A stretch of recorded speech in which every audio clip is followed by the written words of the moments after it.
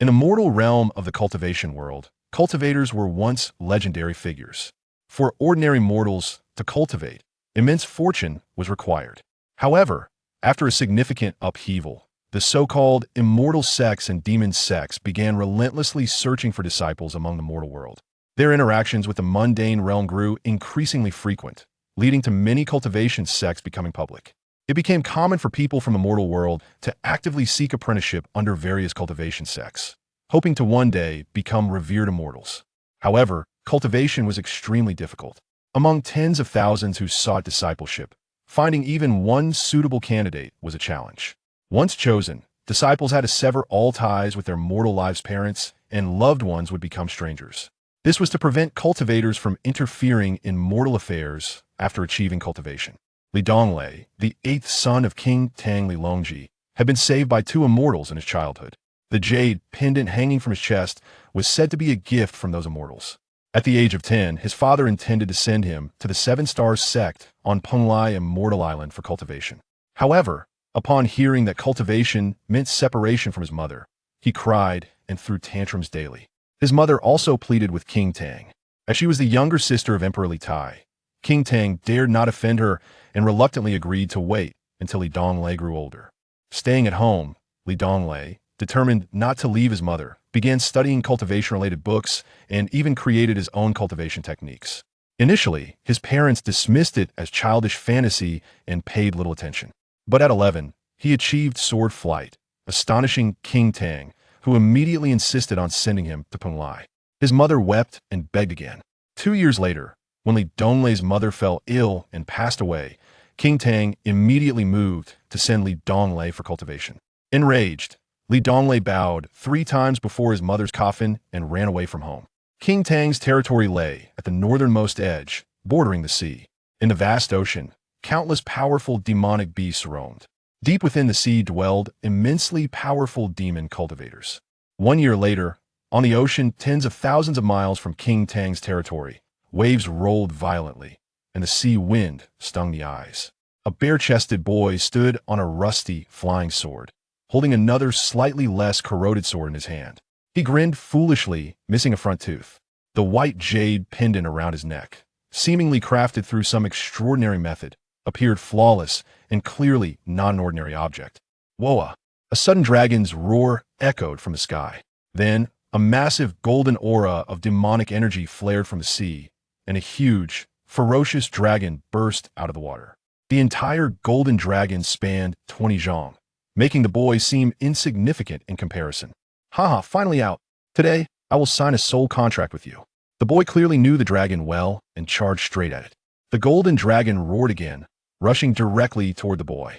Despite its massive size, it moved as lightly as a feather, its movements as swift and agile as lightning, only slightly slower than the boy. But the boy was clever, avoiding direct confrontation. Instead, he harassed the dragon, seeking opportunities to exploit the weak points in its massive body for a decisive strike.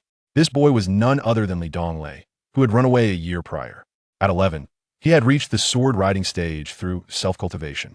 3 years had passed now, and he had advanced to the late nascent soul stage. Achieving the nascent soul stage in just 3 years of self-cultivation based only on glimpses of cultivation techniques was something no one would believe if told. Yet it was the truth. He faced a divine beast golden dragon newly arrived at the nascent soul stage. Although the dragon's cultivation level was lower, its defenses were incredibly strong. The sword in Li Donglei's hand was merely a mundane object, making it nearly impossible to truly harm the dragon. The boy and the dragon fought fiercely above the ocean. This area was merely the edge of the endless sea, devoid of powerful beings. Nascent soul cultivators were already rare here. The battle between human and dragon caused surrounding creatures to flee far away. Any observer would notice that while Li Donglei fought with his right hand wielding a sword, his left hand held the jade pendant. Every time he attacked or used immortal energy, the pendant emitted a faint glow. Over the years, whenever Li Donglei touched the pendant, his mind and spirit felt exceptionally comfortable, and images of graceful, natural movements would appear in his mind. By imitating and learning these movements, he had unknowingly walked his own path of cultivation. Thus, Li Donglei's so-called self-created techniques were entirely dependent on this jade pendant. He firmly believed it was truly an immortal artifact. After half a day of battle, Li Donglei, relying on his slightly superior speed and agility, avoided injury from the dragon. Yet the dragon's thick hide withstood hundreds of attacks, remaining completely unscathed. Woa! The golden dragon roared again, seemingly losing interest, and turned to leave. Li Donglei chased after it, slashing his sword against the dragon's back. The mundane treasure sword, unable to withstand the strain of immortal energy, shattered into 3 pieces. The dragon, stung by the pain, ignored him and continued flying deeper into the sea. Stubborn eel, don't run. Li Donglei chased again, jumped onto the dragon's back, threw away the broken short sword, recalled the rusted flying sword beneath his feet, and hacked wildly.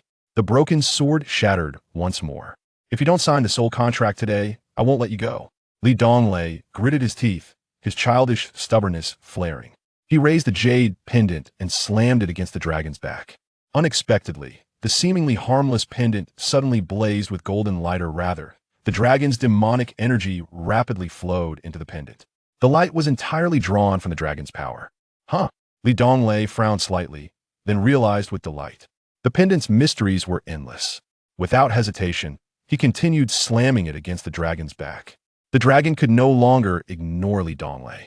It twisted and rolled, trying to shake him off, but Li Donglei held on tightly. Boom! The dragon plunged into the seawater, creating a massive splash. Li Donglei unleashed his cultivation energy, holding his breath, and continued slamming the pendant. Roar! The dragon burst out of the sea again, but to no avail. Gradually, the dragon's strength waned, its flight slowed, and its spiritual energy fluctuated weakly. When spiritual energy weakened, a soul contract could be formed, binding the dragon as a pet. Li Donglei immediately flew joyfully to the dragon's head, dripped a drop of his essence blood, and began chanting the incantation. However, when the contract ritual was nearly complete, the dragon's eyes suddenly blazed with light, and its spiritual energy surged again. You deceitful eel, tricking me! Li Donglei cursed inwardly, but could only increase his own spiritual energy. If the dragon gained the upper hand, he wouldn't become its pet, but his spiritual energy would suffer severe damage, and his cultivation level would plummet. Li Donglei gritted his teeth, struggling against the dragon's spiritual energy. Though newly born, this divine beast's spiritual energy was still formidable. Just as they were locked in a stalemate, a dark spherical hole suddenly appeared in the blue sky above Li Donglei. Only 2 zhang in diameter, the black hole possessed astonishing suction. The moment it appeared, the massive dragon was struck as if by a blow, its body shrinking and being pulled into the hole. Seizing the dragon's misfortune, Li Donglei finally completed the soul contract ritual. But immediately afterward, he too was sucked in. Inside the immense black hole, space seemed to form its own realm.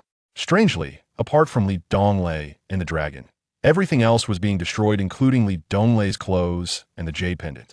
At the moment the pendant shattered, Li Donglei seemed to perceive the Tao contained within it, along with an entire set of profound and intricate sword techniques. Taiji, Liangyi, Sanshai, Xixiang, Wuxing, Liuhe, Qixing, Bagua, Zhigangal interweaving into a complete, sophisticated system, using your opponent's method against them. But before Li Donglei could study it, the black hole's power surged. In the next instant, he lost consciousness. Chapter 2, A Foreign Land. Crackle, crackle, crack. Purple lightning filled the night sky. For a brief moment, the pitch-black earth became unervingly clear. Under the light of the lightning, a ruin flickered in the muddy ground. How long had passed? Li Donglei felt a slight sting in his nose, as if smelling mildew, and his face felt sticky. He finally opened his eyes, struggling hard to wipe the sleep from the corners. But the moment he finished this undignified act, he recoiled in fright. A small creature, pale gold in color, with 4 claws and a pair of wings, was staring blankly at him. Though only half a zhang long, Li Donglei knew it was a dragon. Yet this dragon was clearly newborn and had an extra pair of wings unlike the wingless dragons he had seen before. How did you form a soul contract with me? Where's my golden dragon? Li Donglei suddenly turned pale. He realized he felt no trace of power within himself. More accurately, this world lacked any trace of spiritual energy, cutting off his source of immortal energy. All his previous cultivation was wasted. He was now effectively an ordinary person. There was no spiritual energy here, only other unknown forces. Alarmed, Li Donglei stood up and looked around.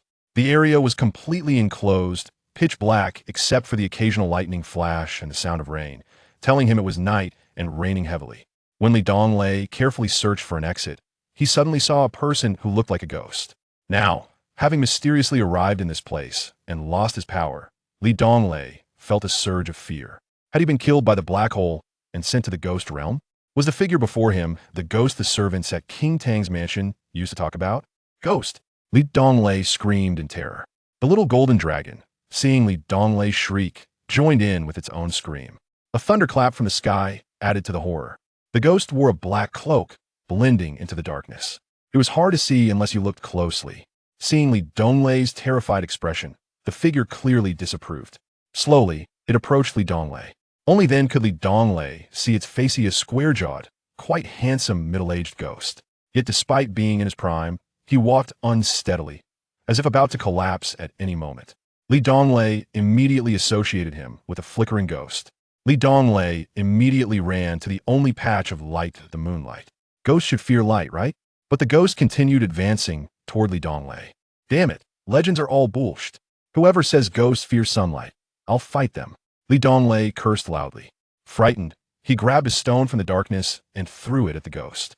Seeing Li Donglei attack, the little dragon started spewing fire, but the flame was so weak it vanished an inch from its mouth. Seeing the dragon's pitiful state, Li Donglei lamented bitterly. This is the mighty divine beast dragon. Damn it! Seeing their actions, the ghost furrowed his brow, then recited an incantation. The next moment, Li Donglei and the little dragon seemed frozen in place, as if the spatial pressure around them had instantly increased tenfold. Every part of their bodies felt pressed down by iron hands. The ghost continued staggering forward, speaking a long string of words. Poor Li Donglei didn't understand a single thing. After a while, he seemed to grasp something. The ghost recited another incantation and began communicating with Li Donglei mentally. Language is merely a human invention to express intent. First, there's the intention in the mind, then it's expressed through words.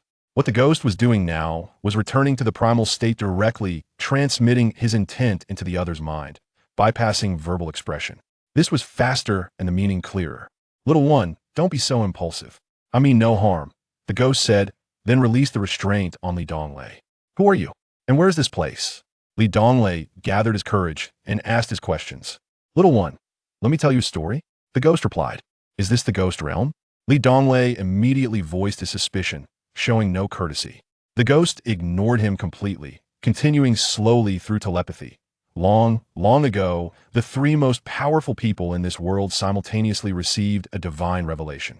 The heavens said that this world was divided into over 100 small worlds, but these small worlds had no supreme ruler. This supreme ruler could only be summoned by a supreme space array. Originally, with the power of the three, the array could be completed in 100 years. Unfortunately, two of them fought endlessly over control of the small universes within this cosmos. Only the third person followed the divine revelation, laboring for 30,000 years. After 30,000 years of hardship, when he finally completed the array and saw the summoned being, he felt no joy of success, only disappointment and bitterness. Li Donglei didn't understand a word the other was saying. He simply repeated, I want to go back.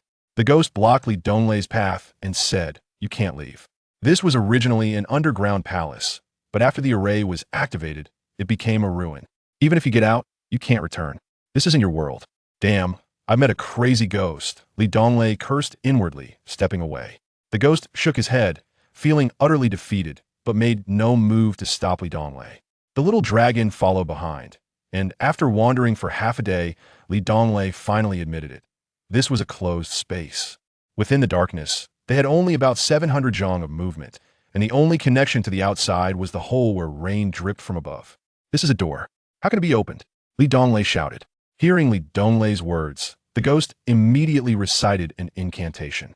Their minds connected once more. Upon understanding Li Donglei's intent, the ghost sighed. That door opens by pushing, but the other side might be blocked by collapsed stones. You can't push it open. After trying for half a day, Li Donglei finally admitted defeat. He sat back down helplessly. After prolonged communication, and after the ghost demonstrated several magics and martial techniques impossible in his own world, Li Donglei gradually accepted the truth had arrived in a strange world, completely different from the cultivation world. Suddenly severed from all ties to his world, he felt powerless and deeply nostalgic. Perhaps he would never have the chance to pay respects to his mother again. From the conversation, Li Donglei learned the ghost wasn't a ghost at all, but a powerful space mage named Sophia Shukon.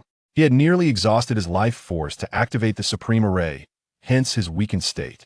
Li Donglei refused further conversation with Sophia, instead sitting on the ground, looking up at the only point of connection to the outside world, a hole about 10 chi in diameter above.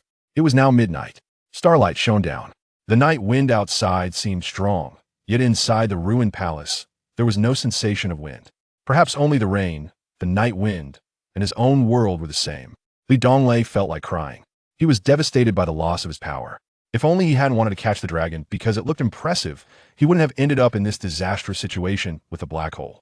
In the third chapter, Sophie and the little golden dragon seemed to sense Li Donglei's inner turmoil, as it incessantly nudged him with its small head. Li Donglei glanced at it, then resumed his daydreaming, eventually succumbing to slumber once more, though he could not recall when he had drifted off. Upon awakening the following day, Li Donglei felt a gnawing hunger and a profound weakness, realizing he had reverted to the state of an ordinary person. However, there was nothing to eat in this desolate place. Despite just waking, he was enveloped by a heavy shroud of fatigue, hunger, disappointment, and regret, which somehow made him feel as though he had matured. Signaling that he had something to convey, the two resumed their telepathic communication. "Is there anything to eat?"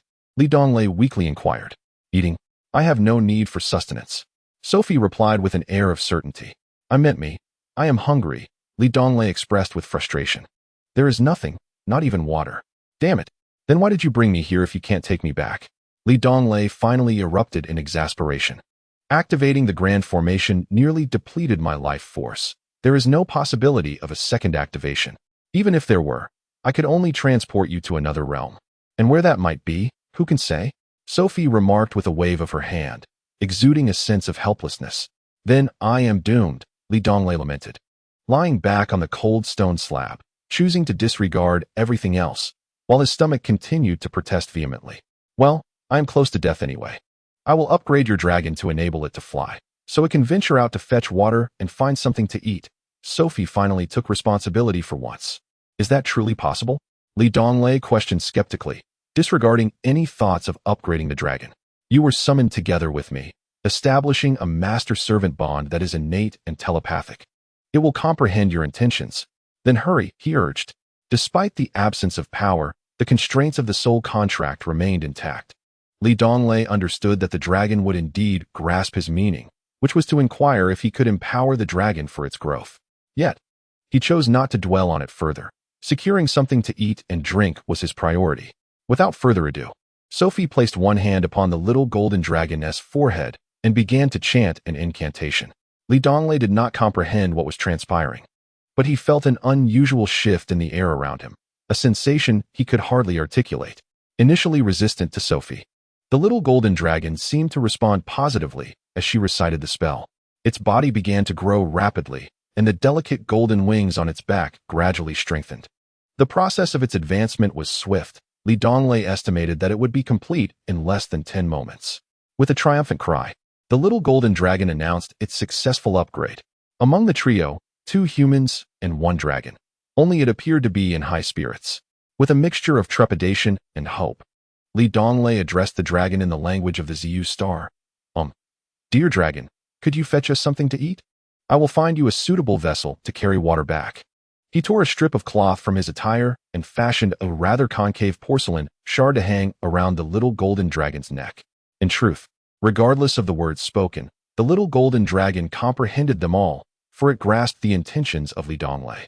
The little dragon attempted to take flight, and upon succeeding, it emitted an exuberant cry before wobbling towards the opening above. Unfortunately, after soaring forth, it returned. Indeed, the little dragon had transformed from an inability to fly to mastering the art of flight. However, its body had expanded to nearly 70 feet in height. It was not overly stout, yet it was undeniably broader than 10 feet, rendering the opening too small for its escape. "No way," Li Donglei exclaimed in despair. Just as it had learned to fly, the little dragon seemed still brimming with excitement, flitting above Li Donglei's head and occasionally chirping, while the latter endured profound anguish below. "I am starving. I fear I shall perish. My life ebbs away, and I am doomed," lamented Sophie, equally disheartened, as they both sat helplessly on the ground. gazing up at the vast sky. After a lengthy pause, Sophie rose once more, observing the little dragon, and sighed. Well, I am not far from death anyway. Whether I perish sooner or later, what difference does it make? I shall attempt once more to elevate this dragon to the point of altering its size. This time, Donglei did not finish his thought, feeling somewhat dispirited, as an overwhelming tide of negativity engulfed him, rendering him indifferent to all. Sophie approached the little dragon alone. This time, the dragon did not shy away but joyfully met her outstretched palm. The duration of power transfer was notably prolonged, nearly consuming an entire day. Resulting in a substantial transformation, the little dragon grew to over 20 feet in length, its wings unfurling with newfound pride, and astonishingly, a dragon pearl emerged from its mouth. The sight of the dragon pearl turned Sophie's complexion a ghastly green, and she swiftly withdrew her hand. You beast! The dragon pearl has emerged. You could have altered your size long ago. Yet, you allowed me to squander my vitality for your advancement. Sophie cried out to the heavens, her voice laced with utter exhaustion. The little dragon blinked and, to her surprise, displayed a dragon-like smile. Without any apparent effort, it gradually diminished in size until it was akin to that of a kitten, then soared forth with the porcelain tile given by Donglei. At this moment, after a day and a half without sustenance, Donglei was parched, yearning desperately for the little dragon to fetch water. Meanwhile, Sophie collapsed onto the ground, her face pallid as a ghost.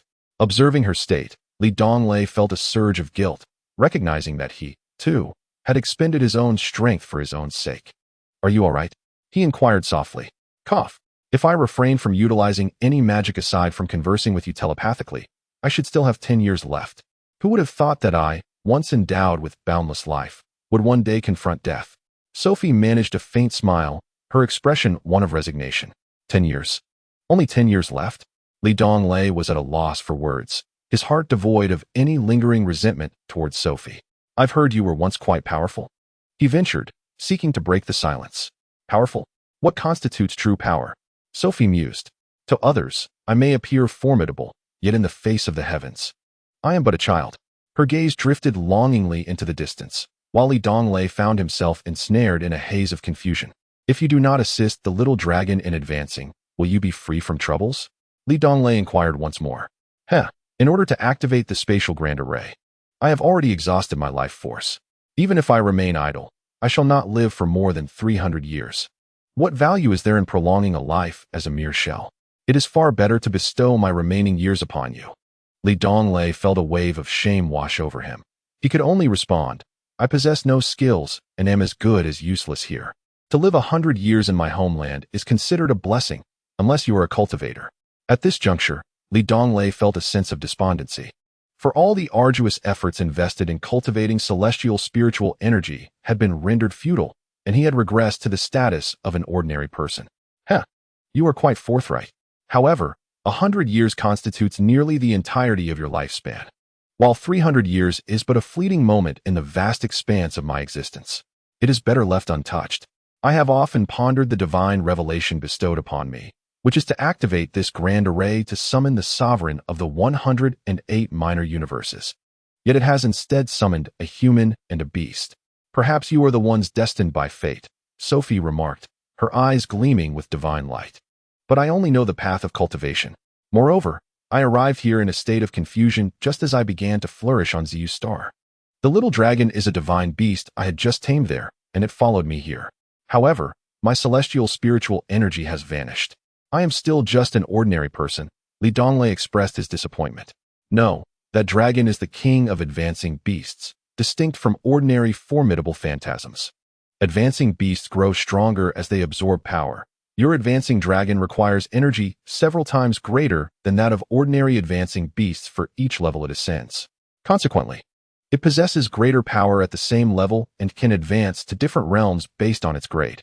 But even the most powerful advancing beast can only ascend to the 14th level of the sacred beast hierarchy, yet its potential is limitless. As for you, your aptitude for magic is exceedingly high, marking you as a magical prodigy. However, such potential is not unique to you. There are others who share similar magical gifts. Thus, when compared to the sovereign of the universe, you appear rather ordinary. Indeed, quite ordinary. Upon hearing Sophie's final statement, Donglei felt a surge of gloom. Oh, Are you implying that the little dragon is the so-called master you summoned, and I am merely an afterthought? Sophie shook his head, uncertain himself. Understanding that Sophie could only sustain his life through immense power, Donglei refrained from further discourse with him. The little golden dragon proved to be remarkably efficient, swiftly bringing back a rabbit and half a pot of water, more accurately, half a pot. As the little dragon was unable to cover the pot's opening and spilled much of it, Donglei seized the water and drank it eagerly, then sent the little dragon out to fetch more. At this moment, the little golden dragon's belly was noticeably swollen, evidently having consumed something prior to the rabbit. Having resolved half of his hunger, Donglei gazed at the rabbit brought by the little dragon and lamented, "How am I to eat this raw?" He inquired of Sophie, who replied that he could conjure a fireball, albeit only for a brief duration. Once the little dragon returned with the water, Donglei instructed it to fetch some sticks. Working tirelessly, the little dragon continued to assist Donglei without complaint, a gesture that deeply moved him. Chapter 4. Spatial Magic at Long Last. After an arduous endeavor lasting half a day, a rabbit emerged from the fire, half charred and half raw, devoid of any seasoning. There was no alternative. Donglei had never cooked at home, and his experience in roasting rabbit was solely derived from his years of carefree existence. He did not partake in the meal, instead offering a well-roasted piece of rabbit meat to Sophie. She smiled, acknowledging that she did not require sustenance, yet accepted it nonetheless. Subsequently, Donglei began to devour the meat ravenously. Despite its unpalatable taste, extreme hunger rendered even the most unappealing fare delicious. Once satiated, his stomach ceased its protests. Yet the negative emotions within began to surface. Thoughts of his own world, the dread of the unfamiliar realm, the despair of being trapped, and an overwhelming sense of boredom. Being confined to a small space, devoid of any activity or conversation, was undoubtedly the most agonizing experience. After merely 2 days of such existence, Donglei felt on the brink of collapse. He began to gaze at stones, the sky, and the stars, lost in contemplation, occasionally employing a twig brought by the little dragon to poke, chop, or prod at the surroundings. "What are you doing?" This was Sophie's rare initiative to engage in a conversation with Donglei. "I cannot discern whether you summon me or the little dragon. Regardless of whether I am the destined one you speak of, or whether this world possesses any ethereal essence, the moment my jade pendant shattered, I sensed the vast and elusive Tao. My mind was filled with numerous techniques and sword formulas. I must reclaim my 9 heavens and 9 swords." From their previous discussions, Donglei elaborated on the intricacies of his world and meticulously described its powers. Sophie shook her head and said, "What you refer to as ethereal essence, what is it? Battle chi? Yet, what is the dark energy you mention? There are no magical beasts here. If you seek strength or a way out, I can teach you magic." "Magic?" Upon hearing this, Donglei's mind raced with thoughts. Here stood a formidable sorceress, alongside the little dragon. Could this all be fate? "What magic do you wish to teach me?" he inquired cautiously. "I am a spatial mage. I do not practice other forms of magic," Sophie replied with a smile. "What of the roasted rabbit, the fire of the deer and wolves, and our mental communion? What do they signify?" Donglei questioned, puzzled. Although not widely recognized, spatial magic is indeed the foundation of all other magical disciplines. When one's mastery of spatial magic reaches a certain level, it can be utilized to cast other elemental magics. Moreover, at the same level, spatial mages are significantly more powerful than their counterparts in other magical fields. Sophie stated with a hint of pride. "Then I shall learn," Donglei exclaimed with excitement, unaware that this decision would lead to years of regret, a tale for another time. Sophie appeared quite pleased. Taking a deep breath, he elaborated. "Very well, since you have decided to pursue the arcane arts, allow me to elucidate the distribution of magic. Magic is categorized into 10 realms: space, mind, water, fire, wind, thunder, earth, wood, light, and dark. The initial stage, where one can cast up to 3rd-level spells, is referred to as an apprentice mage, a classification you barely meet at present. Levels 4 to 6 are designated as mage warriors. Levels 7 to 9 are known as sorcerers. Levels 10 to 12 are termed as archmages. Those capable of independently casting 13th to 15th level spells are honored as Saint Archmages, while those of 16th level are regarded as magic gods, which represents the pinnacle of magical prowess known to me. Spells of 10th level and above are considered forbidden incantations in this realm, though in the celestial realm, Only 15th and 16th level spells hold such a designation.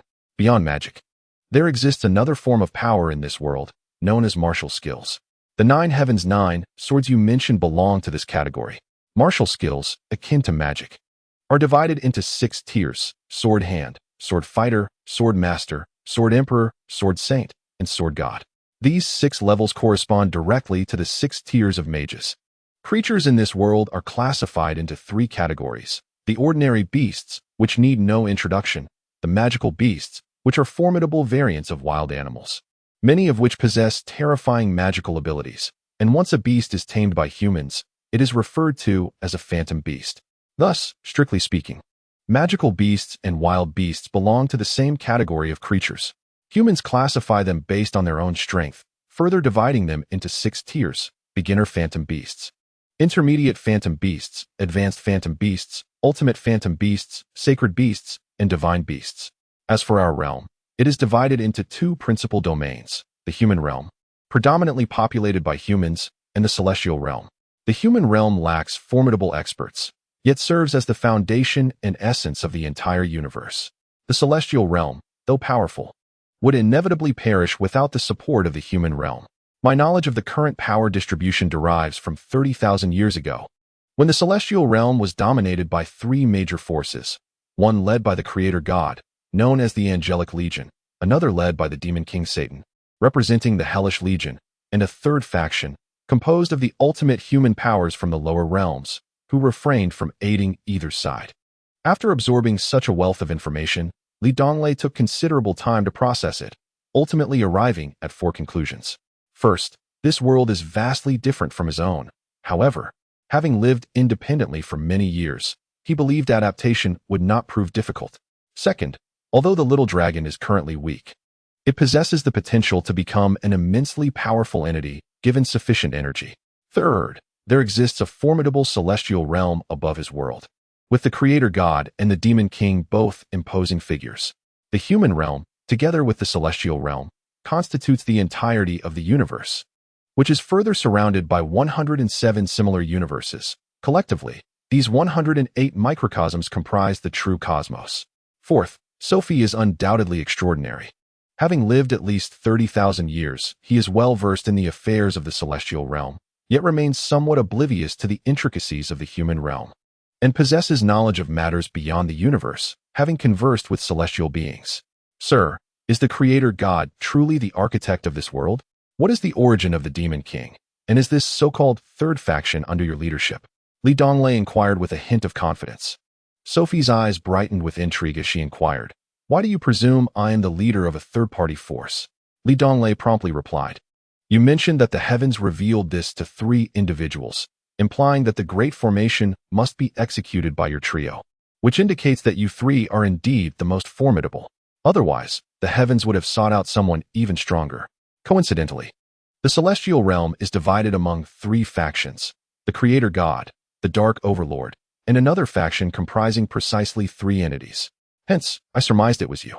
Chuckling, he added, "I did not anticipate your cleverness. I am a spatial sorcerer who ascended to the celestial realm after gaining strength. The other powerful beings from the human world truly heed my words, while both the creator god and the dark overlord are self-aggrandizing.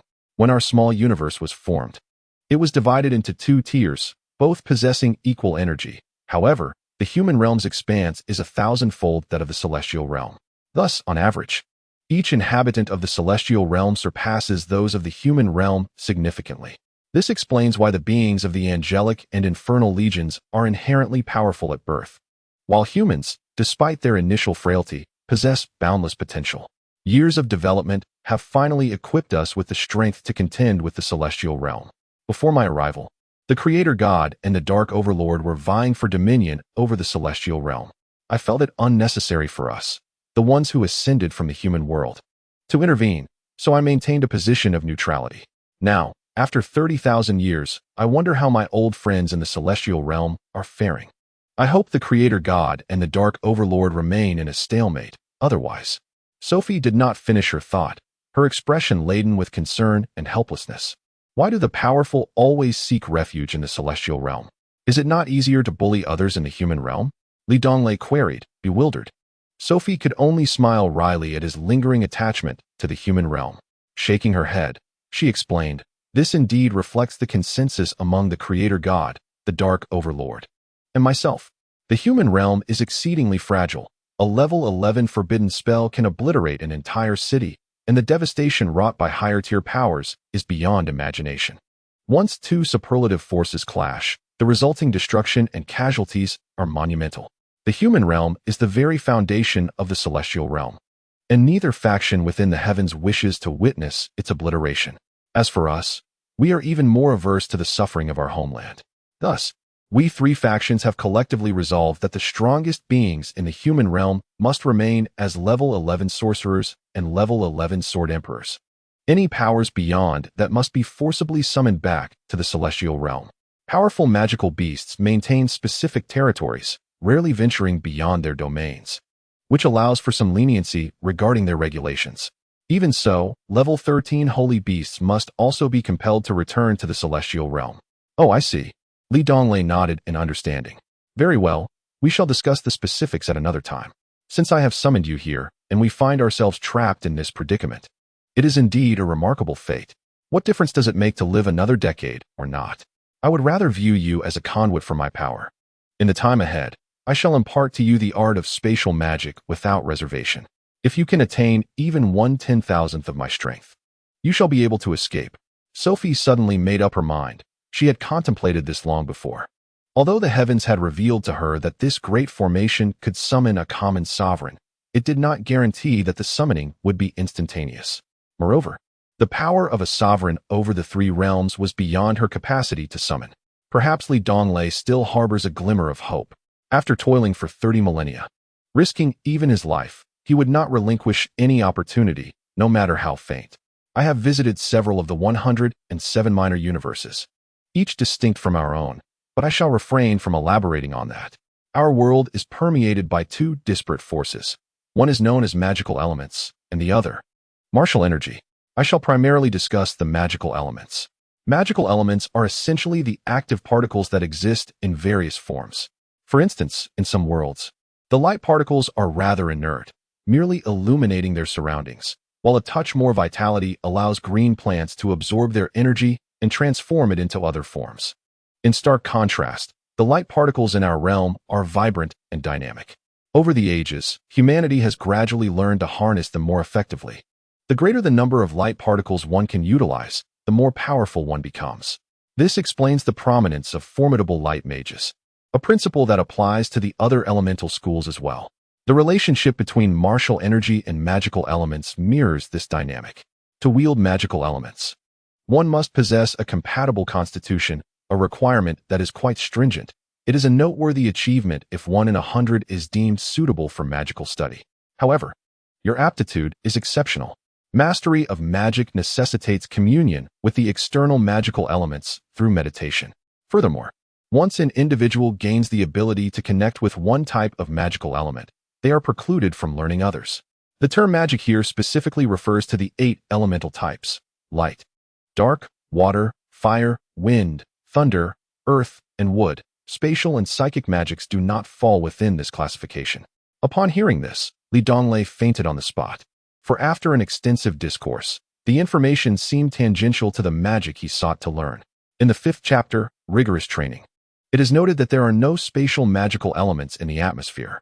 As spatial mages, we must attune ourselves to the elemental forces of the entire world, continuously refining our magical discipline through the interplay of elemental interactions. Thus, spatial magic is the most challenging to master and requires the longest time to learn. Nevertheless, do not fret. I shall provide meticulous guidance. At pivotal moments, I will employ my level 15 spatial magic to displace your soul, allowing you to grasp the essence of space through my understanding. As a level 16 spatial deity, I am confident that with my experience, you will advance rapidly in your studies. In the days that followed, Donglei embarked on his journey to learn spatial magic. Unaware of the challenges posed by other magical disciplines, he had no point of comparison. After a year of study, he had yet to master a single spatial spell.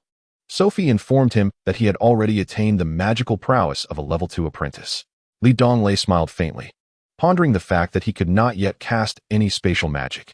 In his solitary pursuit of enlightenment, he had endured long periods of stagnation. Yet he remained resolute and undeterred. Whether on Ziyu Star or here, Li Donglei's heart was filled with unwavering determination. Sophie had clearly noticed his persistence, and her spirits soared with delight. On one particular day, brimming with satisfaction, she turned to Li Donglei and asked, "Donglei, after a year of meditating on the 8 elements, why haven't you inquired about your inability to cast even a single spatial spell?"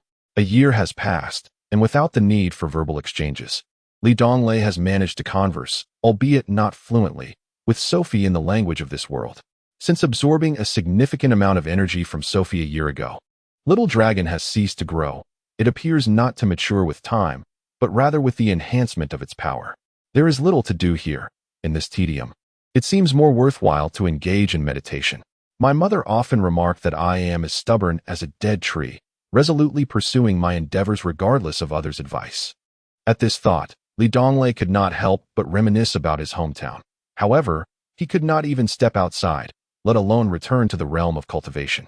Sophie, with a hint of encouragement, inquired, "Donglei, do you know how one can excel in magic?"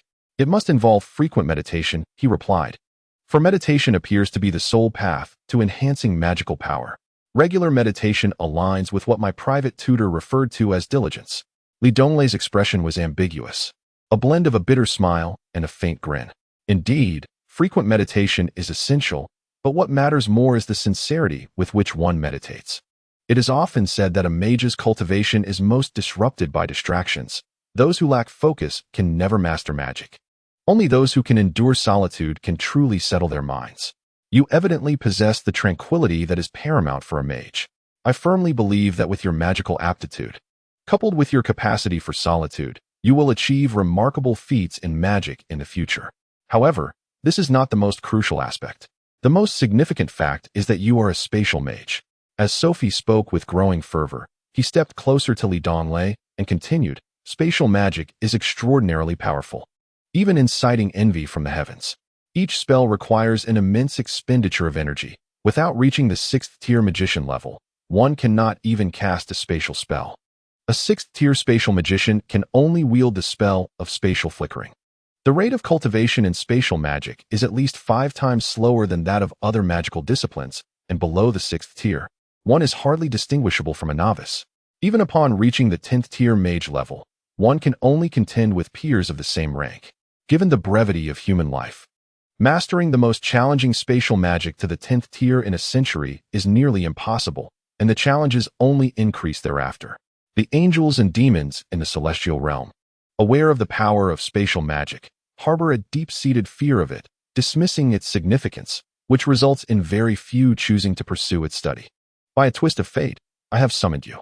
You possess exceptional magical aptitude, a serene nature, and, most importantly, the persistence and dedication that a spatial mage requires. Perhaps this is destiny at play. I wish to formally accept you as my apprentice. You have taught me for so long without asking for compensation. I have long regarded you as my master, Li Donglei replied, mimicking a respectful kneel before Sophie. Very well, my power has been exhausted for a year now, and this remnant is but a fraction of what it once was. Now, I, Sophie, shall cast the final spell of my life, imparting my understanding of spatial magic to you, thus accelerating your magical cultivation tenfold. May this serve as the most glorious conclusion to my life, and may you be the continuation of my strength. Upon finishing, Sophie's entire demeanor transformed dramatically. Li Donglei yearned to express his thoughts, yet upon beholding Sophie, words eluded him. At that moment, Sophie was no longer the frail figure plagued by illness. Instead, her long hair danced gracefully in the air, her eyes radiating an enchanting brilliance that captivated the soul. Every aspect of her being exuded a commanding aura, a regal pride that harmonized with the cosmos, instilling reverence rather than fear. In that instant, Sophie unveiled a magical staff, its sleek, golden form glimmering with elegance. At its pinnacle rested a magnificent red crystalline structure. Previously, Li Donglei might have mistaken it for a ruby, but now he recognized it as a magical crystal core, a precious artifact that aids sorcerers in swiftly harnessing magical energy. Donglei, Sophie declared, this is my sole weapon, the glorious holy staff. Upon casting magic, I shall seal it here. Only by attaining the rank of a 12th level archmage may you wield it, lest it brings you calamity. As Sophie solemnly recited a series of incantations, Donglei perceptibly felt the transformation of the surrounding space, a palpable shift that enveloped him as if he were flowing within a fluid continuum. Spatial displacement contract. With Sophie's final spell, Donglei found himself entranced, entering a peculiar realm where he possessed his own soul, yet was imbued with Sophie's wisdom and thoughts. Through her eyes, the world appeared profoundly significant, both vital and minuscule. This juxtaposition fueled Sophie's lifelong commitment to preserving the universe's equilibrium. Sophie's heart brimmed with helplessness and concern for her friends, contemplating the world even as she faced her own mortality. Donglei, disconnected from Sophie, could hardly fathom the magnitude of an individual's power. He was utterly convinced that in her prime, Sophie alone could obliterate the entire ZU star. Furthermore, through Sophie's profound understanding of spatial magic, all the confusions he had encountered during his meditations dissipated in an instant. To grasp spatial magic more profoundly, one must comprehend the overarching principles of the 8 elemental forces, for the essence of magic lies within the concept of space, which encompasses all. Simultaneously, insights regarding the various states of magical levels, the key breakthroughs necessary to transcend them, and the magical powers accessible at each level flooded into Donglei's consciousness. Now, Donglei's predicament resembled that of Sophie guiding a mere second-level apprentice in the study of spatial magic once more. The velocity of his advancement was beyond imagination. The 15th level super forbidden spell, Soul Displacement, spanned an entire afternoon, and upon its conclusion, Donglei remained himself, the second-level apprentice, yet his spirit had ignited with fervor. Meanwhile, Sophie had closed her eyes, with only the rhythmic rise and fall of her chest indicating that she still clung to life. Master Donglei whispered, as the vigilant Xiaolong approached quietly. Yet, Sophie remained still, enveloped in silence. Kneeling beside her, Donglei sat in solemnity, time seemingly slipping away.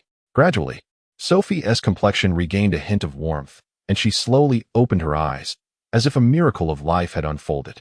However, those versed in medicine understood this phenomenon as the fleeting glimpse of life before death. Donglei and Donglei instantly perked up upon hearing this. The prospect of living a few more years holds little significance for me. His choice to assist you stems from his recognition of your kindness. I recall our first encounter vividly. You, having endured hunger for nearly 2 days, prepared roasted rabbit and offered me the first bite. It was the most exquisite delicacy I have savored in 100,000 years. I hope you embrace this kindness as a sense of responsibility. I firmly believe that with your unwavering dedication, given time, you will undoubtedly surpass me and become the greatest spatial magician. With my legacy, you must engage in regular meditation. Remember, only by attaining the 12th level of the Grand Sorcerer can you achieve immortality. It is only through a prolonged existence that you may have the opportunity to transcend all. Donglei felt a void in his mind and nodded, somewhat bewildered. Sophie grasped Donglei's hand and trembled as she spoke. I understand that encountering a determined individual is a profound blessing for a spatial magician. Yet, I wish to hear you say it once more. Regardless of the path ahead, I will steadfastly pursue spatial magic. Her voice quavered with emotion. Donglei echoed her sentiment, his voice thick with emotion. Sophie remained silent, slowly releasing his hand as her heartbeat nearly ceased. Regardless of the path ahead, I will steadfastly pursue spatial magic. Donglei reiterated, acknowledging the fall of one of the 3 most powerful beings in this world. As Donglei found himself amidst the ruins of a palace, he used the stones and pits he had excavated over the past year to bury Sophie. These stones were remnants of his futile attempts to dig an escape route. The results of a year's labor had been disheartening, and the hope of escape remained dim. In the days that followed, Donglei devoted himself to the comprehension of spatial magic. Here, devoid of human presence, and, apart from Little Dragon, any living creature, the atmosphere was one of utter stillness. With no external distractions or temptations, this desolation provided an exceptional environment for meditation. Meditation arises from understanding. Each advancement brought an indescribable joy. Previously, prolonged meditation would leave Donglei mentally fatigued. Indeed, it was commendable for an ordinary magician to meditate for an hour continuously. However, since inheriting Sophie's insights into magic, Li Donglei had never felt mental exhaustion.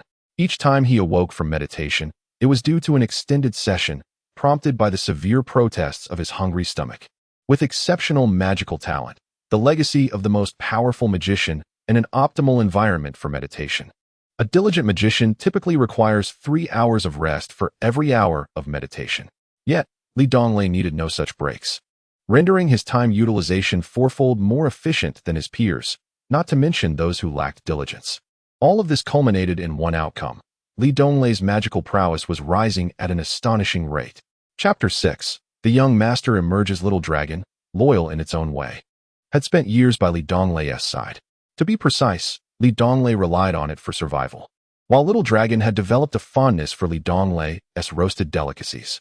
3 meals a day of roasted small creatures, after several years. Even the most dim-witted individual could rise to the status of a roasting master. Li Donglei's roasts are undoubtedly fragrant for miles, aromatic yet not overwhelming.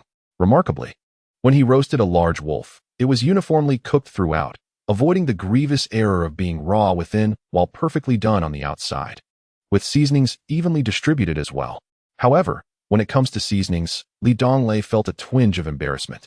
Over the years, Little Dragon had not grown larger, remaining at a modest 20-some feet, often shrinking to the size of a kitten in Li Donglei's presence.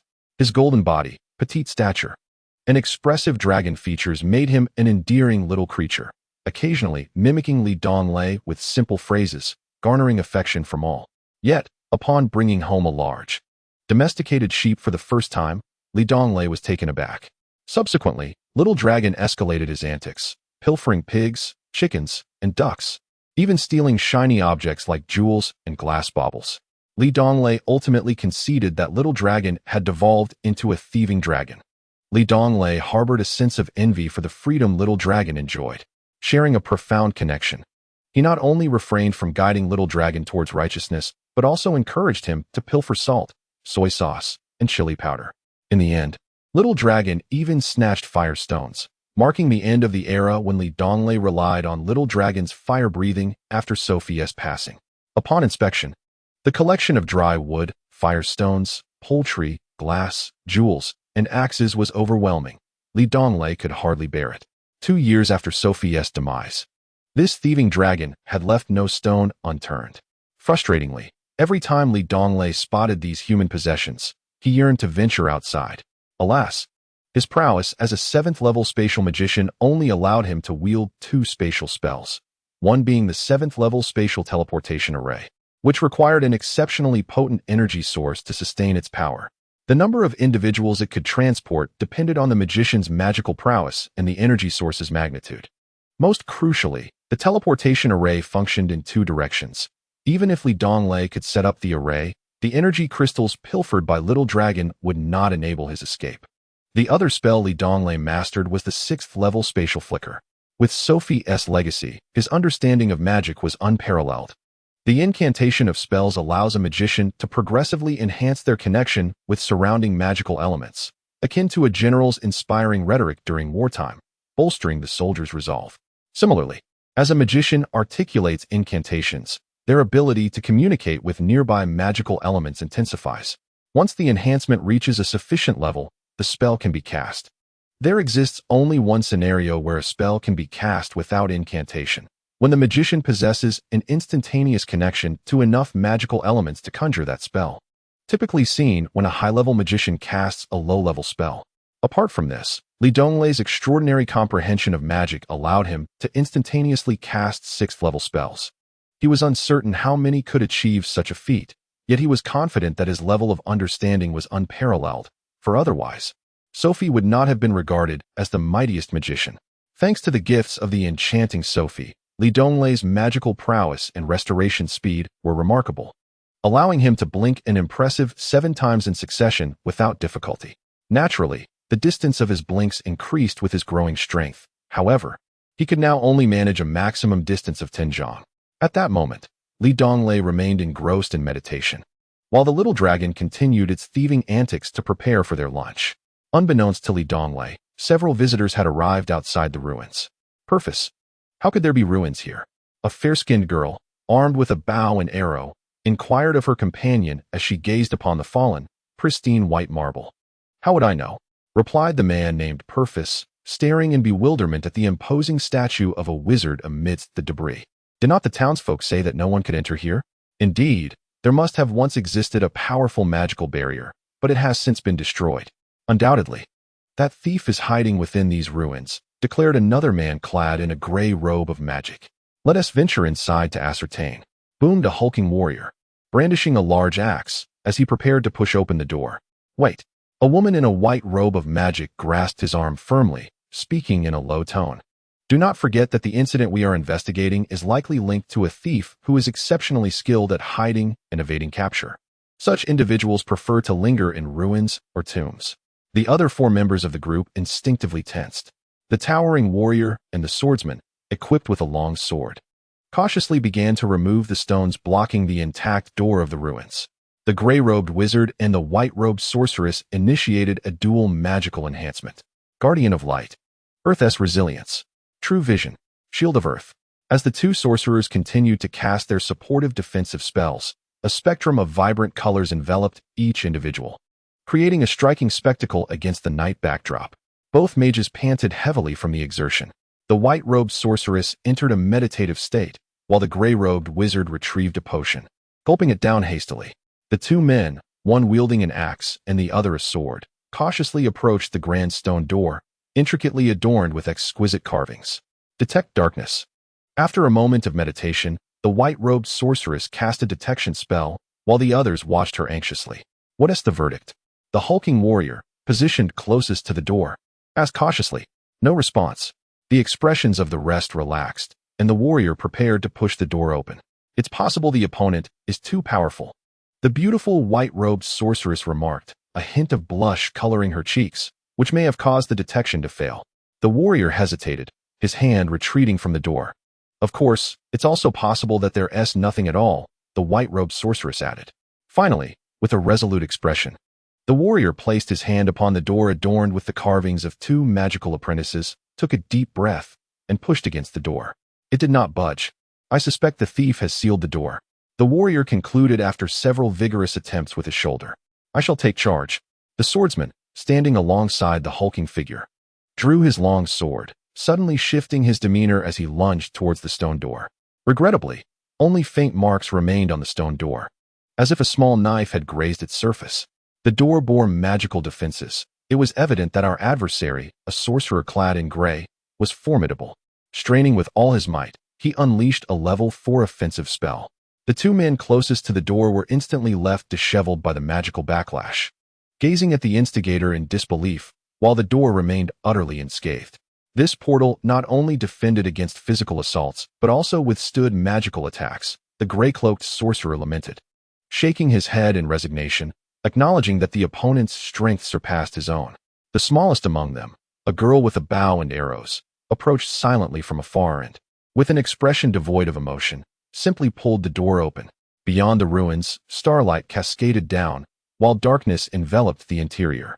The 5 individuals huddled together, advancing cautiously. "Sister Lisa, it seems there is starlight ahead," whispered the timid archer. The others wore solemn expressions, while the gray sorcerer remained still at the rear, prepared to cast spells from a distance in case of any unexpected developments. The 4 cautiously moved toward the area where the starlight fell. Light of revelation. Among the moving quartet, the white-robed sorcerer finally bestowed upon them the most coveted gift, illumination. A level 1 light spell, though not excessively bright, was the most radiant sight they had witnessed in the ruins for 3 long years. In the spot where the starlight descended, Donglei, lost in meditation, felt a faint stirring and instinctively opened his eyes. At that moment, a small dragon soared back from the large opening above where the starlight poured in, clutching a stolen chicken in its claws. To Donglei's utter astonishment, the dragon paid no heed to the bewildered gazes of the 5 strangers, bringing the chicken before him and uttering its limited vocabulary: steal, eat, roar. Regardless of whether they were sorcerers or swordsmen, or even those who mastered both magic and swordsmanship, the notion that the continent's most noble dragon had resorted to thievery left them aghast. "Heavens," the swordsman murmured, his expression one of utter bewilderment. "Not good." The gray sorcerer rushed in hastily from a distance. "I saw a dragon fly in, but it had a..." The archer looked at the gray sorcerer with a woeful expression. We already know. In light of the unfolding scene, Donglei realized that someone had finally discovered his location, and he could now escape. He felt an overwhelming sense of joy and exclaimed in somewhat clumsy language, I can finally go out. Ha. The radiant white-clad sorceress gazed at the disheveled, dirt-streaked Donglei and burst into laughter, suddenly feeling an unsettling sense of inadvertently releasing a demon. Chicken, eat. Roar. The small dragon persisted, still demanding that Donglei prepare chicken wings for him. The antics of this peculiar duo utterly shattered the preconceptions of the five. With a clatter, the swordsman dropped his long sword, collapsing to the ground, his legs awkwardly elevated. With a thud, his legs finally settled. The gray sorcerer rolled his eyes, muttering incessantly under his breath. The white-robed magician faced the wall, repeatedly thumping his head against it in a state of despondent despair. The frail female archer sighed, appearing to be in the best condition among the group. What is the matter with him? Donglei inquired, pointing at the nearest swordsman. He idolized the noble dragon. Yet his idol has shattered. The swordsman, lying on the ground, turned to gaze at the little dragon, his eyes radiating an extraordinary light, filled with sorrow and indignation. And what of him? Donglei asked, gesturing towards the gray-robed magician. He has long dreamed of having a divine dragon steed. Now that dream lies in ruins. Donglei then pointed at the white-robed magician. He revered the strong and believed in the light, yet his faith is now in crisis. Donglei admired the archer before him. Although her complexion was pale, she still appeared the most composed. Look at her. She has also endured significant blows, the archer remarked, noticing Donglei's gaze and responding with an odd expression. But being with them, I've more or less grown accustomed to it. Donglei remained bewildered, entirely unable to comprehend the magnitude of their reactions, and he was too indifferent to bother with it. Having been trapped here for over 3 years, his only desire was to escape. Episode 7. The Escape Stop. A relatively normal, towering figure obstructed Donglei's path with a massive axe, furiously exclaiming, How dare you force a noble golden dragon to become a thief? This is a grave insult to a knight's dignity. I, Mondri, shall ensure you face the consequences you deserve. Upon hearing this, Donglei frowned. It became clear that the individual was not there to rescue him, but rather to apprehend him. What nonsense! How can you accuse me of making the little dragon a thief? Unfortunately, the enraged giant dismissed Donglei's defense, seizing him forcefully while he was off guard. To his dismay, Donglei, a 7th-level spatial magician, found himself utterly powerless against a mere novice swordsman. Is a spatial magician truly this inept? Although he could teleport without incantation, the giant's grip was unyielding, leaving him no opportunity to escape. With a thunderous roar, the little dragon lunged at the giant warrior, spewing flames. Regrettably, a defensive earth magic spell, the Earth Shield, thwarted its attack. Sophie had provided Donglei with a wealth of information. He knew all too well that his spatial magic was no different from that of an ordinary person, aside from its ability to flee. The little dragon, originally devoid of strength, had only recently managed to reach the 3rd level of phantom beasts through the energy Sophie imparted twice, learning a flight ability and a size-altering skill, along with a smattering of dragon magic and simplistic speech. In contrast, the giant who had seized him was already a 4th-level swordsman, and the gray magician could cast a 4th-level defensive spell, the Earth Shield. The other 3 were yet unknown, but their presence was inconsequential. Just these 2 4th-level experts could easily subdue him. Donglei, resigned to his fate, commanded the little dragon to flee, knowing that as long as the assailants harbored no intent to kill, he would find an opportunity to blink away and escape. He appeared to be an ordinary individual, devoid of any magical or martial fluctuations. The beautiful sorceress in white composed herself, cast a glance at Donglei, and rendered her judgment. The towering warrior finally relaxed his grip, reassured that he was merely an ordinary person, incapable of escaping his clutches.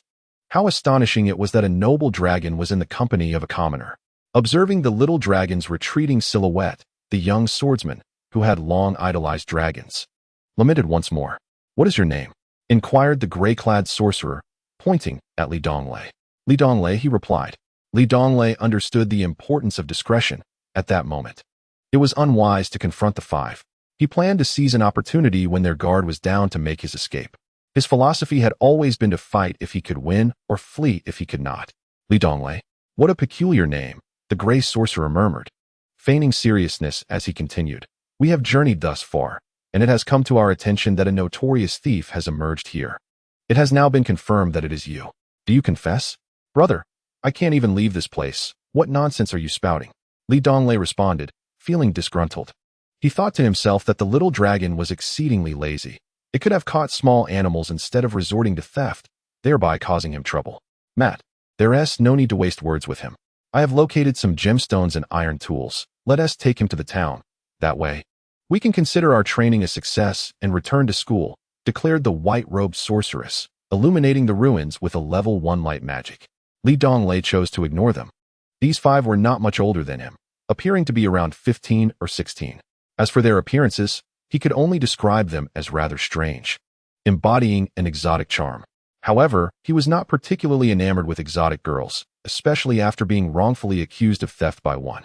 After 3 long years of confinement in the dark ruins, Li Donglei finally emerged into the world, where starlight danced upon the ground and the expanse of heaven and earth remained vast, with flowers and grasses still fragrant. Yet, within him stirred an emptiness, devoid of any sense of belonging. 3 years ago, he was merely a novice cultivator. Now, the chance to return to Xiu Star was lost, along with the voices and faces of his hometown that he would never encounter again. This was an unfamiliar world, and Li Donglei was about to embark on an entirely new journey. Meanwhile, the 5 inexperienced youths around him were deliberating where to rest for the night. A smile crept across Li Donglei's lips as he silently blinked away, covering a distance of 20 paces. Though the night was adorned with starlight, it became increasingly difficult to see beyond that distance. The 5 remained engrossed in their discussion, while Li Donglei reveled in his good fortune. "A bunch of fools. They haven't even realized I've left." Suddenly, a painful cry shattered Li Donglei's moment of triumph.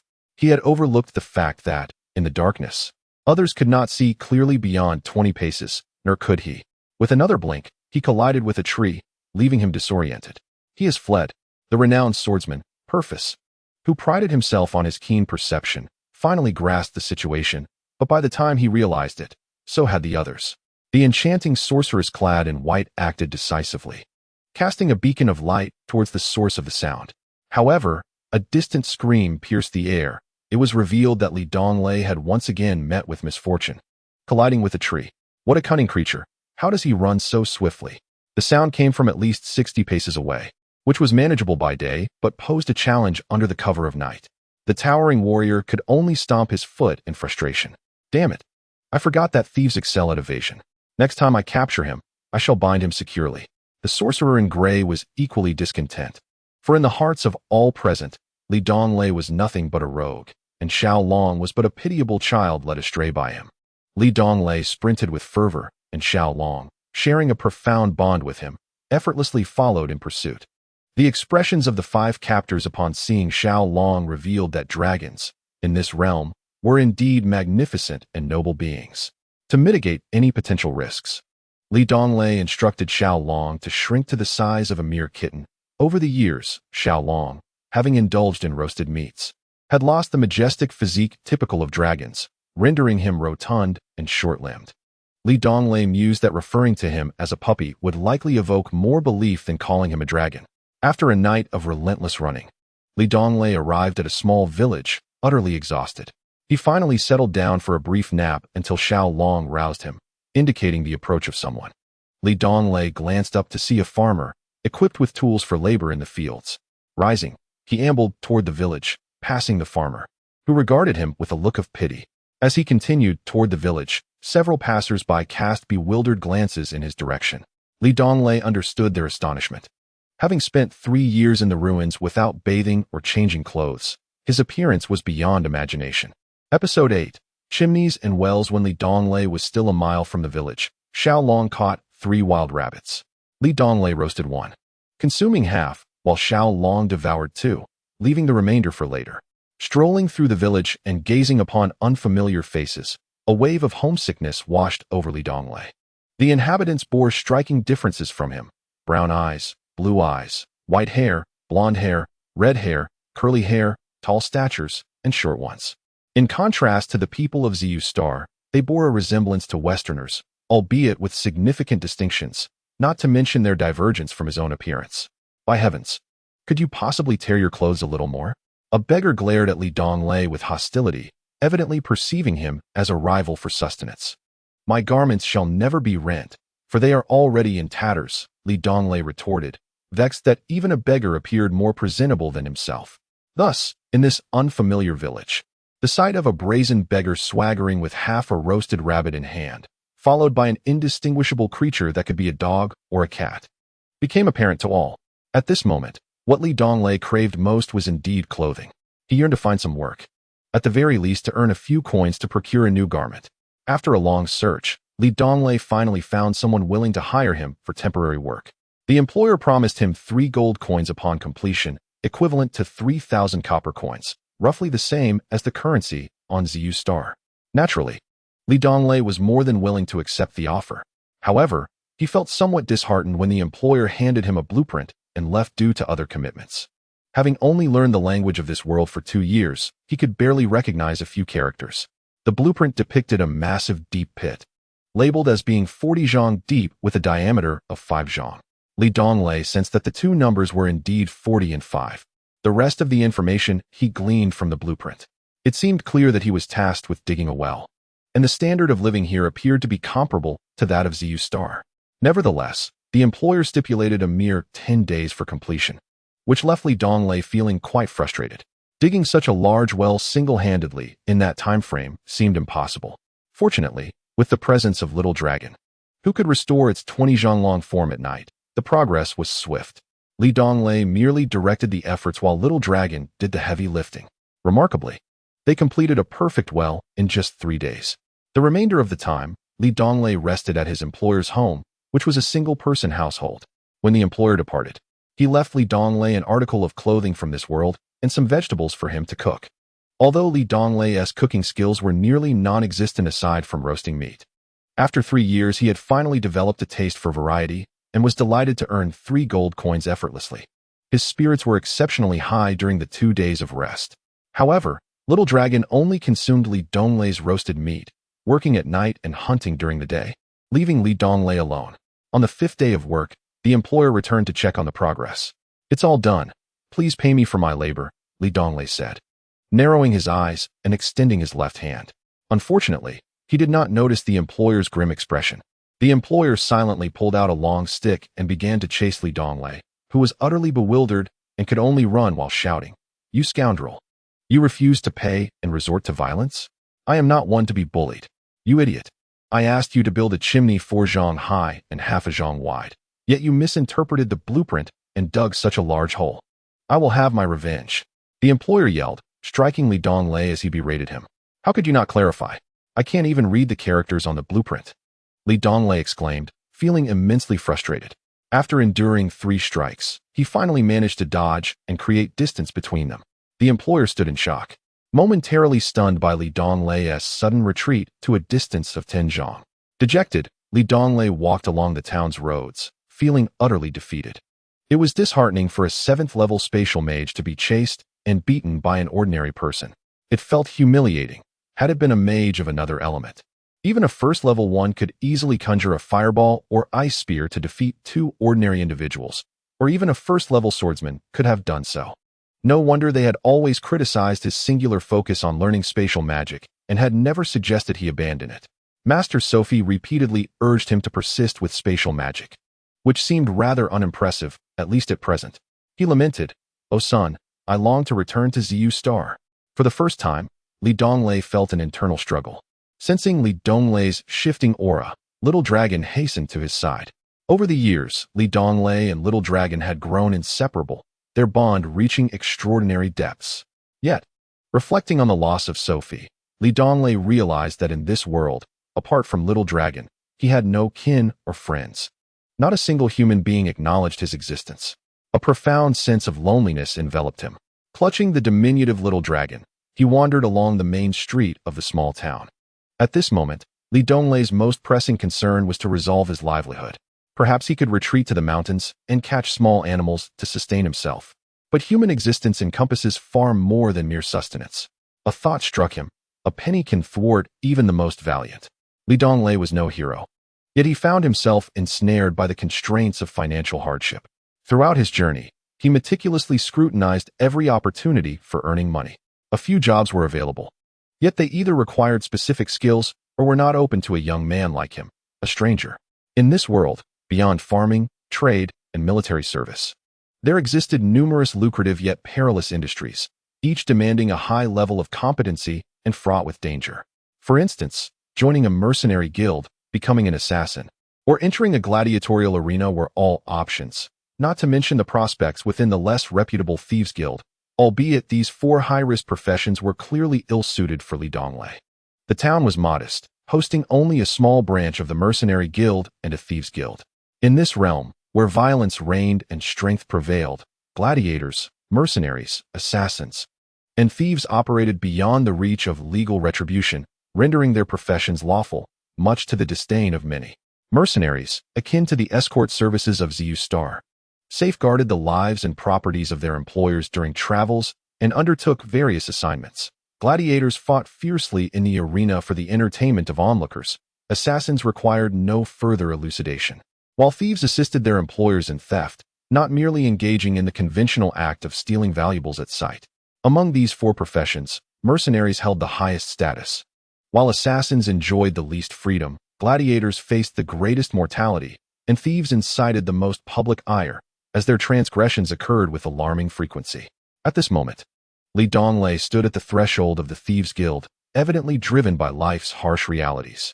Lacking the skills for any of the four professions, he found solace in Little Dragon's ability to pilfer. Ever since discovering Little Dragon's knack for thievery, Donglei had never attempted to reform him. Rather, he had subtly encouraged this behavior. Little Dragon, a pure-hearted child, deserved a moment of silence in our thoughts. However, this was not the time. At the bulletin board outside the Thieves' Guild, which also served as the town's information hub, another notice captured Donglei's attention. The Karun Primary, Intermediate, and Advanced Academies have commenced enrollment. The Karun Advanced Academy, named after the nation of Karun, holds an irreplaceable status within the entire realm of Karun, even ranking among the top 20 institutions in the continent of magical martial arts. For the exceedingly diminutive nation of Karun, achieving a position within the continent's top 20 is indeed a remarkable feat. Donglei harbored a strong aversion towards formal education, having experienced the same disdain in the private school of the Tang royal residence. However, after enduring a severe beating for digging a well, he came to realize that compared to society, school life was considerably better. What truly captivated him was a particular regulation of the Karun Advanced Magic Academy. Students who excelled in their entrance examinations would not only be exempt from all tuition fees, but would also receive a monthly stipend of 3,000 copper coins for living expenses, as students are responsible for their own meals. The term excellent performance refers to those who possess the strength of a level 4 mage and a level 4 swordsman. In the 9th chapter, Donglei, a level 7 mage despite specializing in the seemingly less useful field of space magic, considered himself to be among the elite. The prospect of earning money at school without the need for perilous adventures was too enticing for him to ignore, leading him to abandon any thoughts of joining the Thieves' Guild. As he inquired for directions along the way, Donglei embarked on a half-month journey on foot towards the capital of Karun, Hanzhou. Upon entering Hanzhou City, the bustling scene was difficult to reconcile with the notion of it being a city nestled deep within the mountains. The streets were teeming with people, and the sounds of commerce filled the air. The city showcased a rich tapestry of races. One could see individuals with black, blonde, red, and blue hair at a glance. Carrying his little dragon, Donglei strolled through the streets, salivating at the sight of the local delicacies. Restaurants, inns, tea houses, jewelry stores, and weapon shops adorned the bustling city, which was indeed a haven for those with wealth, though it was less forgiving for the impoverished. As evening descended, a few solitary stars began to twinkle in the sky, and a cool breeze swept through the air. Donglei, with determination, followed the route he had learned to head directly to the Karun Academy. The ambience around the academy in the evening was far from tranquil. Numerous taverns, tea houses, and arenas frequented by students were brightly illuminated, while a nearby casino thrummed with chaos and merriment. At first glance from the academy's grand entrance, it was astonishingly vast, occupying roughly 1/5 of the eastern district of Hanzhou. The ancient gates, with their verdant stone steps, bore the marks of time, exuding a solemn and sacred aura that permeated the entire academy, an essence born from centuries of history. Even students from powerful nations such as Fran, Brit, and IL have come here to study, with countless strong individuals rising from these halls, their brilliance illuminating the land. As they reminisce about their glorious past, none forget the cradle of strength that is the Karun Academy. Donglei stood quietly outside the academy's gates, feeling an unusual atmosphere enveloping him. A complex array of emotions surged within him. Admiration, respect. Donglei, with an appearance of nonchalance, harbored lofty ambitions within his heart. However, upon arriving in this foreign realm, everything changed. There was a time when his ideals and beliefs seemed to vanish, but now, in the cradle of the strong, he could soon become one of them. The spark of ambition to achieve greatness was rekindled within him.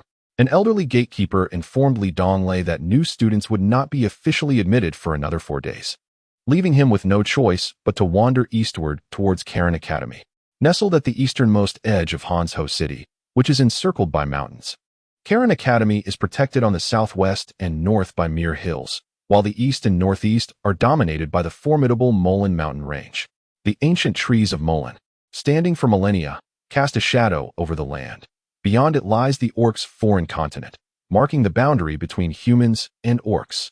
Yet, the kingdom of Karun, and indeed the entire human world, has never feared an orc incursion from this direction.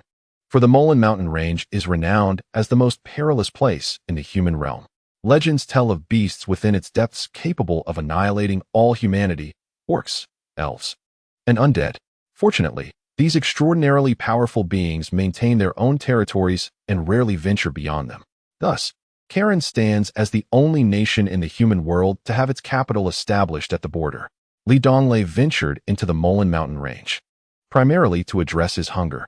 He had journeyed tirelessly, expending great energy, and had not eaten for an entire day, leaving him ravenous. The fearsome reputation of the Molan mountain range looms over the entire continent, yet its outskirts are far less daunting. On the contrary, they are enchanting, with lush greenery that is both delicate and unpretentious. Among the low shrubs, small creatures frolic playfully. Not far from Karun Academy lies a picturesque waterfall and a serene lake, a true haven of beauty. Unfamiliar with the Molan mountain range upon his arrival in this other world, Donglei was certain of one thing. Wherever there is water, animals are sure to gather.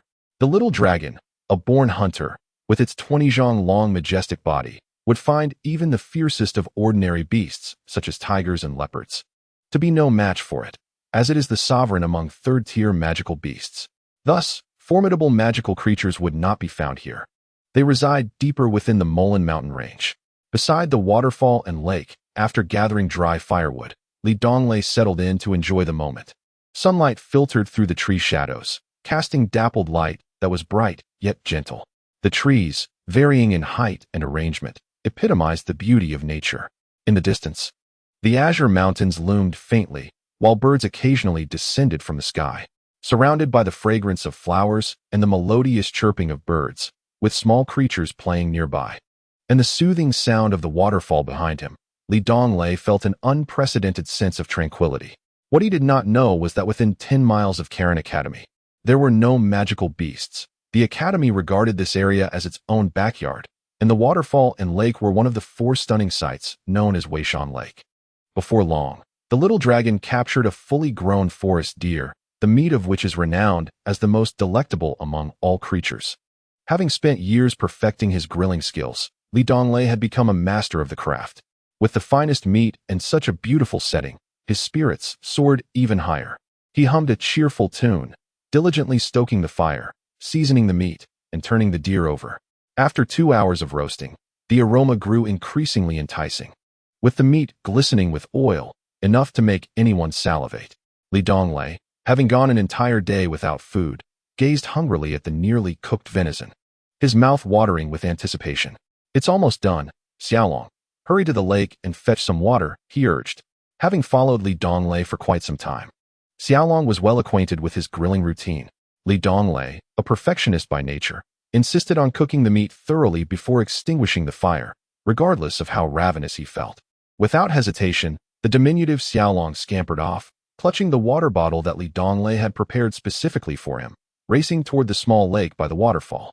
As Donglei awaited Xiaolong in good spirits, he was suddenly startled by a woman's piercing scream. Before he could fully comprehend the situation, Xiaolong returned in a frenzy. Yet his thoughts were solely on the meal. Upon sighting Donglei, he poured half the water onto the fire, extinguishing it, and immediately began to feast. Oblivious to everything else, Donglei, puzzled by the earlier scream, slowly approached the waterfall lake, only to catch sight of a girl around 15 or 16 years of age. She stood 100 feet away, her attire somewhat disheveled, yet she seemed unperturbed by her appearance as she approached Donglei with fury etched across her face.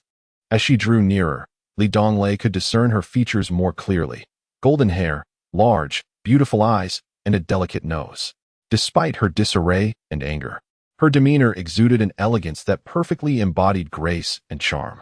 She was undeniably a stunning beauty, and even Donglei, who typically held little interest in foreign women, could not help but acknowledge her extraordinary allure. The girl, having spotted Donglei, glared at him with an intensity that suggested she was seething with rage. Coming to a stop 15 feet away, she mumbled incantations under her breath. Donglei quickly straightened his attire, striving to maintain his composure in front of the enchanting figure. I am Donglei. Please speak slowly and loudly. I am not yet familiar with the language here." However, he soon realized his mistake. The girl was not addressing him, but rather reciting a spell. A level 4 freezing spell suddenly enveloped Donglei without warning, leaving him shivering and immobilized. "You vile rogue! How dare you?" the girl exclaimed, her cheeks flushed as she approached him, her words tumbling out in a flustered manner, raising her delicate fists to strike. In the 10th chapter, Xiaolong, witnessing the commotion, abandoned his meal and charged toward the golden-haired beauty with a roar. The girl, unable to cast a higher-level spell in time, retaliated with a level 1 ice spike aimed at the approaching Xiaolong, retreating to a distance where she began to chant spells to engage him.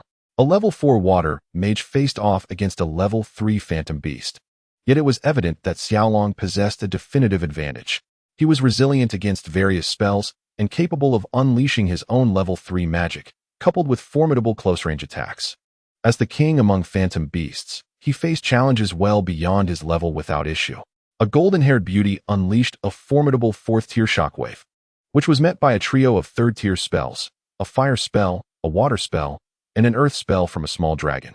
Swiftly, the small dragon charged toward the golden-haired enchantress, for if it could close the distance within 30 feet of the vulnerable mage, victory would be assured. It was evident that the opponent was aware of this as she retreated while launching her attacks. Though at a disadvantage, she managed to keep the small dragon entangled in battle. Although the beauty bore no intent to kill, her 4th-tier freezing spell could immobilize an ordinary person for half a day. Donglei was desperately attuning himself to the surrounding fire elements to regain his mobility. Spatial magic required an understanding of the interactions among the 8 elements: light, darkness, water, fire, wind, thunder, earth, and wood, which induced spatial changes. Thus, in certain respects, Donglei had developed some insights and resistance against these 8 schools of magic. As he grew stronger, he aspired to wield magic akin to Sophie, not only resisting but also casting spells. However, it was clear that he still had a long way to go. The small dragon intervened to thwart the golden-haired beauty's assault, while Donglei fought to restore his capabilities. With his speed, he would only need about an hour. But fate seemed to conspire against him. Just as progress appeared promising, a thunderous roar reverberated through the air, and a 50-foot ice dragon surged towards the small dragon. "By the heavens, a 6th-tier water magic ice dragon," Donglei lamented, recognizing that the spellcaster wielded at least top-tier 6th-level power. Soon, the caster revealed herself, another golden-haired beauty. A twin sister, undoubtedly. Yet, this one possessed significantly greater magical prowess. The small dragon was compelled to abandon the golden-haired beauty and revealed its true form, a 20-foot-long dragon, to confront the ice dragon, maximizing its strength. Nevertheless, even then, the small dragon was no match for the 6th-tier ice dragon. The ice dragon. A 6th-tier water mage is truly formidable, while I, a 7th-tier spatial mage, seem utterly insignificant. If only I were a 7th-tier fire mage, I would vanquish you on the spot." Donglei, trembling on the ground from the cold, lamented his choice of magic once more. Without the small dragon's protection, the golden-haired beauty approached Donglei, her face flushed with anger. "Listen, I did not provoke you," he implored, making a last-ditch effort to defend himself. "Unfortunately, She paid him no heed and unleashed a torrent of blows upon the frozen Donglei, striking with ferocity and vengeance. His plight could only be described as a brutal thrashing. Ouch, please stop. Are you mad? Donglei could not restrain his expletives. Damn it, you rogue. The moment he spoke, her attacks intensified. Ouch. We have no enmity. If you continue this, I shall show you what a woman can do. But the relentless assault persisted. You damn lecher. I swear I will end you. The onslaught grew even more vigorous. For a full 15 minutes, Donglei felt utterly battered, his body aching all over, while the golden-haired beauty beside him was also gasping for breath, clearly exhausted. Oh dear, Donglei lamented, perceiving the woman before him as a siren, yet she seemed more akin to a demon. Scoundrel, you deserve this. The other party appeared to be far from appeased. Meanwhile, the 6th-level water mage had finally managed to encase the little dragon in ice and trot it over. Sister, what on earth is going on? Upon hearing this, Donglei was taken aback. The formidable individual was actually her sister.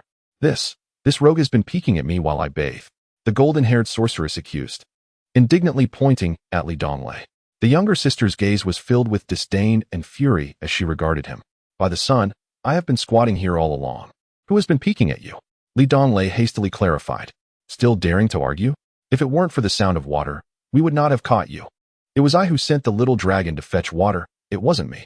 A mere kitten, puppy, or little dragon surely has no interest in your body. Donglei finally comprehended the reason for his thorough beating, feeling utterly despondent. Still lying. The moment I laid eyes on your hideous visage, I was repulsed. And you dare not admit it? How utterly shameless. The little sorceress delivered another kick to Donglei.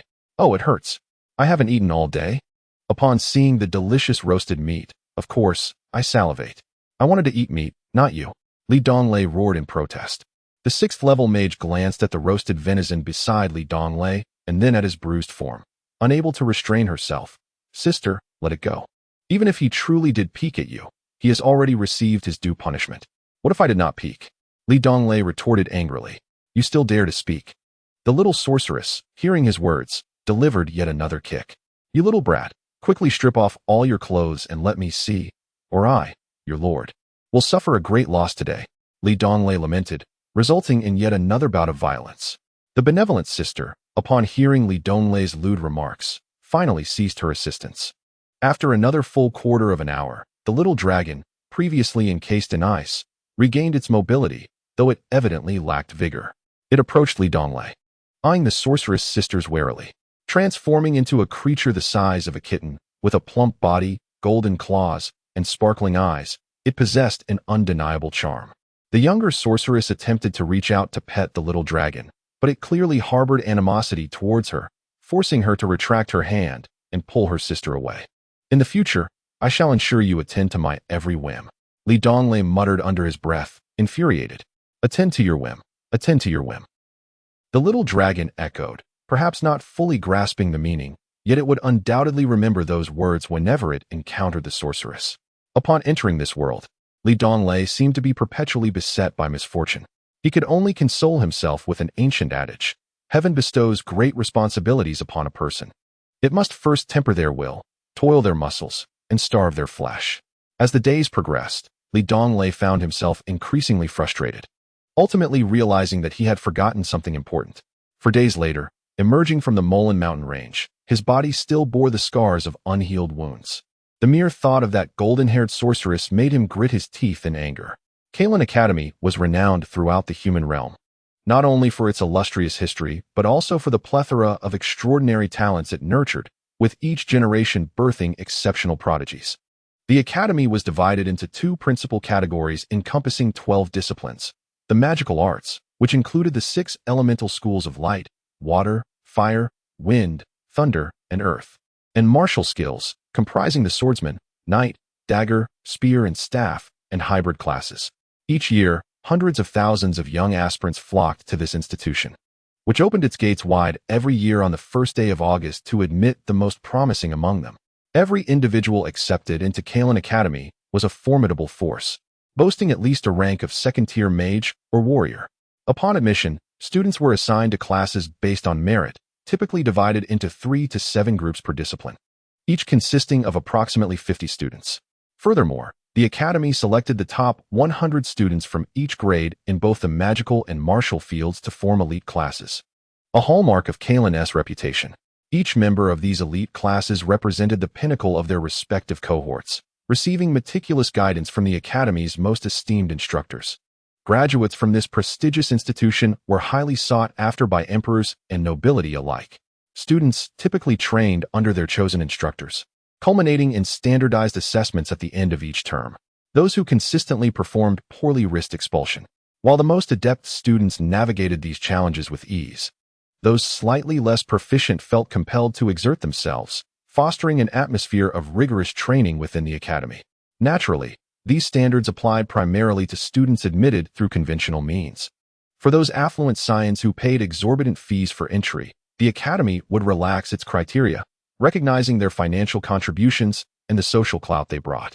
Today, Kalen Academy was teeming with throngs of people, accompanied by grand carriages and formidable magical beasts, indicative of the elevated status of some attendees.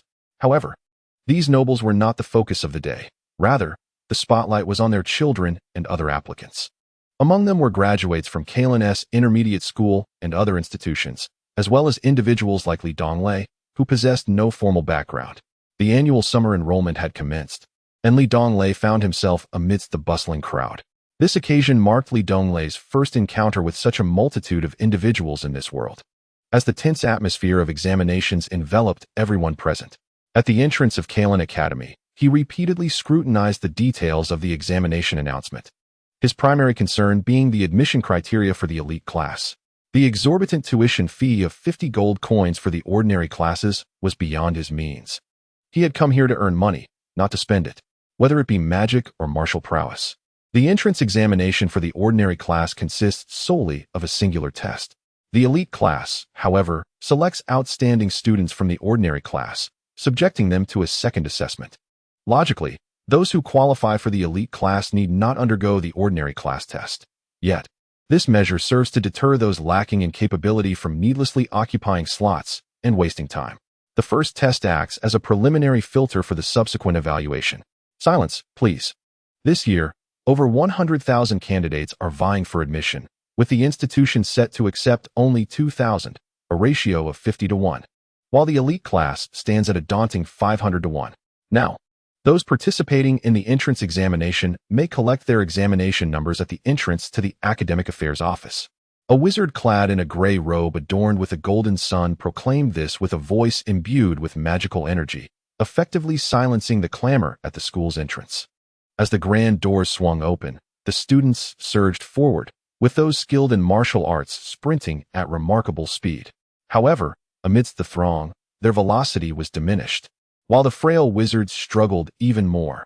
As they uttered the incantations for the acceleration and soaring spells, others had already left them behind. Among the crowd, Donglei flickered and swiftly made his way to the front. Who claims spatial magic is of no use? Donglei mused with delight. Within the school, guided by the signposts, Donglei was the first to arrive at the Academic Affairs Office, a serene and elegant little building. At its entrance, 10 registration points awaited, 5 for martial arts and 5 for magic. Without hesitation, Donglei dashed to the first magical registration point. "I wish to register," he exclaimed with excitement. The elderly wizard overseeing the registration glanced up at Donglei and replied coolly, "Submit a gold coin as the registration fee. Please provide your name and the magic you practice," as he prepared to extract the first candidate's badge. "What? I have to pay?" Donglei protested, his voice rising, drawing the attention of the students arriving behind him. The elderly wizard furrowed his brow and looked back at Donglei. The atmosphere grew increasingly awkward as the students caught up, some urging Donglei to hurry, while he found himself unable to pay the registration fee. At that moment, a portly individual clad in a resplendent red robe approached from the side. This young man, about 16 and standing at roughly 6 feet tall, already possessed a candidate badge. Donglei had noticed him earlier. He had been the first to dash inside when the doors opened, only to suddenly emit a burst of heat akin to a jet, accelerating his pace considerably. Were it not for his ability to flicker, Donglei would never have reached the front. "We both run the fastest, it must be fate. How about I cover your registration fee?" Donglei hesitated for a moment before nodding in agreement. After settling the fee, He called out to the chubby boy, "Friend, may I inquire your name?" "Lane Yuta," the other responded with a smile. I am Xiaxing Li Donglei. Yuta, I promise to repay you." Li Donglei expressed his gratitude, acknowledging his impoverished circumstances, yet possessing a certain dignity amidst his lack. Given his exceptional talents, pilfering from the affluent could prove perilous. But thieving from the common folk posed no such risk. Nonetheless, he refrained from such actions. Xiao Long, in his youthful innocence, would snatch firewood and cooking essentials. But Li Donglei merely regarded these acts as the whimsical folly of a child, for in the realm of dragons, Xiao Long was akin to an infant barely a year old in human terms. During their 3 years in the desolate ruins, Xiao Long had indeed acquired numerous valuable items. Yet Li Donglei had never claimed any for himself. When confronted with Li Donglei's unwavering righteousness, the other party merely smiled and remarked, "There's no rush. You can return it whenever you wish." Undoubtedly, this individual hailed from a wealthy family, perhaps even noble lineage. In the 12th episode, Magical Aptitude Test, 2 youths embarked on their journey. One, a solitary wanderer in a foreign land, devoid of kin. The other, brimming with excitement as he entered the prestigious academy. Despite their shared age, they walked side by side toward the examination grounds, gradually finding joy in their conversation. Truly, it was a distinguished institution, boasting a vast playground exceeding 15,000 square yards. Soon, more students arrived, and they were left to await their turn. As the wait became tiresome, Li Donglei was suddenly nudged by Yuta. "My friend, look over there," he said, a mischievous grin spreading across his face as he pointed to the left. Following Yuta's gaze, Li Donglei beheld the site designated for water magic examinations, where numerous enchanting figures donned azure robes, interspersed with a few men. The blue robes represented water mages, while red signified fire mages, gray for earth, green for wood, pale yellow for lightning, cyan for wind, white for light, and black for darkness. Due to the scarcity of spatial and mental mages on the continent, there were no standardized robes for these disciplines. "You're here to take an exam, yet you're ogling the beauties. What a lecher," Li Donglei scoffed. "Hey, typically, those who study water magic are girls. I chose fire magic in my youth solely to compete with them for snacks. Now that I'm studying fire magic, I can still tease them. After all, fire and water are opposites," Yuta replied with a sly grin. "It's actually fire and water that are opposites," Li Donglei retorted, rolling his eyes before striding towards the water magic examination site. "Hey, where do you think you're going?" "This is the fire mage examination area," Yuta called out urgently. "My apologies, I am a spatial mage. There is no examination site for spatial mages here, so it matters not where I go," Li Donglei replied with a smug smile over his shoulder. "Unbelievable, and you dare to criticize me," Yuta exclaimed, flabbergasted. Before Yuta could finish his thought, he spotted Li Donglei returning, looking rather sheepish. "Have you had a change of heart?" Yuta asked, somewhat irritated. "I was merely concerned about your solitude. How considerate of me," Li Donglei said, returning to his original position behind Yuta. He had noticed the golden-haired sorceress sisters, and despite his deep-seated animosity towards them, venturing over would undoubtedly spell disaster. "Attention, esteemed candidates gathered for the examination. Please arrange yourselves from east to west according to your respective departments and registration numbers, with each column representing 1,000. Kindly maintain order and prepare to proceed to your designated queues for the test." The voice amplified by magic resonated across the playground. Li Donglei and Yuta, already positioned at the forefront, had no need to move. Li Donglei surveyed his surroundings. Nearly all the students appearing for the exam were adorned in splendid magical robes, while those dressed as plainly as he was nearly vanished from sight. Some of the nearby candidates cast disdainful glances at Li Donglei, while others scoffed, muttering about how a commoner dared to apply. What is the big deal about having some influence at home? Li Donglei felt a surge of indignation. "Silence, please, students. The test is about to commence. Each student in the queue should proceed one by one to the proctor at the front according to their examination numbers." The magical amplification echoed once more. There were 8 lines of fire mages, each accompanied by 2 proctors, a level 7 fire mage tasked with guiding the students through the test, and a level 6 mage responsible for recording results. The first test was, in fact, quite simple. It merely required the students to measure their magical prowess using a magic crystal at the instructor's station. Yuta was the first to step forward. He extended his hands over a transparent glass orb, which gradually shifted to a pale red hue, deepening until it culminated in a fiery orange. beads of sweat dotting his brow. "Sir, this is my maximum magical power." Yuta retracted his hands and bowed respectfully to the proctor. "A commendable level 4 intermediate power," the testing mage nodded in approval. "Now, unleash your most potent magical attack upon me." "Forgive me, Professor," Yuta replied, comprehending the examination process without hesitation. He performed a solemn knightly salute, drew his magic wand, recited the incantation, and unleashed a level 4 fire pillar with all his remaining magical energy. The proctor smiled slightly, refraining from summoning his wand, and with a simple incantation, he extended his hands, conjuring a wall of flames before him. "Fire element, blade of flame." With a gesture of Yuta's wand, the final incantation was completed. The proctor smirked, merely preparing a defense. However, just as the fire pillar was about to collide with the wall, it suddenly split into 4, transforming into flaming blades that charged at the proctor from different angles. The proctor's expression shifted dramatically. Unwilling to underestimate the assault, he swiftly drew his wand and, harnessing his level 7 fire magic, established a layer of level 3 defensive flames around himself. A typical level 7 mage, without incanting, could at most instantaneously summon level 3 magic. The sound of 2 flames colliding erupted, and even though the testing area had been pre-imbued with magical barriers, Donglei and the others outside still felt the searing heat. "Damn it, fire magic is as impressive as water magic," Donglei thought. A mixture of envy and disappointment washing over him, his own spatial magic feeling woefully inadequate in comparison. Cough cough. Yuta stood respectfully, yet his face could not conceal his excitement. In a moment of carelessness, the testing instructor inadvertently scorched a patch of his hair and coughed twice. Although Yuta's 4th level magic was divided into 4 parts, each flame blade was reduced to the power of 3rd level magic. The essence of fire magic lies in its relentless assault, making defense rather weak. The instructor, relying on a 3rd level fire defense against a 3rd level fire attack, suffered significant losses due to his inattentiveness. "Your magic is not the blazing blade," the instructor remarked, his face flushed, uncertain whether it was from the heat or embarrassment.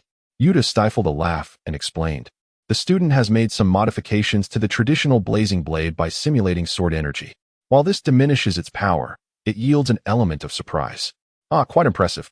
You possess the innate magical power of a 4th level intermediate, and with the amplification of your wand, you have executed a formidable 4th level fire spell, the Blazing Blade. Along with some innovations, you have passed and are qualified to participate in the elite class examination." The instructor finally affirmed, handing Yuta the certificate for the elite class examination. Overjoyed, Yuta accepted the certificate. His goal upon arrival was to enter the elite class, and he had successfully accomplished the first step. "Student number 2, please come forward." In an effort to mask his embarrassment, the instructor hurriedly invited Yuta to step down. Chapter 13. The Magus Yuta, number 1, Donglei, number 2.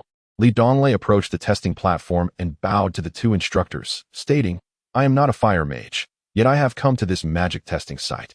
The middle-aged man recording the scores took Donglei's candidate card and announced, "Donglei, Space Mage." The 2 instructors gazed at Donglei with keen interest. The testing instructor chuckled, "Space mages are quite rare. Our school hasn't had one in many years. I will first assess your magical level." Upon hearing this, Donglei placed his hands on the glass orb, then awkwardly withdrew and asked, "Excuse me, how does this work?" The 2 instructors looked at him in surprise. While some students below mocked him, a rustic without even a magic robe, unable to utilize the magic power testing orb. Ignoring the scornful glances, Donglei straightened his posture and faced the testing instructor. The instructor explained, "Simply place your hands on the magic power testing orb and input your maximum magical energy." Donglei said nothing, placing his hands on the orb once more, closing his eyes. He summoned his understanding of space under the influence of the 8 elemental forces, gradually channeling the cultivated space magic from within into his hands until he could no longer send forth even a trace. As Donglei slowly opened his eyes, he was met with the instructor's exaggerated expressions, and the students below no longer regarded him with disdain. 7th level top-tier Magus. 2 instructors, one a top-level level 6, and the other a mid-level level 7, were astonished to find that this student had achieved the pinnacle of level 7, mastering the most challenging spatial magic. Had he devoted his efforts to other forms of magic, he would undoubtedly be a high-ranking level 9 Magus, perhaps even a noble Magus. Who would dare to underestimate him? The testing instructor marveled at the exceptional talent of the previous two students and lamented. It is a pity that you have chosen to study spatial magic. Otherwise, your future would be boundless. Donglei found this perplexing. According to Sophie, spatial magic was the most arduous to learn, with slow progress. Though initially weak, it ultimately became an invincible force. Did the world remain oblivious to the vast potential of spatial mages? Or was Sophie deceiving him, steering him towards what seemed to be the least practical form of magic? Haunted by memories of spatial mages being belittled and disregarded, he hesitantly inquired, "Teacher, have I passed?" The testing instructor nodded. "Although you have chosen the relatively obscure path of spatial magic, your level 7 magical power has assuredly secured your passage." Donglei pressed on. "Am I eligible to take the examination for the elite class?" The two instructors exchanged glances, and the testing instructor advised, according to regulations, any level 4 magus is entitled to enter the elite class examination. However, that assessment carries certain risks. As far as I know, spatial mages lack offensive and defensive spells. That is of no consequence. I implore you to grant me this opportunity, Donglei responded with a bow. He was not one to surrender easily. Perseverance was his defining trait. He had once steadfastly pursued the creation of martial arts on Ziyu's star, and now he was committed to mastering spatial magic. Compared to these endeavors, the current entrance examination felt trivial. "Very well, I shall not contravene the school's regulations. You have surpassed the qualifications of a level 4 magus and are thus eligible for the elite class," the testing instructor declared, handing Donglei an admission certificate for the elite class. Similar to the previous candidate's badge, it bore the magical authentication of the school's instructors, rendering it impossible for others to forge. "Goodness, you are actually a level 7 magus, and a spatial one at that. How impressive!" exclaimed Yuta, his expression exaggerated. Yet Donglei understood that Yuta's praise was not a reflection of his own abilities, but rather an acknowledgement of his magical talent. Achieving level 7 with the most difficult spatial magic. Do you not realize how formidable spatial magic becomes in the later stages? Donglei retorted, unwilling to suppress his doubts. "Are you jesting? What do you mean by later stages?" According to the magical texts, spatial mages below level 9 cannot cast any offensive or defensive spells. Level 9 is an absolute powerhouse. Even the most powerful king of the IL kingdom would bow and refer to an 11th level magus as teacher. In our entire Carlin kingdom, there are only 2 level 10 magi and fewer than 30 level 9 magi. Is that not what you would call later stages? Yuta exclaimed loudly. Donglei was instantly struck dumb with anger. Although the highest level of mage on the continent was the 11th level, the existence of magic up to the 16th level was well documented. Surely, this grimoire contained such knowledge. He realized how little he understood of this world and felt an urgent desire to read, yet he was unable to recognize any characters. Alas, it seemed he was the only spatial mage, and while the early stages of spatial magic were akin to root vegetables, its latter stages remained a mystery to others. Coupled with the slow pace of his studies, it was no wonder that such a vast academy had not found a single spatial mage in years. With a sigh, Donglei lamented his fate. The scarcity of spatial mages could also be attributed to the opposition from the Church of Light. Yuta, with a sympathetic breath, elaborated. The Church of Light does not endorse 3 types of magic. Foremost among them is dark magic, which is most adeptly wielded by the undead. They are the sworn enemies of the Church of Light and humanity itself. Humans learning dark magic are at risk of their minds being corrupted by power, leading to their eventual downfall. Hence, its prohibition is self-evident. Next is mental magic, which was initially quite popular until a nefarious 11th level mental mage emerged on the continent. He could directly dominate those below the 9th level, and even contend with 10th and 11th level masters, rendering them into fools in an instant. Countless elite practitioners fell victim to his whims until finally, 2 11th level sword emperors, an 11th level fire mage, and the chief and vice chief inquisitors of the church joined forces to eliminate him. Subsequently, the study of mental magic was banned. Dark and mental magics are strictly forbidden.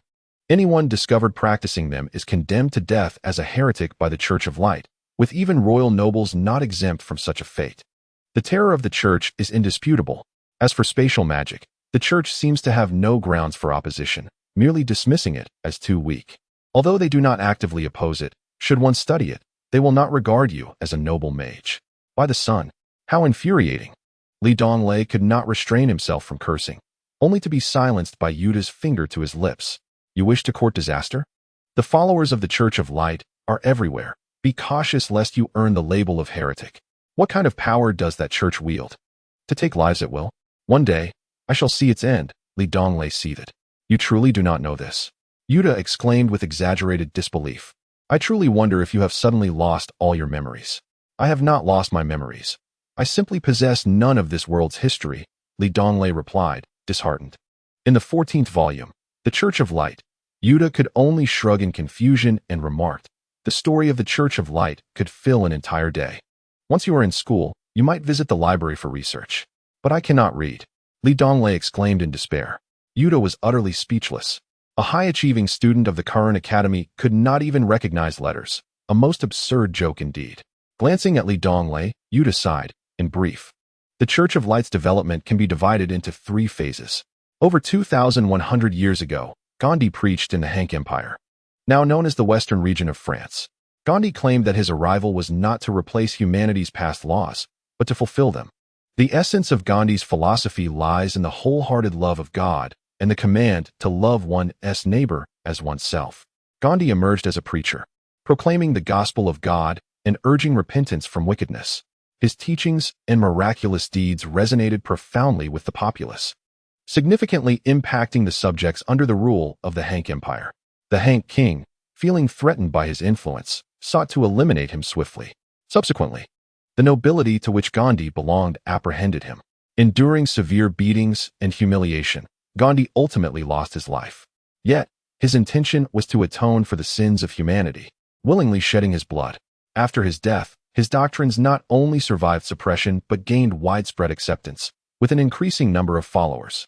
Approximately 2 centuries later, the tens of thousands of adherents of the Gandhi sect, alongside commoners, united to overthrow the Hank Empire, leading to the founding of the Shanyan Empire by the civilian leader, Donglei. With the substantial support of the Gandhi faith, the teachings promoted acceptance of governance and enduring suffering to atone for one's sins, promising ascension to the heavens after death. These tenets proved advantageous for the rulers, and Donglei officially established the Gandhi faith as the state religion, marking its transition into a second phase of development. After 3 centuries of growth, the Gandhi faith gradually emerged as the predominant religion on the continent, with numerous nations adopting it as their state religion. A millennium ago, the undead tribes vanquished the beast tribes, leading humanity to unite for the first time against the undead and the malevolent forces from the heavens. During this period, angels descended from the celestial realm, claiming to be the divine embodiment revered by the Gandhi faith. The Gandhi faith was formally renamed the Church of Light, with angels from the heavens leading the faithful to triumph over the undead and hellish demons. It was at this juncture that the Church of Light became an entity transcending national boundaries, with every monarch's appointment requiring the Pope's consent, making the Pope the most powerful figure in the human realm. Angel, do you know who the greatest adversaries are to our human beings of level 12 and above in the celestial realm? They are the angels and the demons of hell. Our ancestral warriors have battled against the angels. Yet, you willingly serve as the minions of these so-called angels down here, Li Donglei exclaimed with bitterness. Do you wish for your demise? Yuda quickly interjected, trying to silence Li Donglei once more. I do not believe in God, nor in the creator deity. I only trust in myself and my friends, Li Donglei declared with conviction. I share your disbelief. The Church of Light experienced 3 stages of development, the first being its founding. However, after its inception, it faced relentless oppression from the Hank Empire, nearly facing extinction. Ultimately, it succumbed to the overwhelming power, altering numerous doctrines to favor imperial rule, thus seizing a second opportunity for development and becoming a tool for the enslaved kings to govern the people.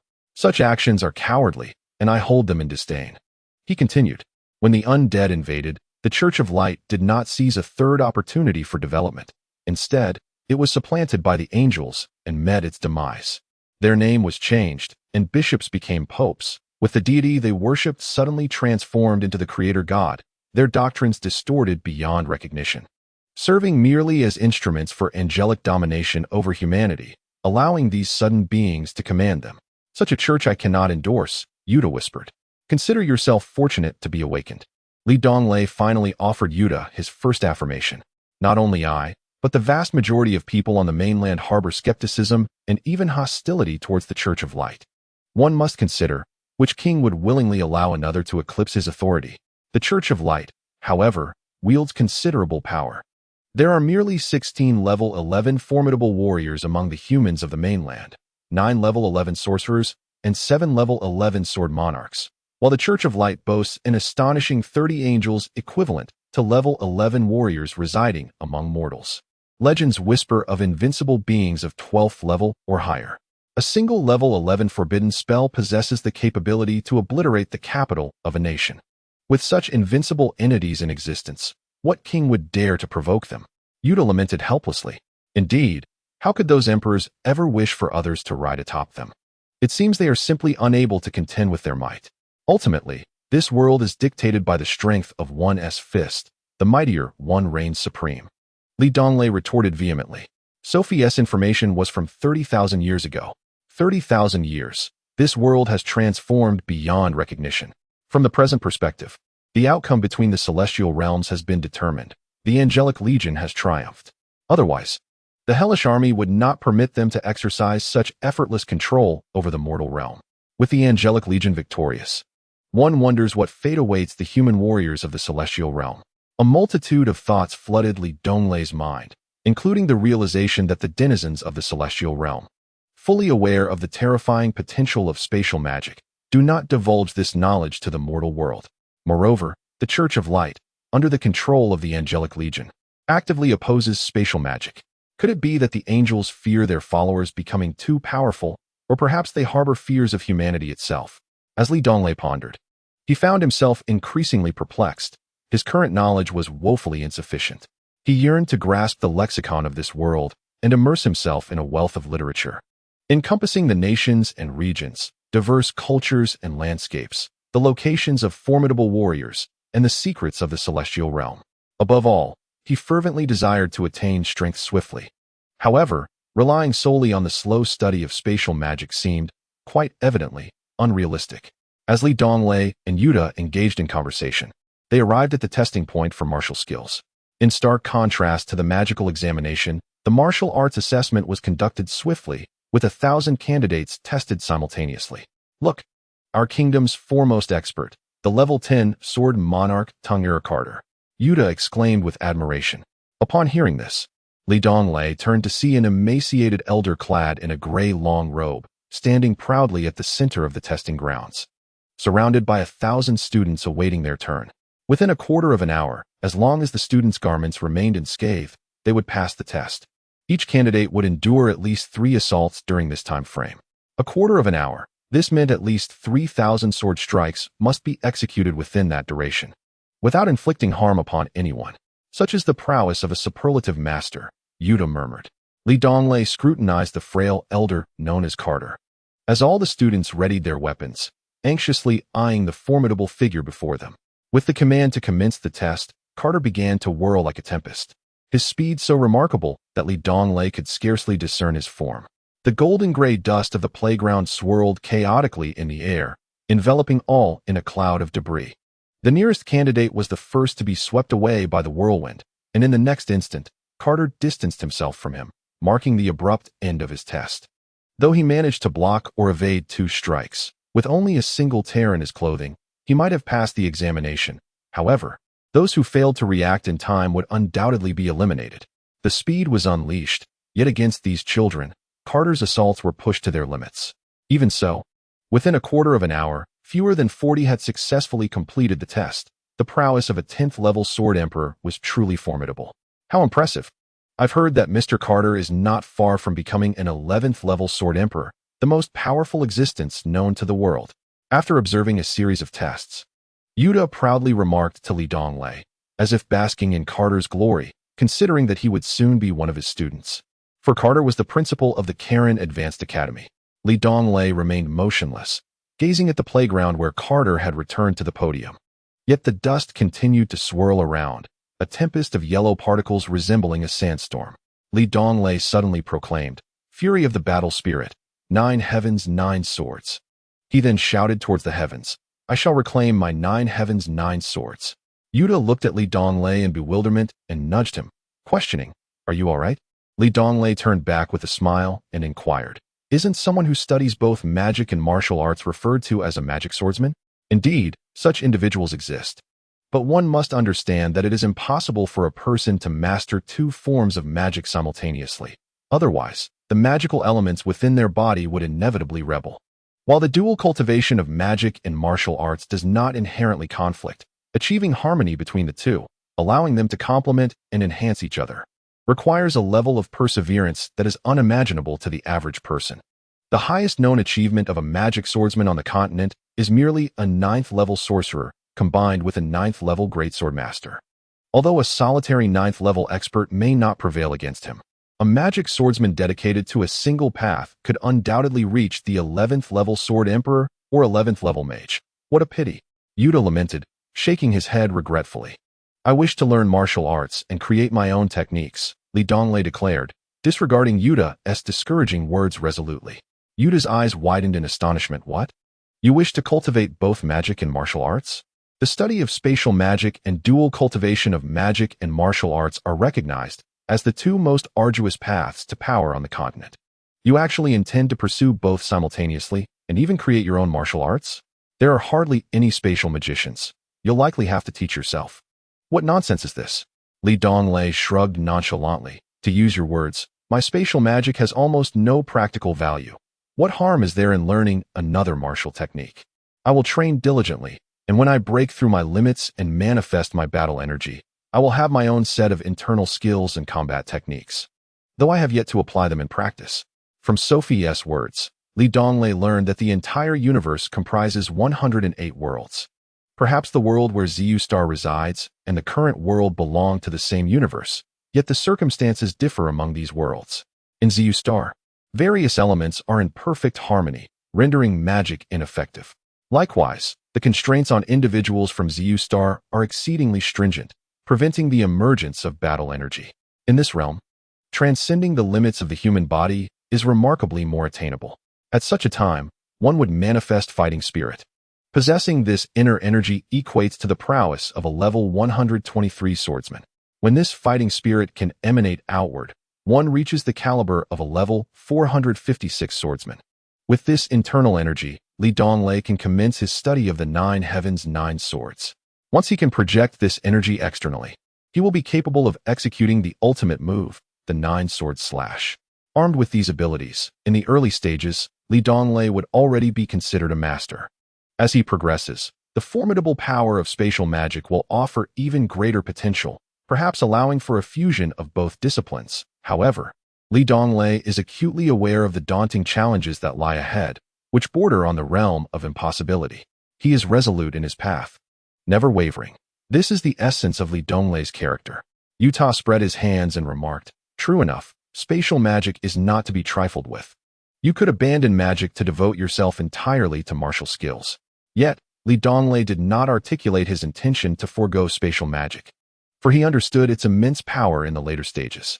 Yuta, with a cheerful demeanor, grasped Li Donglei's arm and said, Dear brother Donglei, the elite class examination is set for 5 days hence. The inns and taverns near the school are quite booked. Let us swiftly reserve 2 rooms, so we may be neighbors and look out for one another. Of course, if you find the tavern's conditions lacking, you are welcome at my home, though I am not particularly fond of returning there. Li Donglei shook his head, replying, I appreciate your kindness, but my friends await me at the Molen Mountain Range, so I shall not accompany you. There was no need for further contemplation. The number of participants for the examination would surely be vast. Li Donglei chose not to bring Xiaolong, opting instead to leave it by the waterfall's serene lake. Besides, he lacked the funds for lodging, and given that he had only recently met Yuta, it would be courteous to bring a gift if he visited his home, another expense Li Donglei could not afford. Thus, he politely declined. Oh, I see. No matter, we shall meet again in 5 days.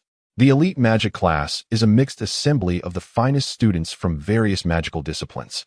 If we both succeed in gaining entrance, we will have ample time to converse. Yuta said, Indeed, farewell, my friend. After parting ways with Yuta, Li Donglei made his way toward the Molen Mountain Range. In the current empire, the Leyin family is well known. None are unfamiliar with the current family head, Duke Leyin de. His grandfather, Leyin Nadal, once served as the guardian deity of the empire, a source of enduring pride.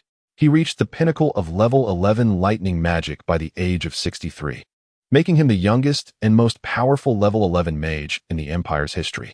Having become a court magician at the age of 20, he safeguarded the Empire for a century. At the age of 120, he mysteriously vanished, yet the Empire has not forgotten this former guardian.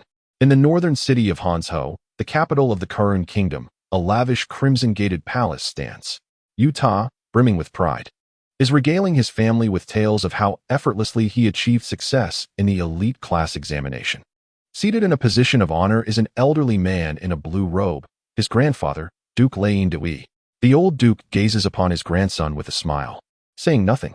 Beside him sits Yuta's father, Count Lein Jians, the duke's third son. Yuta's mother occupies a seat alongside him, all of whom are concerned about Yuta's examination.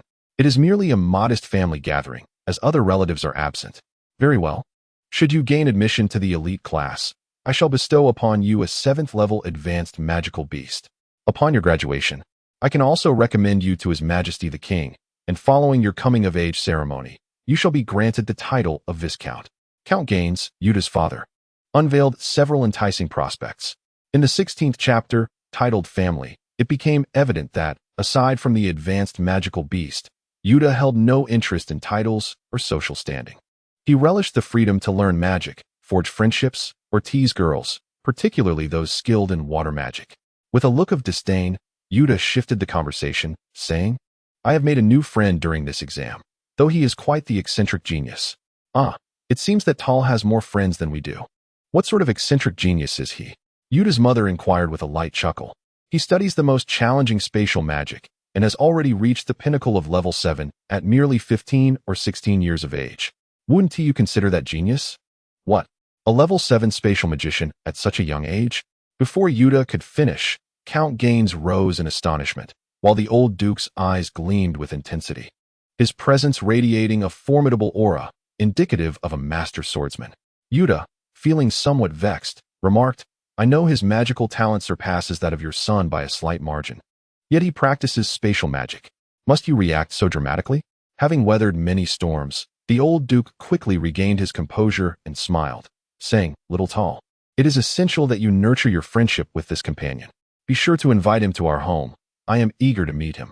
Yuta finally smiled and replied, I intended to invite him over, but he declined, as he seems to be quite short on funds.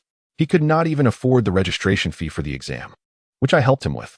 The old duke furrowed his brow, murmuring to himself, short on funds? How is that possible? Those who study spatial magic come from noble families, for only they comprehend the true power of spatial magic. Unaware of the old duke's murmurs, Yuta continued, he believes that spatial magic is of little use. So he has decided to pursue martial arts and claims he intends to create his own techniques. A magical prodigy proclaiming his desire to invent martial skills. Hence I refer to him as a peculiar individual. He cannot abandon spatial magic. Bring him to me, Count Gaines exclaimed, unable to contain himself, though the old duke restrained him. Looking fondly at his beloved grandson, the old duke smiled. To learn martial arts, one must first possess a weapon. I shall provide you with a sword, along with the techniques for cultivating fighting spirit and a training regimen to give to him. However, he must promise not to forsake spatial magic, prioritizing it over martial arts in his studies. Otherwise, it would be unwise to bestow such gifts, as it may lead him astray. Yuta, somewhat bewildered, tilted his head and murmured, Grandfather, you have never shown such concern for my new friends before. What has changed today? The old duke chuckled softly, replying, You are still young. There are matters that need not concern you at this time. When you are older, I shall reveal everything to you. Yuta felt somewhat discontented. Despite being merely 15 years of age, he resented his parents' tendency to regard him as a mere child. I shall retire to my room, he declared, leaving in a huff. It seemed that only the DeLong family from the Kingdom of Brit had reached the pinnacle of spatial magic on the continent.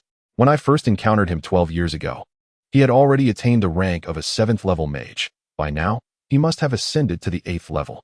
After Yuta's departure, the old duke appeared to be speaking to himself. Indeed, the pace of studying spatial magic is at least 5 times that of ordinary magic. Had my elder brother not pursued spatial magic, he would undoubtedly have reached the level of a 10th level mage by now, Gannis remarked with a hint of nostalgia. Humph. A 10th level mage, even an 11th or 12th, or even a saintly mage, what does it matter? Have you not heard your grandfather say that they are precariously positioned in the celestial realm, and humanity faces the grim fate of eternal subjugation by angels? We must have another Lord Sophie to lead all humankind, and the ancestors of the celestial realm have entrusted their hopes entirely upon us. The old Duke clenched his fists and proclaimed, "Were it not for the Church of Light, we could publicly unveil the true power of spatial magic, allowing more qualified individuals to study it, thereby increasing our chances of success. Alas, the Church of Light is too formidable. We cannot contend with it. Only we, the noble families with ancestors who ascended to the celestial realm, comprehend the true nature of spatial magic, and we are the only ones toiling in secrecy. Curse that Church of Light, a pack of sycophants." Gannis could not restrain his indignation. Do not blame them. These individuals are merely pitiable souls duped by others. If blame is to be assigned, let it be directed at those hypocritical angels masquerading as benevolent. Besides, the true strong among humanity are fully aware we must endure. Endure until we are sufficiently powerful to fight for our freedom. The paramount symbol of strength is the emergence of a second 15th or even 16th level spatial magic deity. The old Duke mused wisely, gazing into the distance. "Father, we could indeed proclaim the might of spatial magic through secret channels, thus attracting many practitioners." Leaving the Church of Light uncertain as to who revealed the secret, Gannis suddenly proposed. The old Duke shook his head and sighed. "You do not understand. The concealment of spatial magic's power is a mutual decision between the Church of Light and our esteemed families whose ancestors ascended to the celestial realm." "Why?" Gannis queried, utterly perplexed. "The pursuit of spatial magic is an arduous endeavor. Figures such as the wind spirit Dolong from the kingdom of Nott, Nakandola, Cyrillical from the kingdom of Fran, Rod Anubis, summoned Fizo from the kingdom of Aiel, and Charlabudisha, along with your esteemed ancestor, the Sword Emperor Rayan Nadal, are all unparalleled prodigies of magic. Our illustrious families have scoured our own lineages and territories to unearth the most gifted magical talents, providing them with the finest study conditions, the best mentors, and the most exquisite magical crystals. Yet, despite our relentless efforts spanning over a millennium, we have achieved little success. The closest we came was a century ago with Mad Axel, who also succumbed to the limitations of the 10th level spatial magic master. Presently, the highest-ranked wind spirit Dolong, who is over 170 years old, belongs to the same era as your great-grandfather, the 11th level sword Emperor Rayan Nadal. Although humanity's strength has extended our lifespans, true immortality eludes us until we reach the 12th level. To delve into the most challenging of spatial magics, our relatively fleeting lives appear woefully inadequate. Who possesses the exceptional talent of Sophie? For those of ordinary aptitude to study spatial magic is but a squandering of their lives. It would be far more beneficial for them to explore other forms of magic to bolster humanity's strength. Thus, let us, the noble families, seek out those with exceptional gifts to pursue the study of spatial magic, the old Duke explained with a face full of regret. Gaines nodded in understanding, resolutely stating, "In our quest to escape the fate of being ruled by angels, we must strive, no matter how difficult spatial magic may be. Have you ever encountered a magic prodigy who reached the 7th level at the mere age of 15 or 16? Such talent is unprecedented, particularly in the most challenging and essential field of spatial magic. Perhaps young Sophie is indeed our salvation," the Duke mused, suddenly breaking into a childlike laugh. Unbeknownst to the Duke, Li Donglei did not possess magical talents akin to Sophie's. Rather, he had directly absorbed her entire understanding of magic. Consider the disparity. 1. Sophie begins her journey from scratch, while the other, the 16th level demon god, is merely relearning magic after having discarded it. Naturally, the latter would acquire knowledge far more swiftly and effortlessly. But father, why do you not reveal the true power of spatial magic to him, allowing him to concentrate on his studies, instead of merely providing him with the fundamentals of martial techniques? Gaines queried, perplexed. Teaching him martial arts serves merely to conceal his aptitude for spatial magic. Should the Angel Legion become aware that another Sophie may emerge among humanity, do you think the Creator would remain idle? Moreover, the path to such formidable strength is not within our control. We can only pray that he persists in his study of spatial magic, and, more importantly, that he possesses a heart of righteousness. I shall observe him closely from the shadows, the Duke seemed to have resolved a significant decision. In the 13th chapter, Cultivation, the scene shifts to the Mullen Mountains, where a small dragon basks in the sun, content after a hearty meal, while Donglei, oblivious to the decisions made by the Rain family, wields a stick and relentlessly strikes at his surroundings, his hands, legs, and waist bound with stones weighing no less than 20 kilograms.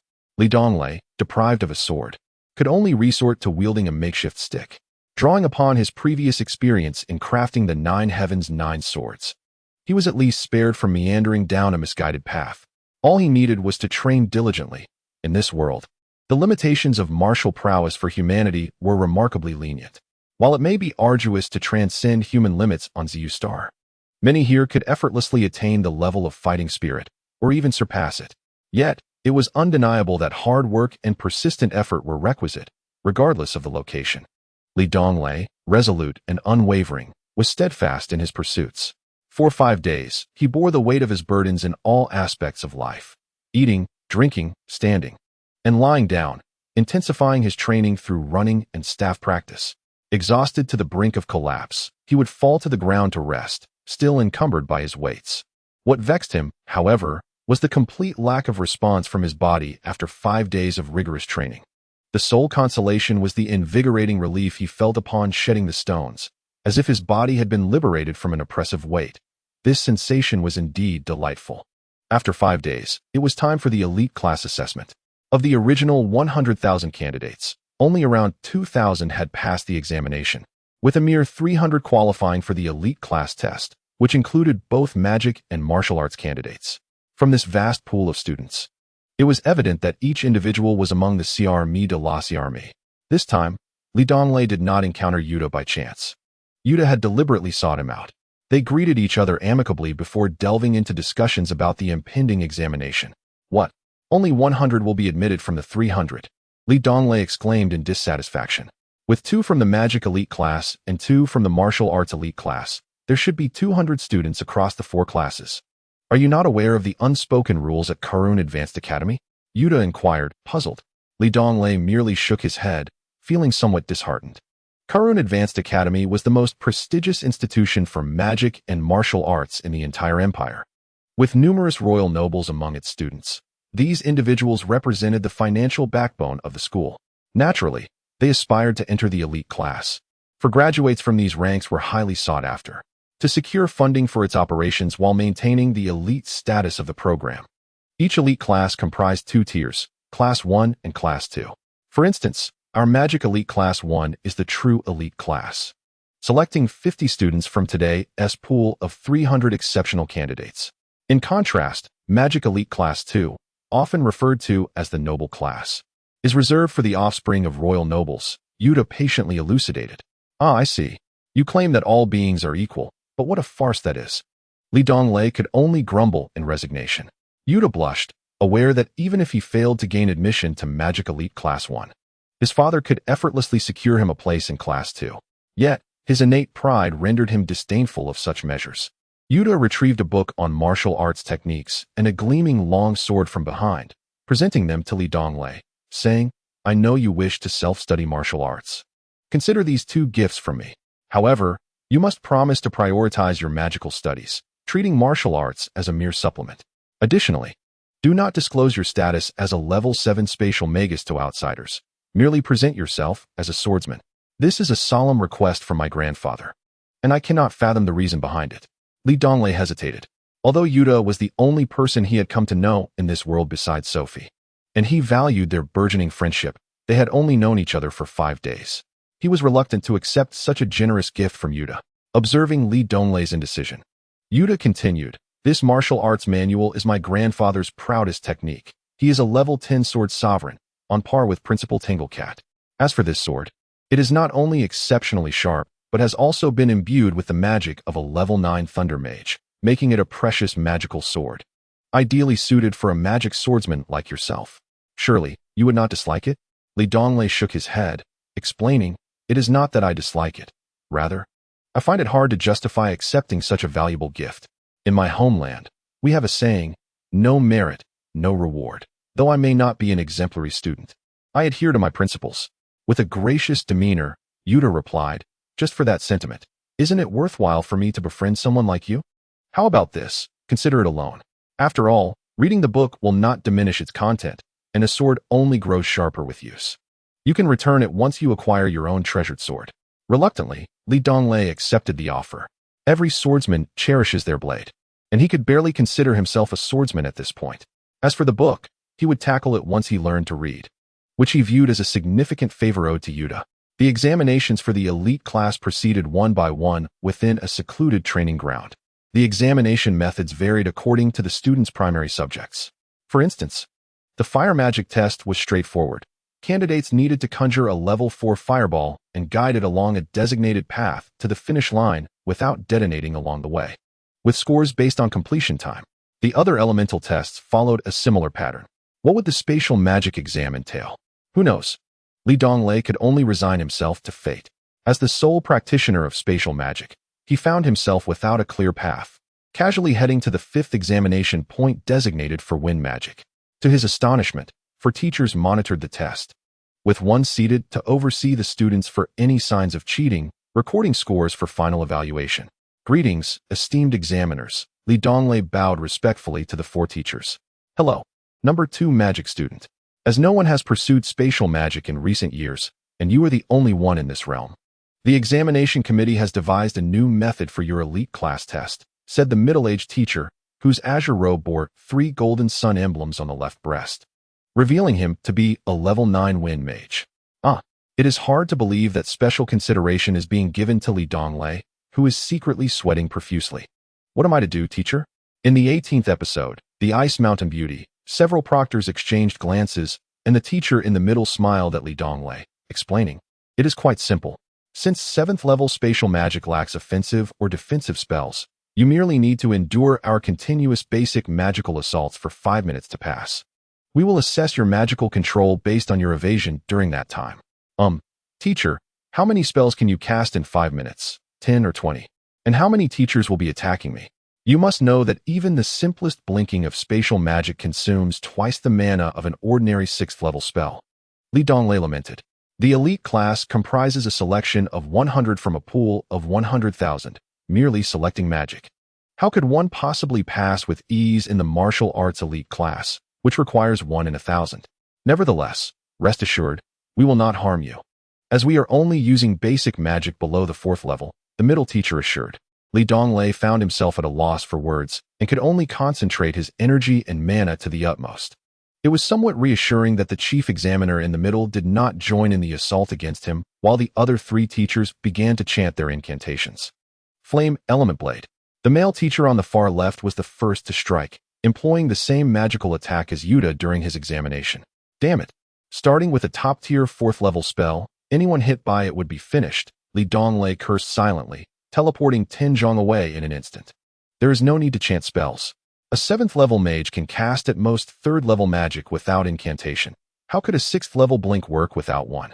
Not only was the middle teacher immensely shocked, but even the 3 attacking teachers paused in astonishment. If blinking could be executed without chanting, it truly exemplified its practical utility in combat. Donglei's face lit up with joy. 5 minutes was a duration he was keen to extend. What the teacher mentioned pertains to general circumstances. If we can instantaneously commune with the surrounding magical elements for sufficient mana, chanting becomes unnecessary. I am such a case. Typically, a 7th level mage's instantaneous communion with magical elements equates to the mana level of a 3rd level spell, and anything higher necessitates incantation. How did you manage to achieve that? The middle-aged 9th level mage, possessing the highest magical prowess, appeared to be an ardent lover of magic, treating Donglei almost as a peer.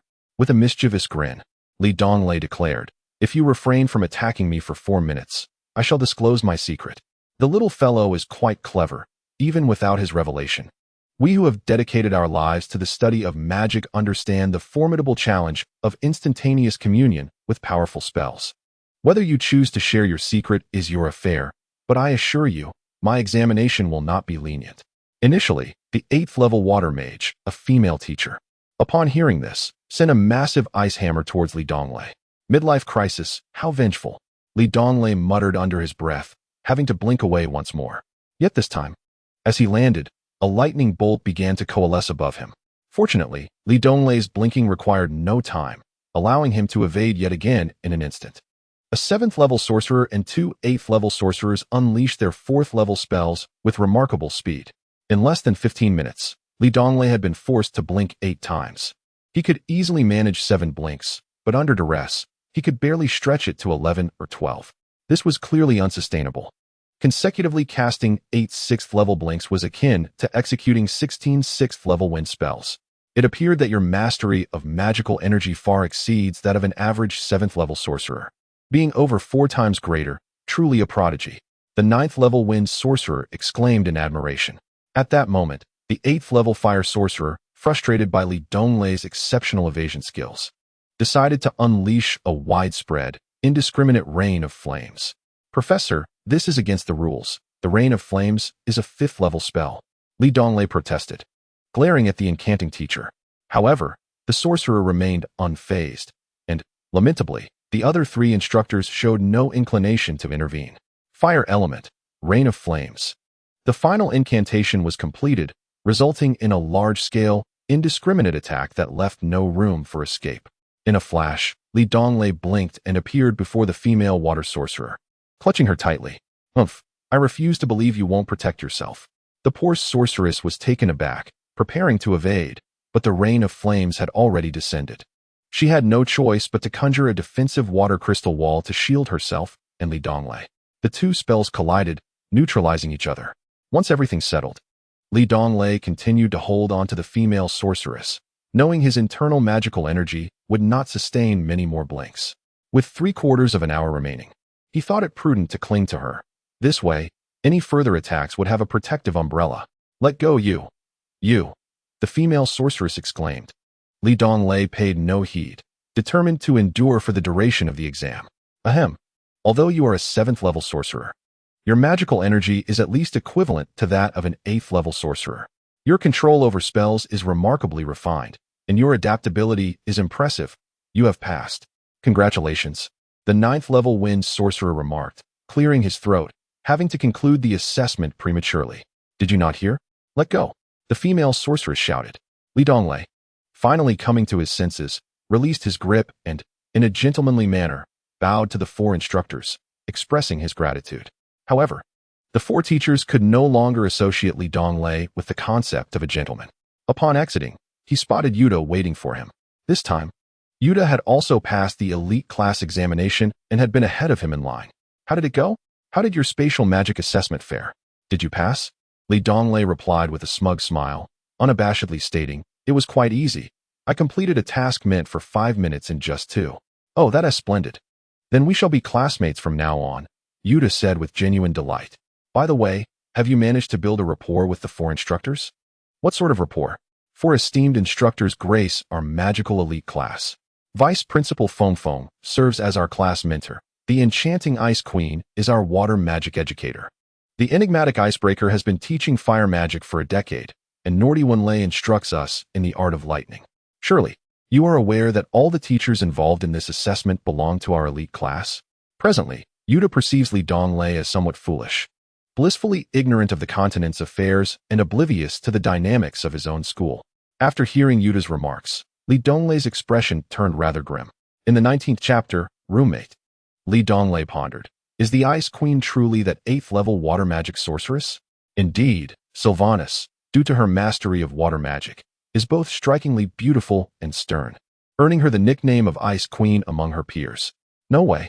She appears to be at least 25, which is a considerable age gap from us students. And I wouldn't say she's particularly attractive. Calling her a mature woman would be more fitting, Donglei lamented. You know nothing.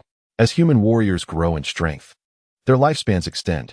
Have you ever seen a magician or swordsman marry before the age of 40? The Ice Queen is not 25, but rather 35. Her formidable magical prowess merely makes her appear as youthful as an ordinary 20-year-old. Look at that golden-haired beauty. Her exterior is alluring, seductive, and captivating. Yet her demeanor is icy, a combination that evokes endless contemplation. How could she not be beautiful?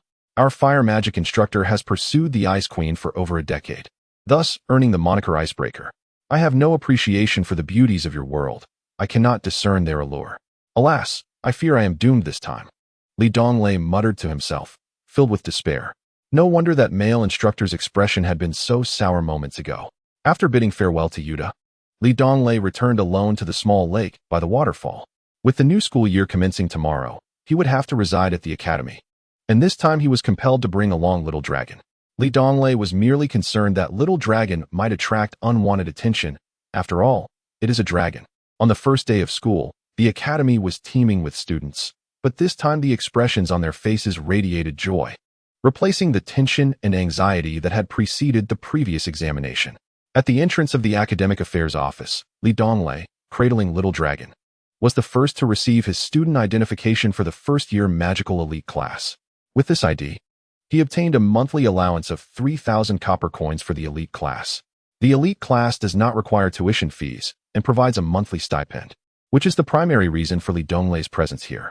He then made his way through the throng towards the rankings board, which displayed the results of newly admitted students, showcasing only the top 200 scores. Those who ranked lower were not listed, a tribute to the strong and a mark of respect for the weak.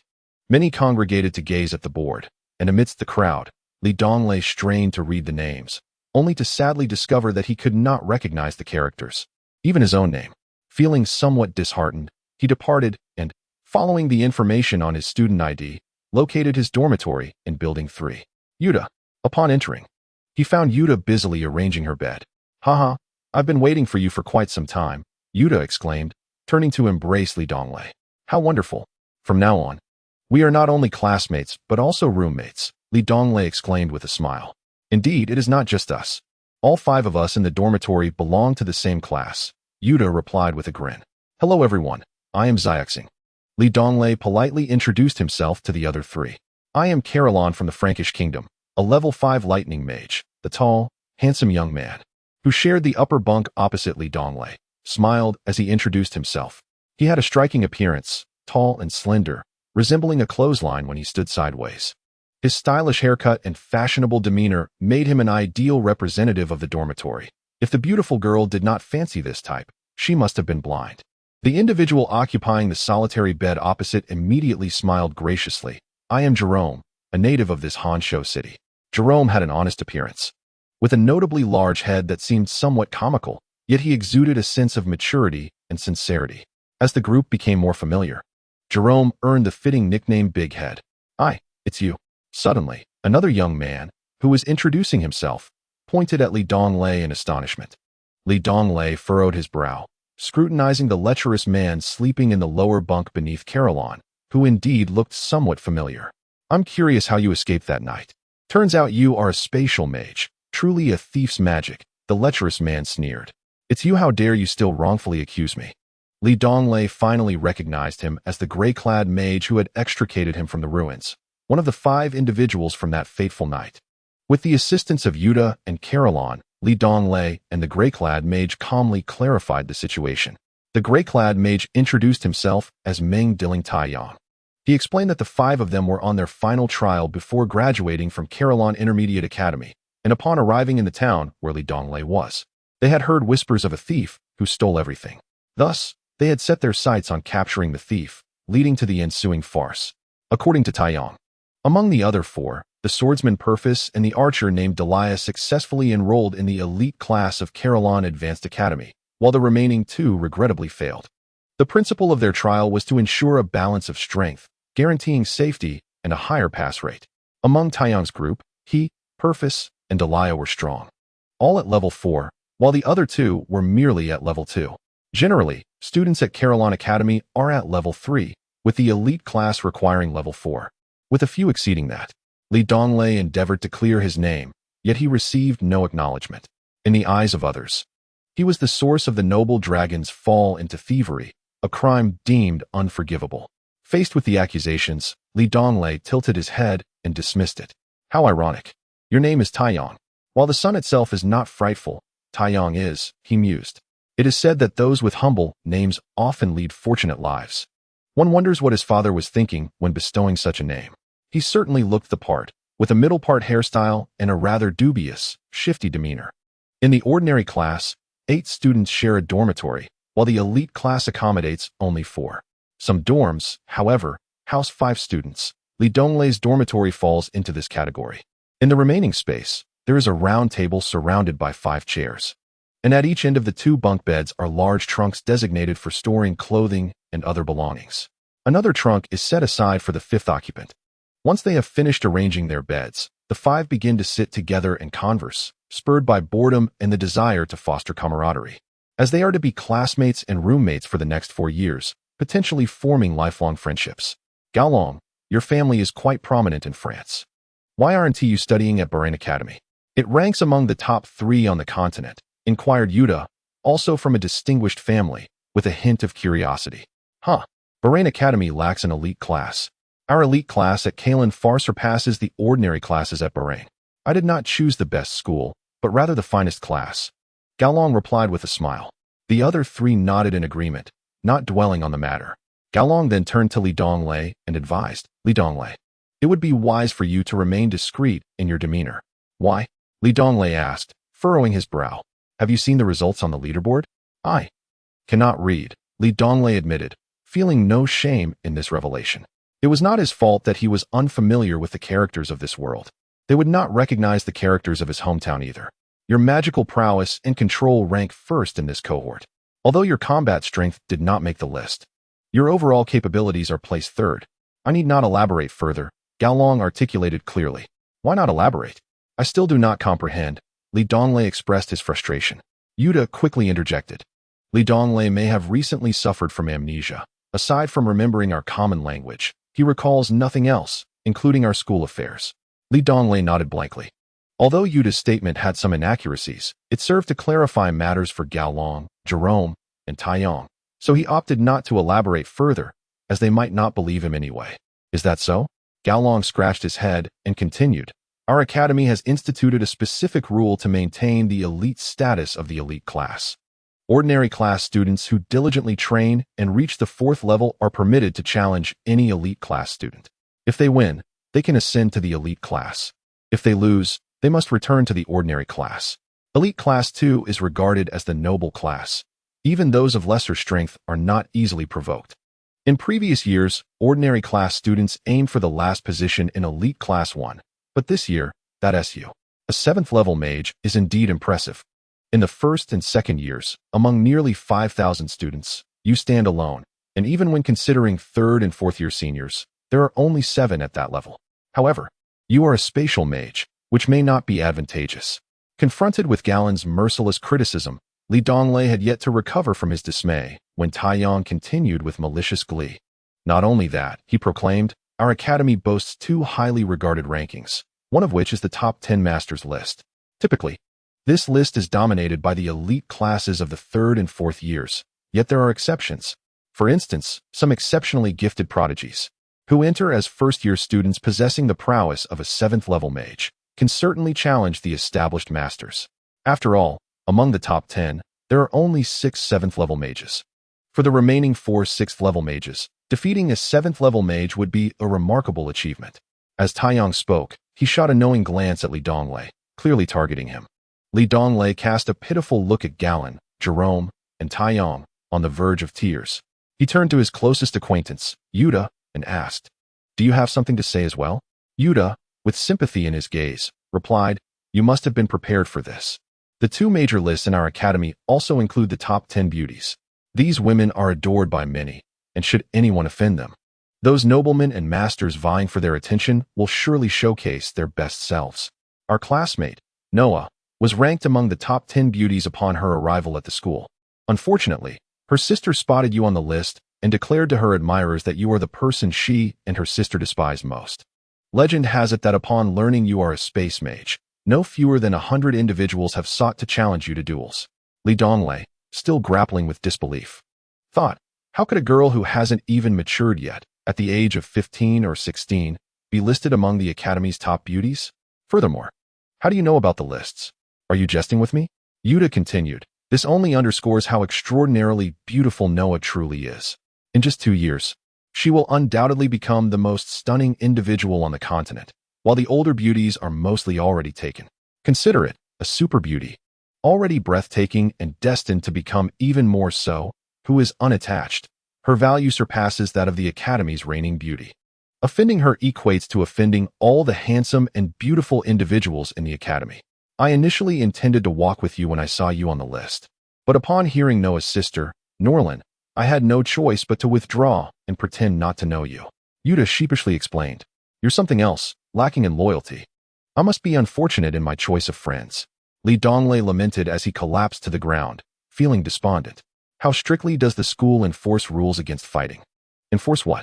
We are a martial arts and magic academy, and the school vigorously supports activities that enhance practical combat skills, including challenges and non-lethal duels, Yuta declared loudly, revealing Li Donglei's predicament. What they did not realize, however, was that in addition to the first-year students eager to join the elite class, the top 10 masters seeking to defeat a 7th-level mage, and the handsome boys wishing to impress the beauties, the two formidable teachers, Ice Queen and Frostblade, would not provide Li Donglei with any leniency either. On the very first day of school, Li Donglei unwittingly became a target for half the academy, and he suddenly felt that attending this institution was a grave mistake. I wish to return to ZU Star, he exclaimed in frustration. Finally, the most honest Jerome approached the collapsed Li Donglei with concern, saying, It's nothing. No one has ever lost their life at school. Li Donglei was instantly infuriated and fainted on the spot. As Jerome attempted to assist him, Li Donglei promptly retorted, Leave me be. I'm fainting. Episode 21.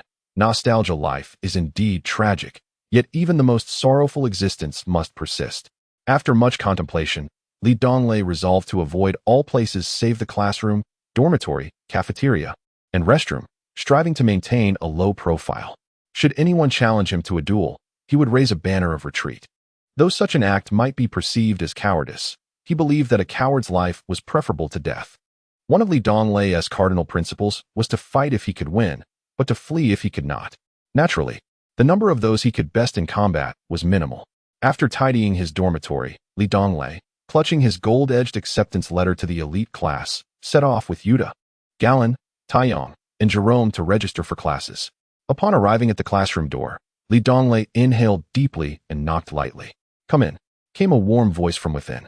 The 5 of them entered, only to discover that the voice belonged to the 9th-level wind mage, who was also the vice principal of the academy and the homeroom teacher of the elite class, Jin Fanfeng.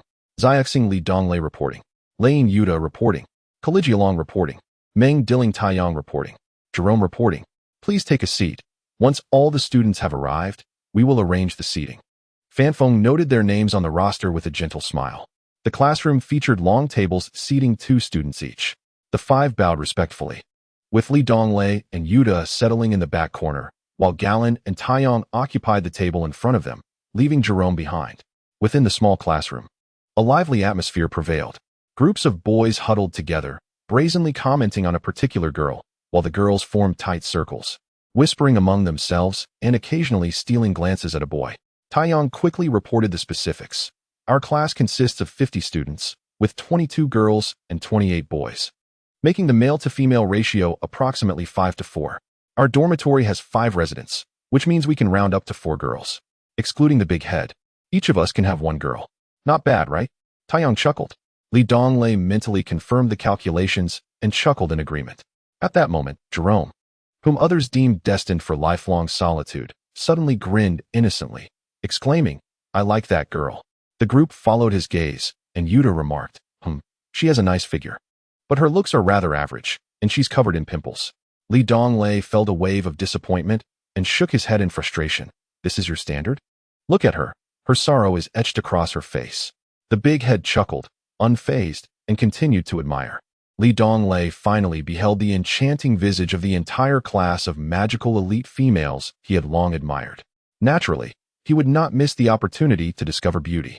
Whether through the study of magic or the cultivation of martial skills, such pursuits inherently bestow an extraordinary aura upon individuals. As one's power increases, so too does their vitality and longevity, resulting in a complexion and spirit far superior to that of ordinary folk. Thus, it is not uncommon to encounter stunning women among sorcerers. However, few possess the innate beauty of Noya, with a character so fluid it could melt the coldest of hearts. After mastering water magic, she became truly impeccable. Even the most outstanding girls felt a sense of inferiority in her presence. Li Donglei had long surmised that the 2 sisters, one older and one younger, were undoubtedly which siblings with a grudge against him. Turning around, he saw that the two were encircled by a group of admiring boys, with the elder sister, Nualin, quietly conversing with a lad on her left, while the younger sister, Nuaya, kept her head bowed in silence. Although the two bore a striking resemblance, the younger sister exuded a more distinctive charm. Perhaps it was her refined demeanor or the fact that she was a level 6 mage, which earned her a place among the top 10 beauties, while her sister remained unrecognized in that regard. Nevertheless, this did not diminish Nualin's allure to the boys. When Li Donglei glanced toward the witch sisters, Nuya, who had been gazing downward, seemed to sense his attention and lifted her head, locking eyes with him. She offered a gentle smile. But the handsome boys who had been watching her immediately directed hostile glares at Li Donglei. Yet, he regarded Nuaya only fleetingly, seemingly indifferent to the piercing stares of the young men. His focus had shifted entirely to a girl seated in the back row on the right, who appeared utterly entranced. This girl was tall and elegantly curved, her figure a paragon of beauty, radiating a gentle aura that evoked a sense of delicate fragility. However, it was not merely her form that captured Li Donglei's attention, but rather her countenance. Although her skin was pale, he recognized this unique hue as characteristic of the yellow-skinned beauties from his homeland. Her long, lustrous black hair cascaded gracefully over her shoulders, with two locks falling delicately across her chest. Her alabaster cheeks glimmered with an enchanting sheen, and her large, dark eyes sparkled like autumn waters, seemingly holding back tears. A refined nose and rosy lips combined to create an exquisite visage. With a graceful demeanor, she emanated an air of purity and dignity. In this world, Li Donglei finally encountered someone who mirrored his own appearance, evoking a profound sense of nostalgia and bittersweet longing for his homeland, a place he had forced himself to forget. The memories of his roots and the land surged forth, overwhelming his sensitive heart with an almost palpable ache. Tears threatened to spill from his eyes. Nuaya, following Li Donglei's gaze, turned to look. A hint of disappointment washed over her. She recalled instances when others feigned indifference to capture her attention, yet this time, her keen intuition made it clear that the boys she had encountered previously genuinely overlooked her. Noah turned to glance at Li Donglei once more and found herself captivated by the profound sorrow reflected in his eyes. While she was accustomed to receiving the fervent, possessive gazes of countless admirers, Li Donglei's gaze bore an aching tenderness that was irresistible, yet heart-wrenching. It pained her to realize that his attention was directed towards another girl, not herself.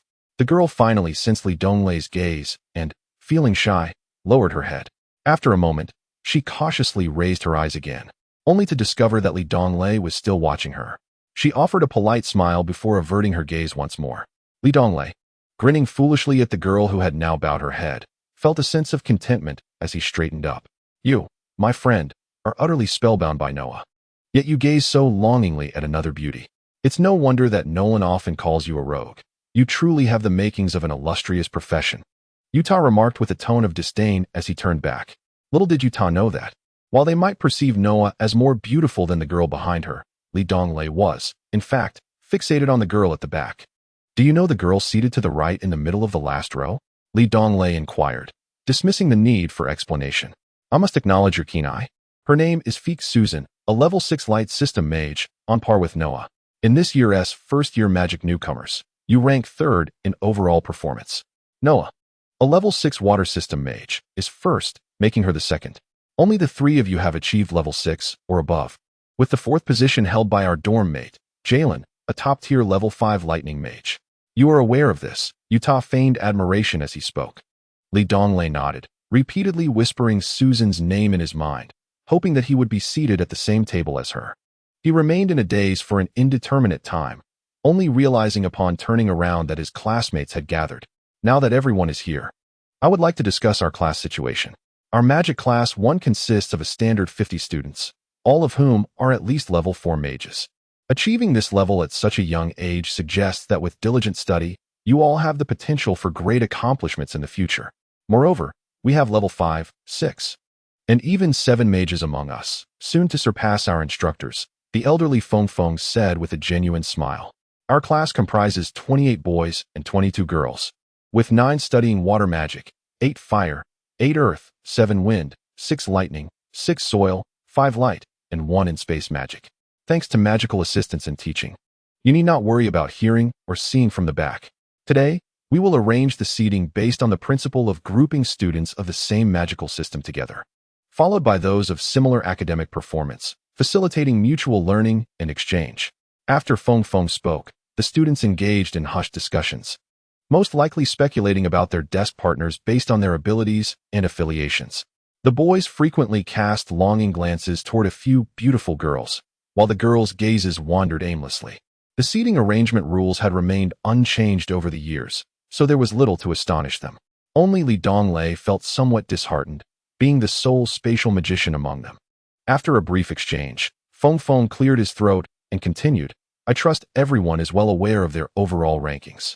Given that the water, wind, light, and space elements are all odd-numbered, each of these 4 elements requires one person to share a desk with a fellow elemental. After much contemplation, I have decided to pair the strongest water magician, Hung Ikonoa, with the highest-ranking 7th-level mage, Donglei, and the most formidable 6th-level light magician, Fei Kusuzan, with the most powerful 5th-level wind magician, Kujin Kachiobaite.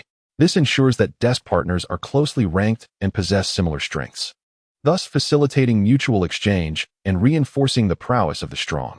This is unfair. The strong should be paired with the weak to assist them. How can the teacher separate Noah from us? A boy from the water element protested. Aside from Noah, your other water element representatives are also paired according to their 2nd and 3rd ranks, while the last 2 are desk partners. Remember, there is no fairness in our world, only strength and power.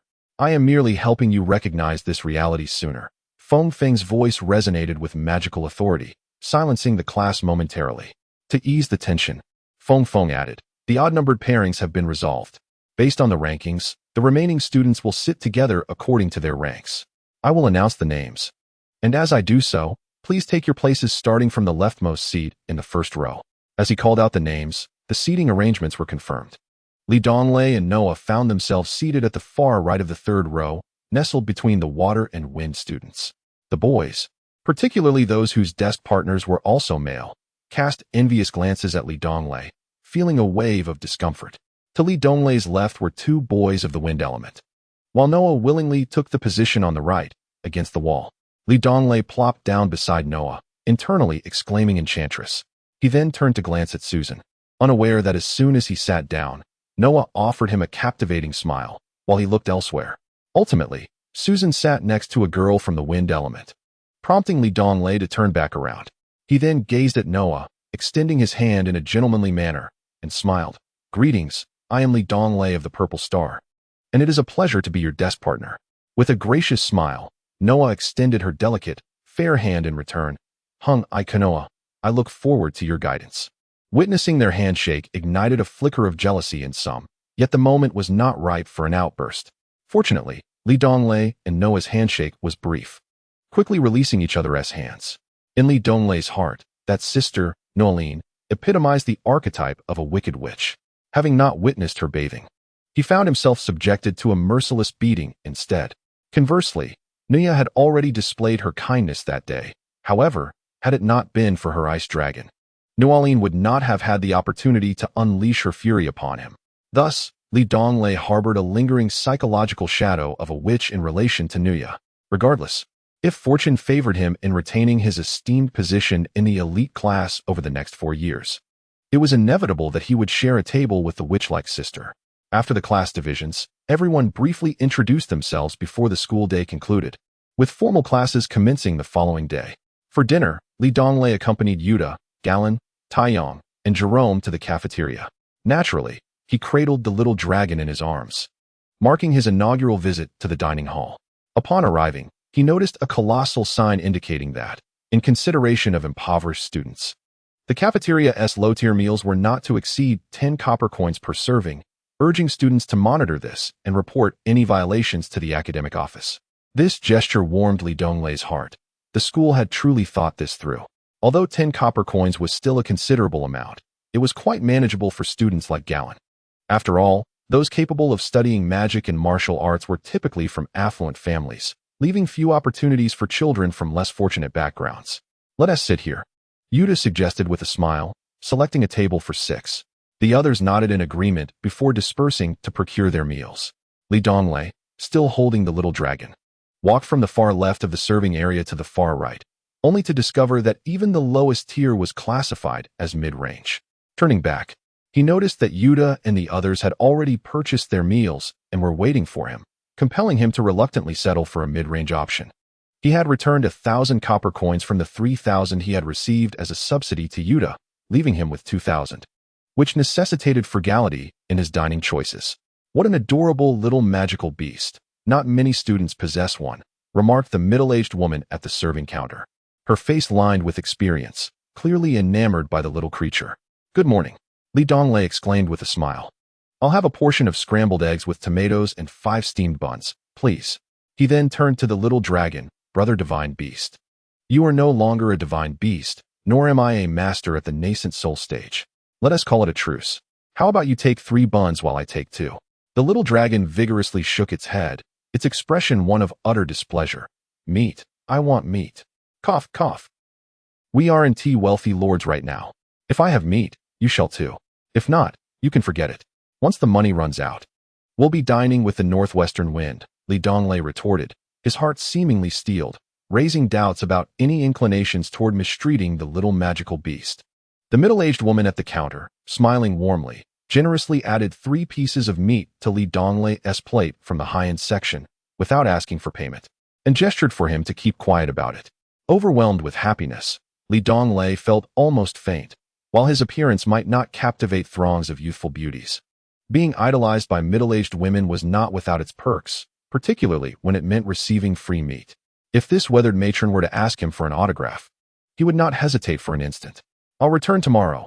I'll bring this little one 3 more pieces of meat." "How delightful," the matron said, playfully patting the little dragon's head, to which it responded with a dragon-like smile. Li Donglei, however, was enveloped in a sense of gloom, forcing a faint smile of gratitude as he departed with his lunchbox. The 6 seats were perfectly filled with 5 individuals from the dormitory and the little dragon, Xiaolong, who typically leapt directly onto the table, making his presence almost negligible. Li Donglei offered a steamed bun to Xiaolong, deliberately ignoring the creature's pitiful gaze. As he busied himself with his meat, the beast, devoid of loyalty, drew a disdainful glance from Taiyong. "Ah, beast!" Fatty Yuta exclaimed, though his outburst was directed at Xiaolong. He had purchased a plate of meat, only for the cunning little dragon to stealthily snatch a piece while his attention was diverted. Xiaolong was notorious for his thievery, a secret known only to Li Donglei. The others fell silent, instinctively safeguarding their own food, devoid of any sympathy. They were merely a group of bullies preying on a small creature. Li Donglei eventually surrendered the last morsel of meat to Xiaolong. Yet the little dragon's appetite was evidently insatiable. Realizing that he would find no favors among this crowd of miscreants, he sought sustenance elsewhere. "Oh, what an adorable little creature." As Xiaolong leaped onto a table, a girl immediately squealed, scooping him up in her arms. The other girls, equally intrigued, gathered around, clearly captivated by Xiaolong's charm that eclipsed their own meals. "Would you like a steamed bun?" one girl offered, holding the bun near Xiaolong's mouth, her demeanor cheerful. Xiaolong shook his head, extending his chubby golden claw towards a meat-filled lunchbox, and in a sweet, childlike voice declared, "I want meat." "Oh, this little one can understand and even speak." Another shriek of excitement ensued, and curious girls quickly surrounded him. One after another, they took turns offering their delectable morsels to Xiaolong, some even dashing off to procure more food specifically for him. Xiaolong soon grasped that boys were selfish. Only among the girls could he secure a feast. Regardless of beauty or age, whoever provided him with meat was deemed his dragon mother. With a piece of meat in hand, he would leap into their embrace, gazing up with his sparkling eyes, nuzzling affectionately. At times, the girls could not resist kissing his greasy little mouth, prompting Li Donglei and his companions to groan in despair, their noses bleeding from envy. "My friend, in the next life, do not be human. Let us be dragons instead," Galen lamented, tears welling in his eyes as he looked at Li Donglei. Hee. Big-headed Jerome chuckled foolishly. Before long, Xiaolong, with a satisfied belly, returned with a contented dragon grin, trailed by a group of girls. A green-eyed beauty trotted over, gently hugging Xiaolong, asking, "Little one, whose are you? May I take you with me?" Yuta rushed forward, feigning a doting expression as he addressed Xiaolong. "This one is mine. He is quite the rascal. causing trouble for the lovely ladies.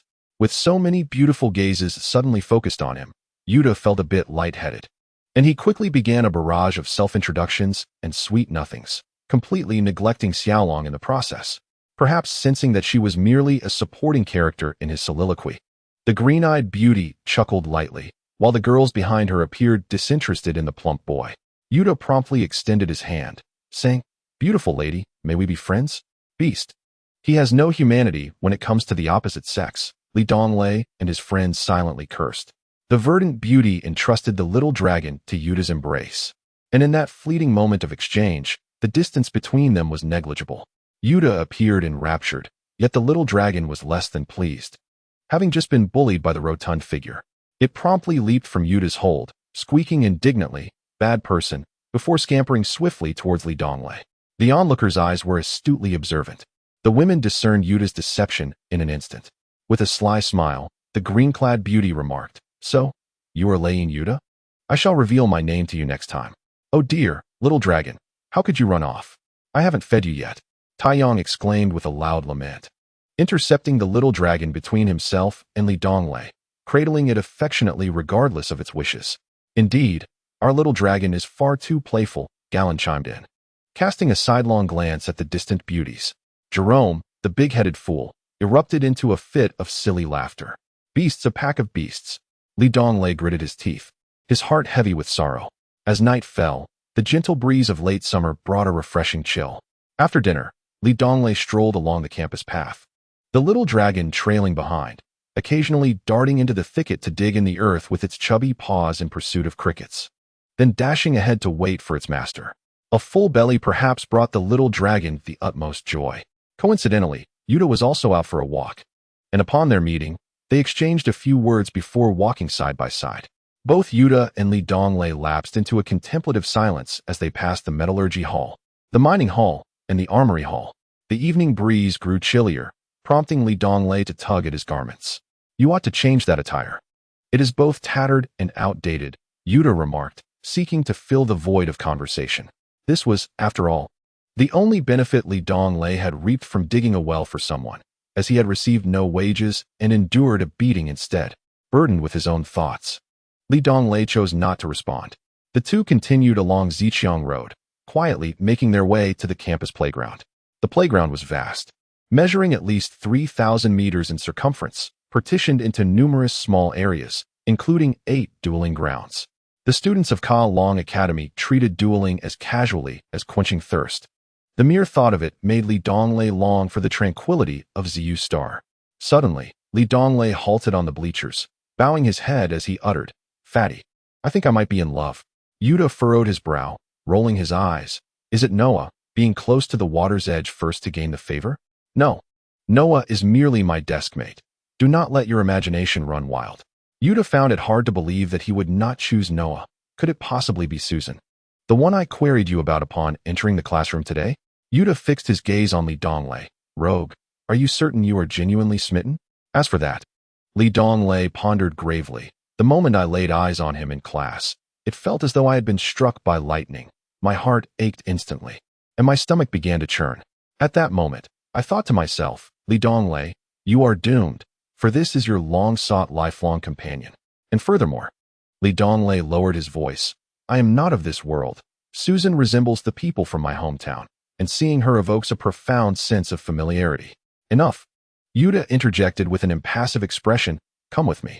2 individuals entered the dormitory, one trailing behind the other, only to find the space eerily vacant. The whereabouts of the other 3 remained a mystery. Approaching Yuta's bed, he retrieved a finely crafted golden wooden box from beneath his pillow. Upon opening it, he revealed a slab of pure white jade, inscribed with a single, robust character that Li Donglei could not decipher. His inability to read was compounded by the poor craftsmanship of the engraving, resembling the work of someone entirely unskilled. "Good morning. I carved this 2 years ago," Yuta proclaimed with a resonant voice. "Good morning." Little Long jumped onto Yuta's bed, sniffing the jade but finding it inedible, and mimicked the greeting in a childish tone. Li Donglei couldn't help but feel a deep respect for Yuta. "Your aspirations are truly commendable, striving for early mornings and diligent pursuits, akin to the ancient adage of rising with the rooster to achieve greatness." Not quite. Yuta seemed lost in contemplation. 2 years ago, I developed feelings for a girl at the Junior Magic Academy, but hesitated, leading to a lifelong regret. This serves as a reminder to seize opportunities in romance without delay. Brother Fat. Li Donglei grasped Yuta's hand tightly, feeling a shared understanding. In the 24th chapter, a teacher at the Academic Affairs Office acknowledged Li Donglei's report regarding the absence of affordable meals in the cafeteria, solemnly assuring him that they would address the issue. Thank you, teacher, Li Donglei replied, his perception of the faculty improving significantly as he walked contentedly toward the classroom. Upon reaching the classroom door, which stood ajar, he spotted the Ice Queen Beauty standing at the podium, causing a flutter of anxiety within him. However, he had no choice but to muster his courage and proceed. Li Donglei, take your seat. From now on, you are expected to arrive 30 minutes early, as we are an elite class, distinguished from the others. The Ice Queen's discontent was palpable, embodying the archetype of a strict instructor, though to Li Donglei, it seemed like a personal vendetta. On the very first day of class, the teacher remembers my name. What an honor, he thought, sticking out his tongue and hastily returning to his seat. Once seated, he exchanged smiles and nods with Noah, then glanced towards Susan, who was also looking at him, filling his heart with joy. Li Donglei, focus. The most crucial trait of a magician is concentration. The Ice Queen admonished, seizing any opportunity to reprimand him. You've got to be kidding. Li Donglei felt a surge of dissatisfaction. After all, was it such a grave offense to share a brief embrace? Due to Principal Fengfeng's multiple responsibilities, the Magic Elite class was unique, having both a homeroom teacher and a deputy teacher, a role I am temporarily assuming. All right, class, let us commence. Today, we shall delve into the origins of magic. The Ice Queen began to eloquently expound on the origins, evolution, and notable historical figures within the realm of magic. Li Donglei found himself somewhat bored, truth be told. There was little he could learn from others at the school, as few possessed knowledge of spatial magic. He could teach rather than learn. More importantly, with the complete inheritance of Sophie, it was as if she was perpetually by his side, offering guidance. Who could possibly understand magic better than Sophie? Regarding martial arts, at the moment the immortal shattered his jade pendant, an overwhelming torrent of profound understanding surged into Li Donglei's mind. He comprehended that this was the immortal's perception of the Tao. If he could one day fully grasp these principles, he would stand on the same level as that immortal, albeit only at the moment when the immortal crafted the jade pendant. For now, he needed only to contemplate and follow the trajectory of the Tao to create an entirely new 9 heavens 9 swords. In other words, Li Donglei aimed to learn the martial techniques of that immortal, having no intention of acquiring the martial arts of this world. Hence he did not require anyone's instruction. Li Donglei resolved to teach himself. Fortunately, the school placed great trust in the elite class students. For instance, when the fire magic was being taught, students from other disciplines were permitted to skip class, including those from the water and thunder systems. Moreover, there was no course offered for the spatial system within the class. So as long as Li Donglei was willing, he only needed to attend one public magic class and one nightly spirit class each week. This particular class was the public magic course, which was not divided by discipline, but rather provided a general overview of magical knowledge. Li Donglei's eyes glazed over, his mind wandering in a myriad of directions. Eventually, when he heard a remark about the need for diligent supervision, he was relieved to hear the words he most anticipated: class dismissed. What were you thinking about during class?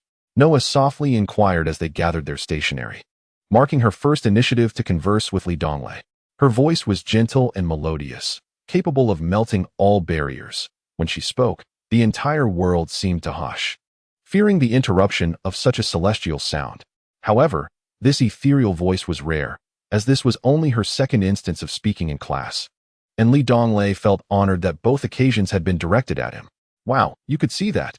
I thought my self-taught prowess of sleeping while sitting was impressive, but it seems I cannot escape the discerning eyes of those who know, Li Donglei exaggeratedly remarked.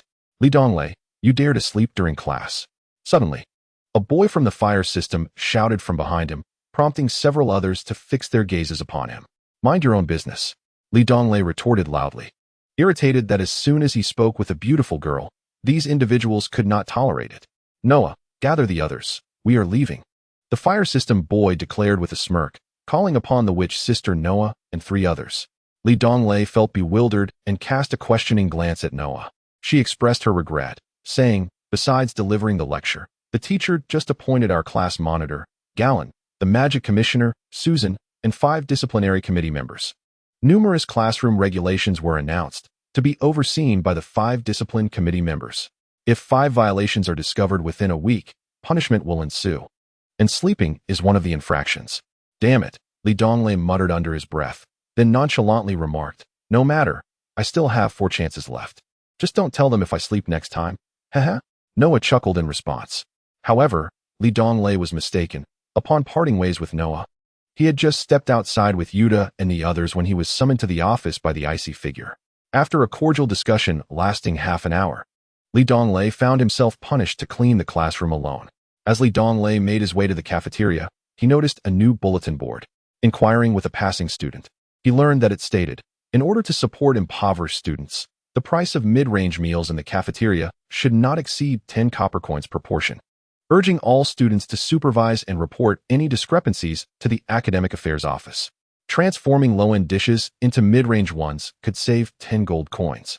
And for the first time today, Donglei felt a glimmer of comfort.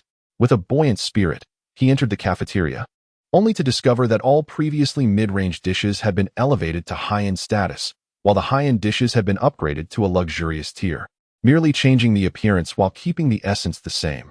The dishes remained unchanged, as did their prices. Frustrated, he exclaimed, I long to return to Ziyu Star. His misfortunes continued, compounded by the fact that Xiaolong fared even worse. After the girls had finished their meals and departed, he was left to endure hunger. Upon returning to the dormitory, Yuta and the other 3 had already arrived. What did the Ice Queen summon you for? The newly appointed class leader, Galen, inquired curiously as Li entered. I was punished to clean the classroom, which benefited today's duty student, the one who reported me, Donglei replied, somewhat irked. No way. You made 5 mistakes in a day, and I didn't TC a single one.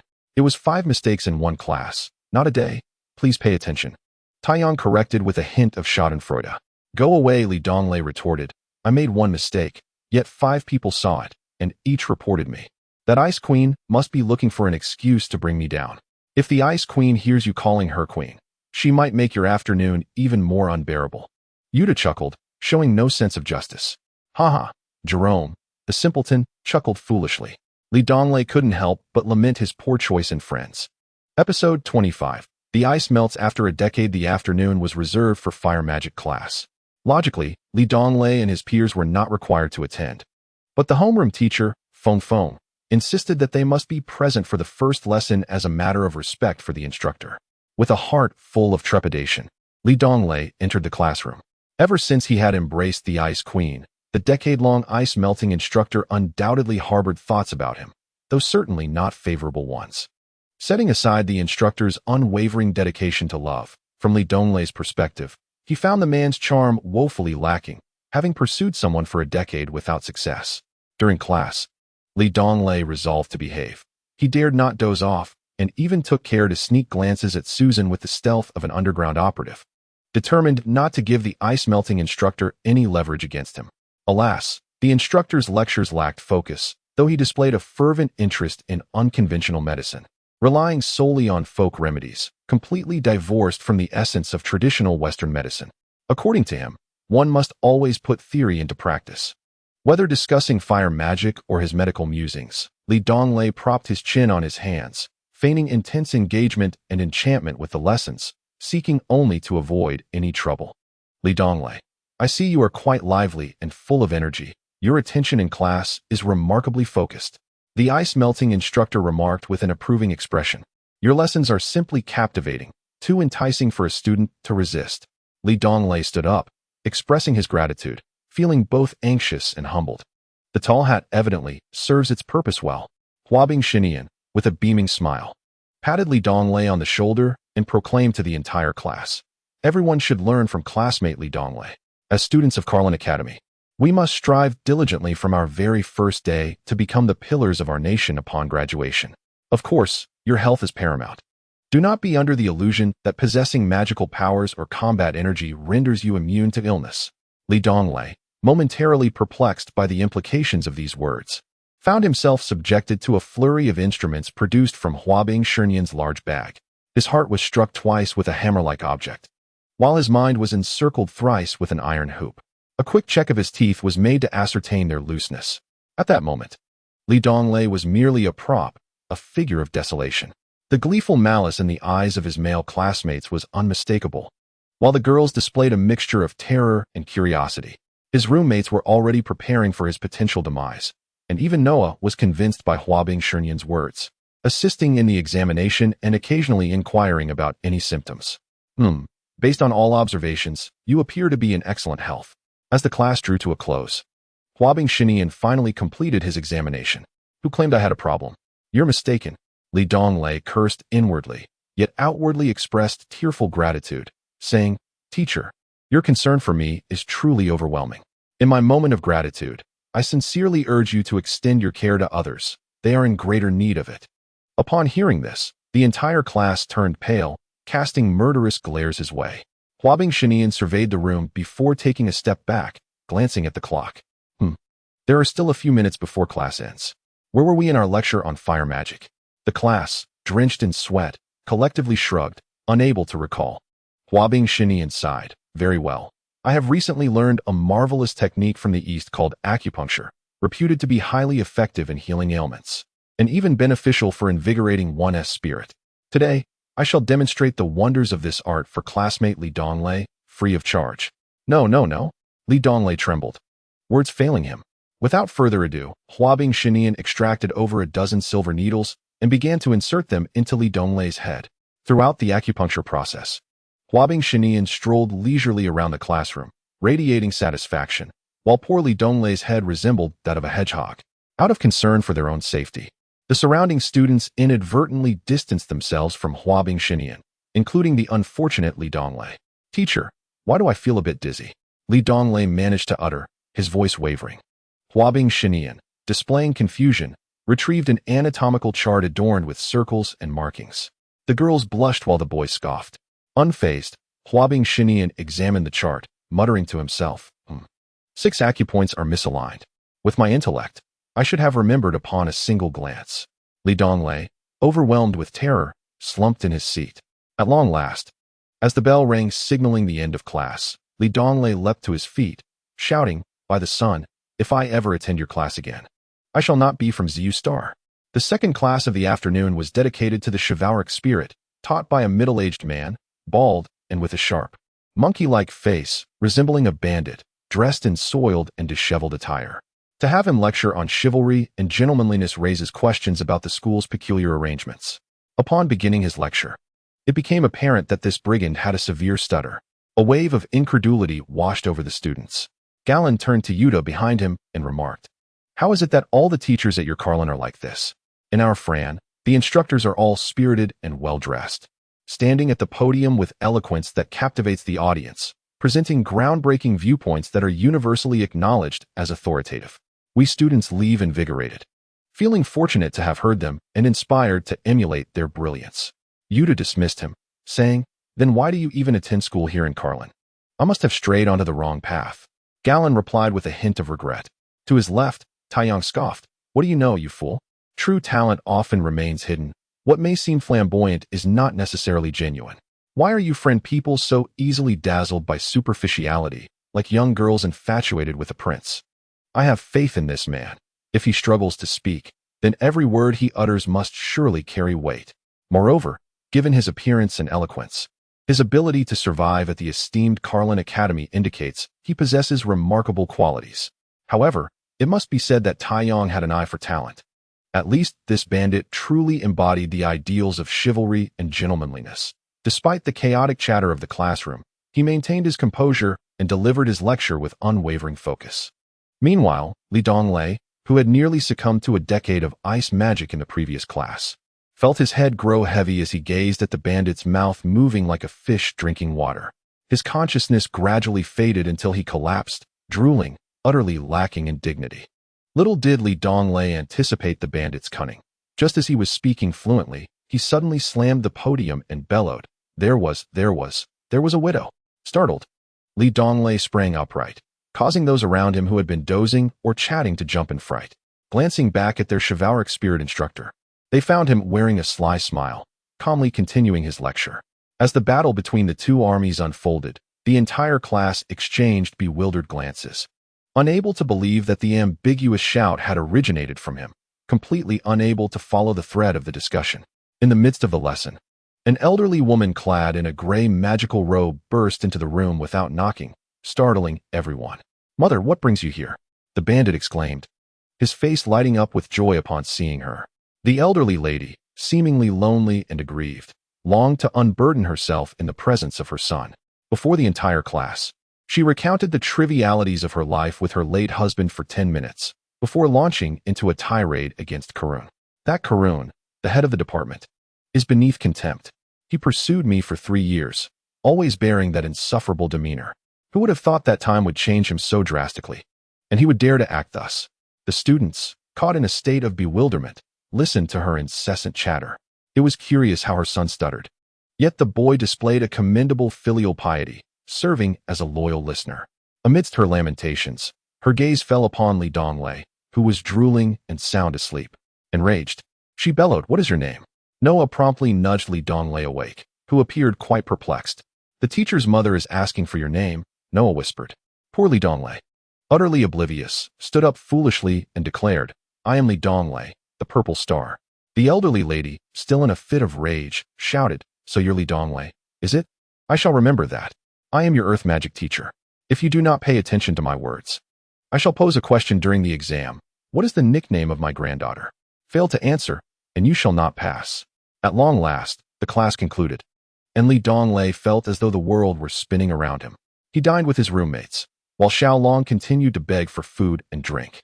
As he strolled along the tree-lined path of Karun Academy, he encountered the various student-organized clubs for the first time. The academy supported these endeavors, claiming they fostered skills essential for adapting to society.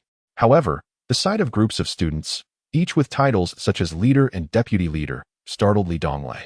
He was oblivious to the nature of these organizations, which were recruiting members along the roadside. Like a naive foal crossing a river, he approached earnestly, signing a form and pressing his handprint, anxiously inquiring, "I wonder if I meet your criteria?" After completing the form, he realized that anyone with sound limbs and a functioning mind was accepted. Due to the membership fee, Donglei chose to join the Self-Reliance Society, a decision that seemed entirely justified given his financial capacity. Rumor had it that the society was composed of skilled individuals, each aspiring to become a master in their own right. By forging connections with these members, he could potentially gain allies in the event of any future conflicts. That evening, the dormitory once again became a forum for sharing grievances. Donglei lamented, "Today, I joined the Self-Reliance Society, and it costs 100 copper coins." "Me too." Taiyong raised his hand. "I joined the Literature Society." "You like that sort of thing?" Donglei replied, astonished, failing to detect any hint of cultural inclination in Taiyong. "Not at all. I merely saw a beautiful girl at the Literature Society and decided to join," Taiyong said, his expression blissful, deliberately withholding further details. Anticipating inquiries from the others, Yuta, however, interjected, "You fool. Even restaurant owners know to place a beautiful girl at the entrance to attract customers. The members of those clubs are far more cunning than restaurant owners. How could they not be? Yet, there are those foolishly eager to join. It is all a ruse for monetary gain." "Humph." Taiyong remained unconvinced. "That girl is from our class, named Susan. I shall go to great lengths to approach her and win her affection." "Susan." This revelation struck Donglei like a bolt from the blue, leaving him in a daze. In that moment, he felt immense regret. Why had he not joined the literary society? Why? Yuta glanced at Donglei, sensing that a confrontation between two fierce competitors would end in one being injured, while the victor would soon find themselves in dire straits. "I have also joined a club, called the Harmony Society. Quite elegant, isn't it?" Galen suddenly declared with pride. "Are there beautiful girls there?" Haha. Jerome, known for his large head, chuckled foolishly. The fact that even Jerome made such a remark indicated the skepticism of the others regarding Galen's motives for joining the Harmony Society. It surely had nothing to do with music. "You know nothing of art. This is about artistry." Galen stood up, seemingly invigorated, and exclaimed, "Shall I play a tune on the organ for everyone?" With that, he retrieved a somewhat worn organ from his bed, striking a rather cool pose. "I brought this all the way from France." The group erupted in applause, and Taiyong, with admiration, remarked, "Wow. I never realized we had a bard in our dormitory." Everyone nodded in agreement. Galen, filled with satisfaction, began to play the organ, producing a series of squeaks reminiscent of an old water wheel. Donglei, overwhelmed with agony, shut his eyes and feigned ecstasy. Thankfully, it ended quickly, as Galen admitted. I've forgotten the next part. The group clapped once more, expressing their admiration for Galen's musical talent and extravagantly praising him, subsequently inquiring about his experience learning the organ. Eventually, Taiyang even expressed a desire to become his disciple. Galen's confidence swelled to unprecedented heights as he patted his chest, assuring them it would be no problem. However, Taiyang never mentioned it again, while Galen enthusiastically inquired several times, only to hear Taiyang claim he was too busy to learn. Donglei had previously studied for a time, but that is a tale for another day. Henceforth, the 5 members of the dormitory had a new nickname, inspired by Galen's organ, while the others were previously noted. Donglei the rogue, Yuta the chubby one, Jerome the big-headed, and Taiyang the son. Early the next morning, Donglei woke up hastily, for he had a matter of great importance to attend to, enrolling in the literary society, a decision that could influence his lifelong aspirations. It is never too late to mend a fence. Moreover, he must ensure Taiyang remains oblivious, allowing him to seize the initiative under the veil of secrecy. Thus, Donglei refrained from questioning him, nor would he inquire with the chubby Yuta, Galen the organist, or Jerome the big-headed, for their indiscretions would surely reveal his intentions. He had to devise a plan on his own. Fortunately, Donglei was not foolish. He understood that seeking knowledge was paramount. Perseverance is often rewarded, and those with ambition ultimately succeed. After more than 2 hours of effort, Donglei finally located the organization. A young girl sat at the front of the group. She was not particularly pretty, and there are many such girls, so I shall refrain from further detail. I am here to join the literary society, Donglei stated, getting straight to the point. Oh, I apologize, but we have reached our capacity, the little girl said with a smile. What? Full? This is utterly unexpected. How can there still be so many individuals who favor this wretched pastime? In the presence of a girl, even the slightest misstep can prove fatal. And the most excruciating part is that one often remains unaware of the source of their error. The girl's eyebrows had already arched. She coldly remarked, "Classmate, please mind your words. I beg your pardon, I misspoke." To approach someone for assistance while maintaining such an arrogant demeanor constitutes a grave strategic blunder. Adopting a more conciliatory tone, Donglei implored, "Given our shared passion for literature, could you possibly make an exception? I am truly sorry, but we are indeed at capacity." No matter how much Donglei pleaded, her response remained a steadfast apology. With money being a potent influence, Donglei clenched his teeth and produced 1,000 copper coins. "If you each contribute 100 copper coins, I shall offer 1,000. Surely that would suffice?" The girl's complexion inexplicably paled. Your demeanor changes rather swiftly. It seemed that even wealth could not tempt her. Evidently, she was no mere specter. Is having money truly so remarkable? A sharp voice rang out from behind Donglei, and he recognized it all too well. He had followed her before and heard that tone. The mere sound sent a chill down his spine, and he felt a cold sweat break out. This time, he was surely doomed. Indeed, Susan displayed no semblance of politeness, exclaiming, "Get out." The term "get out" is rather problematic. If one desires to urge someone to leave swiftly, run would suffice, and go would be more courteous. However, the little girl was simply naive, and Donglei chose to overlook her rudeness. He walked out of the literary society, turning back with every step. Though the expedition has not yet succeeded, one may still face an untimely demise, often bringing tears to even the bravest of heroes. Chapter 27.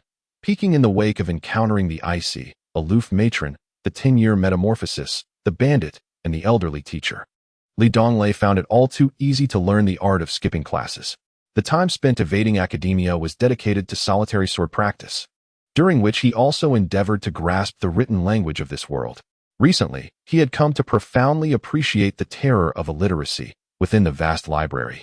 Teeming with volumes, he could not recognize even a fraction of the countless characters. The prospect of understanding this world eluded him entirely. Even the simplest school notices necessitated inquiries to his classmates for clarification. How lamentable. Regrettably, no one was available to instruct him. Self-teaching the written word proved somewhat arduous. At times, he indulged in fanciful daydreams of Susan personally guiding him through the intricacies of literacy. Yet those thoughts were but fleeting fantasies. Just yesterday, he had suffered a humiliating defeat at her hands. Currently, Donglei recognized only a handful of characters, insufficient for comprehending the foundational martial arts texts. However, all martial techniques could only emerge after transcending human limitations, leading to the manifestation of internal energy, which subsequently allowed for the application of martial arts as taught in the various foundational texts. Each martial arts manual imparted distinct methods and routines, resulting in a diverse array of martial skills. Upon reaching the 4th level of mastery, one begins to harness the external manifestation of battle aura, at which point one encounters the myriad techniques documented in advanced martial arts tomes. This signifies the essence of martial prowess and serves as a primary criterion for assessing a warrior's strength, with the 9 heavens 9 swords falling into this esteemed category. With the last of his copper coins, he acquired a formidable set of iron gear weighing 40 kilograms, donning it as he engaged in a sequence of training methodologies from Ziyu Star, running, squatting, jumping, and climbing. He wielded his sword with precision, thrusting, slashing, and cutting, all reminiscent of his initial cultivation practices. This was not Ziyu Star, where many could cultivate battle aura. The limits of humanity were easily surpassed, provided one was willing to exert effort and endure hardship. Donglei cherished martial arts and yearned to reclaim his 9 heavens 9 swords, venerating strength and desiring power, much like the techniques he had once innovated. After a day's rigorous practice, exhaustion overshadowed any discernible progress. For mastering martial arts is indeed not an endeavor of a single day. As evening approached, Donglei dined early. Little Dragon, clever as ever, would wiggle his plump backside into the cafeteria, mingling jovially with the ladies, yet shortly after the meal, he would forsake them to seek out Donglei, which did nothing to diminish his allure among the girls. The absence of sunlight did not imply a lack of warmth, just as the absence of a girlfriend did not negate one's longing for companionship. With an endearing and slightly mischievous demeanor, Little Dragon would occasionally utter a few words in a charmingly childish tone. Perhaps gifting Little Dragon to Susan for a few days might improve matters? On a sweltering summer evening, while Little Dragon scrounged for food, Donglei found himself lost in thought. Thus, he arrived early at the magical training ground, a vast expanse that remained serene and spacious in solitude, adorned with an array of magical orbs, surrounded by an exquisite environment, truly an ideal place for meditation. To the north lay a section designated for practical combat training, allowing students the freedom to express their abilities. As dusk fell, the area became bustling with people. Yet Donglei searched in vain for Susan. The northern combat arena was sparsely populated, devoid of her presence. After wandering the grounds twice and finding little amusement, he ascended a tree to seek solace from the heat. In truth, it was not so much climbing as it was shimmering upwards. His ability to teleport, unobstructed by barriers, rendered this task effortless for him. The tree was not particularly tall, but was lush with foliage, offering an excellent vantage point. From this perch, Donglei could survey the entire training ground while remaining largely unseen. This allowed him to watch for Susan's arrival without the fear of being scorned. Thus, he lay quietly in wait, a silent observer. Before long, drowsiness overcame him. Summer's warmth naturally invites slumber, and after a day of rigorous training, the moment was ripe for rest, enhanced by the cool breeze. Unless he summoned the indomitable energy of his former Yuanying phase, staying awake would prove a challenging endeavor. Indeed, sleeping on a branch posed its own difficulties, but Donglei had undergone specialized training for such feats. Later, Taiyang and his companions were astonished to learn that Donglei could slumber in a tree, believing it to be on par with the remarkable ability of the portly Yuta to sleep standing. In reality, Donglei surpassed Yuta in height, for he was perched aloft while Yuta remained grounded. However, Donglei remained silent, embodying a commendable humility. After a brief slumber, he awoke, perhaps anxious about missing potential prey, only to find that twilight was encroaching, signifying that the opportunity had indeed passed. Since the moment had slipped away, he resolved to remain aloft, observing the magical duels unfolding below. The display of magic was a vibrant spectacle: water orbs, fire pillars, wind blades, and earth-shattering spells, all dazzling to behold. Some of the spells exhibited considerable power, igniting a longing within Donglei. Alas, as a distinguished 7th-level spatial mage, he was limited to a mere flicker, and his spatial magic array had yet to be activated due to the absence of a magical crystal core. Among the nearest crowd, he spotted Galen, the tall figure easily distinguishable, particularly resembling a bamboo pole. Galen stood at the forefront, hunched over like a frostbitten eggplant, seemingly summoning a thunder spirit. The thunder spirit was formidable, capable of descending from the heavens in a colossal flash of lightning, incapacitating the unprepared in an instant. A conservative estimate indeed. Galen's target was a petite girl, whose flirtations during the skirmish hinted at ulterior motives, eliciting Li Donglei's disdain. Suddenly, urgency struck. Li Donglei exclaimed in dismay at his unexpected need to relieve himself. Without hesitation, he decided to flicker away to find a more suitable location. Theoretically, flickering should pose no issue. However, as he descended from the tree, he heard a commotion above.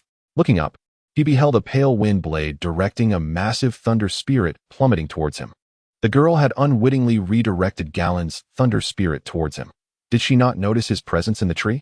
Li Donglei cursed inwardly, managing only a reflexive gasp before the next moment found him bleeding profusely, stars dancing before his eyes, and subsequently losing consciousness. Li Donglei was aware that some must have reveled in his misfortune. His arrival in this world felt like a grand jest orchestrated by Sophie. When he regained consciousness, he found himself in the school's infirmary. In an institution like Carlin, injuries from brawls were as commonplace as drinking water, and the scale of its hospital was quite impressive. Li Donglei's appearance was comical. His hair stood on end, singed and smoking, his face a ghastly shade of yellow and blackened, courtesy of Galen's thunder spirit. The left side of his head bore a gash, likely inflicted by the girl's wind blade. Had it been any deeper, he might have had to bid farewell to countless beautiful maidens. A doctor was meticulously trimming the hair around Li Donglei's wound, wielding a curved needle as he prepared to work. Li Donglei gasped in alarm. You intend to pierce my head directly like this? It won't hurt, and it will save on anesthetic, the doctor replied, his expression as impassive as ever. With a firm grip, he forced Li Donglei's head down and commenced his gruesome task. Amidst a cacophony of anguished cries, he executed his merciless performance. Shortly thereafter, he summoned a beautiful young woman. Use your magic to restore him, and then bandage him up. The young lady, with her cascading golden locks, exuded an enchanting allure, clad in a pristine white blouse resembling an angel. When Li Donglei finally beheld her visage, his eyes widened in astonishment. Noah. Indeed, this stunning beauty was none other than Noah, her delicate features adorned with a gentle smile, radiating warmth and grace. A true paragon of beauty. With her presence, Li Donglei found his pain somewhat alleviated. Noah first invoked a water-based healing spell, then carefully began to wrap his head. Although Li Donglei's injuries were minor, she meticulously swathed his head with an ample roll of bandage, ensuring it was tightly secured. After completing her task, she produced a small mirror for him to see, revealing a comically oversized head wrap. Do I look ridiculous? Li Donglei lamented, gazing at the enormous bandage that seemed 3 times the size of his head. Noah gently shook her head, her cheeks flushed with suppressed laughter. Could you perhaps make this look a bit more presentable? Li Donglei finally voiced his true feelings. With a playful pout, Noah stifled her giggles, replying, No. I must take responsibility for my patient. Pointing indignantly at the bulky wrap on his head, Li Donglei declared, How am I supposed to face anyone like this? To destroy a person, one must first shatter their self-esteem. Do you realize what you've done?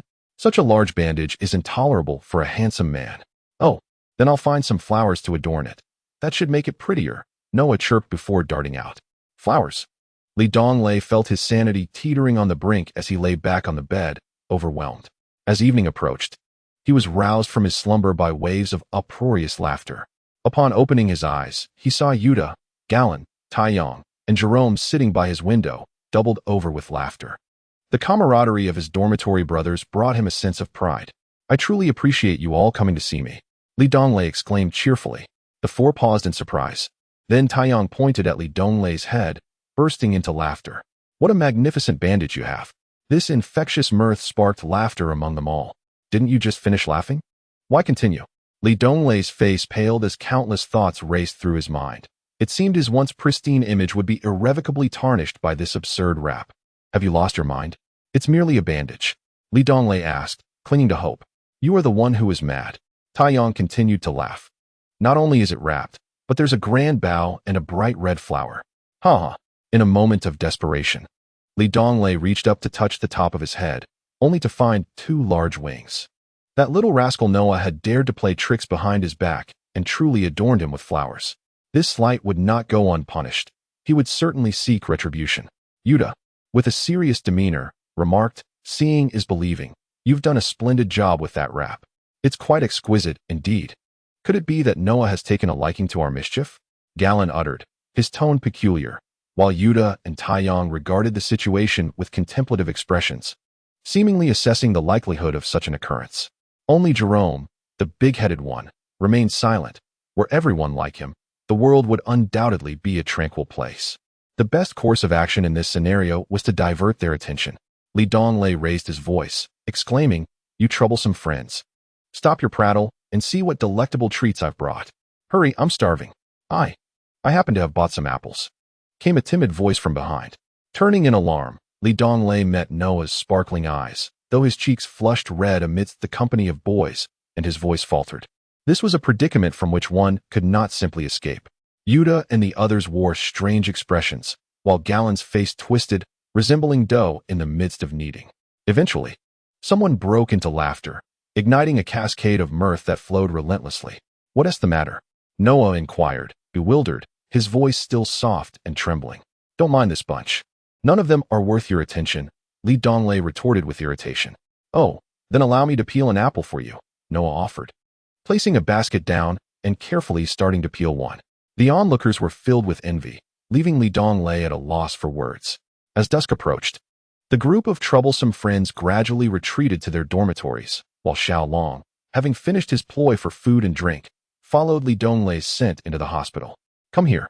Upon seeing Xiaolong, Li Donglei's spirits lifted considerably. Xiaolong leapt onto him, seemingly intrigued by the large bag, sniffing it before tugging at it with his mouth, only to be met with the scent of medicine, prompting an involuntary sneeze. "You can't eat that," Xiaolong said in a babyish tone. "Ouch, that hurt." "You mischievous dragon." Li Donglei playfully grasped Xiaolong, gazing at the silly little creature. He sighed, "Brother divine beast, we arrived together, yet you revel in delicacies and beauties, while I seem to be perpetually unlucky. Pray tell, why am I so unfortunate?"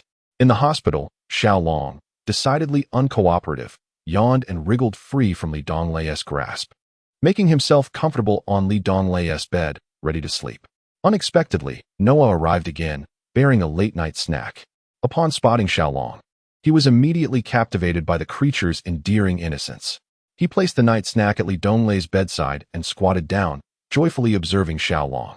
Though Xiaolong was blissfully oblivious and solely focused on food, his alertness was not diminished. He lazily opened his eyes to assess the newcomer, then abruptly recoiled several steps, his dragon eyes widening, claws raised, and teeth bared, accompanied by a few dragon growls.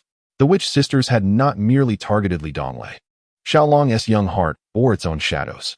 "I'm not afraid of you," Xiaolong declared, a cheeky grin forming on Li Donglei's face. "Tomorrow, I shall surely win this little creature over." Noah's expression fell with disappointment. Without forcibly capturing Xiaolong, he left those words behind and dashed away. The following day, Noah managed to win over the little dragon with a feast of delectable treats. Before long, the bond between them blossomed, much to the chagrin of Li Donglei, who found himself consumed by jealousy as the little dragon took to curling up in Noah's embrace for slumber. While he scolded the dragon for its lack of principles and loyalty, he also began to question whether its gluttony extended to a fondness for beauty. In the confines of the hospital, which felt rather mundane, the little dragon was Li Donglei's sole companion. Occasionally, Noah would visit him, frequently bringing an assortment of fruits, seeds, and various meats that delighted both Li Donglei and the dragon, while also tidying up the disheveled hospital bed. As their time together lengthened, familiarity grew, and they often exchanged stories. However, it was mostly Noah speaking while Li Donglei listened, for his own tales were scarce, and he claimed to hail from another world. Noah, likely thinking him a madman, chose to remain silent and play the role of a diligent listener. Noah's father was a close friend of Principal Carter, and being a water mage, she occasionally assisted at the school hospital, earning herself a bit of pocket money. "How about 10 gold coins a month?" she proposed, her eyes sparkling with pride. Who would have thought that someone who blushes at talking to strangers could venture out independently to earn money? "Impressive," Li Donglei exclaimed, giving her a thumbs up. "Who said I blush when I talk to you?" Noah retorted instantly.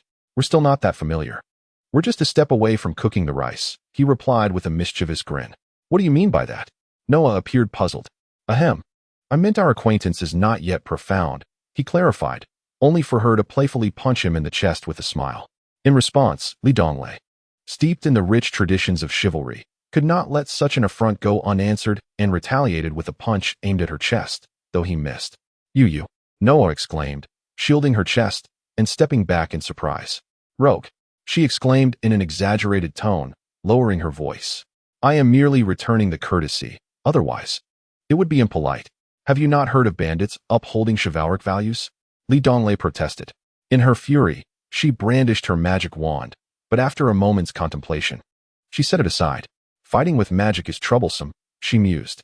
Do I truly fear her without it? Donglei felt a surge of delight as he assumed a fighting stance, teasing her with a raised eyebrow. Noah approached with a playful demeanor, seemingly devoid of combat intent. Donglei relaxed, only for her to suddenly strike at his head, targeting his vulnerabilities with the cunning of a woman. He winced in pain, yelping in protest. Noah leaped back, triumphant. Let us see if you dare disrespect me again, she declared, gleefully prancing out with a skip.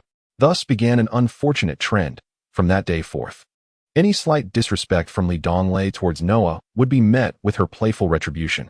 Thus, for a period, the corridors of the hospital often presented a curious sight.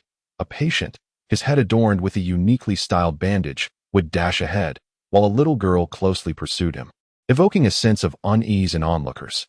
Occasionally, when Noah was in good spirits, he would rewrap Donglei's bandages, which came in various delightful forms, some resembling gift boxes, others fashioned like floral baskets. Most infuriating was the occasion when he used 2 chopsticks to prop up the excess gauze, creating something akin to rabbit ears. It was a source of profound sorrow. Even more disheartening was the fact that Xiao Long was increasingly swayed by Noah's whims. The duo often conspired to vex Donglei. Although Xiao Long was merely a pawn in Noah's game, ignorance is not a crime, yet to be led astray by it is a grave misdeed. Donglei dared not voice his frustration. Upon seeing his appearance, the doctor smiled knowingly, recognizing Noah's handiwork, and chose to feign ignorance. Clearly, this girl held considerable influence. Today, an unexpected wind seemed to have blown through, for Yuta, Jalen, Taiyong, and Jerome all made an appearance, marking the first visit since Donglei's injury. The 4 mischievous friends sparkled with mischief upon spotting the food at the bedside. The rotund Yuta let out a howl and pounced upon it with the fervor of a hungry tiger. Taiyong cast a sidelong glance and remarked in a sardonic tone, Looks like you're living quite comfortably. I presume this bounty is from Noah? Yuta clutched all the provisions tightly to his chest, declaring to Donglei, These are all mine now, since you have someone to send you gifts. It seemed their intentions were solely for the sake of this feast. Just as Donglei contemplated a retort to Yuta, Jalen interjected, You scoundrel! You've been here for quite a while. Why haven't you recovered yet? Karina has been asking me when you'll be well enough for her to visit and offer her apologies. Donglei's face registered confusion, prompting Jalen to clarify. Karina is the girl who practiced magic with me that day. How outrageous. You've caused me this misfortune, yet you expect her to visit only when I am healed?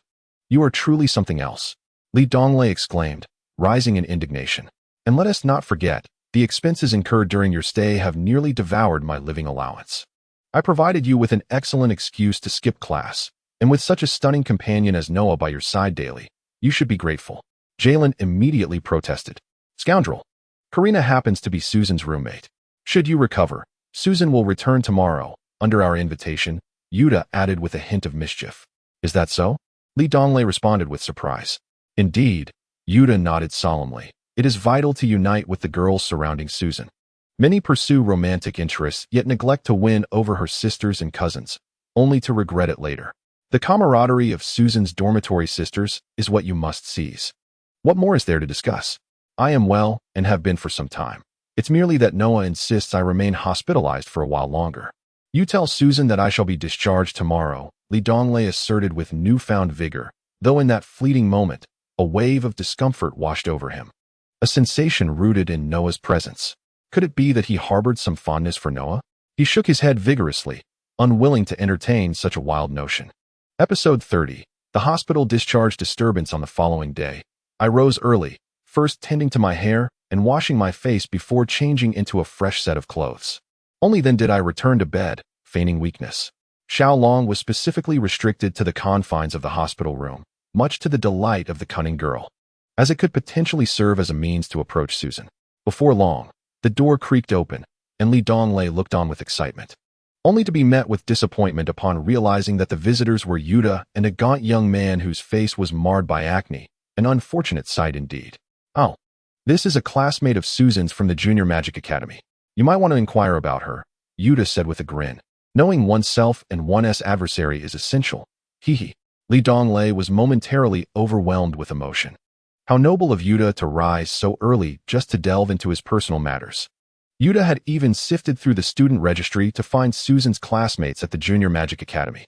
With politeness, the acne-ridden youth remarked, "I have a vague impression of Susan. She is quite reserved, though I am unaware of her parents. In middle school, she often had older mentors teaching her magic, and her progress was remarkable. No one in the school could surpass her. However, she was too earnest, and we hardly noticed her back then." After bidding farewell to the young man, Yuta offered his analysis. Having an experienced mentor in magic suggests a significant background, but without any romantic pursuits, she lacks emotional experience, which complicates matters. The delicate feelings of youth often adhere to poetic ideals. It is said that young girls, upon the dawn of their romantic inclinations, often have a subconscious template for their future partners. If someone fits this mold, the chances of success are greatly enhanced. Currently, as Susan has never been in a relationship, we cannot deduce her preferences. Does she desire a strong man or an intellectual, a brooding soul or a sunny disposition? Romantic gestures should be a safe bet, however. Donglei nodded vigorously, wishing to express that the sentiments of youth are likewise poetic, yet he hesitated to voice it. "Shall we first secure our immediate victory?" Donglei suggested tentatively. "Indeed, let us secure this victory." Yuta replied affirmatively. "Prepare yourself well. I will step out to engage Susan and her company, shielding you from any unwelcome distractions." "My brother," Donglei exclaimed, grasping Yuta's hand tightly. Soon, Yuta, Taiyong, and Jerome arrived, announcing that Susan would be arriving shortly. Half an hour later, Susan, Karina, and Galen knocked on the door, bearing steaming bowls of red date millet porridge, chicken soup, and boiled eggs, a veritable feast. Karina repeatedly apologized, explaining the reasons for her absence. Donglei maintained a gentlemanly demeanor, exuding charm and wit, graciously accepting all responsibility while occasionally sharing playful banter, effortlessly connecting with individuals from all walks of life. His principle was to exhibit a courteous attitude while maintaining dignity, offering genuine yet slightly exaggerated compliments, and showcasing talent without ostentation. Karina's impression of Donglei improved significantly, and their conversation flowed effortlessly, though Galen's expression grew increasingly sour. Before long, another knock echoed through the room, and before the door could be opened, a voice called out, "Susan, come play with me. I am utterly bored." Jerome opened the door to reveal a stunning girl clad in a short skirt. "It's you." Upon entering, she surveyed the room before pointing at Donglei, her expression indicating that she was certain of her target. Donglei turned at the sound, only to discover that it was the little archer from the group that had once captured him. Among the five, she had left the most profound impression on him, and he worried that her words might be detrimental to him. In the presence of such beauty, Donglei had no choice but to muster a thick skin and greet her warmly, as if they were long-lost friends. "Long time no see, huh? Susan, this is the thief I told you about from our training," he said, feeling a bit mortified at how quickly he had exposed himself. Alas, normally, I could tolerate being wronged, but not today. He cautiously glanced at Susan, only to find that both she and Karina were completely captivated by the sight of the little dragon sleeping soundly at the head of his bed. "What an adorable little golden dragon," Susan exclaimed, her large, sparkling eyes wide with delight. "Heckley, come look." Karina beckoned softly, as if afraid to disrupt the dragon's sweet dreams. However, the girl named Heckley was anything but quiet. She crouched by the bed, her face alight with joy as she gently stroked the dragon's two whiskers. The little dragon, with its plump claws, merely swatted at her hand and continued to slumber, much to the delight of the three girls. Meanwhile, a group of boys stood behind, feeling rather disheartened. "Rogue, you've made 3 major strategic blunders today. First, feigning weakness was a mistake. You've just been discharged from the hospital. There's no need for pretense." It gives the impression that your intentions are dubious. Second, you should not have chatted with Karina for so long. While it is essential to win over the girls around Susan, you must not forget your roots. Your previous demeanor suggested that you overlooked Susan entirely. Third, the little dragon is a double-edged sword. It can assist you in charming the ladies, but can also compete for their affection in your presence. Look now, those three beauties have completely sidelined us handsome fellows, Yuta lamented, patting Li Donglei on the shoulder. Li Donglei glanced at the three girls frolicking with the little dragon, harboring a flicker of hope. It can't be that serious. Just look at Susan. She doesn't seem angry at all. That, indeed, was the tragedy. It indicated her indifference to how he treated her, suggesting that she held no feelings for him. I have even stepped back from pursuing Susan for your sake. If you do not seize this opportunity, I may have to reconsider. With a heavy sigh, Li Donglei looked skyward, inhaled deeply, and approached the girls with the intention of gently lifting the little dragon. The three beauties had been exceedingly careful not to awaken it, but now, having just been disturbed from its dreams, the little dragon wore an expression of discontent. Li Donglei then presented the dragon to Susan, saying, "The little dragon is very gentle. Would you like to hold it?" The dragon gazed at Li Donglei with a mixture of indignation and disappointment, yet he paid it no heed, directly passing it to Susan. As she smiled and accepted the dragon, the moment their hands touched was almost negligible, and Li Donglei could even sense the fragrant allure of Susan's breath. A graceful lady. A gentleman's delight. Li Donglei suddenly recalled this age-old adage, feeling its resonance in that moment. Just a minor setback, it would not deter his resolve. As the three girls departed the hospital, they took it upon themselves to tidy up Li Donglei's room. Susan had elegantly gathered her hair, her complexion slightly flushed, and under the sunlight, her delicate fingers appeared almost translucent. Li Donglei mused internally. It is often said that a girl is most beautiful when shy, yet in truth, she shines brightest when engaged in diligent work. Regardless, Susan had come here specifically to see him today. What might this signify? Li Donglei found himself lost in thought. Finally returning to the dormitory he had long missed, he had scarcely settled in when a piercing scream jolted him. "Li Donglei, you big jerk, come out." The voice struck a familiar chord, yet he could not immediately recall its owner. Who could it be? Li Donglei pondered desperately. Which girl is so impudent? Galen exclaimed, displeased, shouting back outside. Suddenly, silence enveloped the air, and just as everyone assumed the culprit had been frightened away, a volley of ice shards flew toward them. "Damn it!" Taiyang exclaimed, immediately incanting a powerful earth shield. "This little girl is so audacious. I shall confront her," Yuta declared, brandishing his wand and preparing to step out. Gratefully, Li Donglei interjected, "This is directed at me. I shall go." It was not his intention to engage in a brawl, for he possessed neither offensive nor defensive magic. Dressed and slowly making his way downstairs, he spotted Noah standing at the base of the dormitory, her face a mask of fury. Wait, this was not Noah. She lacked the gentleness he associated with her. She was a fierce woman. Nolan, Li Donglei thought nervously, as the witch Nolan had never left a favorable impression on him. "Why did you bully my sister?" she demanded, raising her wand. Li Donglei raised his hands in a placating gesture. "Calm down. Let's clarify. I did not bully her. This afternoon, my sister was all smiles bringing food to the hospital, but when she returned, her eyes were red from crying. I discovered she had been visiting you, you scoundrel. Do you dare deny it?" Nolan seethed. "She did come to see me, but that was merely part of her duties as a hospital worker. Besides, I didn't even see her today," Li Donglei replied, suddenly realizing he had not informed Noah of his departure from the hospital. Could she be angry about that? Nonsense. My sister blushes at the sight of anyone. How could she work at a hospital brimming with people? We certainly don't lack for money. You must clarify this today, or I shall end you." At that moment, Noah finally arrived, linking her arm with her sister's, her eyes glistening with unshed tears as she cast a lingering, sorrowful glance at Li Donglei. "Thank you for always looking after me. I'm sorry I didn't tell you when I left," Li Donglei said earnestly, apologizing. Noah shook her head softly, murmuring that it was all right, though her expression betrayed a sense of grievance, which made Li Donglei even more uncomfortable. Gratefully, he fabricated a small lie. "I actually intended to tell you and express my gratitude. You know, I suffered a head injury and my memory isn't quite reliable. I was in a rush when I left and completely forgot. It's all Xiaolong's fault. I asked him to remind me, but he only knows how to sleep." Behind Li Donglei, Xiaolong raised his bewildered head, innocently uttering, Liar. Noah's eyes, however, sparkled with newfound brilliance. Softly, she inquired, really? Nora, feeling deflated, cast a fierce glare at Donglei and coldly retorted, if you dare to bully my sister again, I will ensure you meet a most gruesome end. I'm leaving. Left behind were only Donglei and Noah, along with the little dragon who gazed vacantly at them. In a gesture of gratitude and apology, Donglei declared, please, allow me to make amends. He stood tall, brimming with generosity. Really? Noah blinked at him, a hint of surprise in her eyes. Donglei felt a chill run down his spine. It appeared this matter was more complex than he had anticipated. Yet, a man of his word must not waver.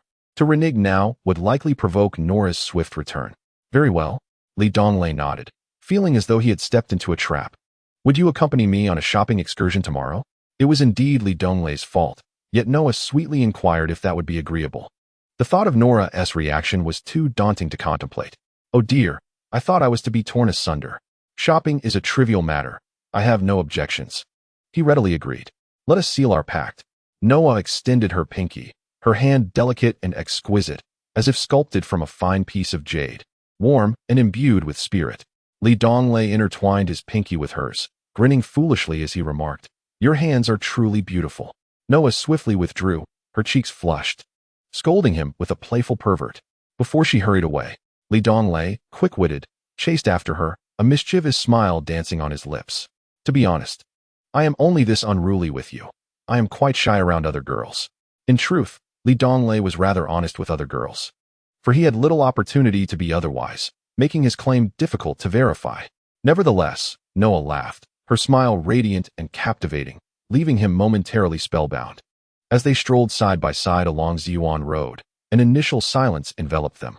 Noah, naturally reticent, seemed to harbor lingering resentment towards Donglei, cradling the little dragon and occasionally stroking its head, largely ignoring him. Despite Donglei broaching several topics, Noah appeared disinterested and somewhat pouting.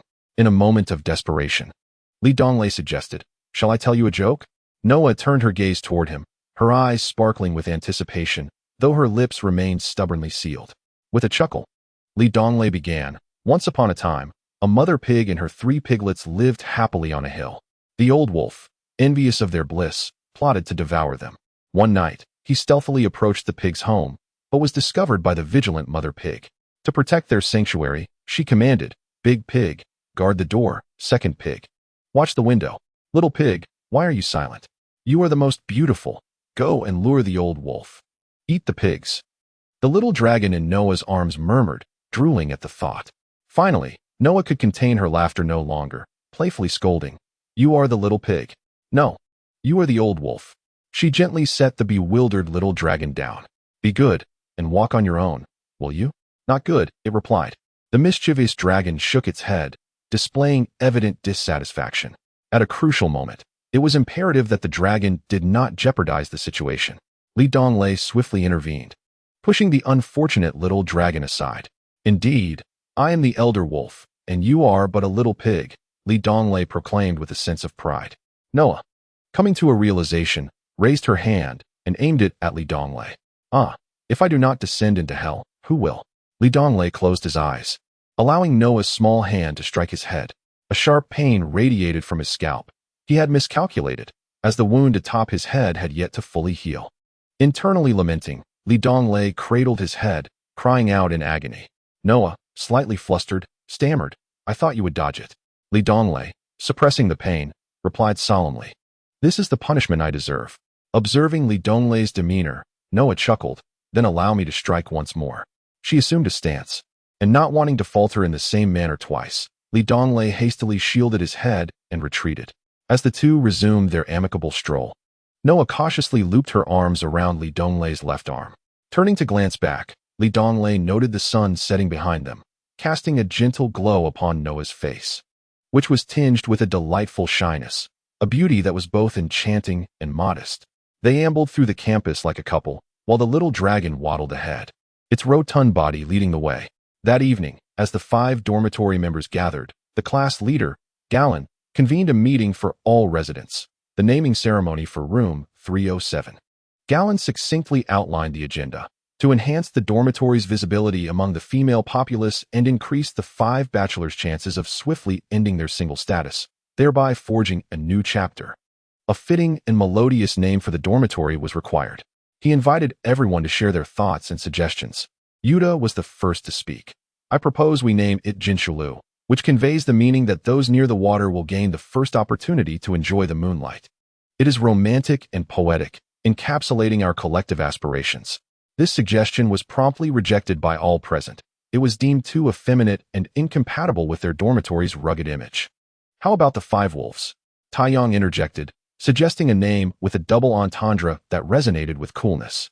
While the name is appealing, it may inadvertently label us as lecherous, which is undesirable, Galen pondered.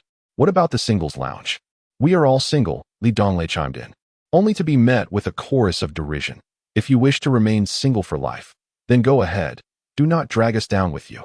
Let us call it the 5 gallant warriors, Jerome shyly proposed. The group gazed at him in astonishment, surprised by his hidden depth. Jerome, though modest, wore a hint of pride upon his face. Very well, noble spirit indeed. Moreover, our dormitory is a true sanctuary of heroes, each with lofty ambitions.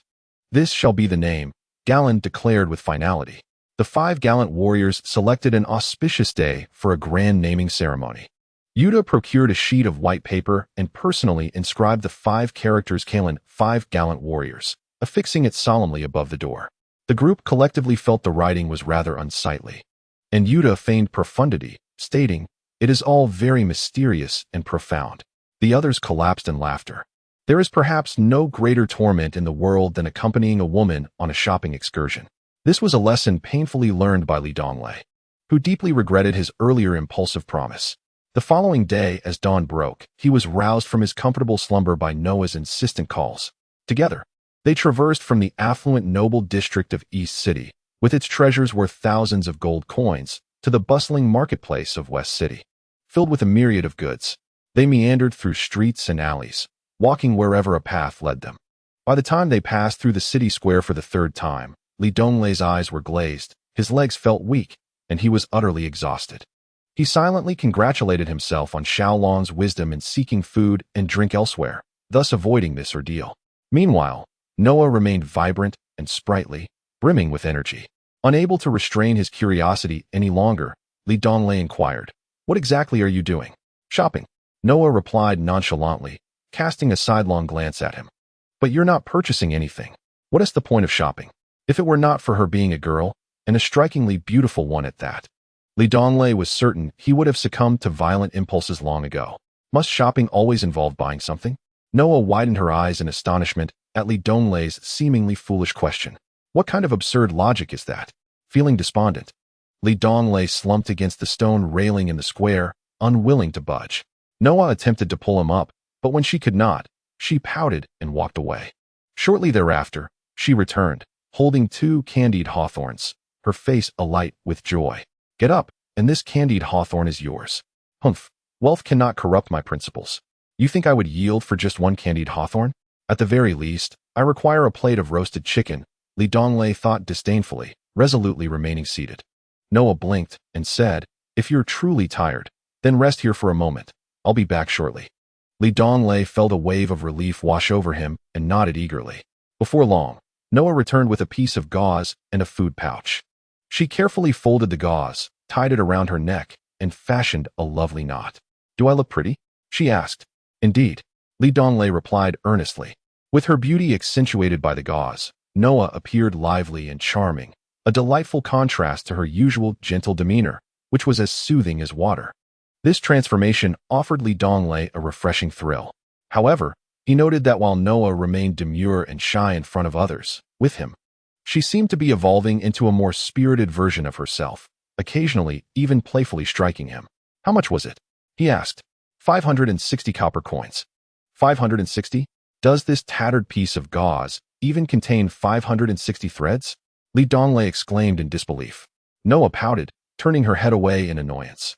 Choosing to ignore him, in an attempt to lighten the mood, Li Donglei produced a small bear plushie and presented it to her with a playful grin. "This is for you. Did you buy this for me?" Noah's eyes sparkled with surprise. "No. Earlier I witnessed a child being bullied by another child." And this bear was my payment for intervening, Li Donglei replied casually. Noah's voice held a hint of disappointment mixed with astonishment, yet she accepted the bear with delight. You're quite impressive, managing to outsmart a child. Fainting, whether praised or scolded, I have always been the one to suffer in this world. Today, finally, I managed to assert myself, yet I still faced disdain. Alas, Li Donglei shook his head, feigning a sigh. Well, I've bought you a whole roasted chicken. You must continue to accompany me after eating it, Noah said with a beaming smile as he handed over the food bag. No way. The subsequent days settled into a monotonous rhythm. Initially, Li Donglei attended every class, not for the sake of education, but merely to catch glimpses of Susan. Unfortunately, he soon discovered that Susan rarely attended classes. Perhaps, as previously suggested regarding adolescent struggles, she had many accomplished mentors directly guiding her, rendering excessive attendance unnecessary. Gradually, Li Donglei lost interest, even resisting Noah's threats. However, he did not abandon his efforts. His defining trait was perseverance, especially concerning matters of lifelong significance. Apart from daily sword training and meditation, he toiled for happiness. As long as Susan was absent, he mingled effortlessly with her circle of friends, feeling relaxed and composed, his thoughts flowing freely and his demeanor becoming graceful. He hoped even a fragment of praise from these friends might reach Susan's ears, laying a solid foundation for the future. With his male companions, Li Donglei was more candid, often saying, "Please take care of our Susan in the future," or remarking, "Shan Shan seems to have lost weight again."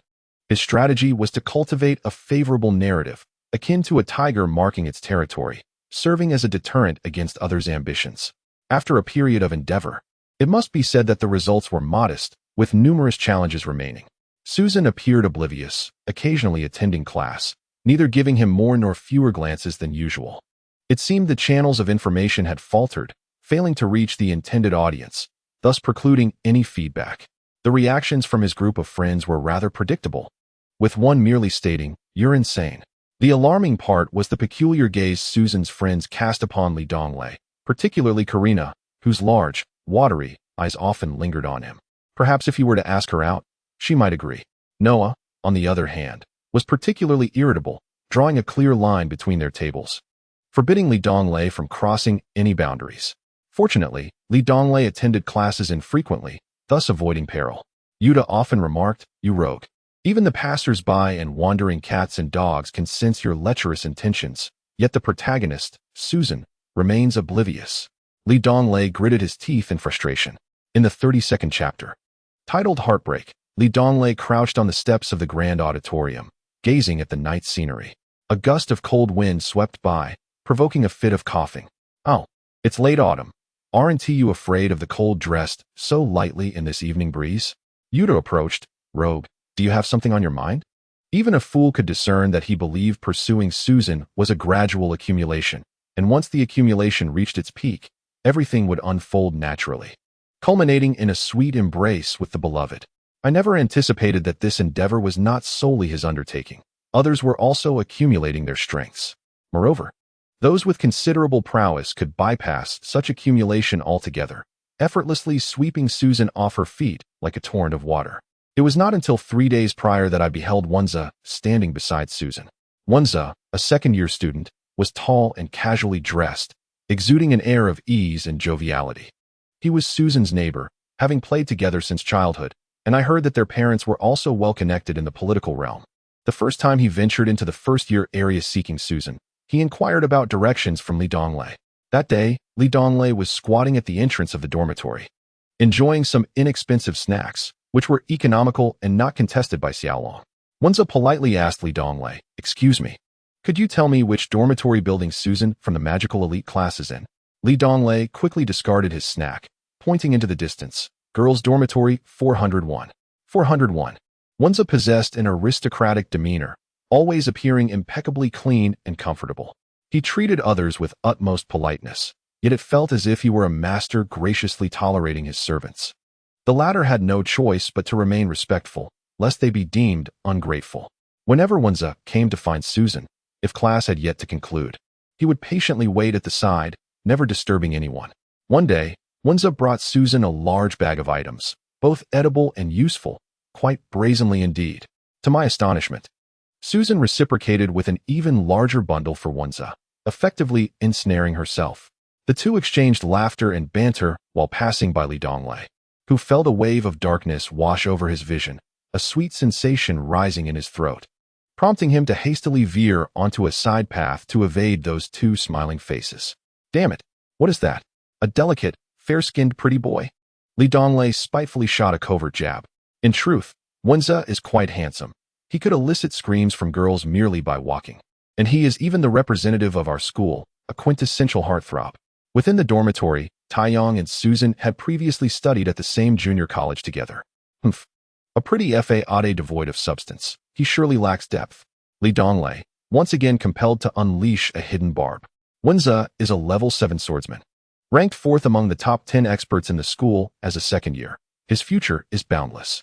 Taeyong seemed to revel in the prospect of driving Donglei to despair. Strength is indeed impressive, but it is merely one aspect of a person's overall capability. Wenza's father was a prominent figure in the empire, possessing a distinguished lineage. Skilled in various musical arts, capable of navigating any social setting, fluent in Elvish and ancient Sanskrit, and a master craftsman of weaponry, adept at forging superior arms. Wenza was well-versed in military strategy, having once led a real army into battle at his father's behest, resulting in a resounding victory that garnered the admiration of the sovereign. Wenza also had a mentor. Wenza is your biological father. Donglei felt a chill running through him. Wenza was just that kind of person, garnering the affection of girls while inciting no hostility from boys. Good heavens! Why must there be both Donglei and this Wenza? Donglei seethed with indignation, crying out in anguish. You two are incomparable, Taeyong remarked calmly. Donglei seemed possessed, questioning his own worth. He hadn't even had the chance to confess his feelings to Susan, who hadn't spared him a glance. Yet he found himself consumed by jealousy over trivial matters. The other 4 warriors regarded Donglei with peculiar expressions. That night, in a fit of rage, he shattered Yuta's magic staff with a single blow. Yuta, taken aback, quickly reassured him, claiming that he had been struggling with it and intended to replace it anyway. Observing Yuta's forgiving gaze, Donglei realized he had transformed from a heartbroken lover into something more twisted. He spent a sleepless night. The following day, Yuta requested a substantial sum of money from his family, and Donglei accompanied him to purchase a new staff. The less expensive options were nearly 100 gold coins, a sum that could rival the combined value of both himself and Little Dragon. Yet Yuta was unfazed. As his family's wealth was assuredly no less than that of Wenza or Susan, he opted for a premium staff priced at 1,000 gold coins. That evening, cradling Little Dragon, Donglei announced to his roommates that he intended to retreat to the Molan Mountains to hone his martial and magical skills, vowing not to return until he had grown stronger. While others pursued education for the sake of acquiring skills, Donglei was motivated by the monthly stipend of 3,000 copper coins he required for sustenance and for the companionship of friends like Yuta and Noah. As for magic and martial arts, those were merely subjects he had to study independently. Now, he was determined to immerse himself in learning. The next morning, he returned to the small lake by the waterfall, which was bustling with no fewer than 100 people enjoying themselves. The 5 stalwart comrades had indeed come to bid farewell, skipping class to accompany him here. Upon witnessing the lively scene, Donglei recalled Noah and Nolan. Aside from Yuta, they were the first individuals he had encountered, and it was here that he had chosen to retreat for strength, yet he had not informed Noah of his plans. This place is quite lively, Donglei remarked with a forced smile. Wushan Lake is one of the 4 great scenic spots of our school, so it's only natural that it attracts a crowd, Yuta replied with a grin, as Donglei surveyed the verdant mountains and crystal waters. With small creatures occasionally darting by, he felt a genuine sense of beauty and tranquility. It was his first visit, and his spirits were lifted. After all this time at school, it was almost embarrassing not to have known about the 4 great scenic spots. Well, let us part ways here, my dear friends. Do remember to visit me often, Donglei said with a smile. After sharing some comforting words of encouragement, they finally took their leave. Donglei ventured deeper into the wilderness, 3 miles in, where he found solitude. He hesitated to proceed further, as any deeper would likely lead to encounters with magical beasts, which he could only flee from at this stage. Driven by a fervor akin to madness, Donglei pushed himself relentlessly, increasing his training regimen with running, weighted jumps, and climbing, surpassing his usual limits. When his physical endurance reached its peak, he paused, not to rest, but to meditate on spatial magic, which, despite his current struggles, remained formidable in its advanced form. Using the sword gifted by Yuta, he practiced thrusts, slashes, and cuts, reminiscent of his initial training in the forest, with Little Dragon aiding him by catching live prey, ranging from mature deer and wolves to tigers and leopards. This was not Ziyu's star. Many could cultivate combat energy here, and humanity's limits were easily surpassed with dedication and resilience. Li Donglei cherished martial arts. Yearning to reclaim his 9 heavens 9 swords, he idolized strength and craved power, much like he had when he first devised his own techniques. Moreover, he was spurred on by an emotional jolt. The heavens do not forsake the diligent. Though love may have eluded him, victory in martial pursuits awaited. For 4 months, during the day, Li Donglei practiced swordsmanship in the deeper recesses of the Molan Mountain Range. While at night he rested and meditated on magic, diligently self-studying the script of this world, which is known as madness. He has now mastered over 3,000 characters. Achieving knowledge of the most fundamental 3,000 is indeed remarkable, and with this proficiency, the written language of this realm no longer poses a challenge for him. In the 33rd chapter, titled The Pattern, after 4 months of rigorous training, Li Donglei finally felt the emergence of fighting spirit within him, marking his formal entry into the ranks of a first-level swordsman. The path of cultivation is arduous. Despite his relentless efforts, it took him 4 months to reach this level. At this juncture, he could genuinely appreciate the magnitude of the assistance that Sophie had provided him in his pursuit of magic. Without her guidance, he would likely still be merely a third-level magic apprentice. In April, his roommates occasionally visited him, but none more frequently than Noah. Each time she came, she brought an abundance of provisions, food, clothing, and other necessities. On occasion, she would even take the little dragon with her for a few days, but more often, she chose to stay and keep him company, which deeply touched Li Donglei, who had been emotionally wounded. The following month proved to be less leisurely. The school conducted assessments twice a year, and the first of these evaluations was imminent. Li Donglei knew he had to thoroughly review the material from his public magic class and the nightly spirit course. At last, you've decided to remain in school. His roommate Yuta remarked with a grin upon hearing that Li Donglei had chosen not to return to the Molan Mountain Range for the time being. Indeed, you only attend the public magic class on Mondays. Seeing how easygoing Professor Mendeli is, you've even skipped the nightly spirit class on Wednesdays. Be cautious, or Professor Ming might just flunk you in that subject, Taiyong teased mischievously. Nightly spirit nonsense. It's all just the Church of Light corrupting minds. I refuse to study it, Li Donglei retorted disdainfully. Oh, how could you sit alongside the most beautiful girl in the first year, one of the top 10 beauties in the entire academy, and yet be so oblivious to your fortune? You skip class and leave the pure, lovely, and generous Noah waiting. I can hardly contain my urge to challenge you to a duel, the class leader, Galen, lamented with an expression of indignation, pointing an accusatory finger at Li Donglei. Shut up, Galen. No one else has challenged me to a duel. You should be grateful for your brotherly camaraderie. Get lost, Li Donglei exclaimed in frustration. It's not that no one wishes to challenge you. You simply aren't at school during the day. If others sought you out, they find it impossible. Since you're not going to the Molan Mountain Range this month, you might as well pray daily for the Creator's blessings, Yuta kindly warned. Perhaps I should just spend every day in the library. That way, no one would be able to find me, Li Donglei suggested sheepishly. Aware that he was still an 8th-level magic scholar without offensive or defensive spells, and his martial skills were only at level 1. Facing 3rd or 4th-level warriors was indeed an insurmountable concept for him. The others fell silent. In the school library, this was Li Donglei's first visit. As the largest library in the Kingdom of Kalen, it undoubtedly housed the most comprehensive collection of books. His initial choice was to delve into literature that introduced this world, encompassing history, geography, and politics, subjects that had always piqued his interest, as he had consistently achieved near-perfect scores in these areas during his middle school examinations. However, when Li Donglei gazed upon the origins of the world, he felt a profound disillusionment. The text extolled the magnificent sacrifices of the creator deity in the act of shaping the world, yet from Sophia, Li Donglei learned that these were nothing but deceitful fabrications, instruments of manipulation devised by the Church of Light. Disregarding such tomes, he redirected his focus to the power dynamics of this realm. The world he inhabited was known as the continent of magic and martial arts, where 4 great races resided in the cardinal directions. In the east, The enchanting elven race thrived within the lush Ka-Yi ancient forest, renowned for their mastery of wood-based magic, making the forest their home. A millennium prior, during a great war, the human-elven alliance had driven the undead into the southern thorn marshes, while the beastmen inhabited the impoverished northern wastelands. Only humans claimed the bounteous western plains. At the junction of the human, beastman, and elven territories lay the Lin mountain range, a sanctuary for the most formidable magical beasts in existence, an unparalleled force within the entire world.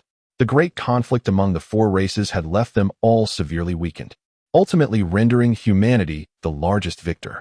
Even now, humans remained the predominant rulers of this world, with the creator deity of the celestial realm choosing to exert control over humanity, thereby governing the entire continent of magic and martial arts. The Dark Lord Satan was said to dominate the undead, fostering a deep-seated animosity between humans and the undead. Within this world, 10 distinct magical powers existed, with humans best suited for the cultivation of light, dark, water, fire, wind, thunder, earth, and spiritual magic. Yet they found wood magic to be less compatible, progressing as slowly as spatial magic. Moreover, the human realm forbade dark and spiritual magic, resulting in institutions like Cairn University only offering 5 disciplines: water, fire, wind, thunder, and earth. In stark contrast, the elven race predominantly excelled in wood magic, though some possessed the potential for other forms, as elves were universally adept in magic, with unique exceptions. Conversely, the beastmen were ill-suited for magical practices, their robust physiques rendering them champions of martial prowess, a fact even humans had to concede. A millennium ago, the beastmen's 11-sword sovereign embodied the combined strength of the other 3 races. While their current status remained uncertain, it was undeniable that their magical prowess was nearly non-existent, accompanied by a lack of wisdom. As for the undead, they were essentially beings summoned from the depths of hell by the Dark Lord, with aspirations to obliterate humanity and seize dominion over the continent. Such assertions were propagated by the Church of Light, yet Donglei harbored profound skepticism. Nevertheless, it was irrefutable that the undead excelled in dark and spiritual magic, particularly in the realms of summoning and manipulation. In the human realm, 4 formidable nations existed, the most powerful, Illinois, stretching across the southeast and southwest, the northern Fran, the northeastern Bulai, and the weakest, Cairn, nestled among the 3. Cairn and Bulai were once a singular nation, standing in a delicate balance with the other 2. But a great war 300 years prior fractured them into 2 formidable and 2 weaker states. The kingdom of Cairn, feeble and devoid of natural defenses, remains untouched by any aggressor due to its crucial geographical position, an indispensable artery of the global economy. To encroach upon it would invite intervention from surrounding nations, alongside the meager resistance that Cairn could muster. The prospect of 3 nations uniting to overpower one is undesirable for all involved. The intricate negotiations for the division of Cairn's interests are a political game that cannot be resolved in a mere year or 2. Subsequently, Donglei examined the map and terrain of the continent, gaining a preliminary understanding of this world. He pondered whether there existed other continents beyond the vast seas outside the martial magic continent. After all, this planet is incomparably larger than Zu Star, and it would be improbable for it to consist solely of the martial magic continent. Zu Star boasts 7 continents, yet no information exists about the oceanic expanse, as no one has successfully traversed the entirety of the ocean, leaving the world beyond shrouded in mystery. After spending an entire day studying, Donglei reflected on his 4 months of sword practice in the Mullen Mountain Range, where he had also subsisted. With a monthly stipend of 3,000 copper coins, he had managed to save a considerable amount, sufficient for basic sustenance at school, albeit barely enough. A mere ordinary magical robe was beyond his means, let alone a wand more precious than gold, items reserved for the nobility, as both mages and warriors are typically of noble lineage. Donglei raised his head and ventured outside. Approaching a collection of magical tomes, he was struck by a seemingly familiar voice. "I truly have an appointment this afternoon. Please do not disturb me. It is merely a meal. You need not concoct excuses," came the retort. In the 34th chapter, titled The Thieving Dragon, he turned to observe a tall man, approximately 6 feet in height, clad in resplendent golden warrior attire. He was strikingly handsome, and his garments exuded opulence and authority, evidently tailored for nobility. A sword dangled at his waist, its sharpness obscured, yet the hilt was adorned with a colossal ruby, likely worth 10,000 gold coins on its own. The man possessed height, looks, and wealth, embodying the quintessential Prince Charming in the eyes of many women. However, the girl entangled with him wore a face of disdain, seeking to evade him. "Noah, did we not agree to dine together? Why the delay?" Li Donglei called gently from a distance. Upon hearing his voice, Noah beamed with joy and hurried over, grasping Li Donglei's arm and turning back to smile. "I did not deceive you. He is indeed the one I was meeting." The nobleman, clearly reluctant to accept this development, pointed menacingly at Li Donglei, warning, "You would do well to keep your distance from Noah, or you shall meet a gruesome fate. Pray, what sense of decency allows you to have a goddess-like beauty dine with a man of such unappealing countenance, awkwardly proportioned, with an unpleasant demeanor? Beware, lest the Creator rain down divine retribution upon you," Li Donglei retorted, casually draping an arm around Noah's shoulders, diminishing the nobleman's stature to insignificance. Noah did not resist Li Donglei's embrace, but the nobleman could not tolerate the sight. "You remove your filthy hands, and dare you reveal your name?" The nobleman, evidently unaccustomed to verbal confrontations, could only muster that retort in his frustration. "I am Li Donglei, a student of the elite class of magic, seated beside Noah. Am I to fear you?" Li Donglei replied defiantly, his hand remaining steadfast. Although he felt little attraction towards the enchanting beauty from another realm, he could not deny that Noah's allure transcended the very concept of beauty itself. Regardless of one's preferences, all who beheld her would acknowledge her splendor, including Li Donglei, who seized the moment to gain a slight advantage. "Very well, I am Nakalin, a level 6 intermediate swordsman.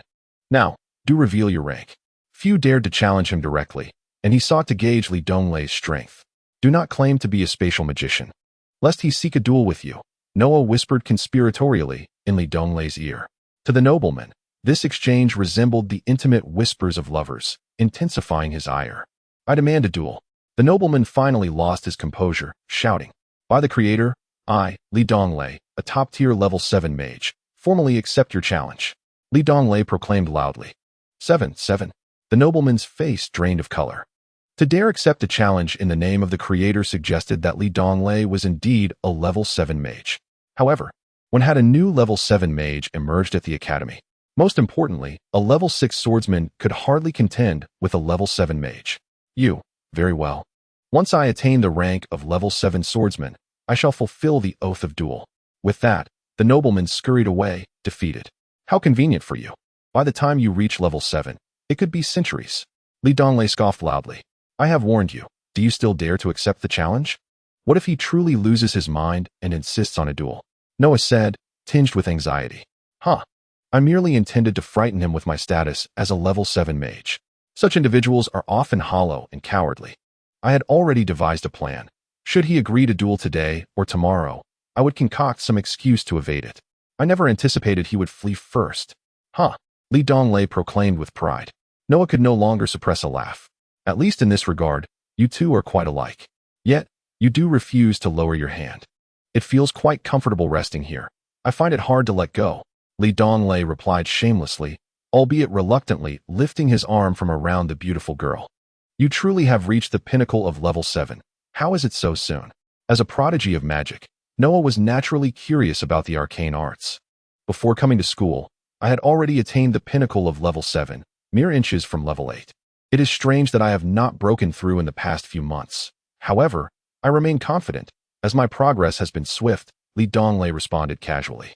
"The higher the level, the more arduous the training. Each ascent to the next tier is a formidable hurdle, nearly insurmountable. I have lingered at the pinnacle of level 6 for half a year, yet I cannot seem to break through," Noah confessed, a hint of despondence in her voice. "Every threshold signifies a distinct comprehension of magic.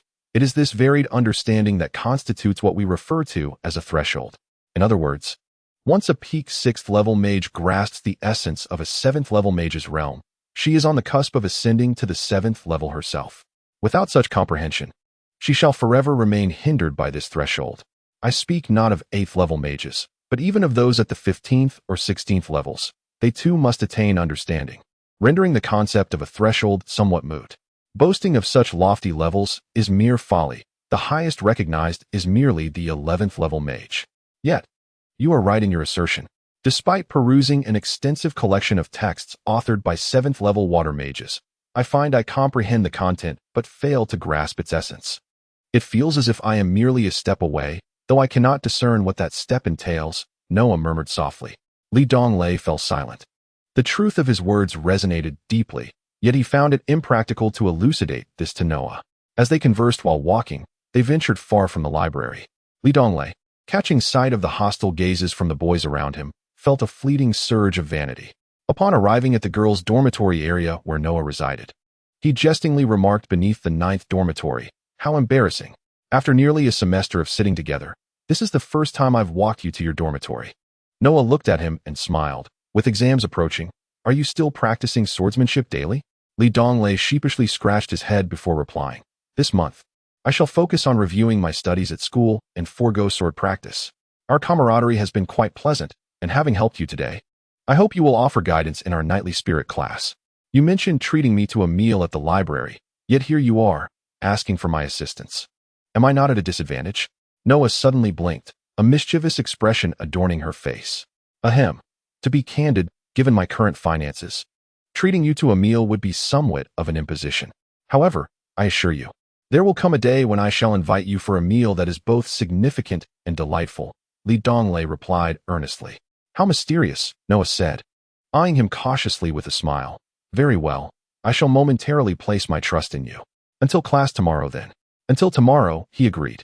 After bidding farewell to Noah, Donglei returned to his dormitory feeling a sense of lightness. Yet, on his way back, he encountered a startling sight. A small dragon, wearing a sly, dragon-like grin, was carrying a magical robe and darting towards his dormitory. To his dismay, upon noticing him, the little dragon charged straight in his direction. The thieving dragon was at it again, having pilfered a remarkably valuable magical robe. As the owner of this little dragon, even if he was innocent, he could not escape the implications. "Come here," Donglei called out in frustration, beckoning the little dragon over. He snatched the robe, intending to locate its rightful owner and clarify the situation. However, upon taking hold of it, he sorrowfully discovered that the magical crystal core had vanished. Specifically, it had been consumed by the little dragon.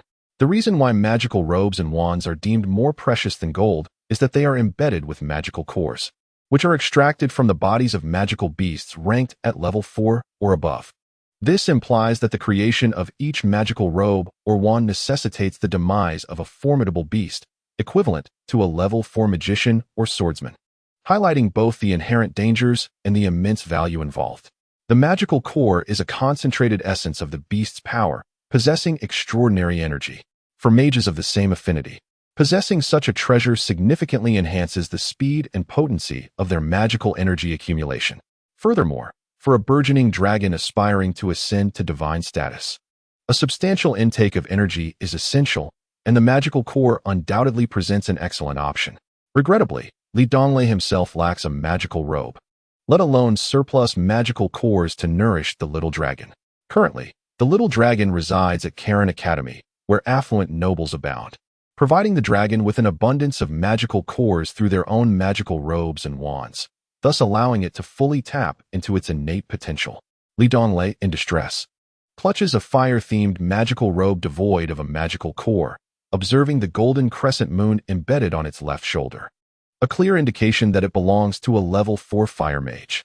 It is evident that even the most modest magical core commands a price of several dozen gold coins, an amount that would not even be covered by selling Donglei himself. After much contemplation, he ultimately arrives at a painful decision: to bury the magical robe in a discreet location. He resolves to mend the situation, instructing the little dragon to refrain from stealing any further. Stealthily, he ventures deeper into the Molen Mountains to bury the magical robe, returning to the academy with a sense of guilt. "No more stealing, do you understand?" he states firmly. The little dragon, attuned to Donglei's sentiments, gazes back with its big, watery eyes and nods in acknowledgement. "Not tasty," it responds. Despite its adorable appearance and clumsy demeanor, one cannot help but feel a pang of compassion, even if it were to create a monumental disaster. Observing the little dragon's endearing nature, Donglei experiences a surge of guilt. The most noble of mythical beasts on the continent, are those of level 8 and above. In the eyes of the nobility, an upgraded mythical beast can be equated to such high-ranking creatures, as they possess the financial means to enhance the upgraded beasts significantly. Moreover, these upgraded beasts grow alongside their masters, developing a profound bond that allows for seamless synergy in battle, rendering them far more powerful than their equivalent counterparts. As the king among upgraded mythical beasts, the little dragon stands as a paragon of nobility.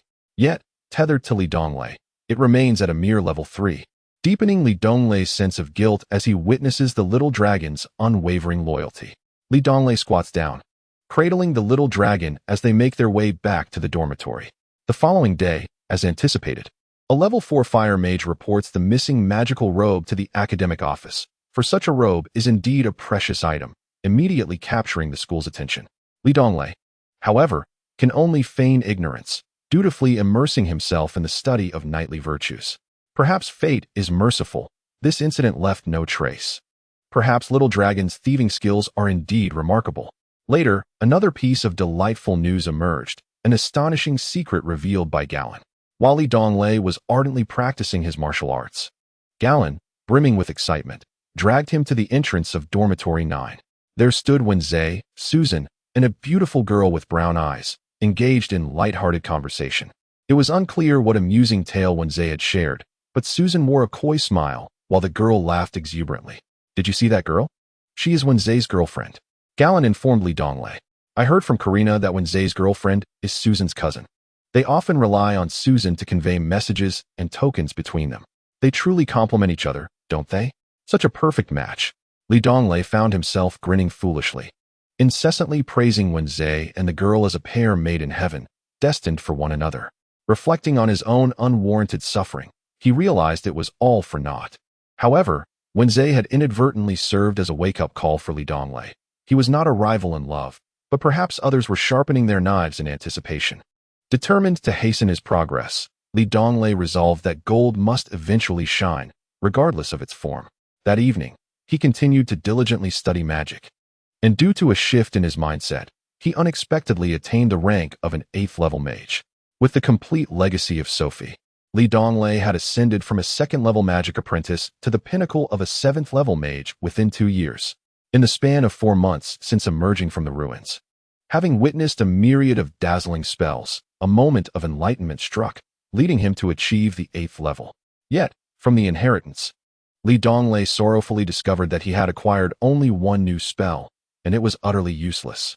At least the spell of flickering could aid in evasion, and the spatial portal could transport an individual.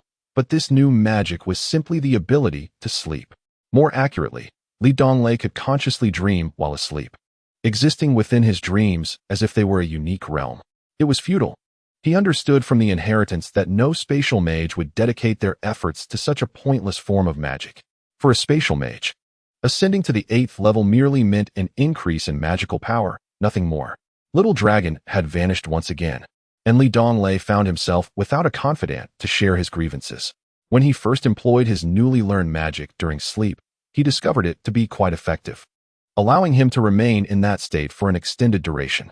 In the dream, a void of chaos enveloped him, devoid of anything familiar, and he longed to see his hometown, only to find it absent even in his dreams. His thoughts drifted to Susan, the girl with yellow skin, black eyes, and dark hair, who occupied his mind day and night. To his astonishment, Susan appeared before him almost instantaneously, igniting a surge of joy within Donglei as he rushed forward to grasp her hand. However, her initially warm smile faltered, and she instinctively withdrew her hand, stepping back 2 paces while regarding Donglei with suspicion. Could it be? The harshness of reality extended even into his dreams. Donglei murmured to himself, "What do you mean by dreaming?" The girl exclaimed, her voice raised, clearly irked by Donglei's impoliteness. Donglei was momentarily taken aback, sensing that something was amiss. He hesitated to act recklessly and merely managed a sheepish smile as he said, "I apologize, just now. I merely wished to shake your hand." The other party furrowed her brow slightly, but chose not to take offense, responding graciously, "How could I have suddenly arrived here? There is a saying in our hometown that speaks to the serendipity of gatherings. This must be our fate. Would you be interested in reconnecting with our classmates in this fortunate place?" Donglei, with a bold face, replied, indeed. With a chuckle, she remarked, "What hometown are you referring to? You are hardly a romantic, yet you attempt to feign romance." Feeling a flush of embarrassment, Donglei, lacking experience in courting women, began to chatter aimlessly. After engaging in light-hearted banter for quite some time, their conversation eventually dwindled, leading to a silence that Donglei feared. He worried that the enchanting woman before him might find their company dull. Thus, the night unfolded in this manner. Upon rising the next day, having utilized a spell that consumed almost no magical energy throughout the night, Donglei felt a significant enhancement in his magical prowess. Perhaps this spell was not entirely devoid of merit. At the very least, it allowed him to engage in a form of meditative study while he slept, accelerating the progress of his magic without impeding his rest. Most importantly, he had the opportunity to spend a night in the company of the woman he admired, even if only in dreams. Now certain that Susan was single and that he could encounter her in dreams akin to reality, Donglei felt a deep sense of satisfaction. The following day in class, he noticed that Susan glanced his way several times, a realization born from his own discreet observations of her. During the break, he took the initiative to approach Susan. "Did you sleep well last night? I had a peculiar dream and awoke feeling a surge in my magical energy. What about you?" She smiled, maintaining eye contact with him as she spoke. Donglei sensed a shift and, with hopeful anticipation, said, "Last night, I dreamt of you. We were amidst chaos. Yet it felt remarkably real. The things in dreams are real. Could it be that we truly exist within dreams?" Donglei was equally astonished and suddenly recalled his previous impoliteness, cursing himself internally for missing the chance to be bolder, lamenting, "Had I known it was a real person, I would have kissed you. What a loss." The two engaged in animated discussions as if they had discovered a new continent. Ultimately, Donglei, filled with excitement, invited Susan to join him in his dreams every night, to which she readily agreed. In the 8th level dream space, the pace of magical enhancement far exceeded that of ordinary meditation. Moreover, considering that an hour of meditation required 3 hours of rest, this method of practice became even more efficient without fatigue. Indeed, it was 8th level magic. Donglei had finally become the first spatial magician in history to place utmost importance on this spell. The subsequent class focused on the chivalric spirit. Donglei had only attended one session and had a vague impression of the instructor, a middle-aged man named Mendeli, who bore a resemblance to a bandit and had a slight stutter, albeit possessing a gentle temperament. While lost in thought, he was suddenly called upon by the honest and unassuming Mendeli. Numerous spectators eagerly awaited the misfortune of Donglei, who, with a resolute demeanor, rose to his feet and declared, "I am Xiaxing Donglei." He even performed a knightly salute, albeit awkwardly. The bandit nodded, inquiring, "Do you comprehend why the knightly salute involves the right hand placed across the chest in a posture of solemnity?" Listening to the bandit was undeniably a trial, prompting Donglei to respond hastily, "Ah, this question is rather intricate. It would likely take an entire class to elucidate. No matter, please summarize succinctly." "I am quite curious about your interpretation," the bandit urged, perhaps intentionally targeting this oft-absent student. "In simple terms, it is merely a custom favored by those who adhere to the knightly salute," Donglei clarified. The bandit awaited further elaboration, but soon realized there was none forthcoming. "Is that all?" he prodded. "Indeed," Donglei replied. "That is rather simplistic, isn't it? You requested a simple explanation," Donglei defended himself. The bandit nodded in apparent agreement, then challenged, "Then elaborate further." Donglei felt overwhelmed. To expound on complex matters would indeed require more than a single class. Observing the incredulous expression on his face, several others, including Susan and his deskmate Noah, could not help but chuckle. At that moment, a series of explosive sounds erupted from the back of the classroom, the force so great that it shattered the windows, startling many of the female students. Naturally, the lesson could not continue. The bandit was the first to dash outside, followed closely by numerous other students. "Why are you not moving?" Donglei asked, noticing Susan remained seated, seemingly uninterested. With a smile, Susan replied, "There will surely be a crowd outside. Going out may not provide a clear view. Moreover, one of them is a light magic user. Have you forgotten? I have reached the 7th level of mage.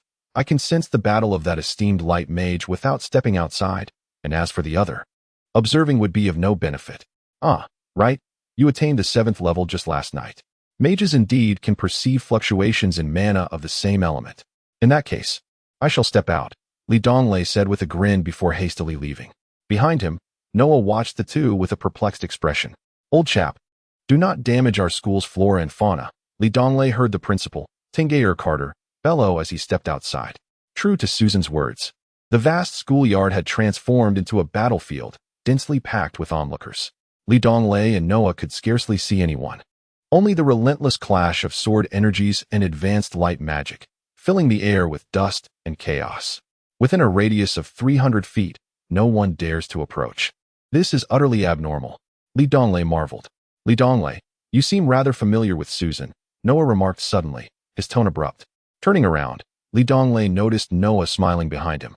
Not at all. It has been many days since we last met. However, we had a delightful conversation last night. How is that possible?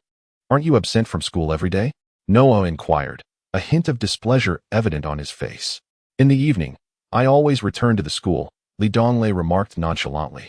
Suddenly recalling a matter of importance, he quickly added, I forgot to inform you that I have reached the level of an 8th tier mage. I possess an 8th tier spatial magic that allows one to consciously dream while sleeping. Thus, we are conversing in our dreams. Which signifies that my relationship with Susan has progressed a step further today, haha. How was I unaware of this? Noah replied with a hint of melancholy, only to feel somewhat out of sorts. Why should I need to know? Upon witnessing Noah's flustered demeanor, Li Donglei narcissistically assumed that Noah harbored feelings for him. However, Xuanji shook his head. For a beauty of such caliber, a mere mortal with neither wealth nor power could only entertain fleeting thoughts. Pursuing Susan seemed more pragmatic. As while there were indeed other suitors for Susan, they were not as numerous as those vying for Noah's affection, thereby presenting less competition. Moreover, Susan embodied the essence of a hometown beauty, leaving no room for doubt in his decision to pursue her. At that moment, a tremendous shift occurred at the heart of the battlefield. Old fellow, wielding such formidable magic, be cautious of my students. This trivial exchange, when shall it yield a resolution? Fear not, my 9th tier magic only targets those of 8th tier and above. Do not claim that your academy possesses an 8th tier expert. If it does, the Fran Empire Academy would willingly concede its position to your Karen Academy. Li Donglei, momentarily taken aback by these words, barely registered a series of incantations, followed by a commanding voice proclaiming, Light Elemental, Annihilating Radiance, illuminate the 9 provinces. Li Donglei could not discern what transpired at the battlefield's core, only perceiving a massive sphere of light rapidly coalescing in the air, illuminating the earth, the sky, and the heavens. Then, that luminous sphere split into 2.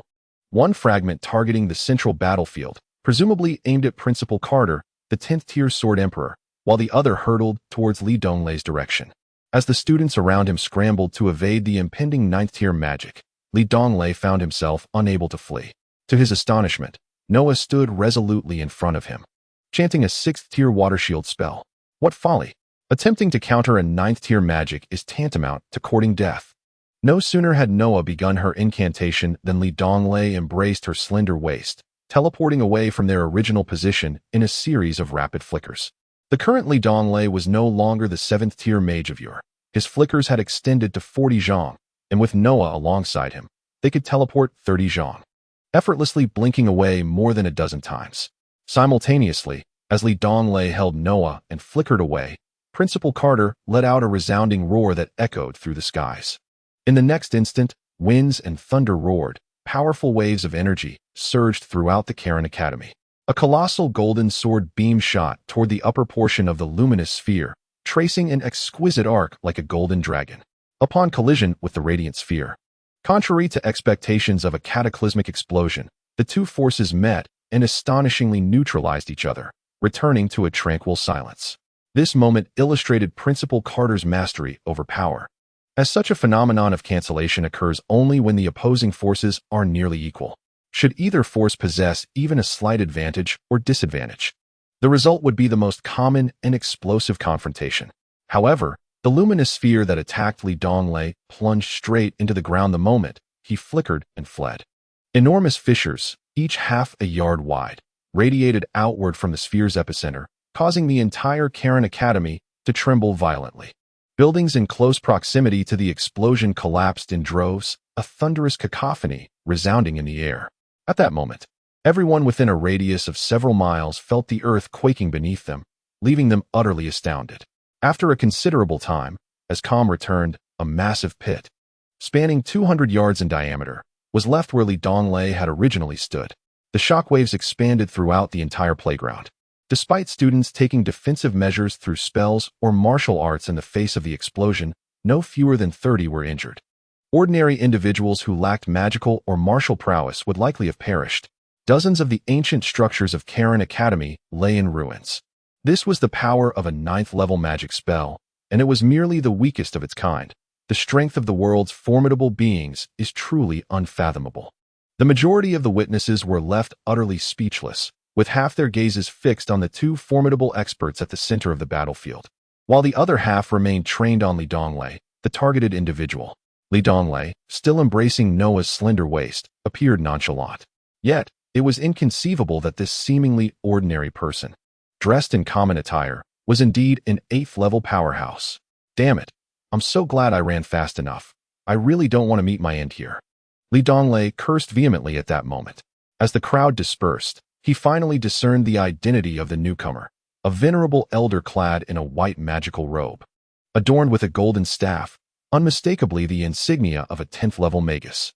Principal Carter, still in his gray robe, remained immaculate, exuding an aura of absolute mastery. The two great experts exchanged astonished glances at Donglei, standing dumbfounded for a full 3 seconds. The 10th-level magus exclaimed in disbelief, "Impossible.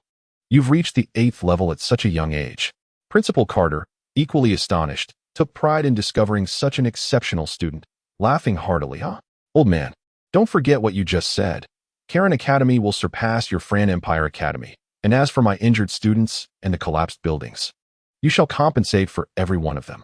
Not a single copper coin less, or I shall not let this matter rest. Ahem. Well, I am merely the vice principal of Fran. For your Karen Academy to be ranked above ours, you must seek approval from the principal. If the principal consents, I have no objections. The old sorcerer replied with a crafty expression. I knew you would invoke that fellow, you old fox. Just don't harm my students. Or when we reach the Mullen Mountain Range, I shall cleave your staff into 4 pieces. Principal Carter retorted, his feet firmly planted on the ground, moving with the speed of flight, though not actually airborne. Only an 11th-level powerhouse could truly fly, irrespective of their abilities, with the rare exception of flying magical beasts, such as young dragons. The two masters moved swiftly, yet many followed in pursuit, for a duel of such prowess was undoubtedly a spectacle worth witnessing. However, many remained. Among them several young men who cast hostile glances at Donglei. Don't let go, Noah whispered, her cheeks flushed with embarrassment. It was then that Donglei realized he had been embracing this beautiful woman. Thank you for standing in front of me earlier, he said politely, then added softly. Let them envy me with their jealous stares, ha. Noah smiled faintly, saying nothing. Under the envious gazes of the crowd, Donglei and Noah departed side by side. Can I visit your dreams? I'm quite curious, Noah said softly, gazing at Donglei as they walked. Of course, but my dreams are not like ordinary ones. They are rather empty and somewhat bleak, Donglei replied with a self-deprecating smile. Then it's settled. What should I do? Noah asked excitedly. You don't need to do anything. As long as your dormitory is within 10 miles of where I sleep, I can bring you into my dreams. Naturally, Donglei was intrigued by the prospect of meeting the beauty of his heart in his dreams.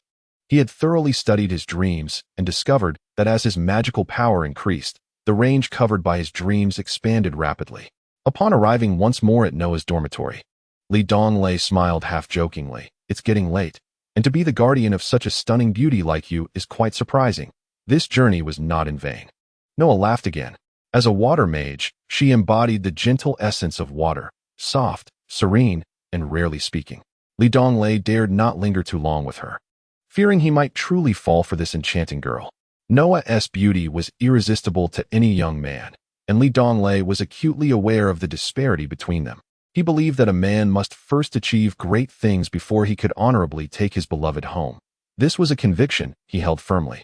On his way back, Donglei encountered a familiar face, the notorious Nagolan, a man of ill repute he had seen at the library the previous day. To his surprise, Nagolan was lurking by the girls' dormitory, seemingly up to no good. Donglei crept closer, but failed in his stealth, as a level 6 swordsman. Nagolan was highly alert and quickly spotted Li Donglei. Brother Goling, the scenery here is lovely, isn't it? Are you spying on the girls changing? Li Donglei exclaimed with a laugh, exposing Nagolan's position. Not everyone is like you. Nagolan shot back, glaring at Li Donglei.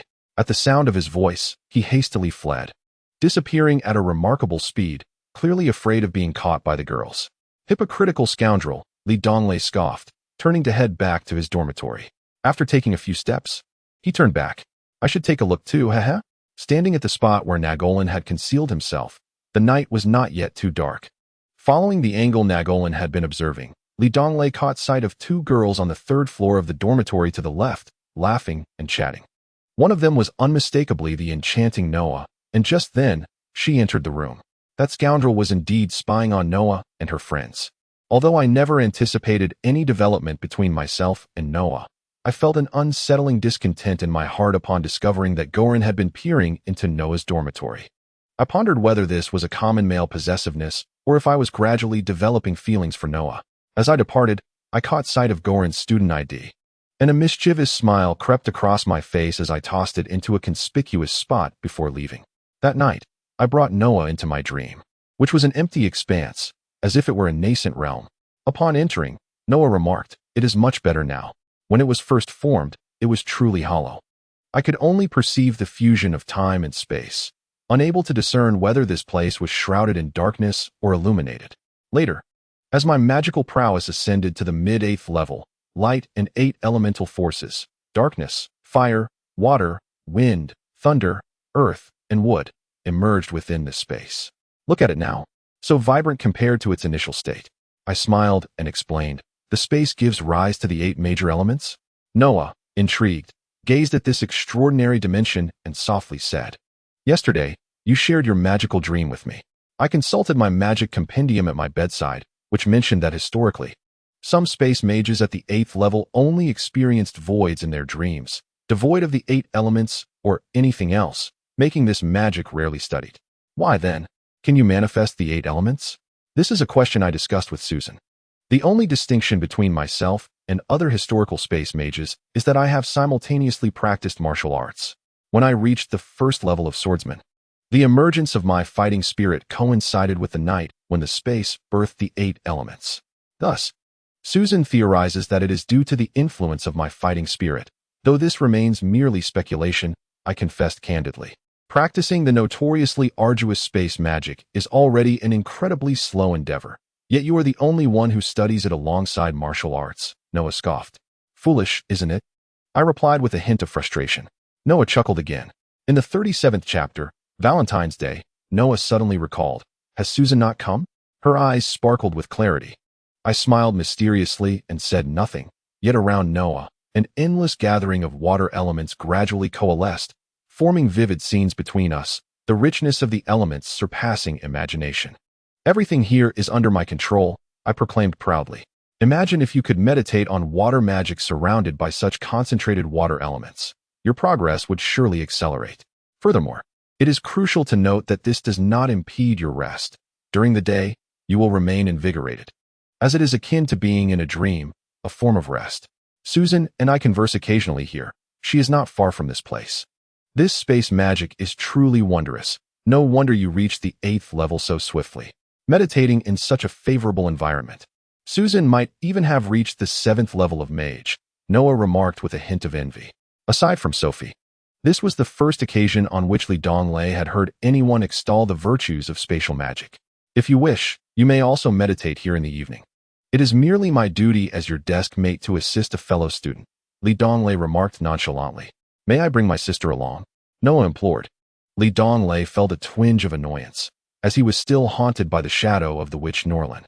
Yet he knew that a girl like Noah asking a boy for help was likely to elicit a positive response from anyone.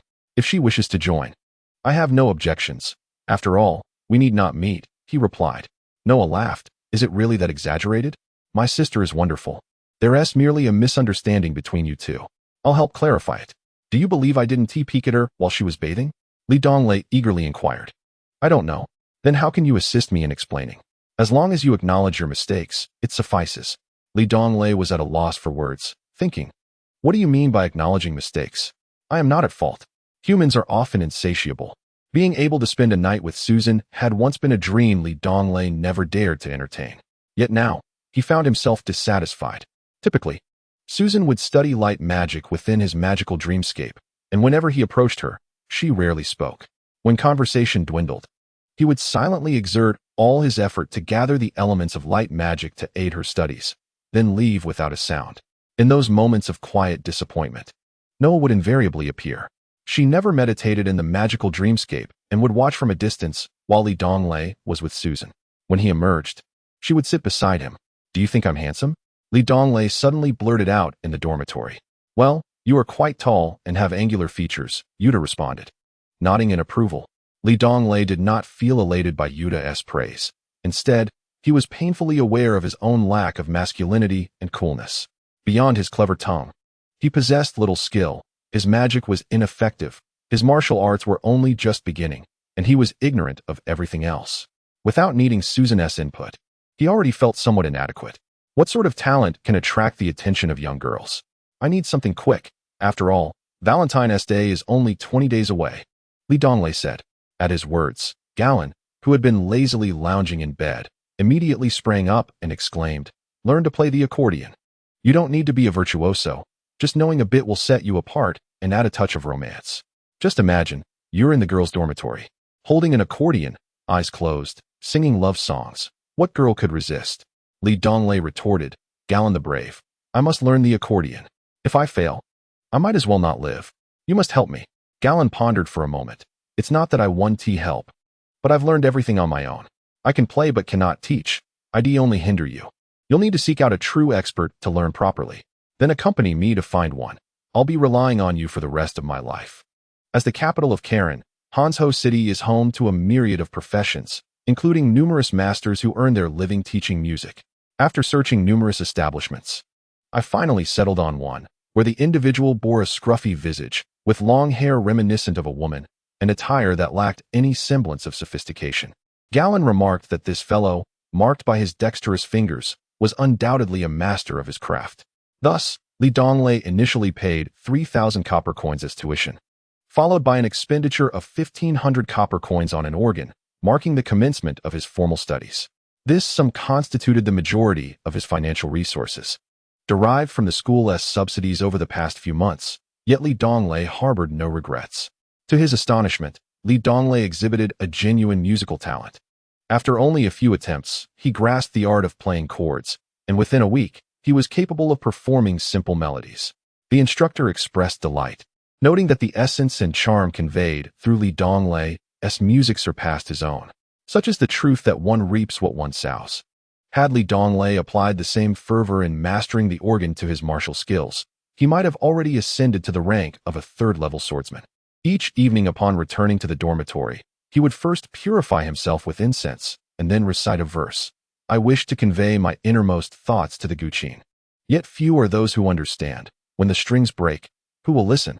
Thereafter, he would immerse himself in relentless practice until the late hours of the night. Even when his four companions resorted to force to expel him for the sake of their slumber, he persevered, continuing to play amidst the biting winter winds that grew more frigid as the night deepened. His fingertips became calloused and sore, causing sharp pain with the slightest touch. Before long, Li Donglei's organ studies came to an end, as the 3,000 copper coins sufficed for only 15 days of instruction. With no funds remaining, the instructor, reluctant to see him depart, clutched Li Donglei's arm and declared, "Young brother, with your innate understanding, you have limitless potential. I shall waive your tuition. Let us engage in mutual practice." Li Donglei mused to himself, pondering what future awaited him, ultimately questioning whether this endeavor would lead to teaching others to play the organ. He pursued this path to capture Susan's attention, as his time spent in magical dreams had already been significantly curtailed. With the approach of Valentine's Day, Li Donglei had long been devising plans. He secretly practiced on the organ, concealing the reduction in his magical dream time from Susan, all in hopes of presenting something impactful on that day. Starting 2 weeks prior, he ceased shaving, and by the time Valentine's Day arrived, he had cultivated a rather rugged appearance. Susan's roommate, Karina, informed Li Donglei that Susan intended to remain in the dormitory and would not venture out. As twilight descended, he lingered in the dormitory until the sun set, and the lights illuminated the surroundings. His brothers, displaying camaraderie, recognized Li Donglei's dedication and sacrificed their own chances of winning over the fairer sex to accompany him. Yuta, ever the loyal friend, specifically purchased matching trendy attire for this collective outing. The ensemble was so coordinated that, from a distance, it was indeed quite striking. Taeyong and Jerome exerted themselves, pushing away the suitors below the female dormitory to clear a significant space, while Galen took it upon himself to lead the proceedings and set the tone. He too carried an organ, claiming it would accompany Li Donglei's singing and bolster his courage. Just as the atmosphere began to build, a crowd gradually gathered, buzzing with chatter and pointing fingers. Due to overwhelming anxiety, Li Donglei found his focus completely unraveled. His mind was a blank slate, and instead, he became fixated on the pine trees at the entrance of the building and the mottled brick wall. Galen gestured with his chin towards Li Donglei, indicating that everything was ready. Facing the windows above, Li Donglei raised his voice and shouted, "Susan, I love you." Amidst the crowd, Taeyong, Yuta, and Jerome clapped loudly in encouragement, but the surrounding people responded only half-heartedly. Li Donglei felt a bead of sweat trickle down his face. Steadying his emotions, he plucked the strings of his instrument, opened his mouth, and his deep baritone began to resonate softly. The wind stirs the window, rustling the leaves. Dreams wander off to distant places. The moon in the sky reveals a sliver, while on the ground, a soul lies awake. Clouds obscure the light, lengthening the night. The wind gently caresses your hair. As night closes its eyes in silence, I know you are listening to my tale. I wish to express that I will love you a little more, always whispering in your ear, believing you love me a little too, though you have yet to realize. Li Donglei considered his performance satisfactory, for genuine applause had erupted from the crowd. Many dormitory windows opened one after another, including room 401, yet it remained eerily silent inside. Susan's dorm showed no response, its stillness unsettling. With no retreat left, Li Donglei gritted his teeth and continued to sing repeatedly. By the time he reached the third verse, Karina hurried down, pulling Li Donglei aside. "Li Donglei, Susan said she really likes your song." "Thank you. Is that it?" Yuta exclaimed in disbelief. Karina cautiously glanced at Li Donglei and handed him a small gift box, whispering, "This is from Susan. She hopes you like it. She also said she considers you a good friend and isn't ready to discuss feelings yet." Li Donglei forced a smile and replied, "It's fine. At least I made my feelings known today. Who can match this courage?" Yet, everyone could sense something amiss, for Li Donglei appeared somewhat dazed, tossing the accordion aside and walking away with his head down under the gaze of many. Damn it, how did it come to this? Li Donglei felt a mix of frustration and confusion. Jerome wished to console him, but Taeyong held him back. After circling the school playground 3 times, Li Donglei had yet to return by late night. The air was particularly cold, and he noticed more than once the person behind him tightening their thin clothing. He turned back and rasped, "Aren't you going to rest?" From the darkness, a figure slowly approached. Noah lowered his head, then gradually lifted it, revealing glistening tears in his eyes, yet he shook his head in silence. "You should go back. I'll stay here and enjoy the breeze." Noah did not move, softly saying, "Susan doesn't dislike you. She just doesn't want to rush into feelings. You two will be together in the future." Li Donglei managed a weak smile, stepping forward to meet Noah's gaze directly. "You fool. Do you know you're terrible at comforting people?" Noah ceased his words. "It's late. Let me walk you back to your dorm." As Li Donglei spoke, he made his way towards the dormitory building where Noah resided, who followed closely behind. Upon arriving at the foot of the building, they were greeted by a plethora of gifts scattered about: stuffed dolls, teddy bears, puppies, flowers, and an array of delicacies. With love letters strewn across the ground, and numerous heart-shaped red candles having already melted away. Nearby, 2 girls chatted animatedly while munching on snacks. "Noah, you finally returned," exclaimed a girl clad in a thick coat, waving her hand. "All of this is for you, but sadly, you weren't here. The last guy left because he didn't get to see you, and your sister received a pair of gifts and is currently in the dorm." "Exactly," chimed in another plump girl, her mouth full of food. "We've been keeping an eye on these gifts for you. It's been so long. A little treat for ourselves isn't too much to ask, right?" Noah stamped her foot in frustration, slightly complaining, "But you've already eaten. How can I return these? I don't want them." A pang of regret struck Li Donglei, and he suddenly thought of Susan. Perhaps tonight's actions were not what Susan had desired. He stepped forward. nonchalantly plopping down on the ground with a large teddy bear in his lap, and casually grabbed a snack to eat. Noah watched him silently. Donglei picked up a beautifully packaged box of sweet pastries and offered it to Noah, saying, "Happy Valentine's Day. This is a gift for you. Let's see if it's delicious." Noah felt a flicker of joy as she accepted the box and sat beside Donglei. "Let us eat. We shouldn't waste it if someone has given it to us," he encouraged with a smile. Noah nodded and gently unwrapped the pastries, first offering a piece to Donglei. The two other girls discreetly excused themselves. "Every time something unfortunate happens, you're right here with me. Thank you." Donglei suddenly expressed his heartfelt gratitude. Noah's cheeks flushed slightly, and she remained silent, rarely eating much. Typically, she would take a piece of whatever Donglei unwrapped, savoring it slowly, taking tiny bites that stretched the moment. Any food that Donglei did not open would go unnoticed by her, making him feel a twinge of compassion. "You are a stunning beauty, the only one among the top 10 beauties on campus without a boyfriend. Yet you choose to waste such an important day as Valentine's Day with me. I feel somewhat undeserving." "No, that's not it," Noah interrupted Donglei. Though her words trailed off into silence once more, Donglei removed his jacket and draped it over her shoulders. His mood was somber, leaving him with little to say. While Noah was seldom talkative, they spent most of the night quietly together, embracing the tranquility of the evening. As dawn broke the following day, Donglei reflected on the night's events. Though they could not fully connect, his spirit felt considerably lifted. He gently tapped the weary Noah, saying, "You haven't slept all night. You should head back and rest." Noah nodded. Donglei turned to leave, but Noah hesitated, wanting to say something. He glanced back at her, his smile illuminated by the morning light. "It is said that dawn symbolizes hope. You should be happy. Don't worry. I've resolved to focus solely on honing my martial skills and magic, abandoning all trivial thoughts." Donglei replied with a radiant yet bittersweet smile before turning away. Noah's smile was radiant. In the 39th episode, A Mistaken Theft, it had been many days since Donglei last saw Xiaolong previously. He had forgotten to seek out his companion while studying the organ. Upon returning to the dormitory and awakening from a deep slumber, he felt rejuvenated, only to realize that the familiar sound of Xiaolong's snoring was absent from his bedside. Xiaolong, with an insatiable appetite and a penchant for slumber, had not been seen for days, nor had he ventured to the cafeteria to beg for food and drink. Something was amiss.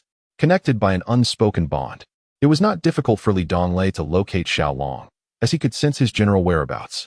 When he lifted the hefty dragon, he was astounded to discover a terrifying fact. Xiaolong had ascended to level 4. Xiaolong was a dragon of advancement, a sovereign among beasts. The energy required for such an elevation was several times that needed by ordinary creatures. Yet, in a mere 20 days, he had progressed from level 3 to level 4.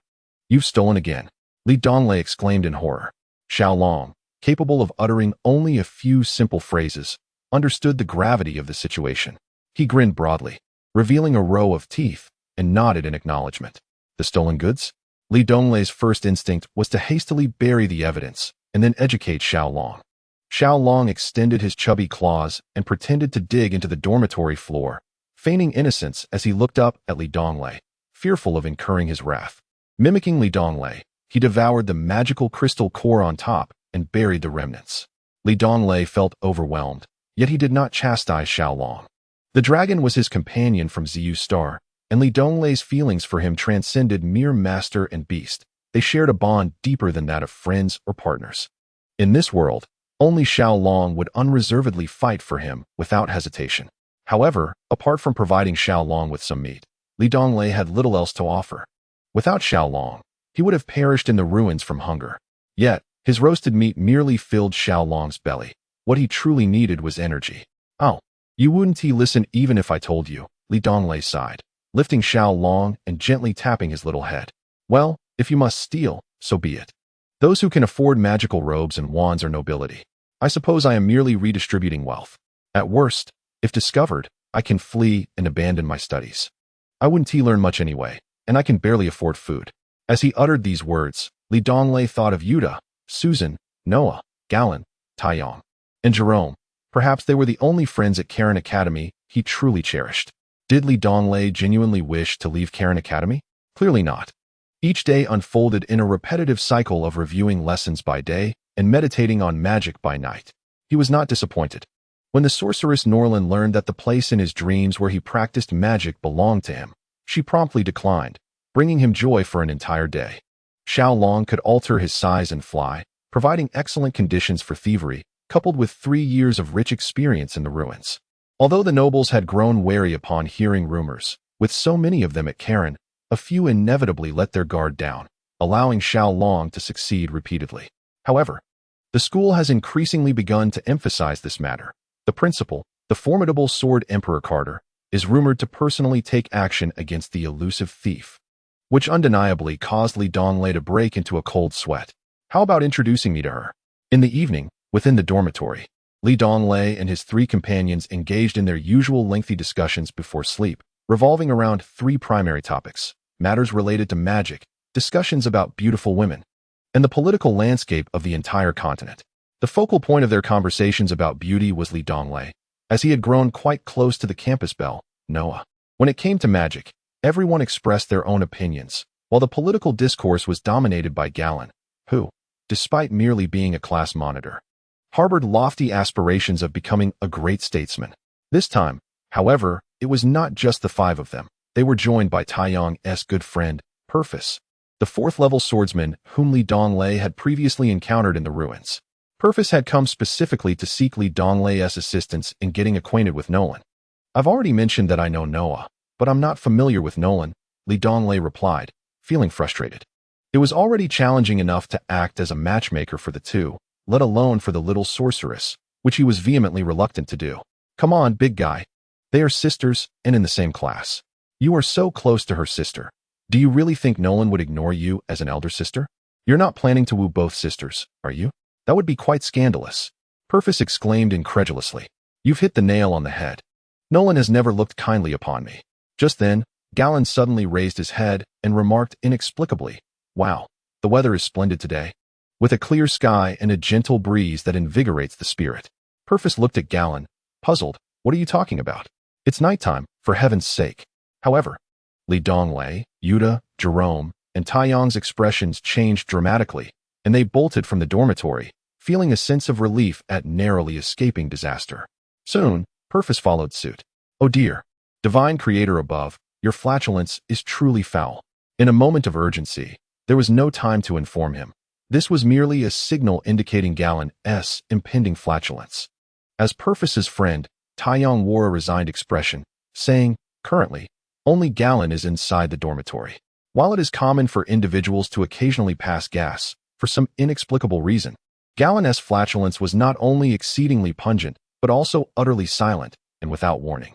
The 4 had suffered greatly, and after several serious political discussions, the 5 had finally reached a consensus. Whenever Galen was about to pass gas, they would first praise the weather, allowing Li Donglei and the others to make their escape. Purvis, naturally unaware of these nuances, met a brave demise, yet he would think twice before attempting to enter Li Donglei's dormitory again. After a considerable time, Galen, hoarse from shouting, "It's not smelly anymore," 6 times, finally prompted Taiyang to bravely walk back inside.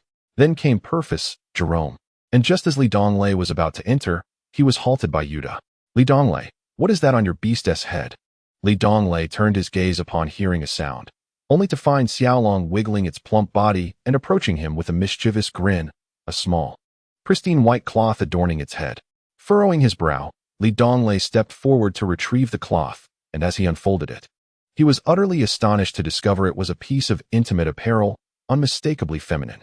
"Oh my dear Xiaolong, I could tolerate your theft of the magical crystal core, but this could ruin me," Li Donglei lamented, on the verge of tears.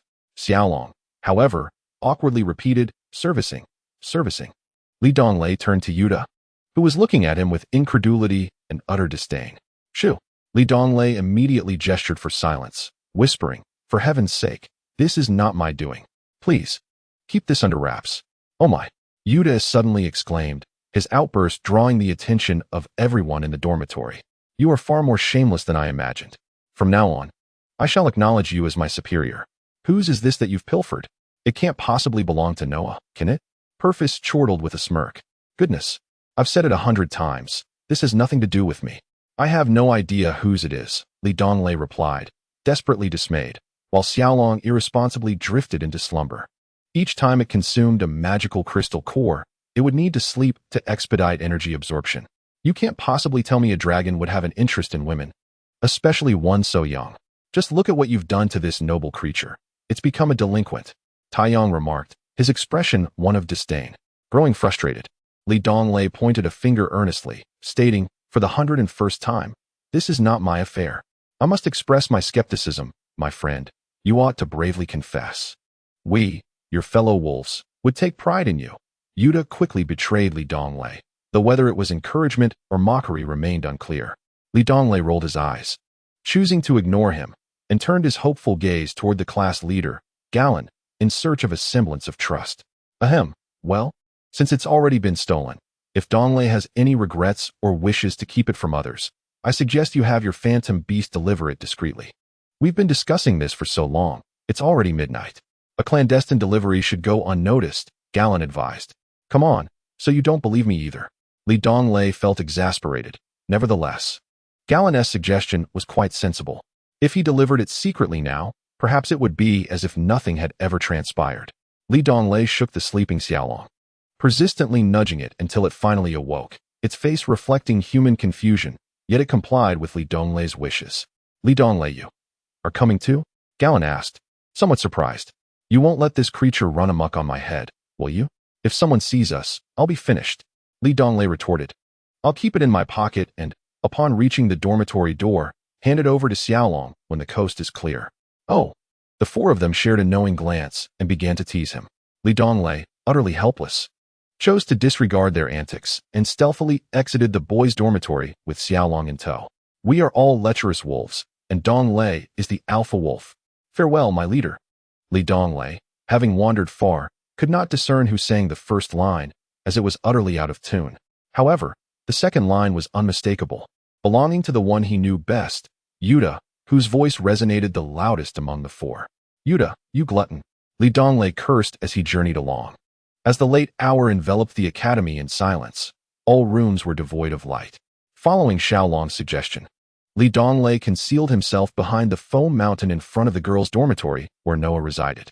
After a careful observation, he detected no anomalies before retrieving a pair of white undergarments to hand over to Xiaolong. In the 40th episode, A Hasty Retreat, Xiaolong, with a somewhat childish tone, uttered the two words serve the night, yet remained immobile. Upon closer inspection, Li Donglei discovered that Xiaolong had fallen asleep, likely due to having consumed too many crystalline cores and needing to rest for absorption. Furrowing his brow, Li Donglei followed Xiaolong's gaze and realized it was indeed the location of Noah's dormitory. Connecting this with Xiaolong's persistent mention of serving the night, Li Donglei suddenly grasped the implication. It must be Noah's or Nolan's intimate apparel.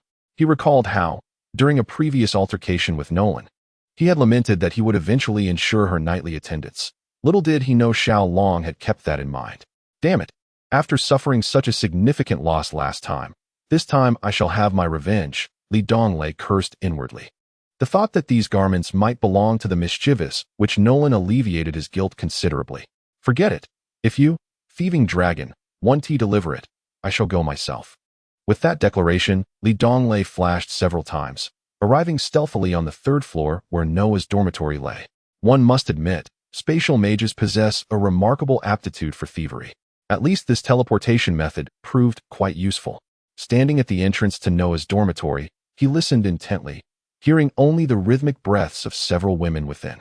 Ecstatic, he silently opened the door and stepped inside, unperturbed by the possibility of waking the four occupants, all of whom were mages and lacked the acute senses of swordsmen. The girls' room was imbued with a subtle fragrance, reminiscent of orchids and musk, intoxicatingly delightful. Moonlight streamed through the window, illuminating the interior clearly.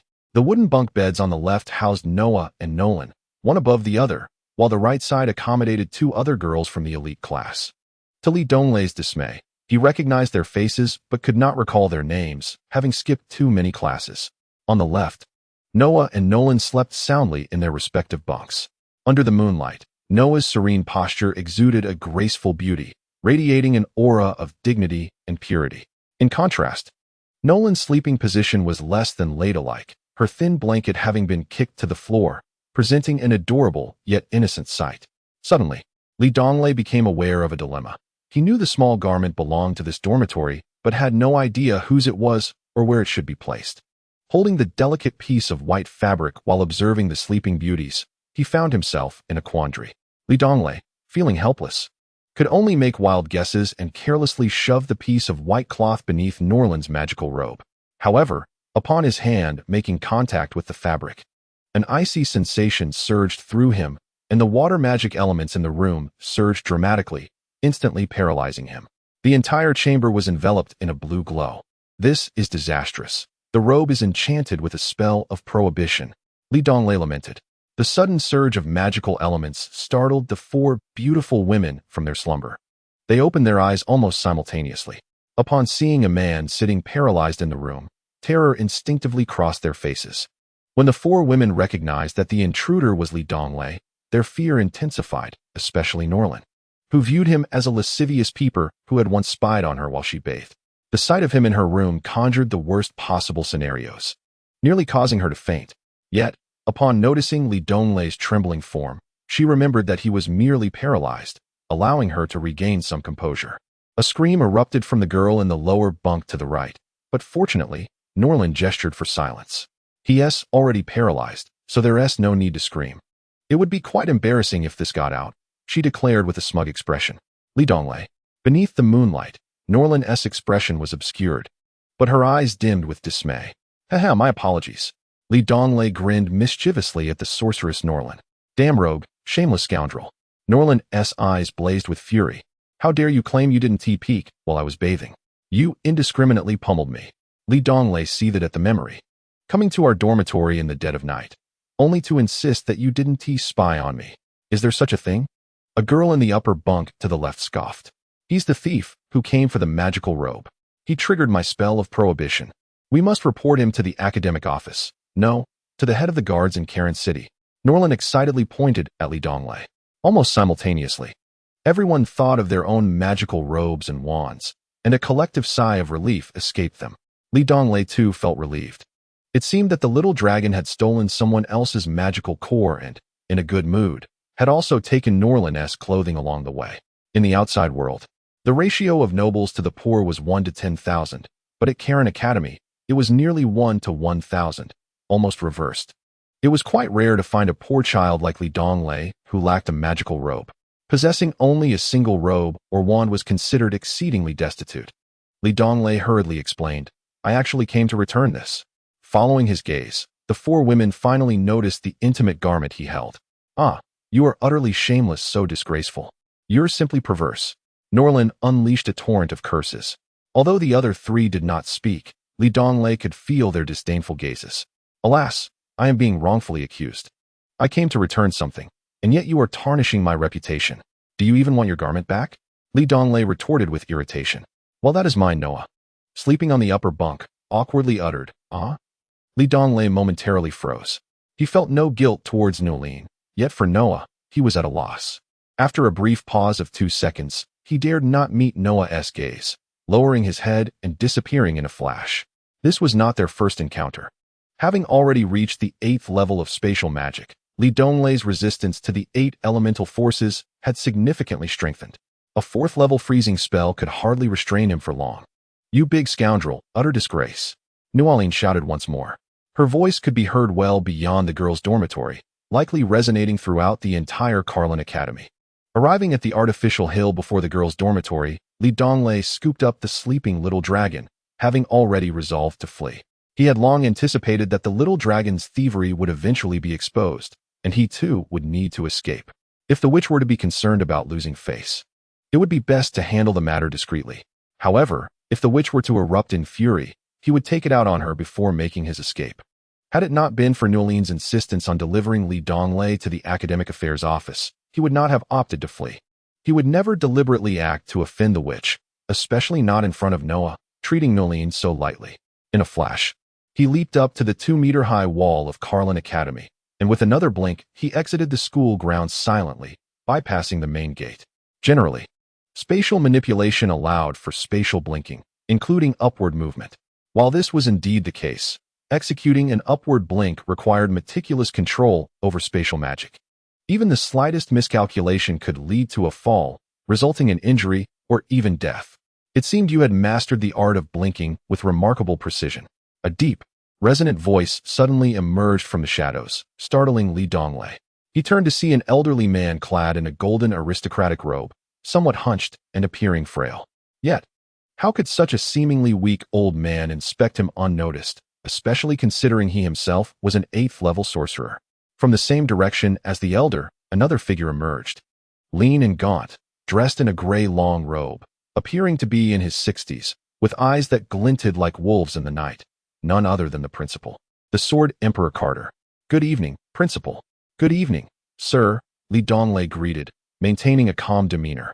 "Young man, what brings you out at such a late hour?" The noble elder inquired with a warm smile. "Oh, the weather is lovely tonight, with the stars shining brightly. I couldn't resist taking a stroll," Donglei replied vaguely. However, Principal Carter's expression grew stern under the moonlight as he remarked, "You, a student, are still being dishonest at this hour. It seems you are not far from peril. Do you think I am intimidated? What a jest." Episode 41. Captured. Principal Carter stepped forward, his voice cold. "Over the past 13 days, you have incited your phantom beast to pilfer 32 level 4 magic power crystals, 7 level 5 crystals, and 1 each of level 6 and level 7 crystals, totaling the destruction of 39 precious magical robes and wands. The stolen goods lie buried in a large hole at the edge of the Morin Mountains. The value of these 39 magical robes and wands is immense. Should I hand you over to the city guards, it would warrant 1,000 executions for a commoner like you, not to mention that your thefts involve the progeny of powerful nobles. Tonight, you dared to trespass into the girls' dormitory, harassing the daughter of Duke Galeen, which raises suspicions of lewd conduct. If this accusation is substantiated, it could cost you another 10 lives. Do you truly claim you fear not death?" "Principal, you cannot utter such baseless accusations," Donglei retorted, feeling utterly powerless before the 10th-level Sword Emperor. "Though you, as a master, may track me without my knowledge, do not presume I am defenseless." The Academic Affairs Office reported only 6 missing magical robes and wands, all of which are level 4 crystals. "Where do your 39 come from? As for tonight's incident, I swear upon my conscience, if you had followed me, you would understand the entire sequence of events. How could I harbor intentions of lewdness? You are indeed relentless." Carter replied, "Since the first magical robe went missing, I have conducted a secret investigation and have meticulously tracked over 30 stolen treasures and their owners. It seems this thief specifically targets the elite from Class 2. Many of those individuals, concerned about their reputation, opt not to report their losses, simply replacing what was taken as though nothing occurred. Only 6 have reported to the Academic Affairs Office. Do you expect me to confront the remaining 33 individuals one by one? Consider your last actions tonight. To accuse you of lewd intent seems excessive," Carter continued. "Damn." Donglei cursed inwardly, yet faced with the 10th-level Sword Emperor, he felt a profound sense of helplessness. The elderly nobleman, who had remained silent, chuckled amiably. "You are merely scaring children. I have observed you discreetly, while your theory of robbing the affluent to aid the poor is somewhat tenuous. It is evident that your heart is not wicked. As for tonight's matter, it indeed has no connection to you. We are here to assist you, otherwise, why would we engage in such lengthy conversation? We would have captured you long ago. Is it truly so?" Donglei expressed skepticism. "In truth, I intended to apprehend you upon the loss of the second magical robe, but this gentleman intervened, claiming he would compensate for the lost magical robes and wands. Even I do not fully understand why. Perhaps you should converse with him," Principal Carter said, gradually fading into the darkness of the night. Only Donglei and the elderly nobleman remained, and for a moment, Donglei was at a loss for words. "The weather is splendid tonight, with the stars shining brightly. Shall we take a stroll?" the nobleman suggested with a smile. Donglei felt a flush of embarrassment. Indeed, it was a clear night, but regrettably, only the moon was visible, devoid of stars. The notion of a starry sky was merely his fanciful musings. The two walked side by side. "I did not anticipate your spatial magic had reached level 8. Could you share with me the means of your cultivation?" the old man inquired, seemingly nonchalantly. "Every night, I engage in diligent practice, and during the day, I hone my swordsmanship. As for the reasons behind my rapid progress, there are likely many, yet articulating them proves elusive. Donglei speaks a profound truth. Perhaps this is what is deemed destiny. The elder chuckled wistfully and inquired, "Why did you choose spatial magic? Are you not aware that it pales in comparison to other forms of magic?" "Well," Donglei replied with a hint of self-deprecation, "my master is a spatial mage. When he first taught me, I was utterly unaware of the vast array of magic and martial techniques in this world, and thus I stumbled into learning it." The elder smiled again and remarked, "It is fate. Why do you choose to assist me?" Donglei now posed a question of his own. "Perhaps by offering you a small measure of help today, you might one day assist all of humanity in a grander way. You may not comprehend it now, but remember this. Do not declare yourself an 8th-level spatial mage, and only employ spatial magic in the direst of circumstances." The elder's final statement resonated with gravitas. "Why?" Donglei asked, bewildered. "Because there exists a formidable force outside that does not wish to see humanity grow powerful, particularly not the formidable spatial mages. Should you shine too brightly, it could lead to your demise. For now, you are merely in school, and there is still time." Observing the elder's serious demeanor, Donglei remained silent, awaiting further discourse. "I have spoken with Carter. Henceforth, you will be a student in the elite martial class at Karen Academy. All records of your magical studies will be irrevocably erased. Remember, you are merely a swordsman.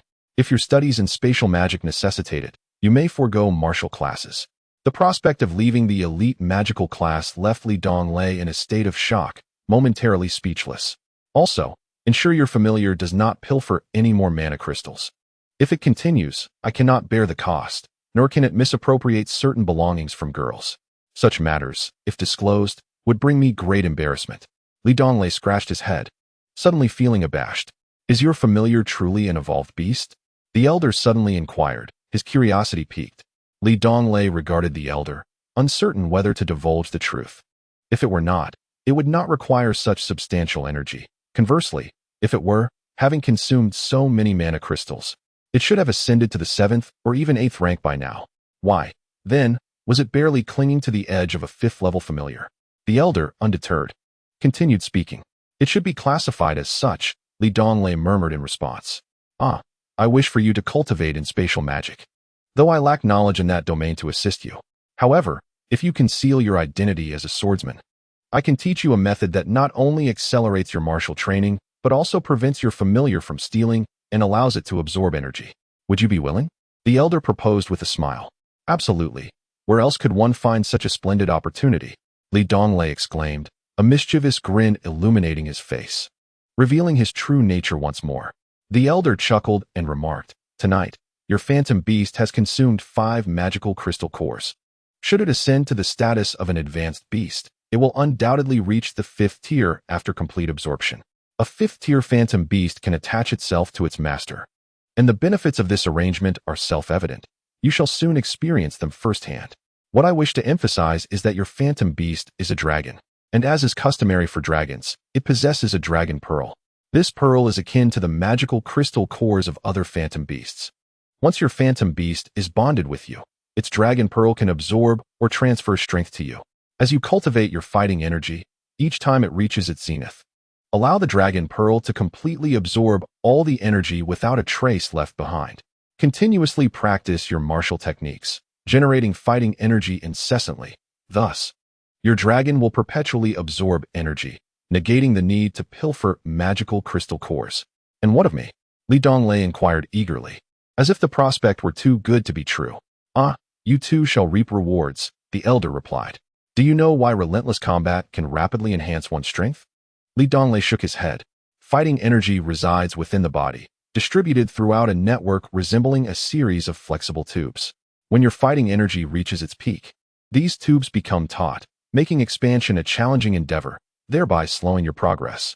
However, if each time you reach the limit, you completely extract the energy within, the tubes will relax, allowing for renewed cultivation and a swift return to tension. This cycle of tightening and loosening will expedite your growth. In essence, each time I have the dragon pearl absorb fighting energy, it is akin to experiencing a great battle. The pace of cultivation will thus accelerate tremendously." This theory of the tubes resembles the meridians in martial arts novels, Donglei mused, suddenly recalling a Taoist adage.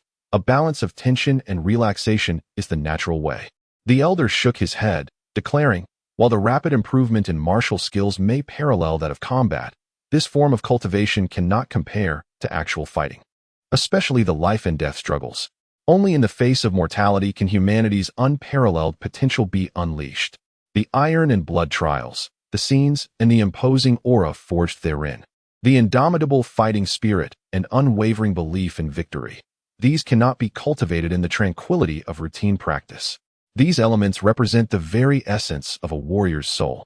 Although Donglei had yet to experience this truth firsthand, he resonated with the sentiment. Indeed, the flowers nurtured in a greenhouse lack the vitality of those that endure the tempest. Esteemed elder, I have one more query, Donglei said, gazing at the elder. As a noble dragon, why is there no one vying for it? Ha ha, you overthink matters. Ordinary dragons boast lifespans of 3,000 to 4,000 years. Your dragon, at present, is akin to a 3 or 4-year-old human child. What use would it be to others? It will take at least a millennium for it to reach maturity, by which time we may have long since faded into oblivion. Presently, it is still quite feeble, merely at the 5th tier. Those of noble lineage can easily acquire a 7th-tier phantom beast without jeopardizing their status to contend with you. Certainly, if they were to discover that your dragon is a promoted beast, the situation would be quite different. After all, a promoted beast only requires energy. Its growth is not determined by the passage of time. Donglei nodded. Unbeknownst to them, the two had circled the school, and as they completed their round, the dawn began to break in the east. It was nearly daybreak. After conversing for so long, I sense that although you appear nonchalant on the surface, you are truly someone who yearns for strength and harbors ambitions. That is sufficient. Your path is yours alone, and everything depends on your own efforts. Donglei smiled foolishly and said, Thank you, sir, for your assistance this time. Could you share your address with me? Though it may be presumptuous, I will seek an opportunity to repay your kindness in the future. Haha, once again, let me say this. As long as you possess a heart filled with kindness and justice, and strive to learn spatial magic, that will be the greatest repayment for me. I must take my leave now. Regarding the accusations of stealing the magical robe and wand, I will concoct a scenario where someone else takes the blame for you. But I cannot assist you with the matter concerning that girl. You must resolve that on your own. I bid you farewell. Donglei scratched his head, at a loss for words. Ah, youth is truly wonderful, the elder remarked, suddenly quickening his pace and vanishing without a trace in a matter of moments. What more could Donglei say? He carried the slumbering little dragon back to the dormitory. However, given Nualin's loud voice in the middle of the night, it was likely that more than one person was aware of his late-night venture into the girls' dormitory. Considering Nuaya and Nualin's popularity among the boys, Donglei felt a growing unease as he made his way. There was no need to think. Nualin must hate him deeply at this moment. If she were to discover that he dared to remain at Karen Academy, it would be astonishing if she did not come after him in a fit of rage. Chapter 42. The duel on the path to the dormitory. Many students regarded him with strange expressions, whispering amongst themselves. Donglei could easily guess the nature of their discussions. He had already become a figure of notoriety at Karen Academy, his reputation sullied to the utmost, and all news regarding him was undoubtedly negative. When he flashed a smile at a beautiful girl, he was met with a scornful roll of the eyes and a sharp reprimand. Rogue. A mere friendly smile had been misconstrued as lewdness. Perhaps it would be best to wear a stern expression instead. As he approached the entrance of his dormitory, Donglei suddenly sensed something amiss. The students here seemed to be unusually gathered, many wearing expressions akin to spectators witnessing a performance. Damned rogue, you have finally emerged. I have been waiting for you for ages. Donglei lamented. Nualin's face was icy as she stepped out from a nearby moon gate. Nuaya also wore a stern countenance, clearly disappointed by Donglei's nocturnal escapade, accompanied by a dozen other girls trailing behind them. Ahem. So it is the unparalleled beauty and extraordinary intellect of Miss Nualin. Do you require something from me? Donglei feigned a carefree smile. Nualin gritted her teeth and replied, Damn you, rogue. Spare me your smug grin. You know why I am here. Today, we shall not rest until one of us is vanquished. Seeing the dire situation, Donglei sought an escape, only to realize that the onlookers had inadvertently blocked his path. Nualin, it seems we have no grievances between us. Why do you obstruct my way today?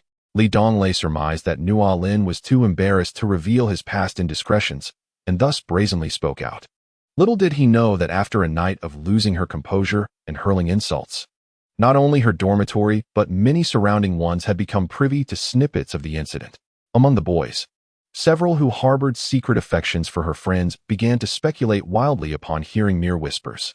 Consequently, a plethora of versions circulated, leaving both Nuaya and Nua Lin utterly humiliated and furious. Early in the morning, Nua Lin gathered a group of friends, waiting at the entrance of Li Donglei's dormitory. "You shameless rogue, even 1,000 cuts would not suffice to quell the wrath in my heart." Nua Lin was in an emotionally charged state, her right hand gripping her wand so tightly that the blue veins stood out prominently. After calming herself slightly, she stated formally, "I am not here to cause you trouble. I swear by the name of the Creator God, I, Nua Lin, formally challenge you to a duel. Is this permissible?" Li Donglei was at a loss for words. Realizing this was indeed trouble, with a demeanor of unwavering resolve, he replied, "In the name of the Creator God, I, Yuxing Li Donglei, do not accept your challenge." To retreat in the face of a woman's challenge was an act of cowardice. Moreover, to exhibit such cowardice while invoking the name of the Creator God was a blasphemy. Consequently, many male spectators began to stoke the flames of the situation. Nua Lin had never encountered such a brazen refusal and found herself momentarily speechless. As the situation escalated, Li Donglei regained his composure and calmly stated, "This duel has been proposed solely by you. I am under no obligation to acquiesce." "You have no choice," Nua Lin retorted. "If you refuse to duel me, I will not let you go. I have no desire to engage in a senseless brawl. We live in an era where peace is the prevailing tide, a natural trend of development." At that moment, Li Donglei spotted Susan, whose expression mirrored his own discomfort upon hearing the multitude of negative rumors about him overnight. Meanwhile, Yuta, Galen, and Taiyong had also arrived, drawn by the commotion. Li Donglei approached Galen and whispered, "As our class monitor, you ought to intervene in this internal strife." "Goodness, you lecherous fellow, are you truly putting me in this position? Look at the current circumstances, what am I supposed to say?" Galen wore a look of despair. Li Donglei paid him no mind and loudly addressed Nolan. "We are all elite students in this class. Now, let the class monitor have his say." All eyes turned to Galen, and upon witnessing Nua Lin's fiery gaze, he felt utterly uneasy. I wish to say," Galen stammered, "what Li Donglei intends to convey is precisely what I wish to express. Everyone, please direct your inquiries toward him." Li Donglei found himself at a complete loss for words. "Despicable rogue, do not think you can evade this. Whether you accept the duel or not, I shall end your life. I am about to strike." As Norlin spoke, she raised her wand high. The atmosphere in the arena grew tense, with more and more students arriving, encircling the area tightly, their numbers continually increasing. Among the crowd were fervent admirers of Noah Norlin, who harbored considerable hostility towards Li Donglei, many of whom had already readied themselves for battle, prepared to act if necessary. Li Donglei observed the murderous intent emanating from Noah, remarking, "Must it be so ruthless? Is it truly necessary for it to be a fight to the death?" Noah raised her wand defiantly, declaring, "You shameless rogue. Today it is either you or me." Li Donglei, scratching his nose, replied with a hint of frustration, "Then it seems it will be you without me." Noah addressed the crowd. "Did you all hear that? This rogue has wagered his very life. Should I slay him, do not blame me. I never said such a thing." Li Donglei protested loudly. Yet, Norlin had already begun to wave her wand, softly uttering incantations, unleashing a flurry of glistening ice spikes towards Li Donglei.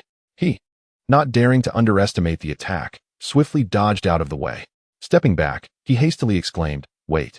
Just because I often skip classes does not mean I am ignorant. Duel at the dormitory entrance violates school regulations. Do you wish to be expelled? I certainly do not. Karen Academy permitted students to duel, but to ensure their safety. It mandated that fights only take place in designated areas under faculty supervision. Otherwise, expulsion was inevitable. The duel was unavoidable, and Li Donglei had to comply. At least having a teacher present would guarantee his safety. Very well, let us proceed," Norlin declared, striding towards the playground. Noah glanced at Li Donglei, then lowered his head in silence, following his sister, trailed by a group of onlookers. "I will fetch a formidable teacher to act as referee, ensuring your safety," Yuta said. Realizing Li Donglei was unable to cast even a basic attack or defense spell before rushing towards the office. "Boss Wolf, you shall become the first among us to fall for love, and your comrades will remember you." Taiyong seized every opportunity to undermine Li Donglei. "Get lost, you sun worshipper." Li Donglei retorted angrily. Susan managed a weak smile before turning away, choosing not to witness the duel. Li Donglei felt helpless. The misdeeds of the previous night had swiftly caught up with him. He had brought Little Dragon back to the dormitory, placing it on his bed before heading towards the arena with Galen, Taiyang, and Purfis. The arena itself was a square expanse stretching 10 zhang, akin to a boxing ring on Ziyu Star, albeit significantly larger. By the time Li Donglei arrived, the area was already packed with spectators, the vast majority being supporters of Norlin. Oh! Upon his arrival, a chorus of jeers erupted from the crowd. Damn it! My once unblemished reputation is ruined in an instant.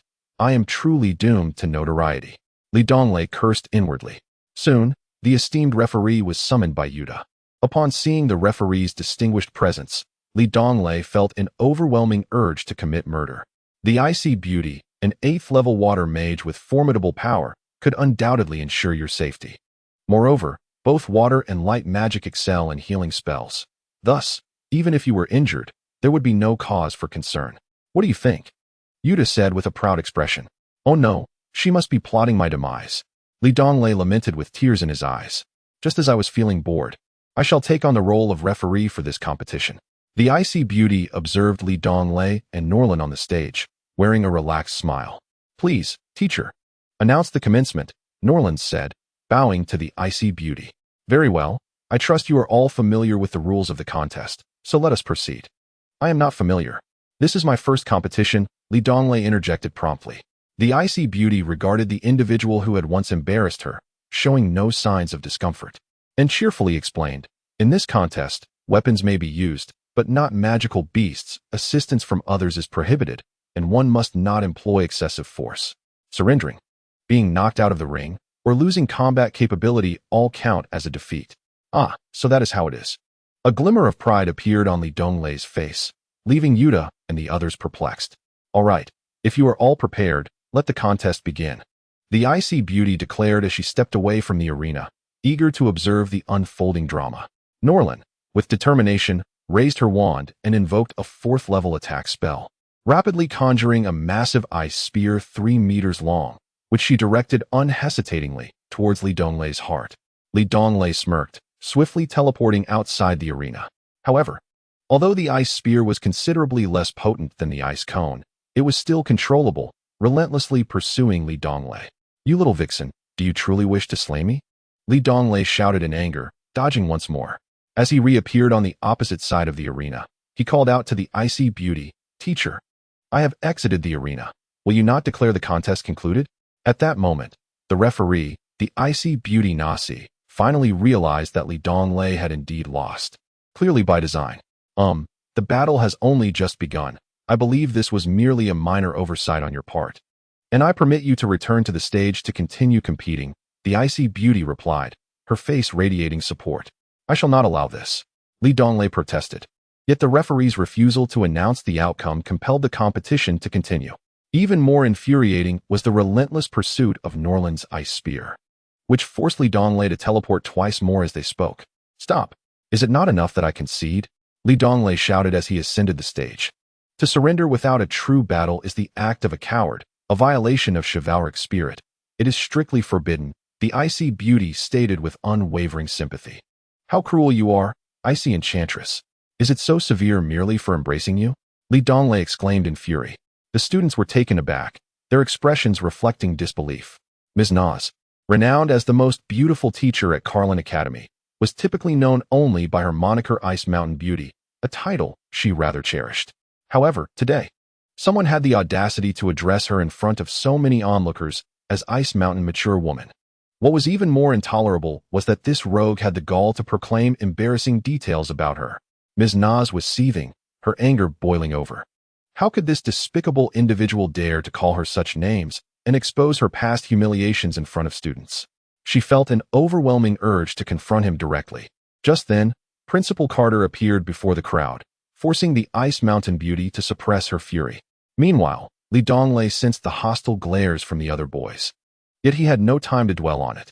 Norlin's ice spear was menacingly aggressive, leaving him with no choice but to evade it continuously. Principal, this is not a duel, it's murder, Li Donglei protested while dodging. However, Principal Carter merely smiled and remarked, to flicker without incantations. Such incessant flickering consumes magical energy, likely 30 times that of controlling an ice spear. Yet, it seems this young girl is nearing her limits. Are you here to watch a show or sip tea? Lives are at stake. Donglei suddenly felt that the teachers at the school had become remarkably cold-hearted.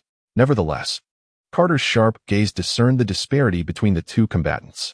Norlin was drenched in sweat, her complexion pale, gradually succumbing to exhaustion, and ultimately, her ice spear fizzled away helplessly. Just as Donglei thought he could breathe a sigh of relief, Norlin invoked another spell, a third-tier water magic, demonstrating her depletion as she dropped from fourth to third tier. Donglei mournfully glanced back at the crowd, all watching, teachers included, seemingly entertained, showing no inclination to intervene. "You are forcing my hand," he shouted, suddenly flickering to Norlin's side, eliminating any distance between them. Norlin was caught off guard as Donglei swiftly wrapped his arms around her waist, his right hand grasping the magic wand now nestled in his embrace. A piercing scream erupted, this time ringing in Donglei's ears, nearly deafening him, yet he dared not release her. "Let me go, you scoundrel!" Norlin struggled fiercely, but the frail body of the female mage was no match for Donglei's hold. Her efforts were futile. "Release me, this is utterly shameless." Below, no fewer than 100 men could no longer tolerate the sight. How could such a beautiful girl be publicly teased? Envy and indignation rippled through the crowd. Witnessing this scene, Ms. Nas clenched her fists tightly, recalling her own past experiences, leaving Principal Carter bewildered. In the arena, Donglei hastily declared, "Do you think I desire this? If I let you go, we'll end this duel, and I won tea contest. You can consider yourself the victor. What say you? Don't speak. You Haven tea brushed your teeth today, your breath stinks." Donglei was drenched in sweat, overwhelmed by her audacity. Yet he indeed had not brushed his teeth that day. "Release your filthy hands," Norrin shouted, her voice hoarse from the exertion. "I will let you go, and from now on, we shall maintain our distance, remaining utterly indifferent to one another," Donglei retorted immediately. "I am determined to kill you today," Norrin declared, once again invoking a level 4 ice spike spell. The proper state for casting spells requires a mage to don a robe and wield a staff, with the left hand bent at a right angle, a fist's distance from the abdomen, while the right hand raises the staff in a half arc, eyes slightly open, reciting the incantation. In this state, a mage can unleash their magic to the fullest. Absent the robe and staff, one can still recite the incantation in the correct posture. However, Norrin's current condition was clearly unsuitable for spellcasting, especially since her magical energy had dwindled to its nadir. Attempting to forcibly execute a level 4 spell could lead to magical backlash, resulting in the waste of her magic or even posing a life-threatening risk. Norrin was completely consumed by rage, recklessly chanting the incantation. "If you and I are together, invoking ice spikes, do you intend to perish with me?" Donglei exclaimed loudly. Yet, Norrin's eyes burned crimson, embodying a reckless abandon for her own life. "Shut your mouth." Norrin continued her incantation. "Damn it," Donglei cursed, realizing he could not free his hands in time. In a moment of desperation, he opened his mouth and blocked Norrin's. A chorus of horrified gasps erupted from the crowd, as some boys prepared to explode with fury. "Well done, Wolf Leader," Yuta exclaimed in admiration. "Shameless rogue," someone shouted in outrage. The scene descended into chaos. Silence. With a powerful surge of fighting spirit, Principal Carter swiftly subdued the crowd. Donglei cast a sidelong glance at the level 10 master to his left, whose expression was comically bewildered as he faced such unruly students. "Donglei, release your hands. I declare this duel concluded. You are both evenly matched. Should either of you make another move, you will be expelled immediately," Principal Carter stated sternly.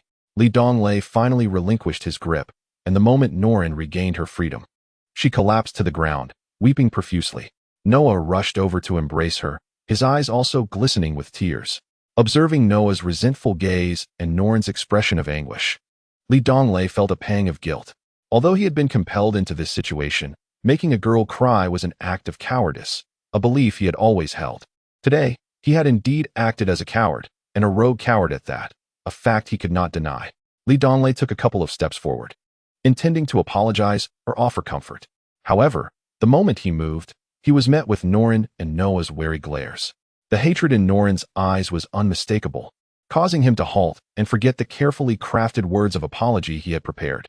After a brief pause, he finally managed to utter, "Actually, I am inherently kind."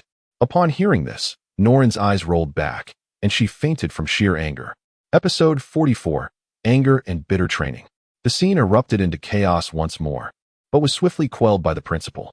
The icy beauty immediately stepped forward to cast a water-based healing spell.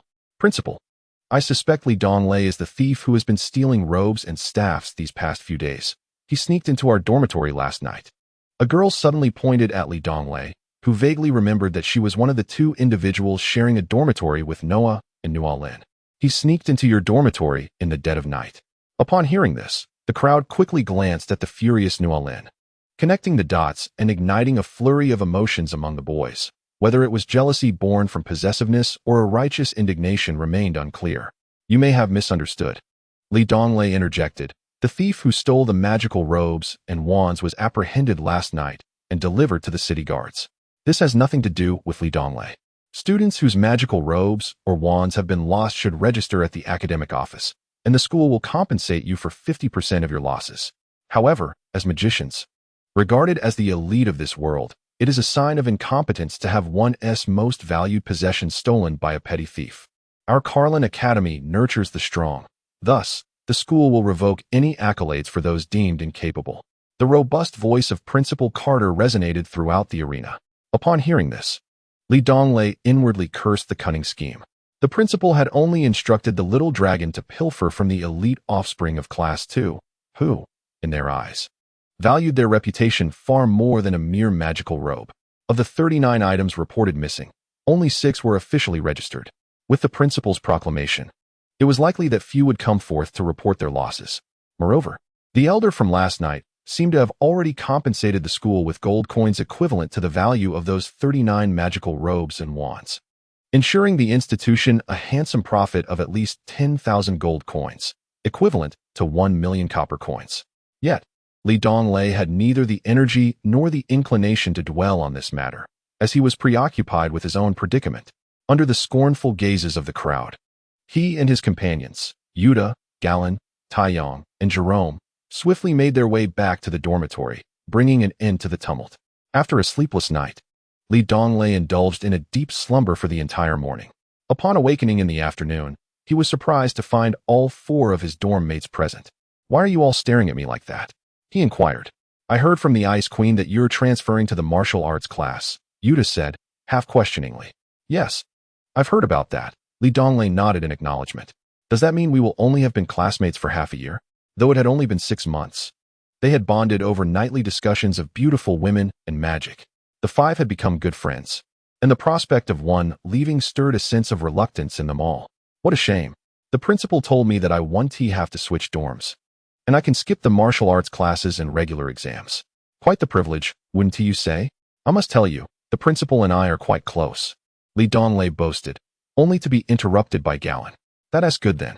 We were planning a farewell dinner, but now that can be spared." "Hey, I'm glad you're not leaving," Jerome said with a goofy grin, scratching his head. "How ridiculous." Donglei scoffed in disdain. "Since that's the case, Brother Rogue, we'll accompany you down," Taiyong said with a mischievous grin. "What Brother Rogue? Why would I go down?" Donglei replied, visibly displeased. The term Rogue has recently surged in popularity, captivating the entire Carlin Academy within a mere half-day. "Congratulations. You have become one of the top 10 prominent figures in the school. This esteemed list comprises either the CR de la CR among the top 10 skilled students or the most enchanting beauties among the top 10 female students. To find yourself among such illustrious company brings me, as your roommate, a sense of pride," Taiyong remarked with feigned gravitas. Who could have coined such a trivial nickname? Donglei seethed inwardly, feeling that his once pristine reputation was irrevocably tarnished, and the minuscule regard held by Noah and Susan for him had completely crumbled, causing him considerable distress. But let us set aside the matter of nicknames for now. A group of boys has gathered outside the dormitory, seemingly intent on challenging you to a duel. The class leader Galen hurriedly interjected. "Another duel? When will this end? They are merely bullying me because I'm a spatial mage, aren't they?" Upon hearing this, Donglei could not help but erupt in anger. He sat up abruptly, feeling irked, cursing under his breath. "Damn it, this is infuriating. What should we do? Those individuals appear to be gearing up to storm the dormitory. And there are upperclassmen among them, Yuta said with a hint of concern. If only I were an 8th level lightning mage or an 8th level swordsman. I would show them who dares to play the hero. Just a bunch of petty bullies who flaunt their bravado in front of girls. Li Donglei's indignation surged, and he rose to his feet. Are you truly going to confront them? Those 4th and 5th level swordsmen are not like the little girls in Norland. How will you handle them? Yuta gazed at Li Donglei with apprehension. Confront them? Absolutely not. My mana is barely at 40% after continuous blinking. That would be courting death. Li Donglei took a moment to compose himself and spoke in a measured tone. I shall go to the Molan Mountains to hone my martial skills. If I do not return stronger, wait for me there. Should you still remember me? I will be at the eastern side of Weishan Lake, training. And don't forget, I am still an elite class student. Please collect my monthly subsidy of 3,000 copper coins for me, as I am but a poor child in need. Indeed, given your current reputation and capabilities, it is rather perilous to remain at school. Going to the Molan Mountains is a wise choice. Fear not. We shall ensure you receive some clothing and other necessities.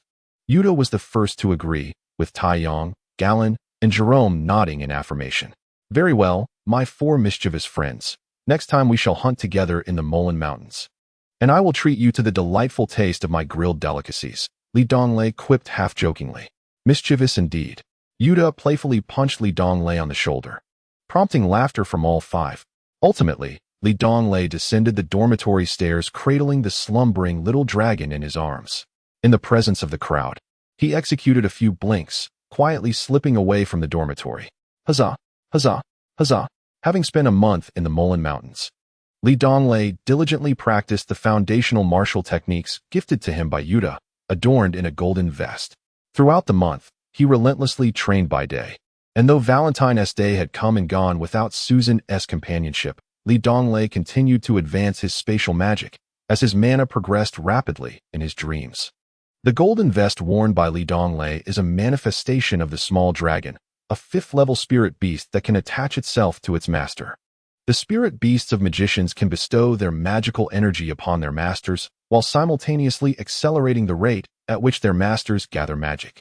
Meanwhile, the spirit beasts of swordsmen provide strength and can transform into protective armor, with higher-level spirit beasts possessing remarkable resistance to both magic and martial energy. The magic swordsman embodies the attributes of both. The significance of spirit beasts is universally acknowledged on the continent, surpassing even the swords of swordsmen and the staffs of magicians. Moreover, the abilities of spirit beasts vary according to their levels. For instance, the small dragon, having just reached the 5th level, can only cover 30% of Li Donglei's upper body, offering scant protection to the heart region, resembling more of a short shirt than true armor. However, as the small dragon grows stronger, the armor will expand, and its coverage will increase correspondingly.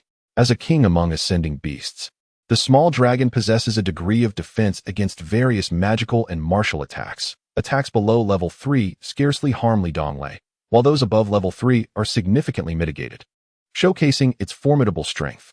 What brings Li Donglei even greater joy is that the small dragon, transformed into armor, becomes more docile due to the constant replenishment of energy from his own martial energy.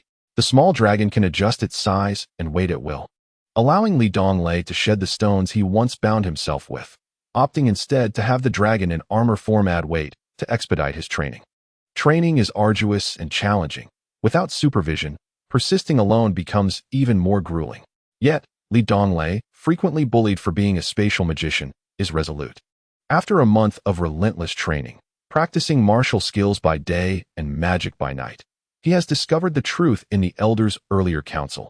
Once his martial energy reaches its peak, he allows the dragon's orb to fully absorb it before resuming his training, resulting in a significantly accelerated progress. Within that month, Li Donglei has ascended to the realm of a 3rd-level swordsman, a feat that previously took him 4 months to merely reach the entry level of a 1st-level swordsman. At this 3rd-level juncture, Li Donglei's martial energy has established its own trajectory. The various secrets of martial energy, each varying in strength, stem from differing paths of energy flow.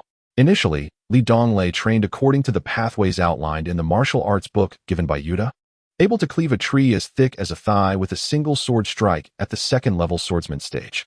However, He later recalled his own theory from the Nine Heavens Nine Swords regarding the trajectory of the Tao, the Ren and Du meridians, and the 8 extraordinary meridians. Having extensively researched the human body's various channels while creating his own techniques, aided by the guidance of a jade pendant, he decided to completely alter his martial energy pathway. He focused on the Ren and Du meridians as the primary channels, supplemented by the 8 extraordinary meridians, allowing the energy to flow throughout his body. After all, at a mere second level, failure would only mean starting anew. When Donglei swung his sword once more, the same martial energy, now harnessed through his transformed pathway, astonishingly cleaved through a tree as thick as a waist, amplifying his power by more than 7-fold. The speed, reflexes, defensive capabilities, and even the execution of the new martial arts path have all seen a qualitative enhancement. While vehemently denouncing Yuda's book as trash, Donglei's resolve to pursue his own unique martial arts path intensified. Were Yuda's grandfather, the venerable Duke Lane, to hear Donglei's disparagement of his martial arts tome, he would undoubtedly confront Donglei with great fervor. This particular volume had been specifically borrowed from the esteemed guardian of the Karun Empire, Lane Nadal, whose friendship with the legendary swordsman, the 11th level sword emperor Somen Porxius, is well known. In the 45th episode, The Struggle of Tiger and Snake, Donglei embarked on his journey from scratch to the realm of a first-level swordsman. Through a process of trial and error, he gradually familiarized himself with the world, guided by Yuda's martial arts book, and systematically honed his skills over the span of 4 months. Transitioning from first to second-level swordsman proved to be significantly more challenging than the previous phase. However, by adhering to the methods taught by his elder mentor, Donglei managed to fully cultivate his inner energy, allowing his companion, Little Dragon, to absorb it completely. Through this balanced approach, he achieved this advancement in a mere 26 days. From the second to the third level, he continued with his disciplined practice, aligning with the Taoist principles of cultivation. Focusing on the Ren and Du meridians, he reversed the flow of his inner energy, directing it from the Huin point up the spine to the Bai Hui at the crown of his head, and then down through the Ren meridian to the Dantian. This cyclical flow mirrors the Taoist concept of the microcosmic orbit, known as the Great Transformation of Heaven and Earth, which refines essence, energy, and spirit. Presently, Donglei is only capable of executing the small heavenly cycle, reaching his limit after 20 cycles each day. His aspiration is to merge the essence of heaven and earth with his own inner energy, progressing to the initial stage of the Great Heavenly Cycle, known as the middle stage, and ultimately to the Great Stillness stage, achieving the upper stage of spiritual transcendence. Now, with the Ren and Du meridians as his foundation and the 7 primary and 8 secondary meridians complementing him, Donglei's cultivation speed has experienced another qualitative leap. Remarkably, on the very day he altered his route, he ascended from the second to the third level. Even more astonishing was the revelation that upon reaching the third-level swordsman status, he could introspectively observe his inner energy. He distinctly perceived a swirling miasma of energy coalescing at the convergence of the Ren and Du meridians at the Dantian's Huin point.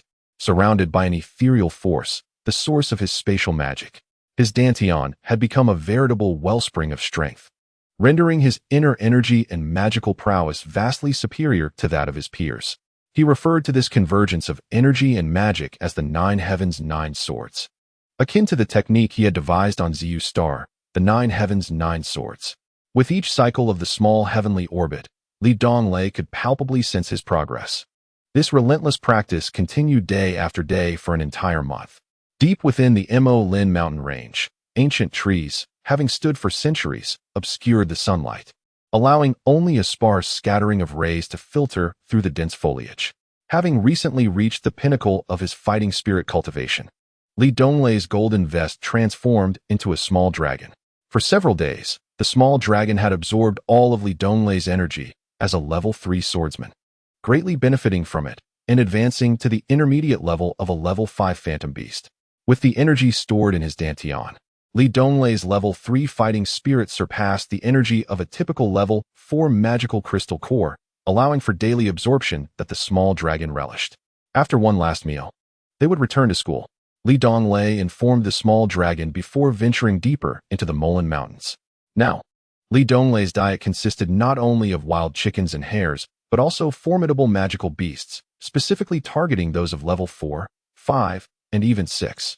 Although Li Donglei's cultivation speed was impressive, as an elderly gentleman had stated a month prior, while there were numerous methods to swiftly enhance one's fighting spirit, none could compare to the experience gained through battle. Li Donglei required practical experience and a courageous heart. He could handle level 4 magical beasts alone, utilizing his significantly enhanced 9 Heavens 9 swords alongside spatial flickering assistance. When facing slightly weaker level 5 beasts, he donned the small dragon's transformed short shirt for added defense and borrowed a portion of its strength. For more formidable middle-level 5 beasts, Li Donglei collaborated with the small dragon, simultaneously training their combat synergy. As for level 6 beasts, even if they could confront them, it would come at a considerable cost, making such encounters unworthy of pursuit. Thus, they typically avoided confrontation. In the eyes of wild beasts, humans are akin to other beasts, bound by the law that only the strong command respect, with no place for the weak to dominate the powerful, regardless of their wisdom. In the less profound regions of the Molan Mountains, Li Donglei and the small dragon constituted a relatively formidable presence, having claimed their territory. Unfortunately, unlike other territories dominated by magical beasts, Li Donglei and the small dragon refrained from preying on those below level 4, while frequently hunting those above, resulting in their territory becoming scarce of level 4 and 5 beasts. Presently, Li Donglei sought to encroach upon a neighboring territory. With a resounding roar, the small dragons signaled their arrival, warning the territory's master. Typically, the master would promptly appear to expel or eliminate intruders, yet if aware of their inferiority, they would retreat. At that moment, a thunderous roar echoed from afar. Roar. Huh. What's this little tiger up to today, daring to challenge us? Li Donglei mused with intrigue. 2. The small dragon articulated, still mastering its rudimentary speech. Li Donglei and the small dragon pressed deeper into the territory, hunting level for magical beasts, knowing that the little tiger would not interfere, as their combined strength was level 6. Unless special circumstances arose, they would refrain from engaging in life-and-death struggles against equals. Further ahead lay an open expanse devoid of towering trees, merely scattered low shrubs, when yet another thunderous roar resonated through the air. Li Donglei and Xiaolong turned their gaze towards the sound, only to behold a majestic creature, its body adorned with a rich tapestry of yellow and spotted patterns, its fur gleaming with vitality. It resembled a ferocious tiger, yet it towered over the feline beast with a formidable stature, standing at a height of 3 zhang. This giant beast was alertly observing its surroundings, occasionally letting out a resounding roar. Before it lay a colossal serpent, its entire form of vivid crimson, as thick as a man's thigh. However, this was not merely a python. It was the advanced fire element magical beast known as the Red Serpent. Not only was its body as hard as iron, but its fangs were also venomous, capable of wielding intermediate fire magic, making it a rather formidable adversary. Amidst the tiger's roar, Li Donglei faintly discerned a sibilant sound, unmistakably the hissing of the serpent's tongue. Taken aback by the sight of such a magical creature, he abruptly halted, standing utterly still. A 7th-level magical beast. The hierarchical system of the Molan Mountain Range was notably stringent, with the strongest inhabitants being merely 6th level. How could a 7th-level beast emerge here? Upon closer inspection, he realized that the red serpent was transitioning from its growth phase to maturity, a process requiring an immense amount of energy. It was likely that it had either vanquished or intimidated the beasts within its territory, daring to venture into this 6th-level domain to hunt, as the 7th-level entities around were too wary to confront it. A beast striving for advancement requires a significant energy intake throughout its life. However, ordinary magical beasts only necessitate such energy during their growth phase. The current situation of the 7th-level red serpent hunting here was thus quite reasonable, given its critical growth period. At this moment, the saber-toothed tiger and the red serpent stood in opposition, while Li Donglei and Xiaolong remained frozen in place, cautious not to draw attention. After all, their combined prowess was at the 6th level. Should they attract the notice of either party, they could easily become targets themselves, spiraling into a chaotic melee among the 3 factions. Realizing that a mere roar would not deter its opponent, the saber-toothed tiger let out a fierce cry and unleashed a bolt of lightning from its maw. The powerful electric arc crackled and sizzled through the air, directly targeting the red serpent. Magical beasts are distinguished by their ability to cast spells, a privilege reserved for those of 4th level and above. Moreover, they can unleash magic without the need for incantations akin to Donglei, coupled with their formidable physical attacks. Only magical swordsmen, who harmoniously blend magic and martial prowess, can contend with such beings. Of course, possessing potent weaponry can also compensate for one's shortcomings, as the strength of humanity lies in its capacity to wield various tools, such as battle armor and swords. Both lightning and fire magic are inherently offensive in nature, with scant defensive capabilities. As the lightning approached, the red serpent chose not to defend, instead countering with a fiery breath. The two elements clashed in midair, yet no significant reaction occurred. Each continued their assault on their respective foes. The saber-toothed tiger roared once more, swiftly evading the attack, while the flames singed the rear half of its body, leaving a faint charred scent in the air. Remarkably, the red serpent's massive form reacted with even greater agility than the saber-toothed tiger, deftly shifting its body to evade the lightning strike. The saber-toothed tiger, undeterred, roared again and lunged towards the red serpent. Alas, the serpent's body was exceedingly nimble. It twisted and retreated with remarkable speed. Suddenly, it pivoted, its massive tail sweeping through the air with a force capable of toppling armies, aiming to strike the airborne saber-toothed tiger. The airborne saber-toothed tiger could not evade the onslaught, as the massive tail of the crimson serpent, akin to a steel whip, struck it forcefully, sending it flying to the side. Yet, the tiger, driven by its primal instincts, swiftly regained its footing and lunged once more, leaving the serpent no time to retaliate.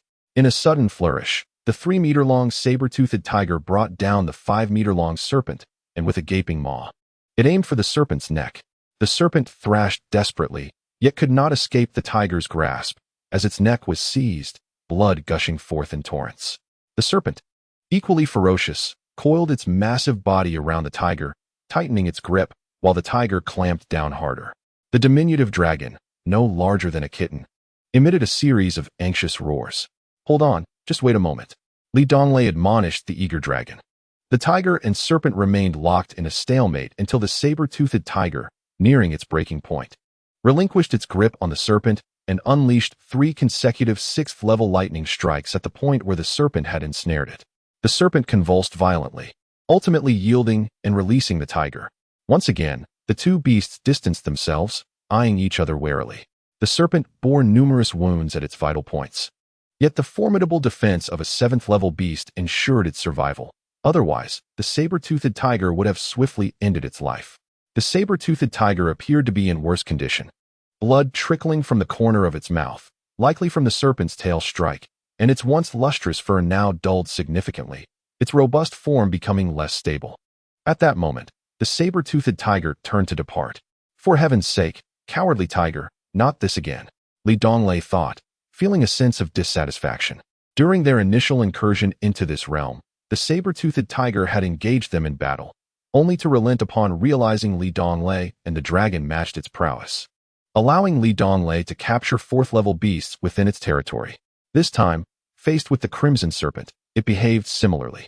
The serpent, too, refrained from attacking, its gaze fixed warily on the departing tiger.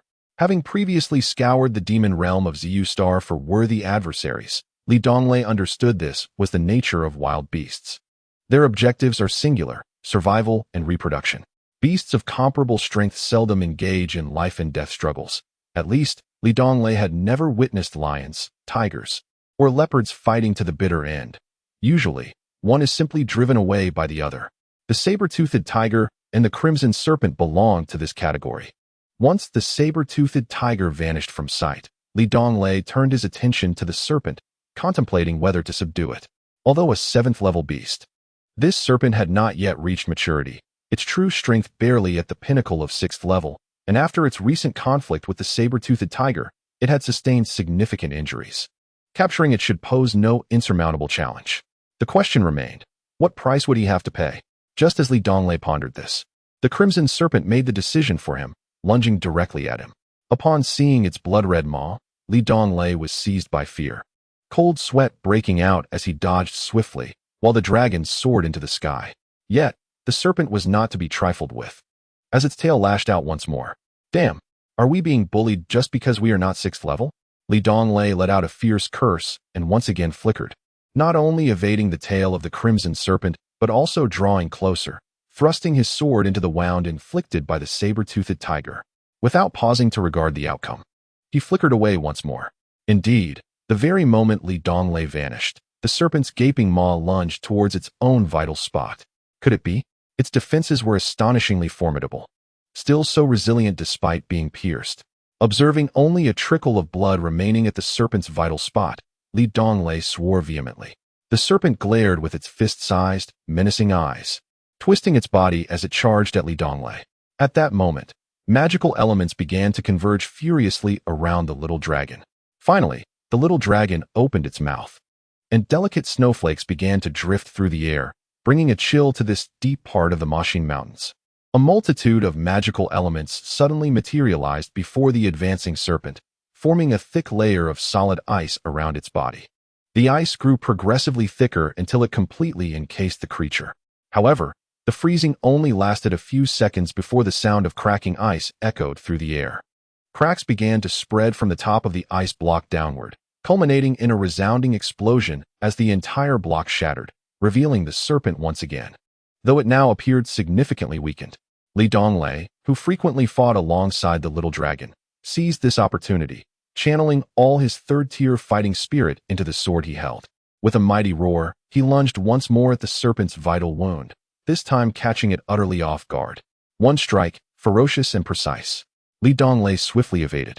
And just as he did, a pool of dark, venomous liquid appeared at the spot he had just vacated, sending a chill of dread down his spine. The serpent finally gained a moment of respite, possibly fueled by its hatred for Li Donglei after enduring such torment. It reared half its body upright as magical elements surged around it. Li Donglei retreated step by step, while the little dragon flew to his side, erecting a wall of water before him. The serpent opened its gaping maw, unleashing a torrent of flames that coalesced into a massive fire serpent, identical to itself, targeting Li Donglei. A fire spell on par with a 6th-tier ice dragon. The little dragon's 5th-tier ice wall melted within a second, as it soared into the sky while Li Donglei flickered away. However, to his chagrin, the moment he reappeared, the fire serpent was hot on his heels. Clearly, the crimson serpent was manipulating this 6th-tier spell with its magic. Little dragon, distract it, Li Donglei shouted as he continued to dodge. The little dragon understood and began unleashing earth and water spells from the air. The serpent was now occupied, trying to control the fire serpent to pursue Li Donglei while simultaneously avoiding the little dragon's onslaught, leaving it somewhat flustered. Li Donglei observed keenly, deliberately slowing his pace as he inched closer to the serpent, the flames of the fire serpent scorching him to the brink of endurance. Yet, he deliberately slowed even further.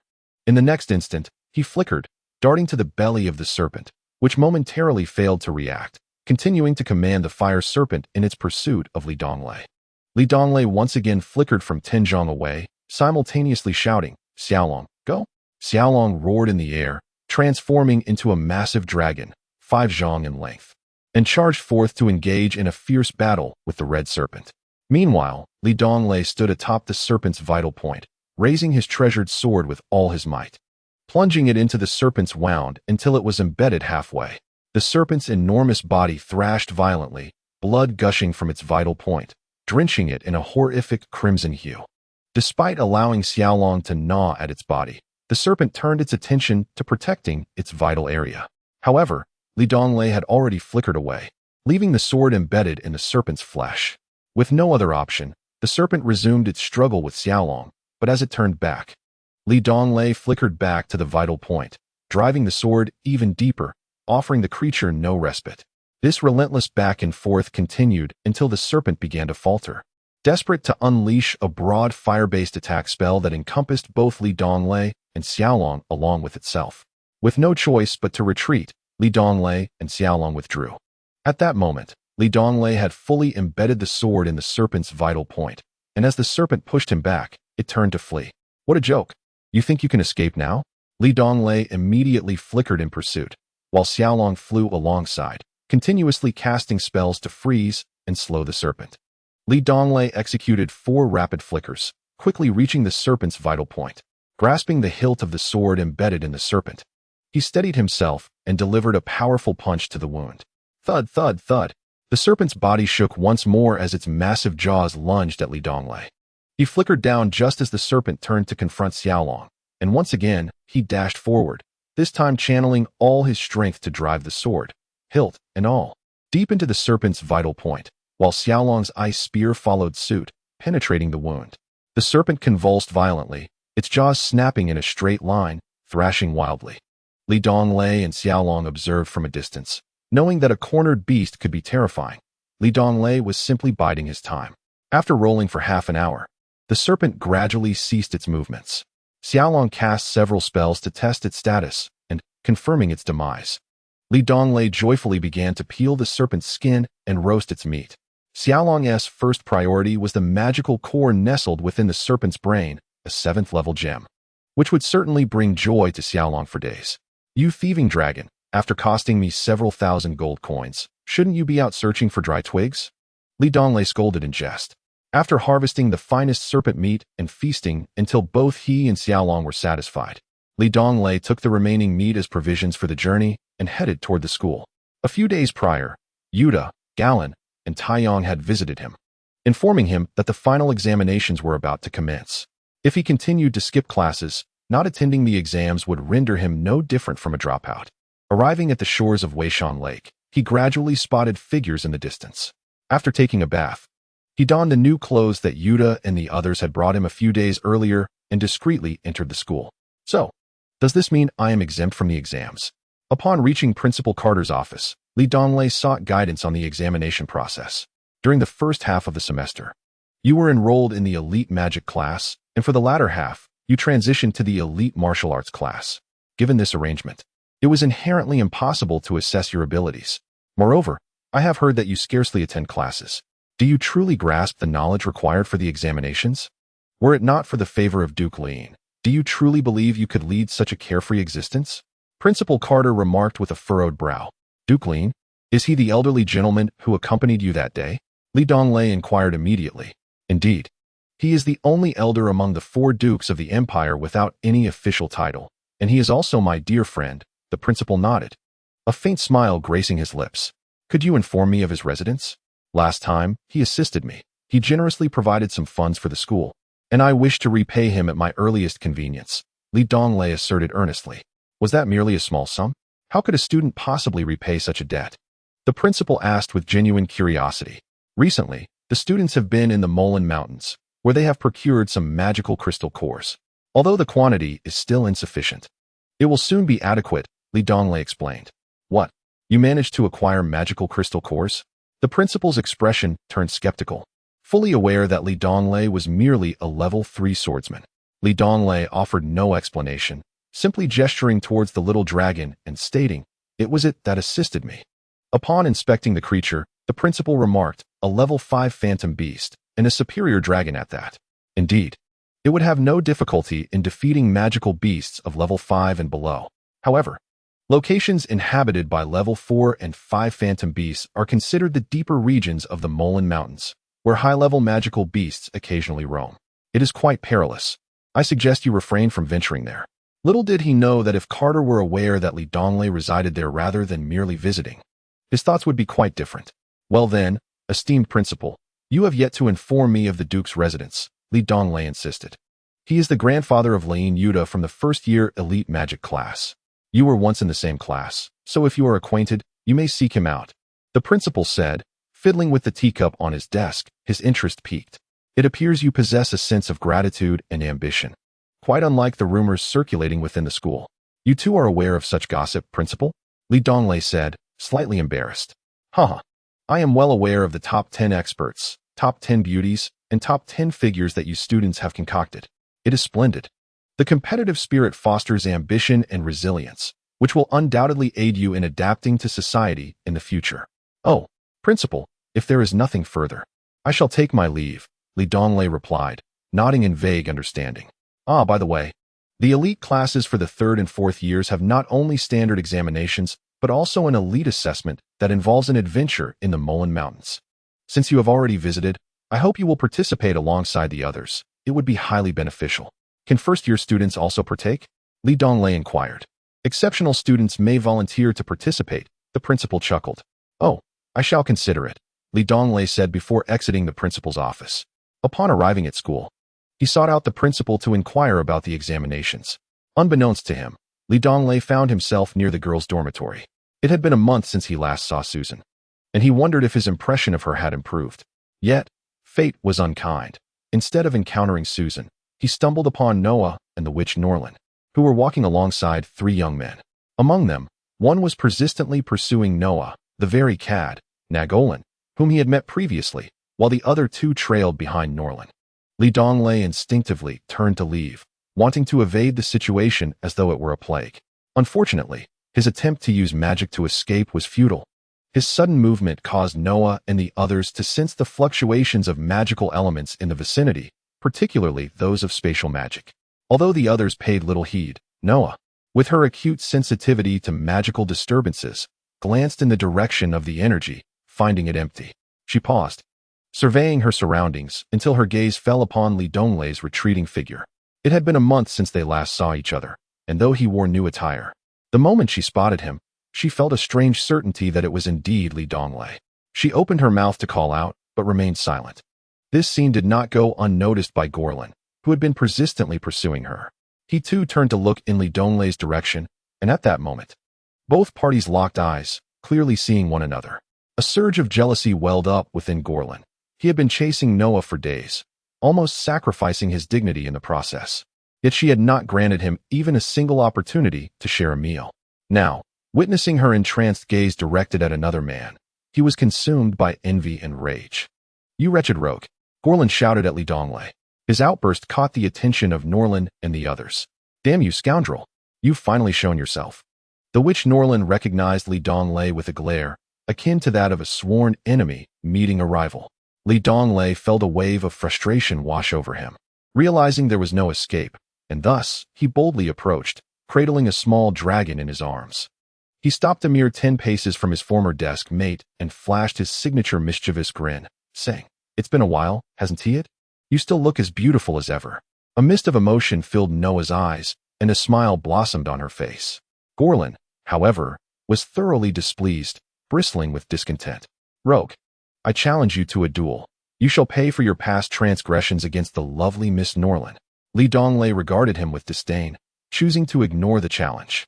This only fueled Gorlin's ire further. "Did you hear that, coward?" Annoyed by the persistent pestering, Li Donglei contemplated retorting harshly, but suddenly shifted his expression to one of feigned heartbreak, exclaiming loudly, "Gorlin, you beast! Do you recall when you stole Noah's undergarments? I caught you red-handed, and you wept, begging me not to reveal it, even requesting I return them. I was humiliated before the entire school and never revealed your shameful secret." Gorlin's face turned pale as he drew his sword, his 6th-tier swordsman prowess evident, his agitation manifesting as a surge of fighting spirit. Should Noah believe this, he would have no hope of winning her affection in the future. "Oh, are you afraid I might expose you? Do you wish to silence me? I have considered you a friend all this time, enduring the disdain of the entire school without revealing your secrets. You contemptible rogue, how dare you slander me? I shall strike you down with a single blow."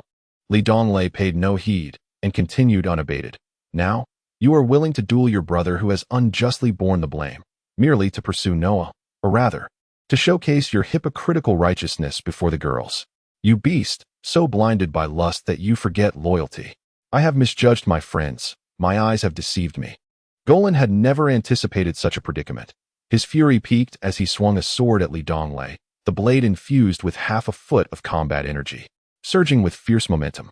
Yet, Li Donglei evaded with a swift flicker, landing safely while cursing vehemently, "You vile creature! Do you truly wish to commit murder to silence me? Especially in front of Noah?" Panic-stricken, Gorlin, unable to capture Li Donglei, incoherently pleaded, "Noah, do not believe him. This is all the work of that damned rogue." Noah regarded Gorlin with an impassive expression, while Norlin furrowed her brow, uncertain of who spoke the truth. At that moment, Li Donglei's voice rang out, attracting a crowd of students eager to witness the spectacle. "Gorlin, you scoundrel! Even now, you shamelessly lie. You stole Noah's undergarments, and your student ID conveniently fell beneath Noah's dormitory, evidence of your guilt." Li Donglei thundered, fearing the entire school might not hear him. Before Golan could mount a defense, Norlin suddenly pointed an accusing finger at him, her face flushed with anger. Indeed, when we found your student ID beneath the dormitory, you claimed it was lost while passing by. How could it have fallen at the corner of our dormitory wall? You deceived us all. Norlin's fury suggested a burgeoning suspicion towards Golan, leading him to panic further. No, that was just a mistake while I was spying on you. I truly did not steal anything. Golan's voice trembled, tears welling in his eyes. You dare to admit to spying on Noah and Norlin, yet you lack the courage to confess your thievery? You deceitful coward. Even at this moment, you still wish to conceal the truth. If I do not expose you, will you continue to deceive everyone for eternity? Donglei's expression was one of profound sorrow, as though he had been betrayed by a dear friend. Silence. I demand a duel. Now. A duel. A duel. He shouted, repeating the demand with fervor, warning, be careful, or you may choke on your own words. You traitor to friendship. Donglei continued his sarcastic tirade, having no intention of engaging in combat. As a 6th-level swordsman, with the addition of Xiaolong, he felt it was a daunting task to face Golan alone. I can attest to Golan's innocence. That day, I was with him, another boy interjected loudly, only to be interrupted by Donglei. You are no better. When you were robbed and left without even a pair of underpants, I rummaged through the trash to find a rag to cover your shame. You called me brother, but once you arrived at school and acquired wealth, you kicked me aside, aligning yourself with Golan. Donglei immediately pointed at the student and shouted, believing that his outburst would carry greater weight. However, he sorrowfully realized that he did not recognize the lad. What nonsense are you spouting? I am a distinguished 4th-level swordsman. How could I possibly be robbed by a bandit? The individual immediately felt a surge of anger. Still in denial? You just arrived at the school, and the semester hasn't even begun. Have you not been trailing behind me every day, calling me big brother? Have you not been lurking near Weishan Lake, spying on girls while they bathe? Donglei continued his slander, reasoning that he had already tarnished his reputation and might as well go all in. After all, the most invincible person in this world is one who fears nothing. Miss Nolan, that day I spied on you while you bathed. It was this lad who instructed me. He even claimed that you have a large beauty mole between your bosoms. Alas, I saw nothing and was thoroughly beaten by you, while he has watched you countless times, all the while evading punishment. Now he follows you around daily, sweet-talking you and professing loyalty. Oh, heavens, may the Creator strike down these hypocritical wretches with divine wrath. Donglei shouted hoarsely, and to his surprise, a tear of grievance actually welled up in the corner of his eye. What are you talking about? This is slander. I challenge you to a duel. The poor fellow had been unjustly accused, and the accusation was related to his long-admired Nolan, sending him into a state of extreme anger and panic. Nolan's face flushed crimson, nearly dripping with embarrassment. She felt an overwhelming urge to kill Donglei. The incident of being spied upon while bathing was known only to her and her sister, and now that Donglei had publicly exposed it before so many people, how could she ever face anyone again? More frighteningly, she truly enjoyed bathing in Weishan Lake and did so frequently. If what Donglei claimed were true, then she had undoubtedly been seen by more than one person. The more she pondered, the more infuriated and humiliated she became, surrounded by so many people. She wished she could find a hole to burrow into. And you? Donglei glared, pointing at the last boy among the group. Me? I. The moment the boy realized Donglei's accusation was directed at him, he panicked and swiftly drew his sword. If you dare to slander me, I will prove my innocence with my life. Innocent, my foot. If you truly are innocent, then die and show me. Your cowardice only serves to highlight your hypocrisy, proving that you have something to hide, Donglei retorted, his expression one of disdain. I haven't done anything to provoke you. Please don't involve me. The boy stammered, his bravado diminishing rapidly. He had no intention of taking his own life. Very well, I am not a heartless person, under these circumstances. I shall not expose you. Donglei feigned benevolence. Yet, by saying so, he subtly implied that this individual too had unsavory dealings. The boy's face turned pale. However, he dared not offend Donglei. It was evident that Donglei's reputation was already sullied, and he seemed intent on dragging others down with him, a perilous situation to navigate. I have spoken the truth of the matter. Yes, I have had my transgressions, but let me assert that hypocrites are far more terrifying and loathsome than true villains. The misdeeds of the young master have finally met with retribution, yet these individuals roam freely, trailing behind Miss Nora and Noah by day like dapper gentlemen, while by night they engage in base acts towards two noble ladies. What pains us even more is that Miss Norin seems to be quite close to these brutes.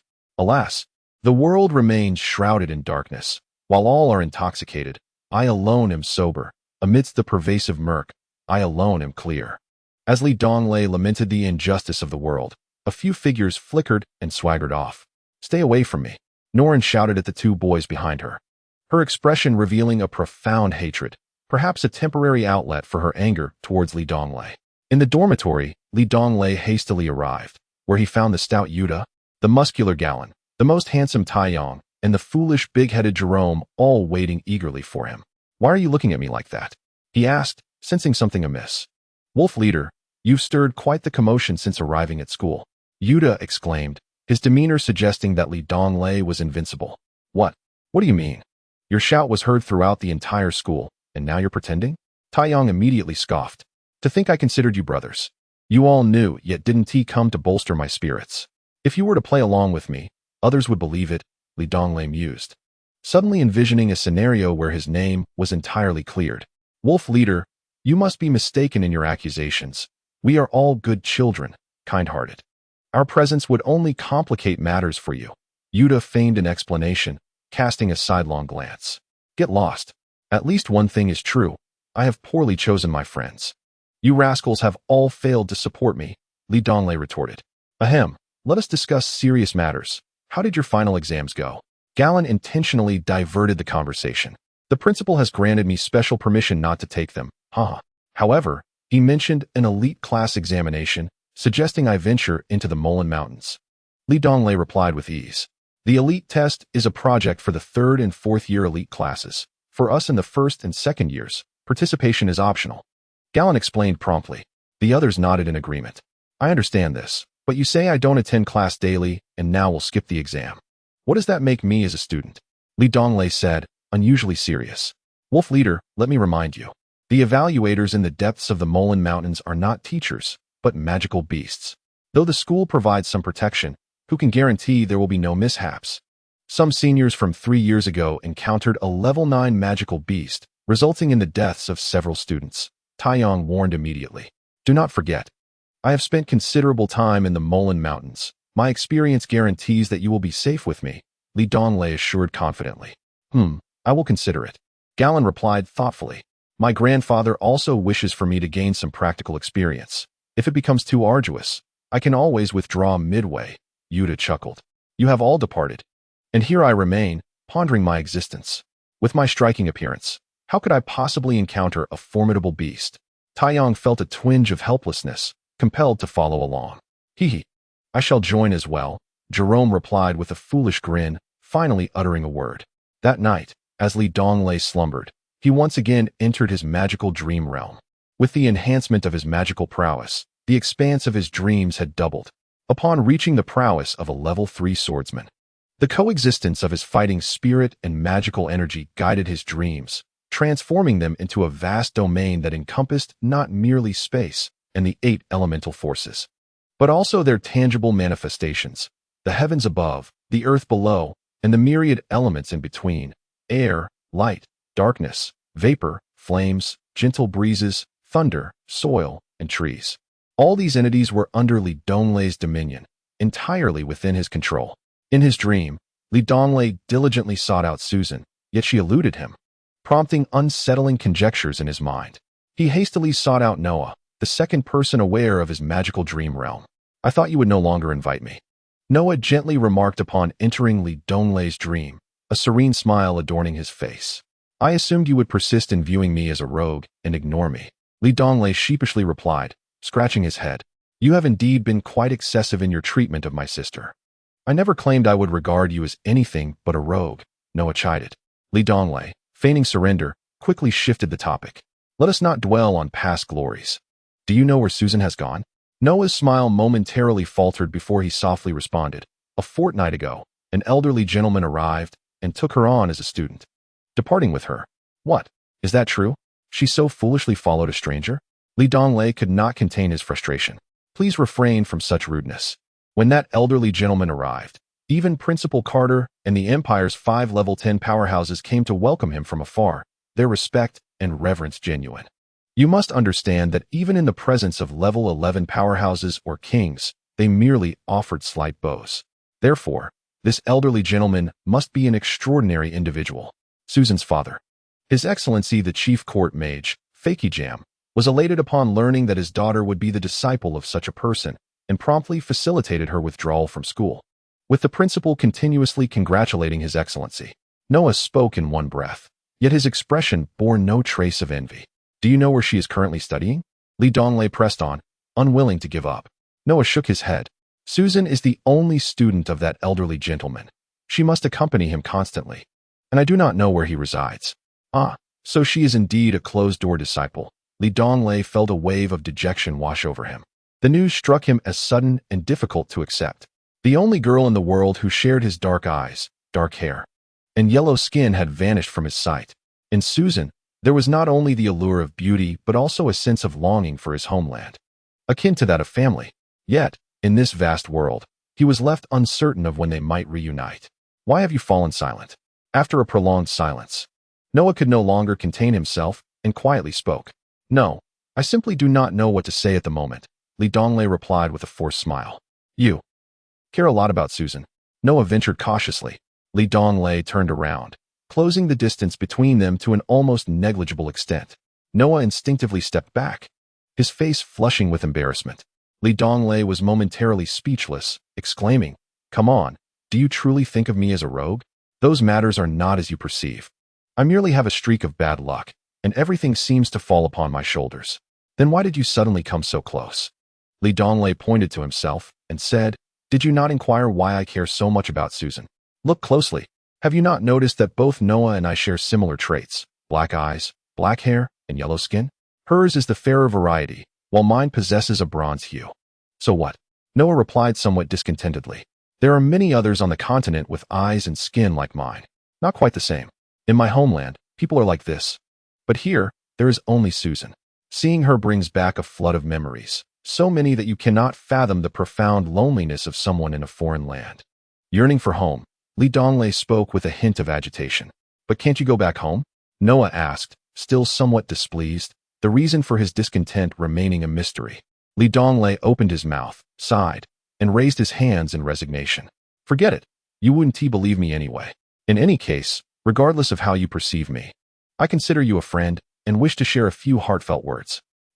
Noah gazed at him with watery eyes, waiting expectantly. "First, I do not belong to this world. Second, the notions of peeping while bathing or stealing have nothing to do with me. Regarding the first point, please do not inquire further. I cannot even make sense of this misfortune myself," Li Donglei stated, looking utterly helpless. "Then let us address the second point. You have lied again." "Why?" Li Donglei protested. "Earlier today, you lied. My garment was not stolen by Goran, although you did not steal it. You feigned innocence so convincingly. If it weren't for Yuta, Galen would have clarified for you, and I might have believed you during the day," Noah replied, his cheeks tinged with a hint of red. "Indeed, I meant that those two matters have nothing to do with me. I have not lied. Your clothes were taken by Thief Long, and your sister's bathing incident was caused by Thief Long startling her while fetching water. I truly had no involvement," Li Donglei quickly clarified. "Then how do you explain the bullying of my sister on the night of the duel?" This time, Li Donglei was genuinely at a loss for words. Seeing the flustered expression on Li Donglei's face, Noah could not help but chuckle and then composed himself to say, "Why are you explaining this to me?" "To clear up misunderstandings and to become friends again. Who wouldn't want to befriend a stunning beauty? I believe any normal man would be quite willing," Li Donglei replied with a sly grin. "Then you need not explain, for your aim has been accomplished," Noah said, his face slightly flushed. "What do you mean? How foolish. Even if your previous rogue behaviors were intentional, I have forgiven you. If they were not, then I empathize with your grievances. This is what I mean." Yet without clarification, it still feels somewhat unjust," murmured Li Donglei. "Well then, the three fellows from today have yet to voice their grievances. Just look at their pitiful expressions. They once prided themselves on being gentlemen." The memory of Gorlin and the others from earlier made even Noah chuckle. Such an obsession with one's own dignity and reputation. "Do you comprehend the kind of person this cultivates?" Li Donglei stated with a mischievous grin. "What sort of person? A hypocrite. Indeed, If you were not hypocritical, all your misdeeds would be known throughout the school, especially with the loud cries heard during the day. Remembering the events of the daytime, Noah's face flushed once again. Be true to yourself. As long as your conscience is clear, I care not how others perceive me. And what about my standing? Noah suddenly fixed her gaze on Donglei. Donglei smiled and casually turned to walk away. Noah hurried after him, saying, well, I care quite a bit. Otherwise, I wouldn't have gone through such lengths tonight to explain myself. Donglei tilted his head, grinning. Now that's more like it, Noah replied with a satisfied smile. Oh, by the way, for this final exam, I will not participate in the ordinary test, but I do plan to attend the elite test. Are you going? Donglei suddenly laughed. I will go as well. My sister has long wanted to drag me along, Noah immediately responded. However, I've heard it can be quite dangerous. The magical beasts do not exhibit mercy. Donglei smirked again. What does mercy entail? Noah asked curiously. It's a saying from my hometown, referring to a stunningly beautiful girl whom no one would dare to harm. Something along those lines, Donglei chuckled. Noah turned to look at Donglei, smiling, as a gentle breeze tousled her hair, momentarily distracting him. In my hometown, there's another saying. One glance can captivate a city, another can topple a nation. Donglei said naturally. That phrase rolls off the tongue beautifully. What does it mean? A breathtaking girl, with a single smile, makes the entire city fall for her beauty. And with another smile, the whole nation crumbles. I never imagined you could utter such sweet words, Noah teased, pointing at Donglei as if catching a thief. I am indeed a rogue, Donglei replied with a grin. Very well, Rogue Li, if I encounter danger in the Molan mountain range, you shall showcase your bravery and protect me, Noah suddenly declared, patting Donglei's shoulder as if entrusting everything to him. All right, but I may need to borrow your enchanting waist for a moment then, huh? Donglei replied with a playful gaze, unabashedly admiring her beauty. Noah's face turned crimson as she playfully swatted at him. In the hometown of Donglei, a young man and woman together are often likened to kindling and flames. Donglei is unsure whether he can cultivate a romantic connection with Noah, but he recognizes that being with Noah brings him joy, and perhaps Noah feels the same. Such nights, filled with the fervor of budding emotions, are bound to recur. In the days leading up to the ordinary examinations, Donglei finds himself in a rare state of leisure, as his roommates are preoccupied and seldom return to their dormitory. During the evenings, Noah utilizes the time spent within Donglei's dreams to review her studies.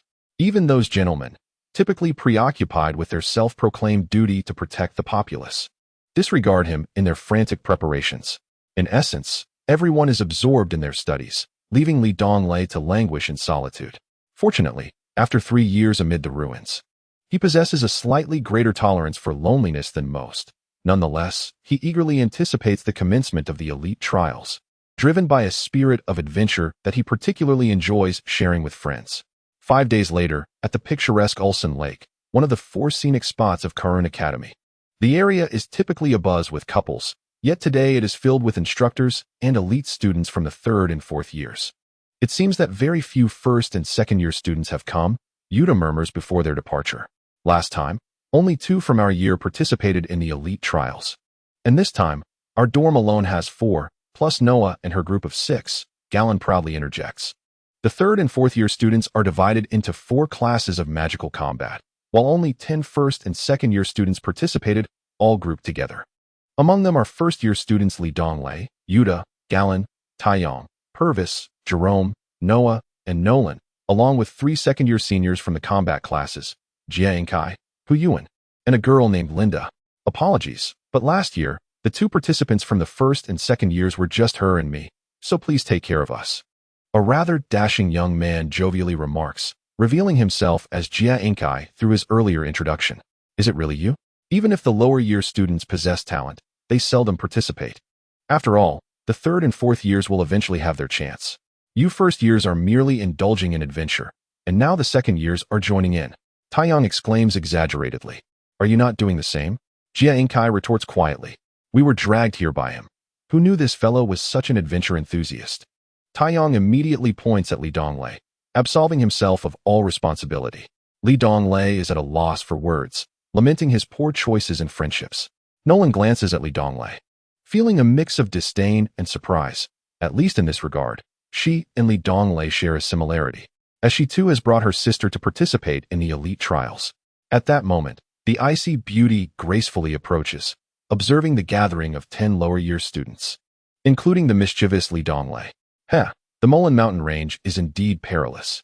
In previous years, hardly any first or second-year students dared to participate. I never expected this cohort to be so bold, the Ice Queen remarks with admiration. Good day, teacher, the 10 students greet her in unison, and Donglei follows suit. Greetings, everyone. The Ice Mountain smiled and remarked, classmate Linda, a second-year student and a sixth-tier swordsman, is undoubtedly the most formidable among you.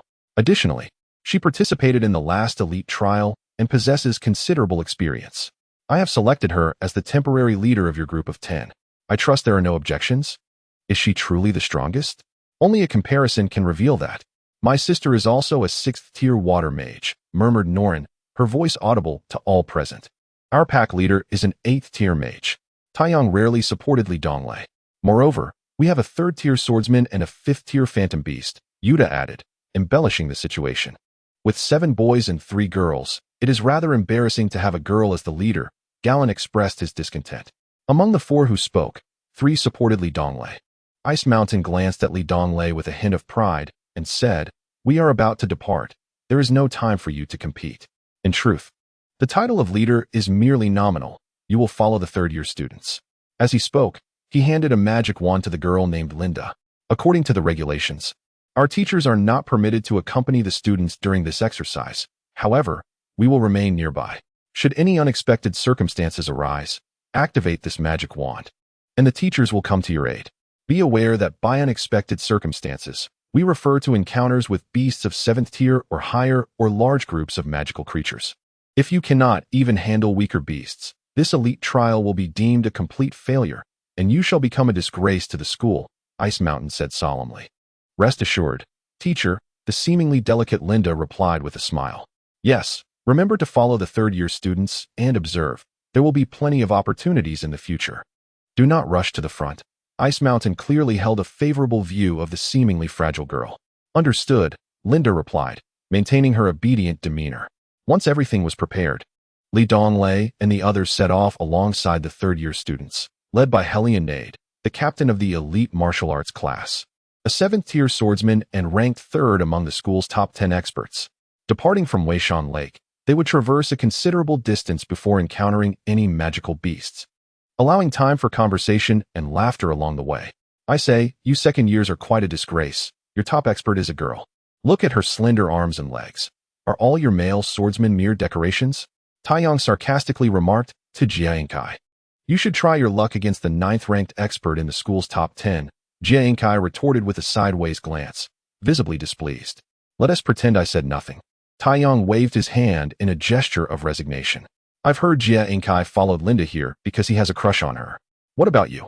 On the other side, the chubby Yuta was chatting with another second-year student named Yiguan. Yiguan, with his uniquely small eyes, whispered mysteriously, treasure hunting. Treasure hunting? What treasure? Do tell. Yuta inquired with a mischievous grin, growing increasingly intrigued. Very eager to know, are we? Well, I won't tell you, Yiguan replied, leaving Yuta speechless.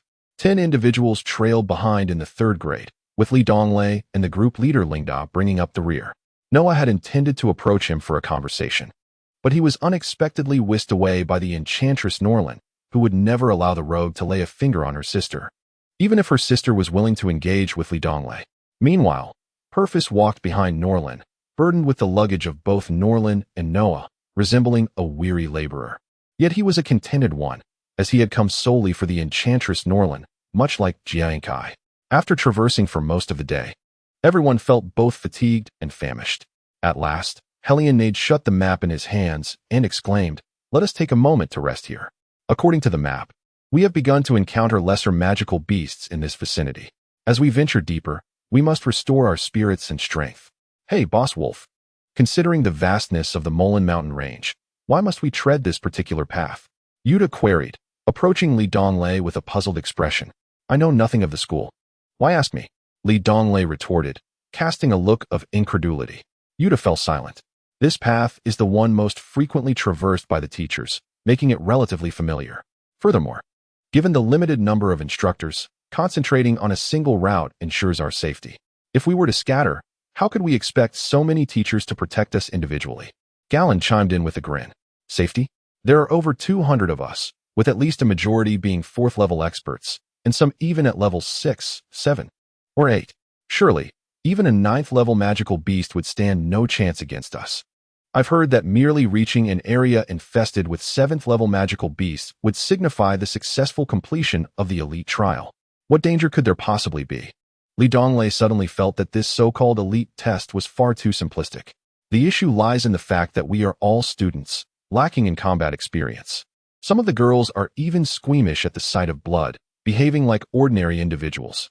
Otherwise, the tragic incident from 3 years ago would not have occurred. As one progresses to the 4th grade, experience increases, and the challenges become more formidable. Have you not noticed that the 4th graders are not on the same path as we are? Galen continued his explanation. Combat experience? Donglei pondered for a moment, recognizing a semblance of truth in this. His initial hunt for a wolf had left him injured despite his superior strength, a consequence of his inexperience and ensuing panic. Yet, the notion that a 4th level expert could be akin to an ordinary person due to a lack of practical experience baffled him. Unable to comprehend further, he chose to dismiss the thought.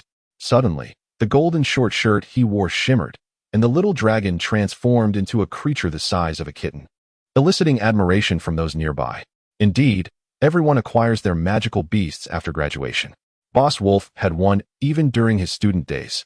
It's truly enviable, Yuta drooled in envy. What sort of magical beast is this? It resembles a cat, yet is neither cat nor furry. Lingdao expressed an unusual interest. Ahem, this is actually a dragon, though it has become quite plump from overindulgence, necessitating careful discernment. Donglei replied awkwardly, then led the little dragon towards the opposite side of the forest. Student, please do not stray from the group, Helionade, the team leader, swiftly interjected upon noticing Donglei's departure. Senior, are you suggesting that we merely consume our rations and water, sheathe our swords and wands, traverse to our destination, and then return? We are here to hone our skills, not for leisure. Hunting magical beasts not only addresses our hunger, but also serves as an excellent practical exercise. This is the true essence of our elite trial. After Donglei spoke, he turned once more to delve deeper into the forest. The girl named Linda's eyes lit up at his words, and she followed suit. With Noah trailing closely behind, followed by Nolan, and finally the 2 boys, Perseus and Jia Inkai, who were pursuing the girls. Helionade, left speechless by Donglei's remarks, joined the others to partake in their meal. Why are you here? Upon hearing the calls from behind, Donglei turned and smiled. To train, Noah replied with a slight smile. Donglei returned the smile, and it was then that it was Little Dragon's turn. Little Dragon possessed heightened senses, particularly acute hearing and smell, and its limbs could detect the faintest vibrations in the ground. In short, within a 10-mile radius. Any creature larger than a rabbit would not evade Little Dragon's pursuit. In the 51st chapter, Greenhouse Flora, guided by Little Dragon, Donglei and the others swiftly spotted a blue-eyed monkey. Though merely a level 2 magical beast, it was quite cunning and fast. Who wishes to test their skills? Donglei called back with a grin. Shoo, keep your voice down, or you'll scare it away, Perseus whispered immediately. You know nothing. Animals possess senses far superior to humans. Do not assume it hasn't noticed us. Magical beasts have a rudimentary intelligence. Our relaxed conversation may make them complacent, while your anxious whispers might send the more cautious ones fleeing. Donglei replied in a calm tone, as if engaging in casual banter. Indeed, when a person is tense, fearful, or filled with intent to kill, they emit a certain aura that many magical beasts can perceive. Surprisingly, Linda displayed considerable knowledge of magical creatures as well. At that moment, the sorceress Nolan began to chant a spell, and the water elements around them gradually coalesced. The blue-eyed monkey suddenly became alert, glancing back at the source of the magic, Nolan, before leaping to another tree. Little Dragon, go! Donglei shouted. Little Dragon, in perfect synchrony, instantly enlarged its form, lifting Donglei into the air. Freeze the water elements. Nolan completed her magical contract, then pointed her wand, sending a surge of icy power hurtling towards the blue-eyed monkey. Fool! Donglei uttered this parting remark as he vanished from sight. Little Dragon soared above the blue-eyed monkey, and with a keen gaze, Donglei flashed forward, suddenly appearing atop the blue-eyed monkey, his sword deftly slicing through its throat. The entire sequence transpired in a flash, and soon after, both Donglei and the still twitching corpse of the blue-eyed monkey plummeted from the branches. Donglei flickered once more, landing gracefully on the ground, the distance calculated perfectly, executing every movement with unparalleled finesse. The flickering light, capable of ascending and descending, as well as moving left and right, poses significant dangers when it flashes upwards or downwards. A miscalculated descent could lead to a collision with the ground, while an overly cautious approach might leave one suspended in midair, ultimately resulting in a fall. The ever-increasing speed of descent further complicates one's judgment. Donglei's adeptness at flickering serves as a testament to his skill. Those present were witnessing Donglei's prowess for the first time. In their minds, he was merely a spatial magician devoid of offensive capabilities. Yet this scene shattered their preconceived notions. Wow, Boss Wolf, you're magnificent. Your control over magic surpasses even that of our teacher, exclaimed Purvis in awe. Donglei, slightly embarrassed, replied, if you reach level 8, you might only be able to use a single spell daily, which you would undoubtedly master as well. You rogue. I want to capture it for my own amusement. How could you kill it? That's utterly cruel. Where's my freezing spell? The sorceress Norland angrily pointed at Donglei. If beasts were so easily tamed, no one would need to pay a fortune for phantom creatures, Donglei muttered to himself. Wishing to avoid further conflict with the sorceress, decent men do not quarrel with women. What are you mumbling about? Replace my little monkey, Norland demanded. Donglei retorted. Surely you understand the effective range of your freezing spell? You were at least 300 yards away from the beijing monkey, rendering your level 3 freezing spell ineffective. How was I to know it would flee so far? Donglei was left speechless. Sister, does your magical beast typically stand before you for you to practice your spells on? Don't call me sister.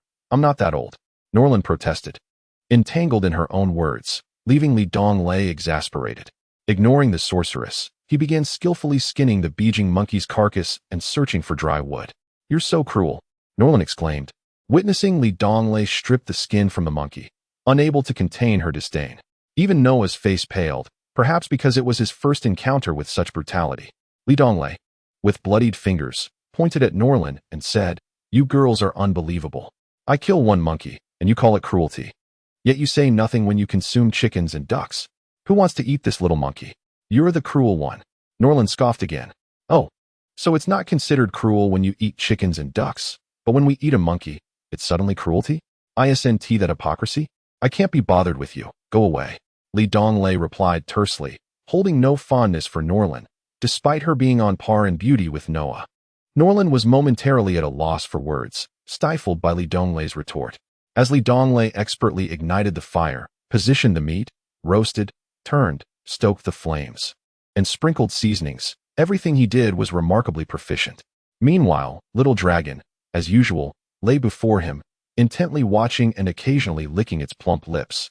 Noah and the others observed Donglei's flurry of activity with astonishment. After half an hour, the savory aroma of the meat wafted through the air, making it impossible to resist salivating, and the glistening, golden-brown surface of the meat occasionally burst with sizzling juices, rendering it even more irresistible. In the midst of the gathering, Purvis and Jia and Kai were readying themselves, while Linda and Noah observed from the sidelines. The sorceress Nolan stood at a distance. Donglei grilled the meat with the finesse of an artist, captivating all who beheld his craft. After a quarter of an hour, a few students in the distance caught the alluring scent of roasted meat and approached eagerly.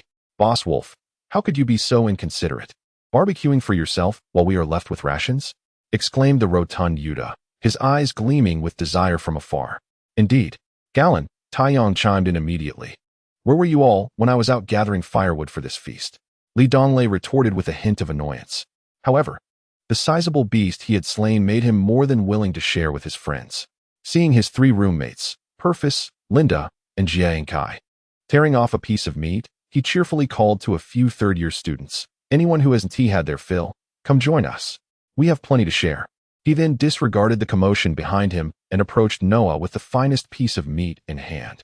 Do you remember that time in the library when I promised to treat you to a meaningful delicacy? Donglei offered the grilled meat. I personally hunted it and prepared it myself. It's the freshest game, wouldn't you agree? As for its taste, I leave that for you to judge. Noah, I assure you it's delicious, surpassing even the finest barbecue joints, Yuta mumbled while savoring a bite. Noah smiled gently, responding, had I not witnessed you slay that beast, I might have relished this moment. Alas, I truly cannot eat it now. Perhaps next time. Donglei found himself perplexed. He had dined on roasted meat daily in the ruins, and had hunted for his meals upon emerging. This survival instinct resembled the ways of nature. If one did not hunt, one would starve. Yet, the compassion of humanity often struck him as absurd, a sentiment he struggled to comprehend. Though he recognized that Noah spoke from the heart, devoid of insincerity, he suspected her sentiments mirrored those of Nolan and her sister. Very well then, I had hoped to help Little Dragon shed a few pounds, but perhaps next time, Donglei replied begrudgingly, while Little Dragon drooled with a mischievous grin. Suddenly, a chorus of howls echoed from all directions, startling many students who dropped their skewers in a panic and began to flee. Do not panic. It's merely a few wolves. Quickly, let us regroup with Senior Helionator, Donglei shouted, pulling Noah toward the resting area of Helionator and the others. With a leader to follow, the crowd found a sense of reassurance and hurried along, fearful of being left behind and becoming prey to the beasts. Upon reaching the designated area, nearly 100 nervous students from 2 elite third-year classes huddled closely together. Class monitor, activate the magic wand to summon the teacher. A timid girl exclaimed in fear. Indeed, I've heard that magical beasts have a penchant for human flesh, another student added. But to run without even seeing the enemy seems rather cowardly, does it not? A dark-skinned boy countered, voicing his dissent. My home resides upon the vast prairie, where wolves are not particularly fearsome. They are creatures of the night, emerging only after dusk. Should you find yourselves in trepidation, you may ascend into the trees and wait for dawn when the wolves shall naturally depart. Another individual opposed the call for help, exclaiming, what are you saying? It is midday, broad daylight. The wolves we face are not mere ordinary beasts, but rather monstrous entities. A young man, glancing at Helionanda's magic wand, voiced his concerns. Helionanda, too, was engulfed in uncertainty. At that moment, 3 wolves, their bodies cloaked in a striking azure hue, entered the field of vision, quickly followed by 4, 5, 6, and then an ever-increasing number. Many began to retreat. Class leader, this is not a duel from school. We confront heartless beasts that can indeed claim lives. Quickly, summon a teacher, a man implored, grasping Helionanda's sleeve in desperation. The roars of the beasts echoed ominously, drawing nearer, intensifying the fear amongst the crowd. A few individuals stood their ground, brandishing their weapons, alert to the encroaching monsters. What does the 3rd chapter, 6th article of the Knight's Code state? Courage, fearlessness. Donglei thundered. Have you all absorbed the knightly spirit that you study daily? Is the magic and martial skill you have learned merely a fade? At school, you would flaunt your prowess before the girls, yet now you cower in fear. Boss, I believe you have misquoted. It is actually the 6th article of the 3rd chapter that states courage and fearlessness, Yuta quickly corrected in a hushed tone. Silence. Donglei glared menacingly, then pointed at an azure wolf. Behold, recall the description from the monster compendium. What kind of beast is this? A windbell wolf. A 2nd-tier beast. You needn't even wield your weapons against a mere 2nd-tier beast, yet you tremble in dismay. Wolves do consume humans. A student interjected promptly. I have even dined upon wolf meat. Donglei declared loudly. Now I comprehend the school's intention behind this elite trial. Look around. Within the confines of our institution, we want for nothing. Food and drink abound. Survival struggles are absent, and worries about the future are non-existent. Yet here we are. A noble assembly of 4th-tier swordsmen and magic users, cowardly shying away from a 2nd-tier beast. Disregarding the gazes of the onlookers, Donglei continued passionately. Observe these wolves, a mere pack of 70 or 80 medium-sized creatures. They are not foolish. They recognize our numbers and have chosen to wait. Should we remain still, they may hesitate to strike. But if we flee, they will seize the slowest among us. Do we truly need to run? As Donglei concluded, he suddenly flashed towards the nearest wolf, his sword swiftly severing its throat. The wolf pack ceased their howling, and immediately 3 wolves lunged at Donglei, followed by even more rushing towards the other students. Screams erupted as some turned to flee, while others, paralyzed by fear, stood rooted in place. Yet a few brave souls charged at the attacking wolves, though they were few in number. As the wolf pack launched their assault, only a handful dared to confront them, merely a dozen individuals. Yet, a 4th-level swordsman could undoubtedly vanquish 22nd-level swordsmen with ease.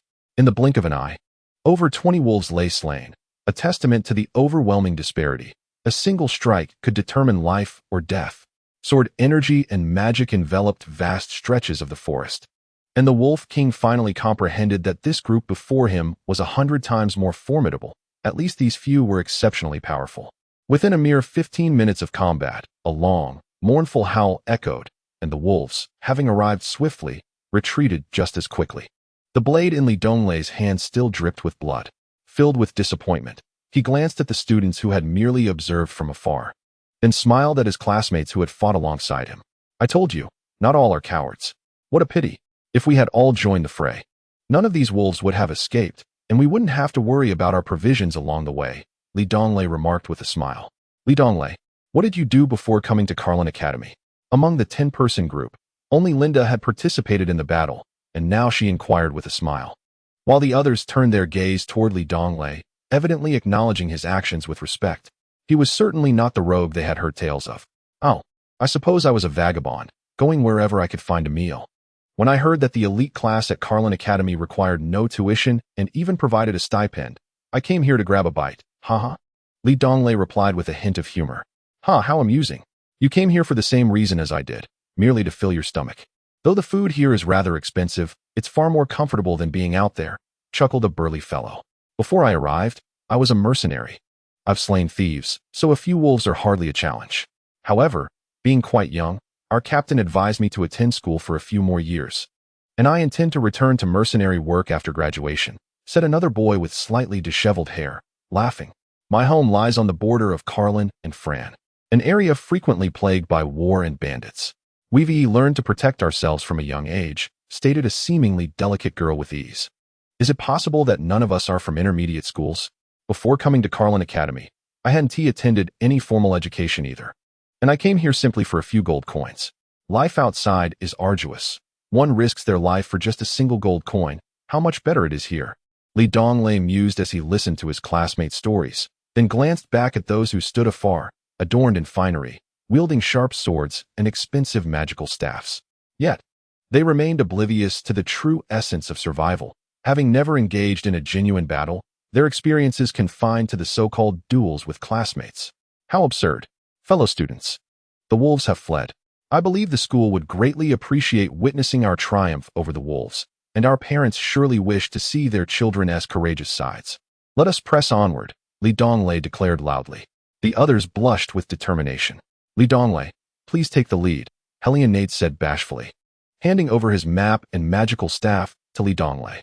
Donglei surveyed the group and asked, what does everyone think? Excellent. A dozen individuals who had just fought alongside Donglei, including Yuta and others, expressed their agreement, while a greater number remained silent, exuding a sense of resignation. Yet, no voices of dissent were raised. Very well, I shall take the lead, Donglei stated assertively, issuing his first command. I request that everyone gather all provisions, water, and any consumables you possess and place them in front of me. Why? Questioned a male student, visibly displeased. There is no why. In the military, obedience is paramount. We are now a marching army. While I cannot slay you for disobedience, I will not permit cowardice to hinder our progress. If anyone disagrees, feel free to depart from the main group and face the wolves, tigers, and venomous serpents alone, Donglei declared with gravity. There are no such regulations at school. The student began, but was swiftly silenced by Donglei's chilling glare, swallowing his words. Never mind, Ryan. It's merely a matter of consolidating our food. We will still have sustenance, another boy reassured with a smile. At last, Donglei's command was executed amid murmurs of disbelief. Observing the heap of provisions at their feet, he wore an innocent smile before approaching the dark-faced man who had fought beside him earlier. In a hushed tone, he inquired, You utilized fire magic to slay the wolves, did you not? Indeed, I am a level 5 fire mage, renewed from the 3rd-year elite magic class. The man replied with a grin. Good. Incinerate all the food and water, Donglei instructed softly. The fire mage looked at him in astonishment. Donglei offered him a look of trust. Finally, the fire mage ceased his hesitation, reciting an incantation. Unbeknownst to the others regarding his intentions, he unleashed a level 4 fire pillar that swiftly engulfed the amassed provisions. What are you doing, you fool? Several students erupted in curses, while a few water mages began their spells to extinguish the flames. Alas, it was too late. The level 4 fire pillar could reduce the food to ashes in an instant, and the burning was far from brief. Renugard, I challenge you to a duel. A boy exclaimed, his face contorted with rage. Silence. Where was your courage to duel when we faced the wolves? You could use water magic to extinguish the flames. Yet you forgot you were powerful mages when it came to slaying wolves. It was my directive for him to burn it, Donglei retorted before anyone could respond. In a further act of madness, he raised the map bestowed upon him by the teacher and tore it to shreds, simultaneously snapping the emergency magic wand in two. Are you trying to murder us? Several individuals unsheathed their swords, pointing them at Donglei, who met their gaze with icy composure. My father is a count in the Empire and a close friend of the principal. I shall report this to the academic office. We are here to hone our skills, not to indulge in leisure. Now we are devoid of food, water, a map, and the emergency magic wand. Because we do not require any of these things, not a single item. In the depths of the Molen Mountains, the notion of succumbing to hunger or thirst is perhaps the most ironic of all circumstances. I am aware that the route provided by our instructor is the product of numerous trials, ensuring its safety, and that our mentor is nearby to assist us upon our call for help. Yet, with such assurances, one must ponder, when shall we truly mature? When shall we evolve into warriors, the pillars of our nation? Donglei cast a cold gaze upon each student, standing atop a mound of earth, and bellowed, Do not presume to tell me you are the son of a count or the daughter of a duke. Here, you are not but a member of this team, and nothing more. We are now a part of the Molen Mountains. We must fully integrate, adapt, and ultimately conquer this place. Do you recall the wolf pack we encountered? While we perceive them as magical beasts, they possess no notion of humanity. To them, I am no different from any other beast. I urge you to regard yourselves as formidable creatures, as powerful as the fiercest of beasts. Expressions varied among the students. Yet it was evident that more than half regretted their presence here, and even more lamented their encounter with Donglei. My father is a count of the Empire and a close friend of the principal. I shall go to the academic office, you madman. I wish to return home, cried a girl, tears streaming down her face. Of course, you may return home. However, no one shall escort you, my lady. Without a map. Should you possess absolute confidence in your ability to navigate without becoming lost, encountering beasts, starving, or falling ill? Please, spare me your pleas. Regrettably, Donglei heard the sobs of many, including some boys. Since I have taken on the role of the villain, I shall embrace it fully, Donglei mused inwardly. Then proclaimed loudly, Each of us possesses the strength of the 4th tier, with 110 individuals. Do you grasp the significance of this? If we stand courageous and united, even a master of the 10th tier shall falter before us. What do you fear? Follow me, and I assure your safety. Stray from the group, wandering aimlessly, and I can guarantee your chances of survival are far slimmer than your chances of demise. Indeed, what do you fear? Over 100 4th tier experts. Our strength surpasses that of our former mercenary band. Who could possibly contend with us? A mercenary who had just slain wolves alongside Donglei exclaimed. The former team leader, Helion Nanda, raised his hand as if he were in a classroom. Excuse me, do you know the way back? He inquired softly. In the depths, where the canopy obscures the sky, it is all too easy to lose one's way. Unless one has lived here for an extended period, they will inevitably become disoriented. I am familiar with the path through the territory of 6th tier magical beasts, but beyond that, we would all be lost. However, fear not, regardless of where we venture. He shall guide us back, Donglei smiled, gesturing towards the rotund little dragon. Chapter 53, Into the Depths. The little dragon could only articulate simple phrases.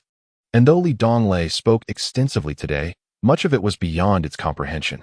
Nevertheless, upon seeing Donglei point at it, the little dragon returned a dragon-like smile, momentarily lightening the hearts of those present.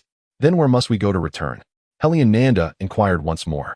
Our collective strength surpasses that of an ordinary level 10 beast. However, for the sake of everyone's safety, we shall not venture beyond the level 9 boundary, Donglei stated with a smile. Level 9. 3 years prior, a level 9 beast unexpectedly invaded the territory of level 7 beasts, resulting in a tragic loss of life for several individuals. Donglei's countenance turned cold as he cast a glance back and remarked icily, the deceased were not level 4 experts. but rather ordinary individuals who could only turn and flee. They possessed no combat prowess whatsoever, not to mention a level 9 beast. Even a few windbell wolves could easily have slain them, just like the situation we find ourselves in today. The crowd hung their heads in shame, rendered speechless. Donglei raised his voice, declaring, "Since I have taken on the role of leader, I will first ensure your safety, and secondly, seize this opportunity to train you into true warriors, deserving of the title of level 4 experts." With that, Donglei took the lead into the depths of the area. The 10 or so individuals fighting alongside him immediately followed suit, with Noah guiding his sister along behind, followed by Yuta and others. "Let us return together. With so many of us, we should be safer," a boy quietly suggested to another, his eyes filled with fear. "This place appears the same in all directions. I cannot discern east from west. Do you know the way?" Upon finishing his sentence, the boy also joined the group. "Even if I knew the way, the few capable fighters have already left. You should protect us," a girl scoffed before reluctantly following along. At the front of the procession, Donglei and a few others engaged in light-hearted banter, seemingly oblivious to the tension felt by those behind them. "The magic wand given to you by the Ice Mountain Lady is still with you, right?" Donglei asked in a voice audible only to the two of them. "What lady?" "Haha, I destroyed it," replied Lingda, her expression a mixture of amusement and exasperation, but she quickly added in support, "Don't. Keep it hidden. The third years are unaware that our group possesses a magic wand. If they inquire, just say I destroyed it too." Donglei continued in a low voice. "If these fellows understand that retreat is not an option, they will fight with all their might. This is akin to burning one's boats. However, we cannot truly leave ourselves without an escape route. Should a powerful beast happen to wander into our midst, we would naturally seek help from our teachers." Donglei said with a mischievous smile. "You are quite cunning," remarked Lingda. Donglei, momentarily speechless, redirected the conversation. "It seems you have yet to introduce yourself. What did you do before joining our school?" "Like them, I studied at Curran Intermediate Academy and then was admitted here," Lingda replied with a smile. "Is that true?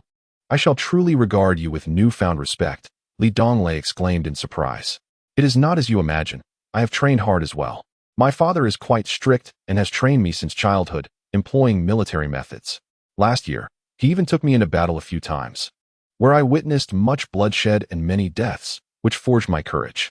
When you were speaking to him earlier, you bore a striking resemblance to him. However, my father embodies both majesty and righteousness, whereas you possess a brave yet wicked demeanor," Lingda said with a smile. "Are you complimenting me or mocking me?" Donglei replied, feeling somewhat dejected. "Can you tell me who your father is?" Donglei inquired once again. "Count Gao Henijade is currently stationed at the border, facing off against the forces of Fran." Lingda replied with a hint of concern, suddenly lifting her head and laughing. "You are far more cunning than my father, always deceiving others." "Not at all," Donglei immediately countered. "Did you not just deceive everyone with your magical wand? Moreover, even if we were to cooperate seamlessly, we could only defeat a level 9 magical beast at a great cost. A level 10 would be beyond our capabilities. The chasm between level 9 and level 10 is unfathomable. You are exaggerating our strength." "Haha. Do you not think that what we need most at this moment is confidence and courage? Sometimes a well-intentioned lie is necessary," Donglei said with a smile. "Courage? I believe you are already quite brave," Lingda replied. "You are courageous as well, but let me clarify. I am speaking of us, our entire team, not just me or you. I have recently discovered a profound impulse within me, a fervent desire to lead an army across the world. Although our current scale is modest, I feel an immense thrill within." "Haha." Donglei laughed heartily. Just then, Yuta, Noah, and others hurried to Donglei's side, while Lingda smiled and moved to the front of the group. "You lazy gluttons, why did you not join us earlier?" Donglei feigned anger. "Boss Wolf, in my entire life, I have only encountered gentle phantoms and have never harmed anything larger than a chicken. I simply cannot bring myself to do it," Yuta said with an innocent expression. "Cowardice is cowardice. Do not make excuses. You lot are fierce when fighting humans, yet you go mute in the face of a few wolves," Donglei remarked, puzzled. "We see people every day, and as we become familiar with each other, who fears whom? But magical beasts lack humanity and bear a notorious reputation. Upon seeing them, one instinctively thinks of being devoured, naturally wanting to flee." Donglei stepped forward with a mischievous grin. "Have you ever slain a magical beast? Have you ever brushed shoulders with death?" "Of course not," Yuta replied, eyeing Li Donglei warily. Well, do not worry. Soon you shall have your chance, he chuckled. Yuta's expression changed, and he suddenly grasped Li Donglei's arm, saying, Boss Wolf, if we truly encounter danger, you must save me. If I die, countless lovely maidens will surely grieve. Get lost. Li Donglei retorted with a playful scold. Li Donglei's party had been traversing the Molan Mountains for 2 days, and as they ventured deeper, the frequency of encounters with magical beasts increased. Though they were all of the weakest variety, typically dispatched by Lingda alone with her sword. With a single stroke, she felled a red pine, her eyes sparkling with excitement. Beautiful lady, take it easy. No one is competing with you for the kills, Purvis murmured, almost to himself. Did you see that? Before the icy beauty, he was the epitome of a well-behaved child, obedient, endearing, and charming. However, in her absence, he transformed into a rebellious spirit. When the Ice Queen advised us in 3rd grade not to be overzealous, her sparkling eyes nodded in acknowledgement of the teacher's wisdom. Yet now, she leads the charge, wielding her weapon with fierce determination. Taiyong whispered to Li Donglei. Thus, the seemingly obedient good student is often the least trustworthy, while a student like me, recognized as a troublemaker by the school, is the true pillar of our institution. Li Donglei showed no sign of embarrassment. Ahem. Wolf leader, let us remain calm. You are indeed a model for our students, unlike this so-called beast slayer ahead of us, Yuta remarked with a scornful expression. It should be bloodthirsty slayer. Galen chimed in, embellishing the sentiment. Shoo, keep it down. We wouldn't want Linda to overhear, the earnest Jerome cautioned. What are you all whispering about over there? I could have sworn you were discussing me. Linda suddenly turned around, her voice melodious and her eyes sparkling. Yet, the sight of blood on her sword sent shivers through the group. It was him who spoke. Purvis, Taiyong, Li Donglei, Yuta, and Galen synchronously pointed at Jerome. You. It was you who uttered my name and spoke ill of me behind my back. I disdain you. Linda's eyes blazed with fury. Jerome felt a pang of injustice. He hadn't spoken ill of Linda at all. Li Donglei quickly shifted the focus, shouting to the group behind, look at how brave Linda is. Leading the way for us. What kind of knights are you? Letting a girl take the lead. The group fell silent, and after 2 days of following Li Donglei, whether through encouragement or provocation, he had employed various methods to bolster the morale and courage of the team, simultaneously elevating his own authority with each commanding shout. Now, they understood that when Li Donglei turned and shouted, it was indeed a command. Indeed, Li Donglei continued, Senior Helionator, I am unaware of how the top 10 experts on campus are ranked, but it is time for you to showcase your prowess as the 3rd strongest. You and those purported 6th and 8th experts should step forward.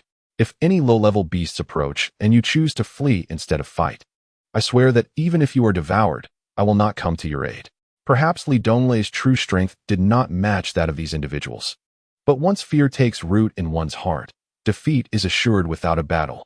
There is an element of authority here, much like an emperor who, despite having only a breath left, instills trepidation in even the fiercest of generals, commanding life and death. It felt as if Li Donglei held dominion over them all. The march continued, with Helionator and another boy and girl reluctantly leading the way. However, it was improved, upon witnessing Linda, a girl weaker than themselves, dispatching monsters with ease. Their fear of these beasts began to dissipate, replaced by a flicker of excitement within their hearts. After Helionade and his companions bravely vanquished their first magical beast, their spirits soared, and they began to perceive themselves as invincible knights, emboldened with each passing moment. Indeed, every individual must traverse a path of growth. Those who dwell in blissful households, shielded from the ravages of war and suffering, may possess formidable strength. Yet their ability to kill without remorse upon stepping into the fray is a notion best left to the realms of fiction, I assure you. We must believe that there exists a flicker of hypocritical compassion within each soul. Alas, to truly become a formidable warrior, one must bear the weight of bloodshed. And the path of an emperor is, without exception, a bloodstained journey. In the 54th episode featuring advanced magical beasts, as Li Donglei continued to orchestrate the proceedings, every student of the martial arts classes was granted the opportunity to confront their first taste of mortality and the exhilarating sense of achievement that accompanies it. Meanwhile, the mages were afforded the chance to cast supportive spells from behind the swordsmen. Let us rest here, for we face our first night of marching, Li Donglei proclaimed to the gathering.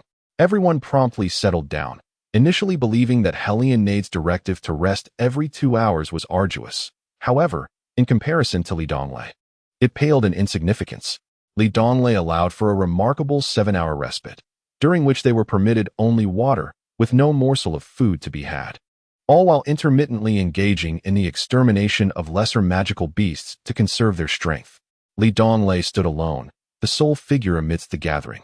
As all eyes turned toward him, the moonlight filtered through the foliage, casting a pale glow upon his visage, where a slight pallor was evident, and his chest rose and fell with gentle breaths. Observing this once infamous figure, labeled a rogue, the onlookers held a glimmer of anticipation, yearning for the sense of accomplishment that Li Donglei would bring them, a sensation that stirred excitement despite the arduous journey. In the gazes of the female students, there lingered not only anticipation, but something deeper. This world inherently yearns for strength and lauds heroes. Our first lesson in this trial is called courage and fearlessness. We have been learning thus far, and now we embark on our second lesson, endurance and perseverance, he shouted with fervor. All eyes were fixed upon Li Donglei, awaiting his subsequent words. I recognize that this journey has been far more grueling than our time at school or home, but what does that matter? To become true warriors, we must endure illness, pain, loneliness, failure, and the hunger and fatigue that besiege us now. Li Donglei surveyed the crowd, meeting their gazes. During our previous gathering of supplies, I noticed some classmates had retained portions for themselves. I shall overlook that this time, but now I implore you to present all that you have. There is a river nearby, stretching deep into the Mulin mountain range. Do not disdain its murkiness. Should you find yourselves in a desert or trapped amidst ruins, you will come to understand the true value of such tainted water. This time, Li Donglei was pleased, for no one voiced dissent. In fact, after they had gathered the food, before Li Donglei could utter another word, a fire mage conjured a fireball, and none intervened, even if some felt a pang of regret for the provisions. Now, let us divide into groups. We are a total of 110 individuals, 54 swordsmen, 55 mages, and myself, who might also be counted as a swordsman. In groups of 5, each consisting of 2 swordsmen and 3 mages, or alternatively, 3 swordsmen and 2 mages, participants were free to allocate themselves as they saw fit. However, it was imperative that the strength of each group remained closely matched. They were granted 1 hour to pair up. Should they fail to do so within the allotted time, I would make the necessary arrangements. Furthermore, I would also intervene in cases where the disparity in strength among the groups was significant. Suddenly, a chilling scream echoed through the mountains, lingering in the air. Li Donglei's words were abruptly cut off as he turned to investigate. Lingda, quick to react, sprang to her feet and drew her sword, declaring, an advanced magical beast. The others swiftly rose, bracing themselves for the source of the cry. Li Donglei, too, turned slowly, positioning himself in the center of the group. A gust of foul wind swept through, rustling the leaves ominously. In an instant, with a resounding crash, a magical beast leapt forth from the dense forest, a creature with the head of an ape, long arms, a short tail cloaked in black fur, and 4 prominent tusks protruding from its mouth, its eyes gleaming with menace. Lingda's heart sank as she recognized it as an 8th-level beast, the 4-toothed fiery ape. Known for its ferocity and immense strength, an adversary not to be trifled with. Everyone, be cautious. This is the advanced beast, the 4-toothed fiery ape. And it will be a formidable opponent, she warned, but her words trailed off as she noticed that only a handful, including Li Donglei, remained by her side. The others had scattered to safety at some point unbeknownst to her. What a bunch of cowards, Lingda thought disdainfully, casting a glance at Li Donglei, who met her gaze and offered her a reassuring smile. She felt a sudden warmth flush her cheeks. Do not expect them to muster much courage in a day. This is already an improvement compared to when they faced the wolf pack, Li Donglei remarked with a smile, seemingly unfazed by the presence of the 4-toothed fiery ape. As they spoke, the beast let out a deafening roar and charged forward. Lingda was the first to charge, brandishing her sword. Jia Inkai observed the fierce battle unfolding and whispered, Yuta, aren't the warriors of the Karlan Empire renowned for their bravery in battle? Why do you not join the fray? Yuta rolled his eyes and retorted, have you ever seen someone of my stature rush in a close combat with an 8th-level beast? I'm contemplating which spell would be most effective at this moment.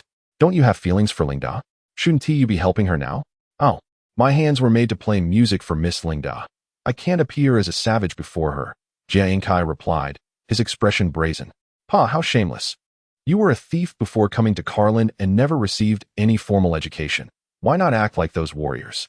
Egoin shot back, glancing sideways. "Have you ever seen a thief engage in melee like a warrior?" "Miss Noah," Galen suddenly interjected, "do you not possess a 6th-level ice dragon from the water element? Why not summon it to assist us?" Cough. "Sister Lingdao is eager to hone her sword skills. I am merely giving her the opportunity," Galen responded, though a hint of doubt lingered in his voice. "You aren't afraid, are you?" In the midst of this exchange, a resounding thud echoed as Galen received a blow to the head, collapsing to the ground. On the battlefield, led by Lingda, 7 swordsmen relentlessly surrounded the 4-toothed fiery ape, fully engaged in combat, while 6 mages stood at a distance, continuously unleashing their spells. Li Donglei swiftly maneuvered to strike the most vulnerable spot of the 4-toothed savage ape with a single stroke before promptly retreating, denying the beast any chance to retaliate. Apart from Li Donglei, an 8th-level spatial sorcerer, the remaining 13 individuals were of 5th or 6th level, collectively engaging in combat with the formidable creature. The fruits of their rigorous training over the years became evident as they faced the towering beast, which loomed nearly 3 times taller than an average person. Amidst its thunderous roars, the savage creature unleashed its sharp fangs with a ferocity akin to a tempest. Nevertheless, the 7 swordsmen deftly evaded its claws, seizing every opportunity to land strikes upon the beast.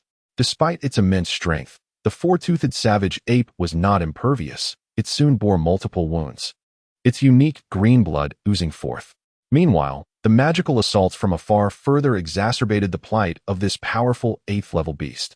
"Do not rush. Be cautious of its wrath," Li Donglei cautioned as he fought.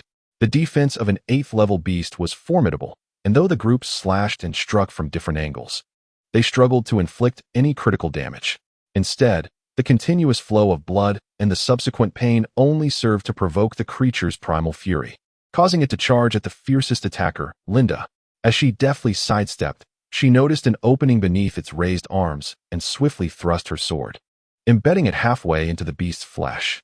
The 4-toothed savage ape let out a bone-chilling roar and retaliated with a powerful swing of its arm. Trapped by her own weapon, Linda found herself unable to evade the impending attack, resulting in a devastating blow to her shoulder that sent her flying several yards away, crashing to the ground with the sensation that her bones had been shattered. At that moment, blood gushed from the wound under the creature's ribcage, indicating a severe injury. Yet, it seemed impervious to the pain, letting out another deafening cry as it charged toward Linda once more. Struggling to rise, Linda felt an overwhelming pain coursing through her body, rendering her unable to stand. The others, witnessing the dire situation, rushed forward to aid her, but they were too distant to reach her in time. Suddenly, a figure appeared before her, Li Donglei, having flickered to her side.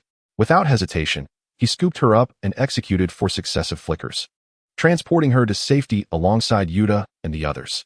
"Noah, I've heard that water magic is adept at healing. Consider yourself part of this endeavor." Li Donglei jested lightly upon confirming that Linda was no longer in mortal danger. Noah, feeling somewhat embarrassed, lowered his gaze, only to find Li Donglei had already flickered back into the fray. "This creature is on the verge of madness. Maintain your distance and prioritize your own safety. Engaging only to distract it until its strength wanes," Li Donglei instructed loudly. The group nodded in agreement, remaining vigilant against the 4-toothed savage ape.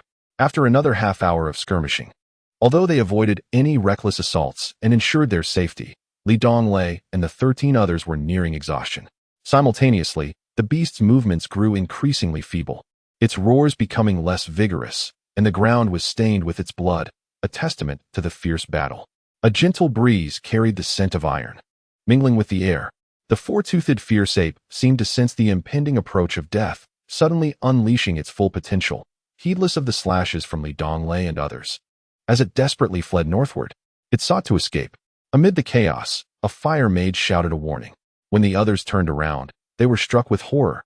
For apart from Li Donglei and the 13 others, nearly 100 spectators surrounded them. No matter where the 4-toothed fierce ape fled, students were present, and at that moment, its frenzied escape led it directly towards Noah, Linda, and the others. Defensive magic. Hellionnade. Galen, what are you dawdling for? Li Donglei shouted repeatedly, hearing their names called. Hellionnade and Galen nearby were jolted, as if an unseen force compelled their trembling legs to step forward in fear. Yet, amidst the confusion, Noah surprisingly failed to recite an incantation, only managing to conjure a level 2 water wall, and the combined strength of Hellion Nade and Gallon barely reached level 4. A faint bolt of lightning struck the four-toothed fierce ape, inciting even greater fury within it. Heedless of the pain, its massive frame charged forward, leaving another scar from a sword aura.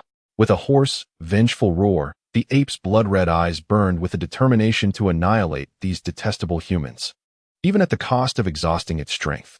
The fragile ice wall shattered like paper, revealing the severely wounded Linda, along with a group of bewildered nobles.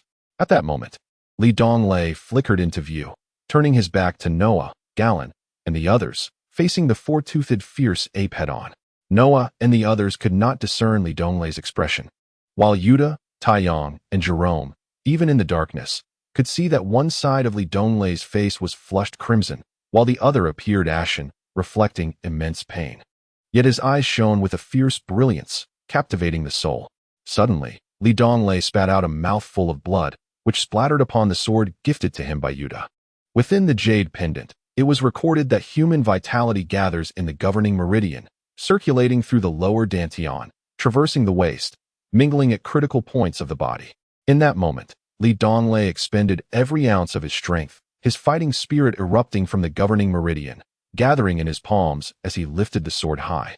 Standing firm, in the next instant, with a slight bend of his left knee and the right leg inward, he positioned his right foot, transforming the blade into a circle.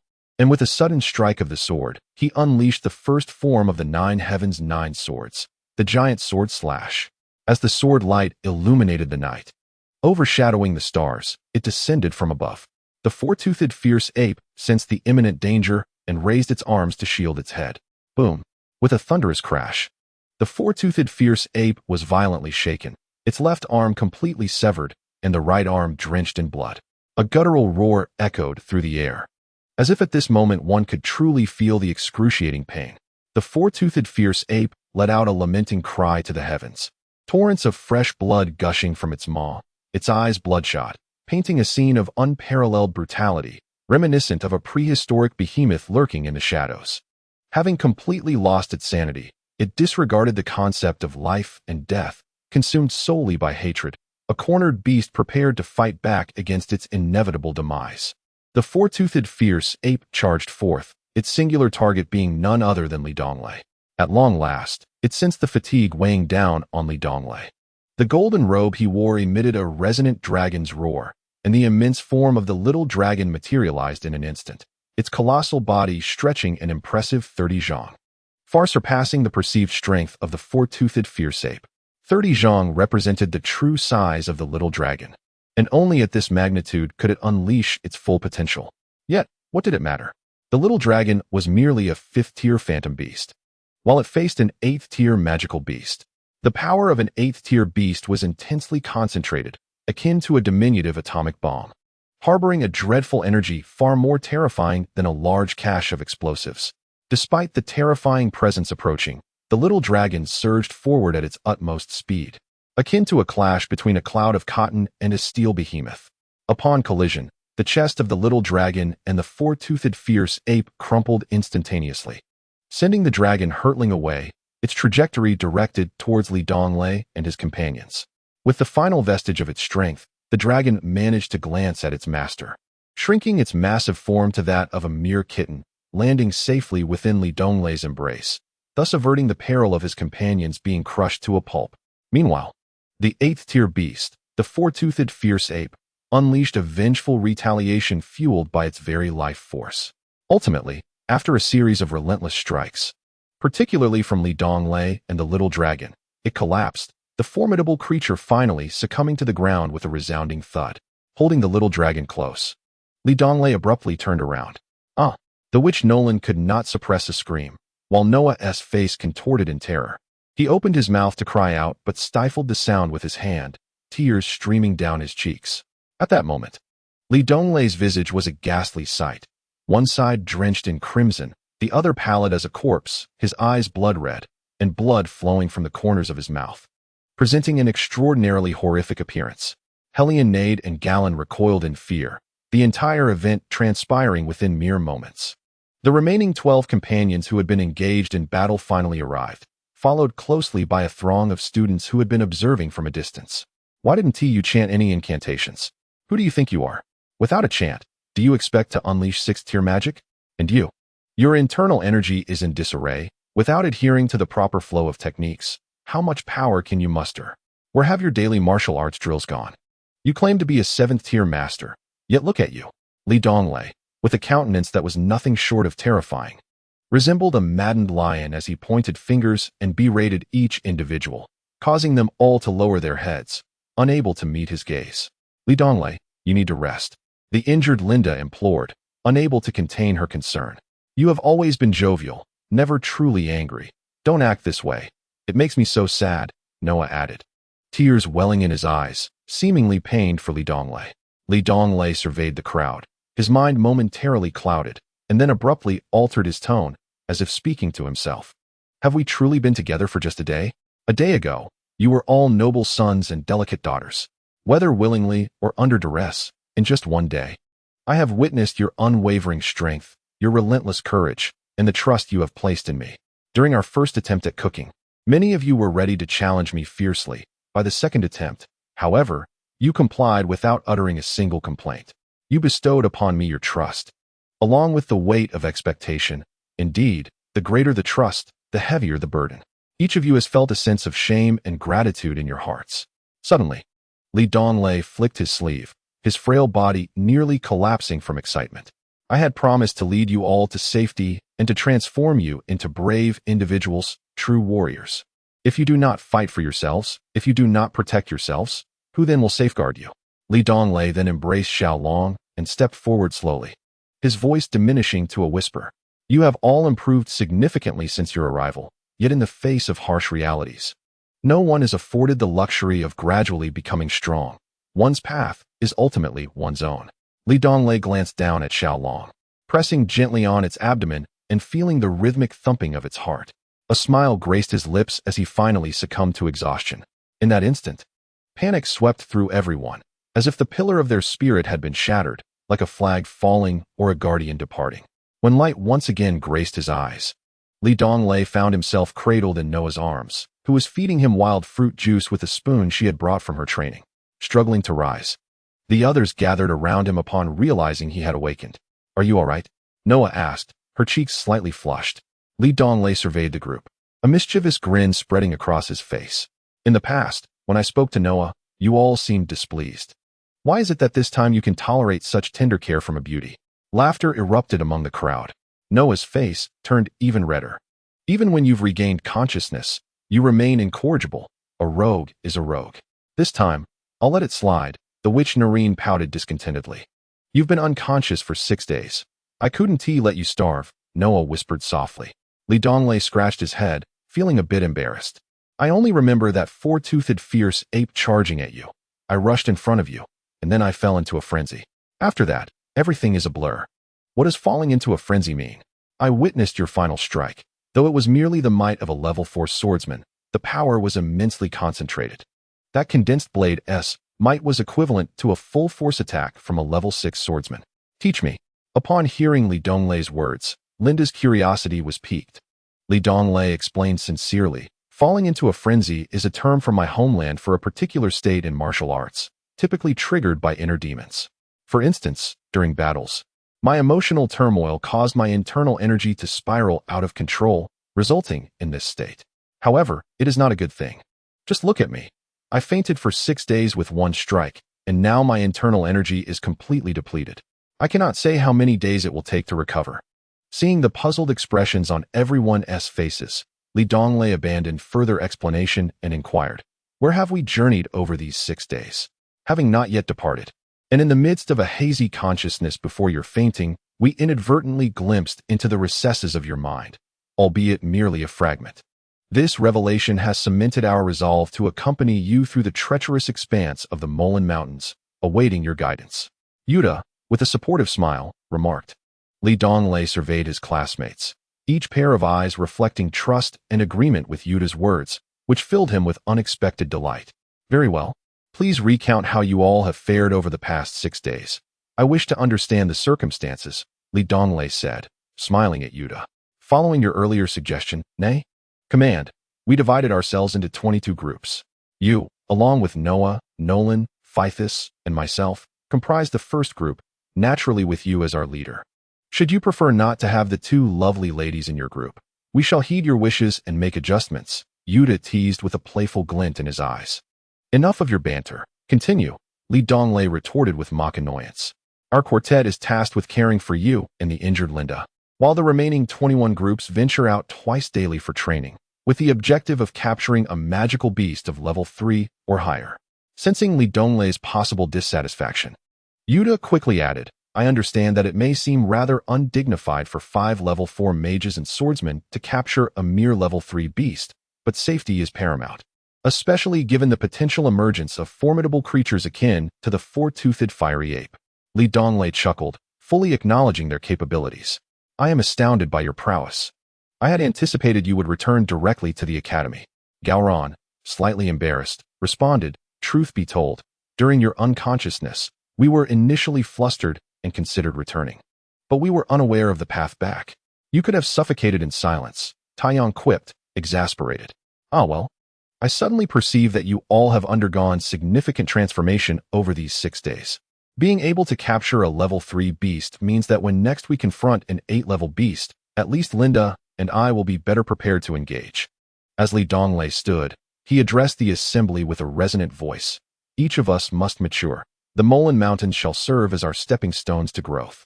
Let us advance deeper into the territory of level 4 magical beasts. Wait a moment.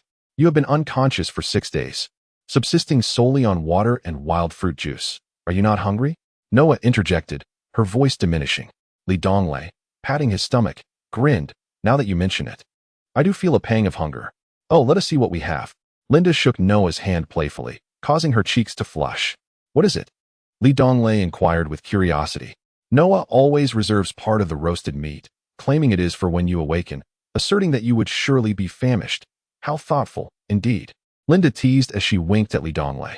Ah, the hero surrounded by beauty. We humble bachelors must accept our lot. Yuta feigned resignation. Amidst the playful banter, even Li Donglei felt a tinge of embarrassment, let alone Noah. Seated together, Li Donglei and Noah, along with Yuta and the others, found themselves in awe as they watched Li Donglei consume an amount of food equivalent to that of 4 individuals, now embarking upon the 5th serving. Yuta swallowed hard and murmured, only now do I realize that Noah's barbecue is far superior to that of the wolf leader. It's simply irresistible. Taiyang scoffed. If you were to go hungry for 6 days, you could probably consume enough food for 10 people right now. In the 57th episode of Madness, the witch Norlin exclaimed, Goodness, where has all this food gone? It seems impossible for his body to accommodate it. As she spoke, Li Donglei had already finished the last morsel of food. After setting down the gnawed bones, he still appeared unsatisfied, sending chills down the spines of those who watched. Noah tentatively inquired, Do you need anything else? Li Donglei shook his head, replying, That's enough. This is the finest delicacy I have ever tasted. However, I had promised to treat you to a meaningful meal. Yet it seems the tables have turned. Noah glanced at her companions, seeing the innocent expressions in the eyes of those around her, and reluctantly said, All right. I shall go and grill a little more for everyone to try. Little Dragon had succumbed to a peculiar state of deep slumber, known as death sleep. This occurs when a phantom beast suffers near-fatal injuries, necessitating the gathering of all its vitality to mend its wounds. During this period, the phantom beast can do nothing but breathe, hence the term death sleep. The duration of this state varies, depending on the severity of the injuries and the beast's self-healing capabilities. However, upon awakening, their overall strength invariably diminishes. Nonetheless, Li Donglei was unconcerned. As long as Little Dragon's life was no longer in jeopardy, he felt content. He sometimes pondered whether this was the retribution of the thieving dragon or if, as a king among advancing beasts, it must endure greater tribulations. He would gently stroke Little Dragon's whiskers, hoping for its eyes to open. This time, Li Donglei opted for a cautious approach, remaining in the 4th level magical beast territory for a full fortnight. Each day, every group was required to capture at least one 4th level magical beast. By the end, it became increasingly difficult to find such beasts within several dozen miles. Occasionally, bolder groups would sneak into the 5th-level magical beast territory, where 5 4th-level experts could easily collaborate to handle a single 5th-level beast. It was even more manageable for a swordsman of high caliber like Hellion Nader, who, when fully unleashing his power, could lead his group through the 7th-level magical beast territory with ease. For a complete 15 days, Donglei remained at the campsite, as he and Little Dragon suffered the most from their battle with the 4-toothed fiery ape. Little Dragon had yet to awaken, and after the fight, his fighting energy was completely depleted, and the meridians he had previously opened became somewhat obstructed. During these days, Donglei diligently worked to restore his fighting energy, and at last, he had fully recovered, even reaching the realm of a 4th-level swordsman. In fact, he had anticipated this moment a fortnight earlier. The manifestation of his fighting energy into a colossal sword was the hallmark of a 4th-level swordsman, as only those of that caliber could externalize their fighting energy. With his strength restored to its peak state, Donglei's confidence soared considerably. Gathering everyone, Donglei smiled and remarked, "The transformation of an individual is not dictated by the passage of time, but rather by the magnitude and multitude of experiences they encounter. Having spent over 20 days in Molan, we have all made remarkable progress. While not every one of us may be able to vanquish a 4th-level magical beast in one-on-one combat, I firmly believe that when we return home, our parents will be utterly astonished." All eyes turned towards Donglei. Undoubtedly, after more than 20 days of fighting side by side, his authority had reached an unparalleled level, and the gratitude of the group towards him had grown immensely. Without Donglei, they could hardly fathom when they would have matured. Reflecting on the past 20 days, they could not help but feel a sense of pride in their achievements. Donglei continued, "Now, I would like to ask everyone, what have we learned from this elite trial?" Bravery. Galen was the first to respond, his gaze fixed unwaveringly on Donglei. Collaboration. The seamless synergy of fighting side by side, chimed in another 3rd-year fire mage, whom Donglei remembered as Reynard. Endurance. "I have lost at least 10 pounds over these days." The rotund Yuta's comment elicited laughter from those around him. Daring to experiment. "I was the first to taste the river water and the wild fruits from the trees to ascertain their edibility and toxicity before allowing others to partake," added Taiyang, who was in charge of their provisions. Donglei nodded and inquired, "Is there anything else?" "Friendship. I believe through this experience, we have all become very good friends." Noah softly raised his fair hand and spoke. Donglei acknowledged this, recognizing that such bonds forged through shared trials and tribulations are invaluable and unforgettable, even decades later. Donglei then stated, "What you all have said is indeed correct, yet it is not entirely so, rather it is relative. We are relatively braver than before. Yet when confronted with more formidable foes, fear will still linger. Under fear, an individual's strength cannot be fully realized. We must cultivate greater courage. We have learned to collaborate, albeit within the confines of our 5-person groups. However, let us not forget that we are a collective of 110. True team spirit emerges when we stand united in battle. Similarly, while we have grown more resilient, engaging in combat with magical beasts and accepting minor injuries with a smile, we have yet to experience true hardship. At the very least, we are free from worry regarding our sustenance. If we so desire, we can secure it entirely. Friendship, indeed, is the most precious of all these lessons. Yet, here in Molan, apart from each other, we are free from outside distractions, which fosters a strong sense of cohesion. However, our time together has been less than a month. Once we return to our society, external influences will abound. For instance, should I ask you to confront a 4th-level magical beast, you may approach bravely. Yet in school, our teachers are responsible for our safety, and our parents are deeply concerned for our well-being. The words of these influential figures may cause you to hesitate, even though you know that battle is essential for your growth. Everyone pondered Donglei's words, savoring their significance, while he gazed at them with a gentle smile. "Boss Wolf, what do you mean by all this?" Yuta inquired softly. "We have lingered in the Mulan Mountains for too long. I fear that the school and the parents of these individuals are exceedingly worried. Thus, we must return sooner rather than later. However, I am reluctant to leave now, as there is still so much for us to learn. I yearn for one last wild adventure," Donglei said with a mischievous grin. "Is that so? Everyone seems to be following your lead now. Whatever you ask of us, we shall comply. We trust you implicitly, but you must not lead us to our demise." Yuta replied, concern etched upon his face. "Fear not. I shall exercise prudence. Li Donglei reassured them. Let us allow everyone some time to digest this. What suggestions do you have? The journey of personal growth invariably requires a process. With our current efforts, I firmly believe we shall soon become the bravest among us. Nanda declared confidently, gazing at Li Donglei. I propose we venture deeper. The challenges there will be greater, and our growth will be accelerated, Galen added. However, we are pressed for time. We must remember that for over 20 days, we have been missing, and during that time, we have been lost amidst the ferocious beasts of the Mulan Mountains. Our teachers and parents must be in a state of constant worry.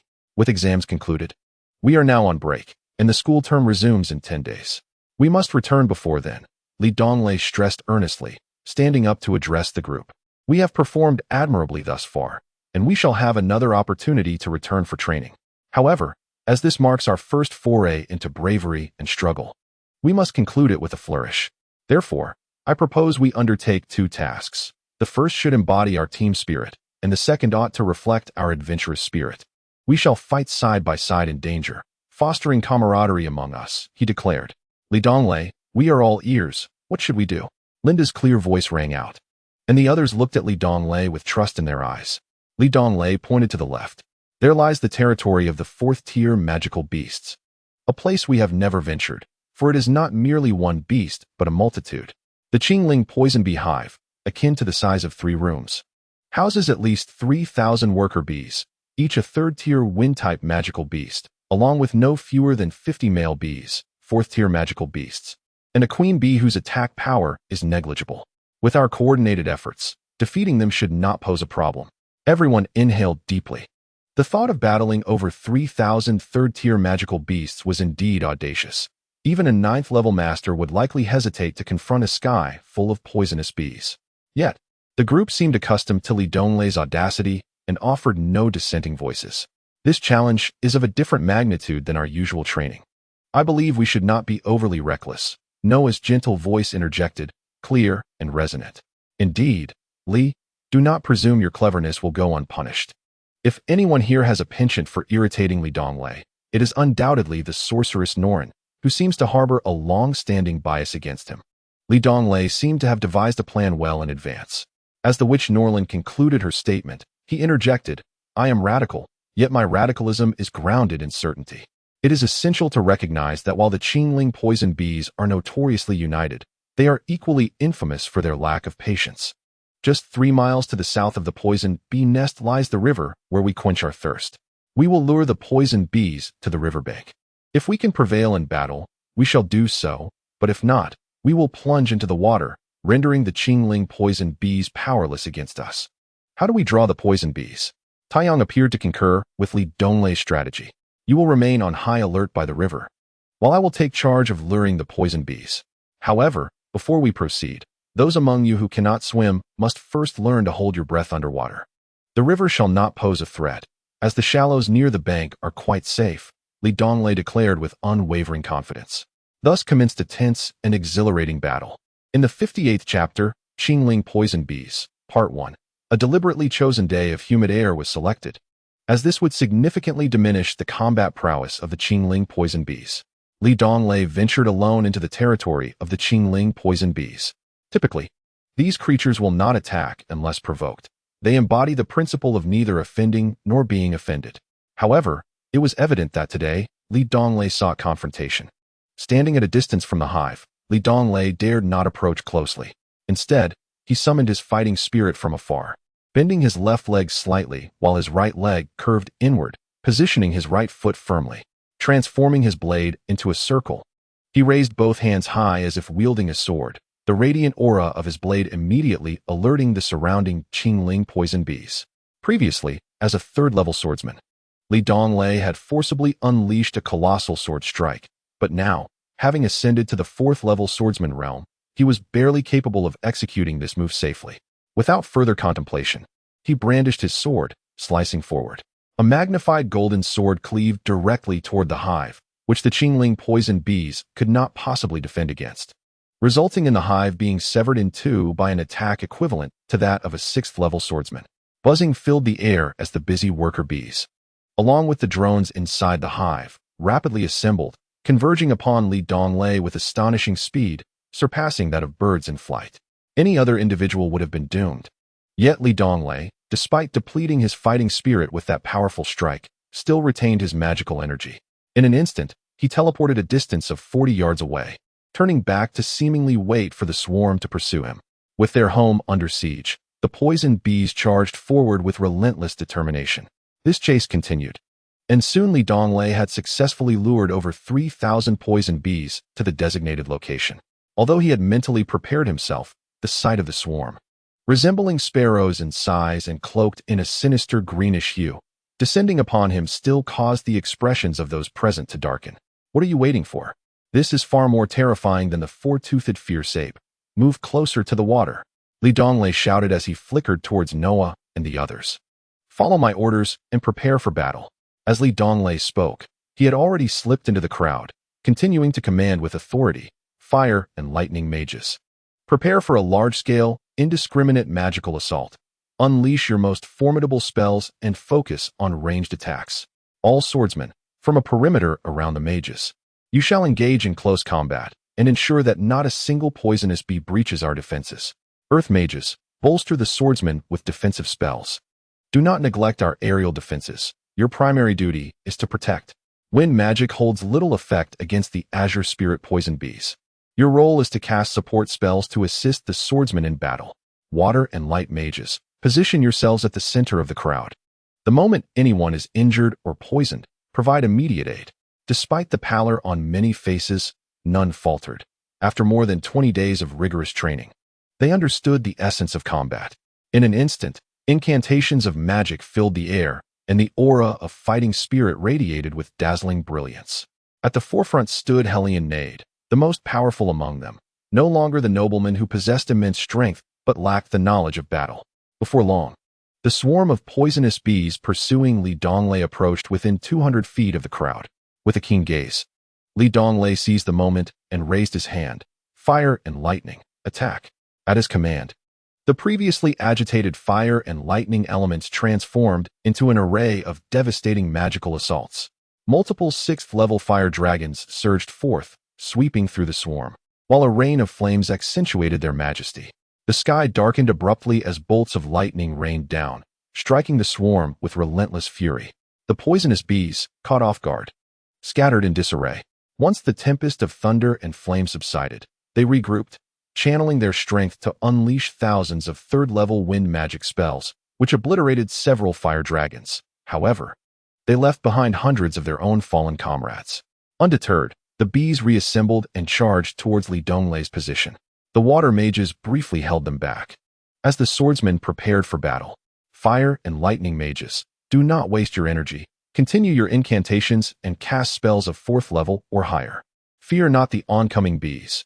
Your comrades stand before you, Li Donglei commanded with unwavering resolve. A massive sword strike drained all of Li Donglei's fighting spirit.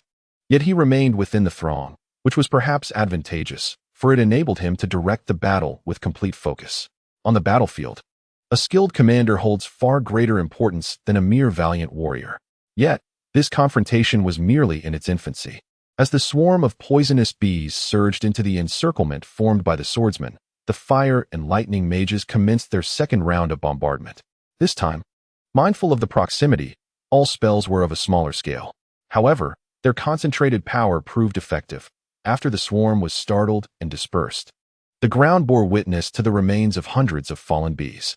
The clash finally commenced in earnest, as all swordsmen unleashed their fighting spirit without hesitation, preventing the bees from closing in. Concurrently, various earth-based defensive spells were cast, while wind magic enhanced the swordsmen's reflexes, creating a harmonious synergy in their coordination. However, the venomous bee swarm was remarkably united, led by the strongest 4th-level male bees. Wherever the male bees directed their focus, the swarm unleashed its attack, intensifying pressure in those locations while leaving others relatively untouched. More alarmingly, these venomous bees exhibited a complete disregard for their own lives, adopting a strategy akin to a desperate last stand. Earth and water mages keenly observed the direction of the swarm's assault, fortifying their defenses. Until their defensive spells were compromised, the swordsmen were instructed to conserve their energy, as this would be a protracted battle. Li Donglei continued to issue commands. Light mages, unleash recovery spells. Those above level 6 should seize opportunities to eliminate the 4th level male bees. The battle had entered its initial phase, with the venomous swarm attempting to breach the swordsman's defensive perimeter, while the swordsman and the lightning and fire mages capitalized on the chaos to strike fiercely. For the moment, everyone maintained their composure. Should the swarm break through the defenses, it was hoped that calmness would prevail. At this juncture, our losses against the venomous bees stood at 0, in stark contrast to the hundreds suffered by the enemy. Faced with a swarm akin to 9th level magical beasts, victory was within our grasp. Donglei continually bolstered morale. Yet, his words seemed to fall on deaf ears, as the surrounding swordsmen were drenched in sweat, many of their fighting spirit waning. The fire and lightning mages behind the swordsmen were also panting heavily, their faces pale. There are too many venomous bees. We cannot withstand them in a head-on confrontation.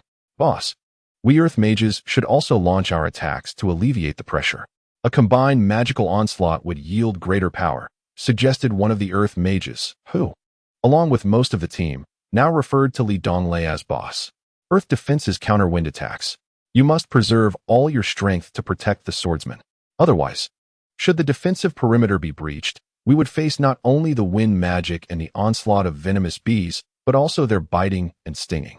The first to suffer the consequences would be you mages. Donglei promptly dismissed the proposal, leaving the suggester somewhat disheartened. However, you are correct. A direct confrontation is futile.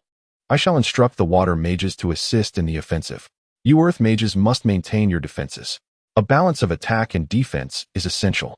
If we triumph in this battle, your Earth mages will share in the glory, Donglei asserted, adept at winning hearts. Akin to Liu Bei's care for his son, or Wen Wang's legendary journey. The Earth mage nodded emphatically. Don't worry, boss. We Earth mages will not allow the venomous bees to breach our lines, declared Tai Yong, who stood closest to Donglei, a hint of pride in his voice. Despite being a relatively weaker 4th level Earth mage, with a smile, Donglei turned to the water, wind, and light mages at the rear. Water mages, attack the swarm, but ensure your spells are coordinated to avoid counteracting fire magic. Light mages, focus on healing the swordsman. Without them, our efforts would be in vain. Wind mages should refrain from attacking the swarm. Your contributions are better suited to assisting the swordsman. With that, Donglei resumed his vigilant observation of the battlefield, where the ground was littered with the carcasses of venomous bees, yet the skies remained darkened by their relentless numbers. About a quarter of an hour later, signs of exhaustion finally manifested within the ranks. A level 4 swordsman collapsed, yet fortunately, thanks to the protection of the mages, he was spared from the onslaught of the venomous bees. Donglei dragged him back to the center of the protective circle, but soon after, another swordsman fainted, followed by a fire mage succumbing to unconsciousness. Although the battle had lasted less than half an hour, every minute had been an unrelenting assault. Their endurance thus far was commendable. The phenomenon of fatigue spread through the team like an epidemic. While the relatively idle wind mage took on the task of retrieving their comrades, the defensive circle was halved. They could not afford to push themselves beyond their limits. Those who felt unable were to retreat into the protective circle to recuperate their strength and energy, while the others would hold their ground. Upon issuing this command, Donglei sorrowfully realized that nearly all the swordsmen were retreating, throwing the formation into disarray. The swarm of venomous bees, displaying a remarkable intelligence, seized the opportunity to charge forward.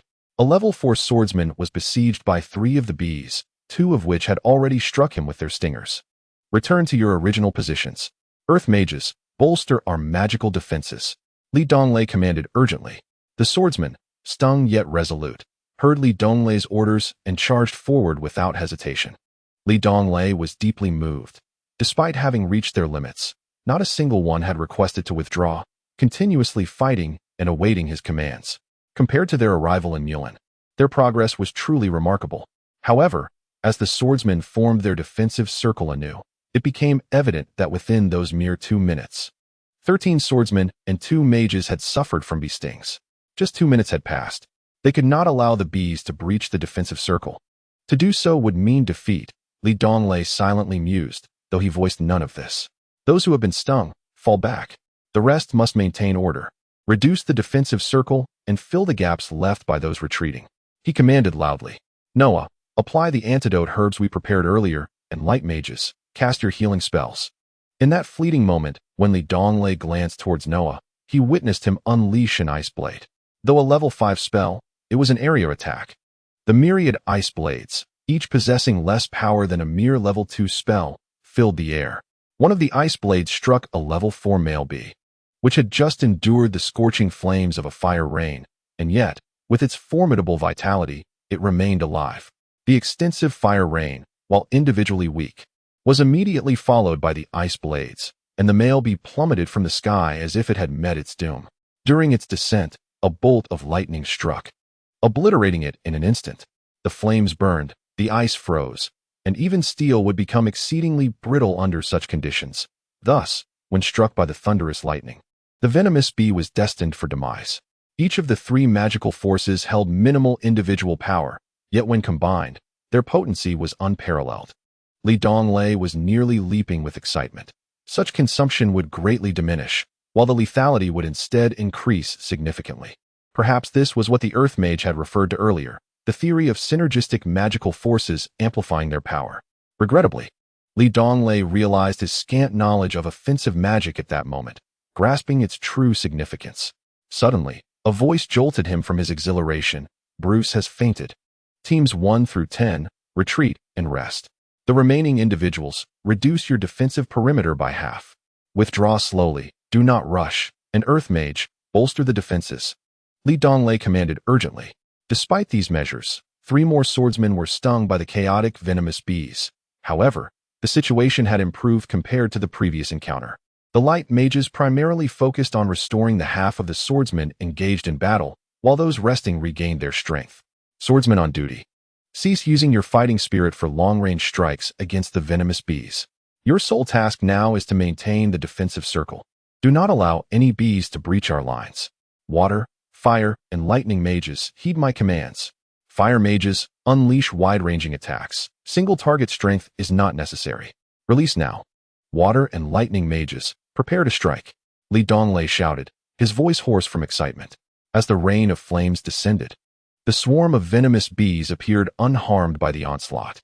Water mages, execute wide-area attacks. Lightning mages, follow suit. With a series of commands, nearly 400 bees were annihilated in a single wave of attacks, the effect immediately evident, invigorating the spirits of the warriors. The battle raged on, and after another 15 minutes, the swarm had dwindled to a pitiful number. The 2 teams of swordsmen had taken turns engaging, and both the fire and lightning mages were utterly exhausted. Their attacks had now shifted to the water and wind mages. Although their combined power could not match the earlier onslaught, it still bore considerable impact. The swarm of venomous bees, seemingly oblivious to fear or fatigue, pressed relentlessly forward. "Boss, Taiyang has collapsed." Gallant's weary voice broke through. Li Donglei turned to witness even the light mages, usually the most vigorous, had turned ashen, let alone the beleaguered earth mages. He understood that if either the earth mages or any swordsman fell, their squad would be defeated. In the 60th chapter, the treasure map, the light mages executed their most potent healing and restoration spells, reviving all who had succumbed. Another quarter hour passed, and Li Donglei surveyed the group. Many of the unconscious had regained consciousness. The battle had indeed become indescribable. Swordsmen above level 5, cover the rear. The rest, take out the prepared bamboo poles and muster all your strength to leap into the river. With Li Donglei as commanding shout, the group felt an overwhelming sense of relief and rushed towards the river, which was less than 10 paces away. Meanwhile, powerful swordsmen like Lingda and Helian Nade exhausted their remaining strength alongside Li Donglei to fend off the venomous bees' frenzied counterattack. "Lingda, Helian Nade, it's your turn." Li Donglei bellowed. "Boss, you go first. I will hold the rear." The formidable Helian Nade declared loudly. "This is an order," Li Donglei asserted, leaving no room for dissent. A distance of 10 zhong, for masters above level 5, could be traversed in mere seconds. By the time Lingdao and the others leapt into the water, Li Donglei had already been stung 6 times, and he dared not hesitate any longer. With a swift motion, he darted to the riverbank, then turned back to face the swarm of venomous bees, laughing madly as he exclaimed, "Our defeat is as overwhelming as a collapsing mountain." Haha.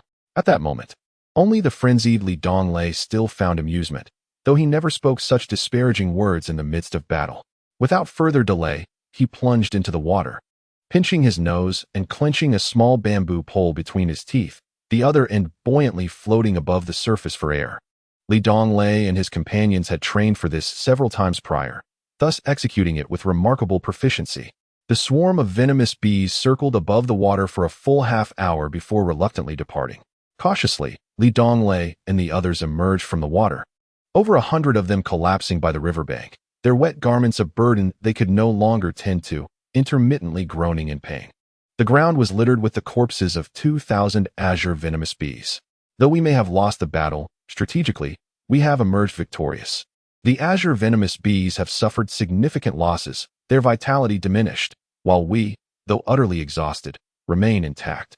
With a brief respite, our combat prowess will surely surpass its former state, Donglei remarked with a smile. Boss, once we recover, let us engage them once more. And we shall completely vanquish them, Pu Feisi said, slightly exhilarated. Enough, they are rather pitiable. We have slain so many, the witch Norland said, a hint of sympathy in her voice. Donglei regarded Norland and then addressed the group. This world is inherently one of survival of the fittest. Today we have merely exterminated a few venomous bees. Tomorrow, we may be compelled to harm the innocent for our own survival. The harsh realities remain unyielding. However, through this battle, we have exhausted our strength, awakened boundless potential, and significantly enriched our practical experience, enhancing our teamwork in the process. With our objectives fulfilled, we shall refrain from further attacks on the azure venomous bees. These creatures have a short life cycle and formidable reproductive capabilities. I trust they will soon recover to 3,000, or even more. Boss, do we consider this battle a victory or defeat? Taiyang queried loudly, his left cheek swollen from a sting, rendering his left eye nearly invisible, presenting a rather comical sight. Of course it is a victory. Remember, localized victories and defeats are merely stepping stones towards ultimate triumph. We have won in the grand scheme, Donglei replied with a hint of pride. Now, everyone rest. Restore your magical energy and fighting spirit. Reflect upon the gains and losses of this battle. Those stung by the venomous needles should apply some ointment. I estimate we will require 3 to 4 days to fully recuperate, and I am uncertain how to utilize the remaining 7 days for our final training. If anyone has good suggestions, please share for consideration, Donglei expressed, feeling somewhat overwhelmed. Boss, let us go treasure hunting. Before coming to Carlin Academy, I found a treasure map in a Marquis residence. The treasure lies upstream along the central river of the Molan Mountains. If we follow the current, we are certain to find it, Iguin suggested, raising his hand.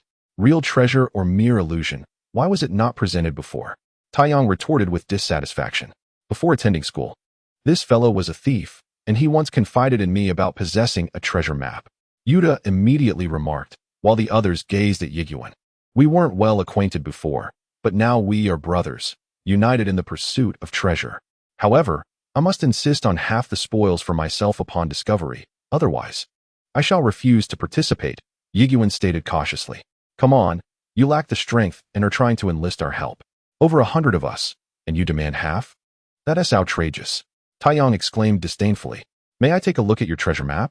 Donglei inquired tentatively, aware that the final decision rested with Donglei. Yiguan cautiously handed over the map. Boss, I am more adept at reading maps. It would be prudent for you to entrust it to my care after your examination. Donglei chuckled awkwardly, scrutinizing the map before declaring, regardless of its authenticity, according to the map's indications, the target lies upstream along this river, deep within the Molan Mountains. He returned the map to Yiguan and addressed the group. The destination is quite distant, likely within the territory of 8th level magical beasts. Perhaps even 9th or 10th level. What are your thoughts? It's said that the Molan Mountains are rarely traversed by humans, and even less so in its depths. It's implausible that a treasure could be hidden there, a female voice murmured softly. Such skepticism is unwarranted. This is a haven for adventurers, frequently visited by skilled individuals seeking to explore. If one were to possess a remarkable treasure, concealing it within the Molan Mountains would render it nearly impossible to locate. Another male voice countered. Do you truly believe that a treasure map could enable a petty thief to unearth something valuable? After listening to the varied opinions, it became evident that the crux of the debate centered on the map's credibility. Yet, that was not our primary issue. We needed to discuss whether to embark on this quest or not. As everyone expressed their views, Donglei eventually interjected. I believe we should proceed for 3 reasons. First, without the map, I am only aware of the return path within the territory of 6th-level magical beasts. Beyond that, I am at a loss. Our goal for this elite trial is to reach the 7th-level magical beast area and return safely. By following the river upstream, we can avoid the risk of getting lost while fulfilling our elite trial objectives. Second, entering the domain of higher-level magical beasts represents genuine adventure and training, an excellent means to cultivate our courage. As for safety, each of us possesses strength above level 4, including a 7th-level swordsman and 2 7th-level mages. Our combined prowess undoubtedly exceeds that of a typical 9th-level magical beast. Even formidable lions hesitate to confront a pack of wolves, let alone the semi-intelligent high-level magical beasts. Hence, as long as we do not provoke them, they are unlikely to attack us first. Third, should Yiguan strike lucky, we could embark on an authentic treasure hunting expedition, rich with legendary potential. No one opposed this notion. At present, Donglei was the unequivocal leader. Wherever he pointed, the group would follow without hesitation. Moreover, his chosen paths had proven correct thus far, with no significant mishaps, and everyone continued to improve. Since there are no objections, we shall rest for 3 days. Once everyone has recovered, we will set forth along the river, Donglei concluded. Episode 61. The Mysterious Cave After a Thorough 4-day respite. The group ventured forth through the dense woodland, following the meandering river. At the forefront, Yiguan and Donglei, clutching the treasure map, walked side by side, while Galen trailed closely behind, burdened by a large package containing an enigmatic magical crystal core. Following them were Yiguan, Nolene, and Lingda, among others. With Pufei beside the sorceress Nolene, professing age-old declarations of love, met with the sardonic remarks of the portly Yuta, who followed closely behind with an expression of skepticism. The remaining swordsmen safeguarded the mages, positioning themselves in the middle and rear of the formation. Laughter and conversation filled the air as they journeyed. Occasionally, Yiguan would move ahead to engage Donglei in conversation. In Donglei's dreams, they often exchanged words, seemingly with an inexhaustible array of topics, and he welcomed the company of such a captivating companion. The journey remained tranquil, as high-level magical beasts tended to be solitary, rarely found in groups. Furthermore, their scarcity made encounters with them unlikely, even in regions known for such creatures. Should an encounter occur, both parties often maintained a respectful distance. After all, the strength of over 100 individuals, including Donglei, was formidable enough to warrant caution from high-level beasts. Unless driven by some inexplicable motive, like the last encounter with the 4-toothed fire ape that inexplicably wandered into the territory of level 3 beasts and attacked them. After 2 full days of travel, they had sighted 8th-level magical beasts, indicating they were in the domain of level 8 or 9 creatures. After another hour of following the river, the 6 of them arrived at the foot of an unnamed mountain, the location indicated by the treasure map. Gazing upward, they beheld lush greenery and jagged cliffs, a breathtaking vista. Gathering together, Yiguan presented the treasure map for all to see. He pointed to a few lines in the upper right corner, stating, "The footsteps of ancient existence lead to perilous peaks. A dark, frigid cave holds gifts bestowed by the gods." It appeared the fabled cave was indeed situated upon this mountain. Contemplating this revelation, the group felt invigorated, their spirits lifted. After a brief respite, they set off up the mountain, spurred on by the enthusiastic Yuta. From the base, the mountain seemed modest in height. However, upon commencing the ascent, they quickly discovered that climbing was a far cry from walking on level ground, especially given the steepness and the absence of trails, forcing them to scramble over sheer rocks. Yiguan unsheathed his sword, forging a path ahead, cutting through trees and grass with the ferocity of a valiant general, showing no signs of fatigue. He employed every means to hasten their progress, eager to approach the treasures of his dreams. Yet, it was evident that others, particularly the fatigued mages, were struggling to meet his expectations. The swordsmen exerted themselves to assist the mages in their climb, with Pufei being the most energetic, darting back and forth to lend a hand to Nolene or offer support to Lingda, his eyes gleaming with vigor. At last, after an entire afternoon of climbing and having reached only halfway up the mountain, the portly Yuta could no longer contain his curiosity and inquired of Yiguan, "Does the treasure map indicate the specific location of the cave, and how much farther is it?" Yiguan shook his head, replying, "Not precisely. But it should be on this mountain. Perhaps we are standing directly above the cave. Regardless, we have time. Let us search slowly." Lingda remarked from the side. "Does the map indicate any features of the cave? Otherwise, we might not be able to distinguish one from another." Yiguan replied, "Oh, that's simple. The map states that the entrance to the lost cave is marked by a type of turquoise mineral, so it should be quite recognizable. With so many small creatures on this mountain, there shouldn't be any formidable magical beasts posing a threat. Let's split up and look for cave entrances adorned with turquoise minerals. But for safety's sake, do not enter the caves alone." Upon hearing Yiguan's words, Donglei declared loudly to the group, "There is strength in numbers." Following his command, a level 5 swordsman soon discovered patches of turquoise mineral on the other side of the mountain, and indeed, a large cave was located nearby. Standing beneath the cliff and gazing at the cave's entrance, it was quite expansive, with the rocks on either side exhibiting a greenish hue. Sunlight filtered through the gaps in the trees, casting a shimmering green glow on the stones, creating a captivating sight. However, the minerals bore numerous claw marks and bite marks, as if some creature had gnawed upon them. Noah's face turned pale as he observed the claw marks and said, "It seems they were left by a powerful magical beast. What shall we do now?" After glancing into the dark interior of the cave and swallowing hard, Yiguan resolutely replied, "Having come this far, we cannot turn back now. Can we, boss?"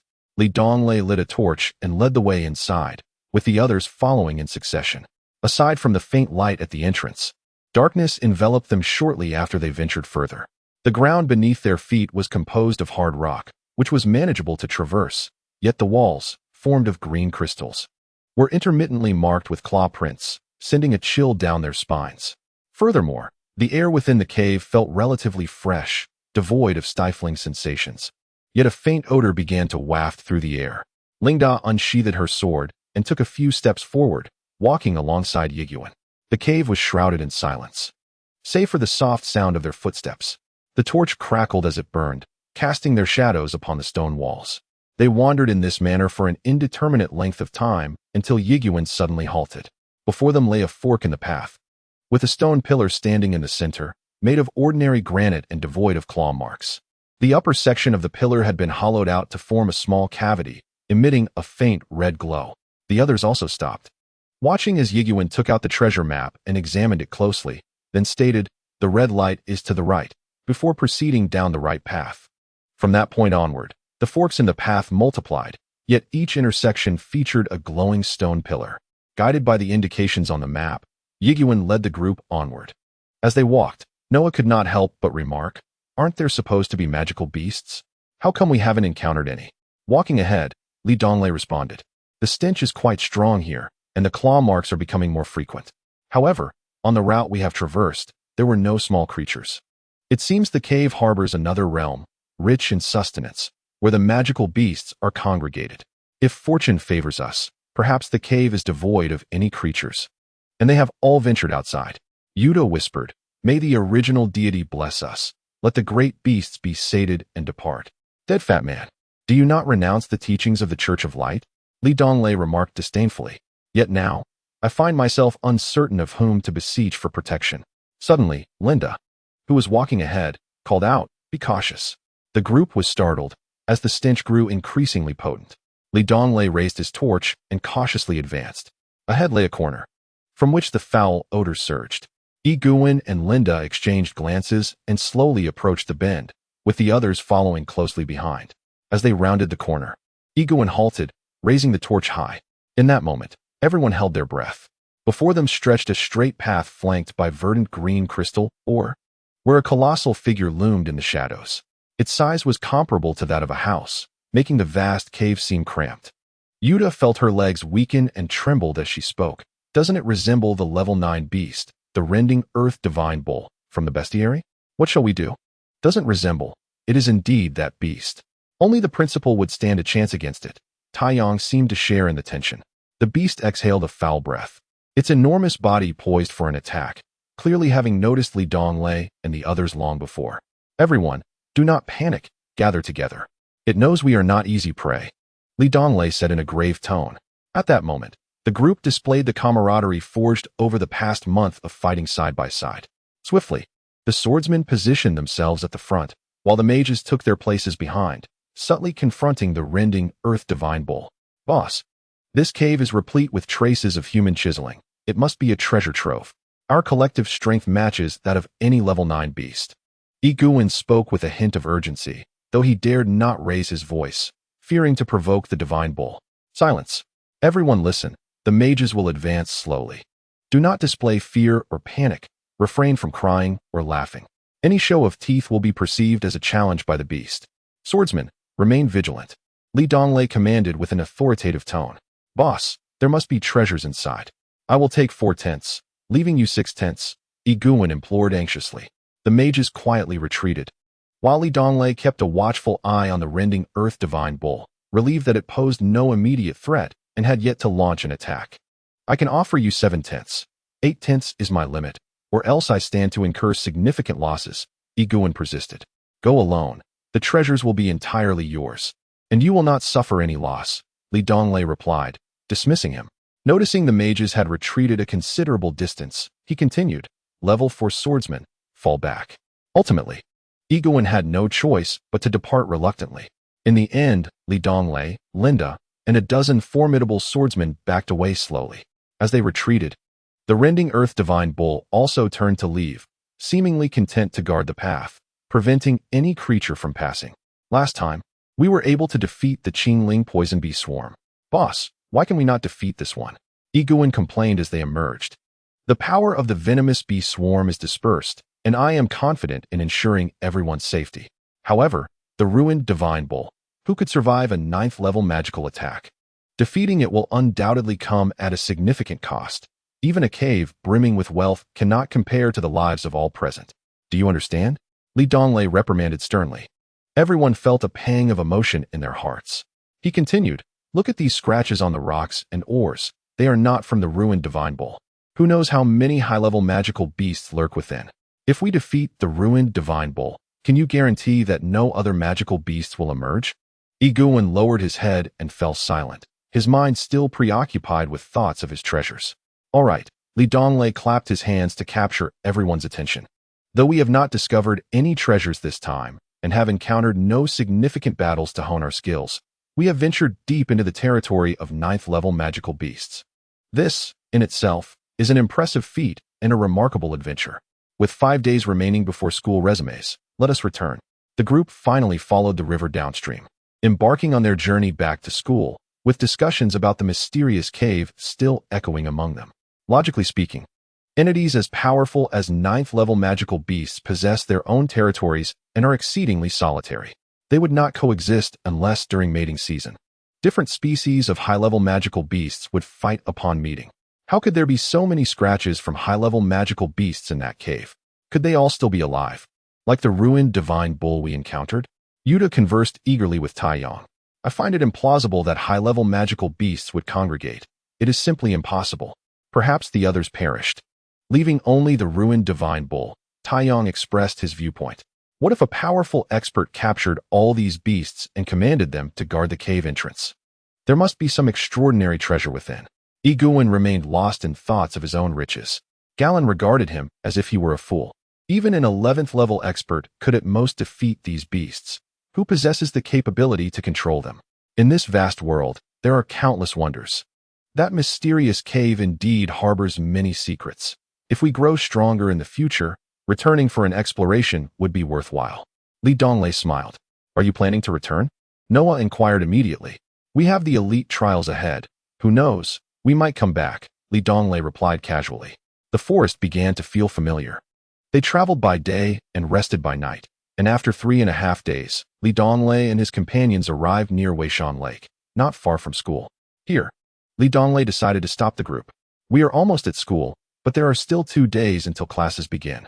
I believe everyone is eager to return home and share their experiences with loved ones. There have indeed been many unforgettable moments along the way, Li Donglei smiled. I ask you all to promise me one thing. Regarding the details of this expedition, if anyone inquires, please omit my involvement and refrain from mentioning that I am a spatial magician.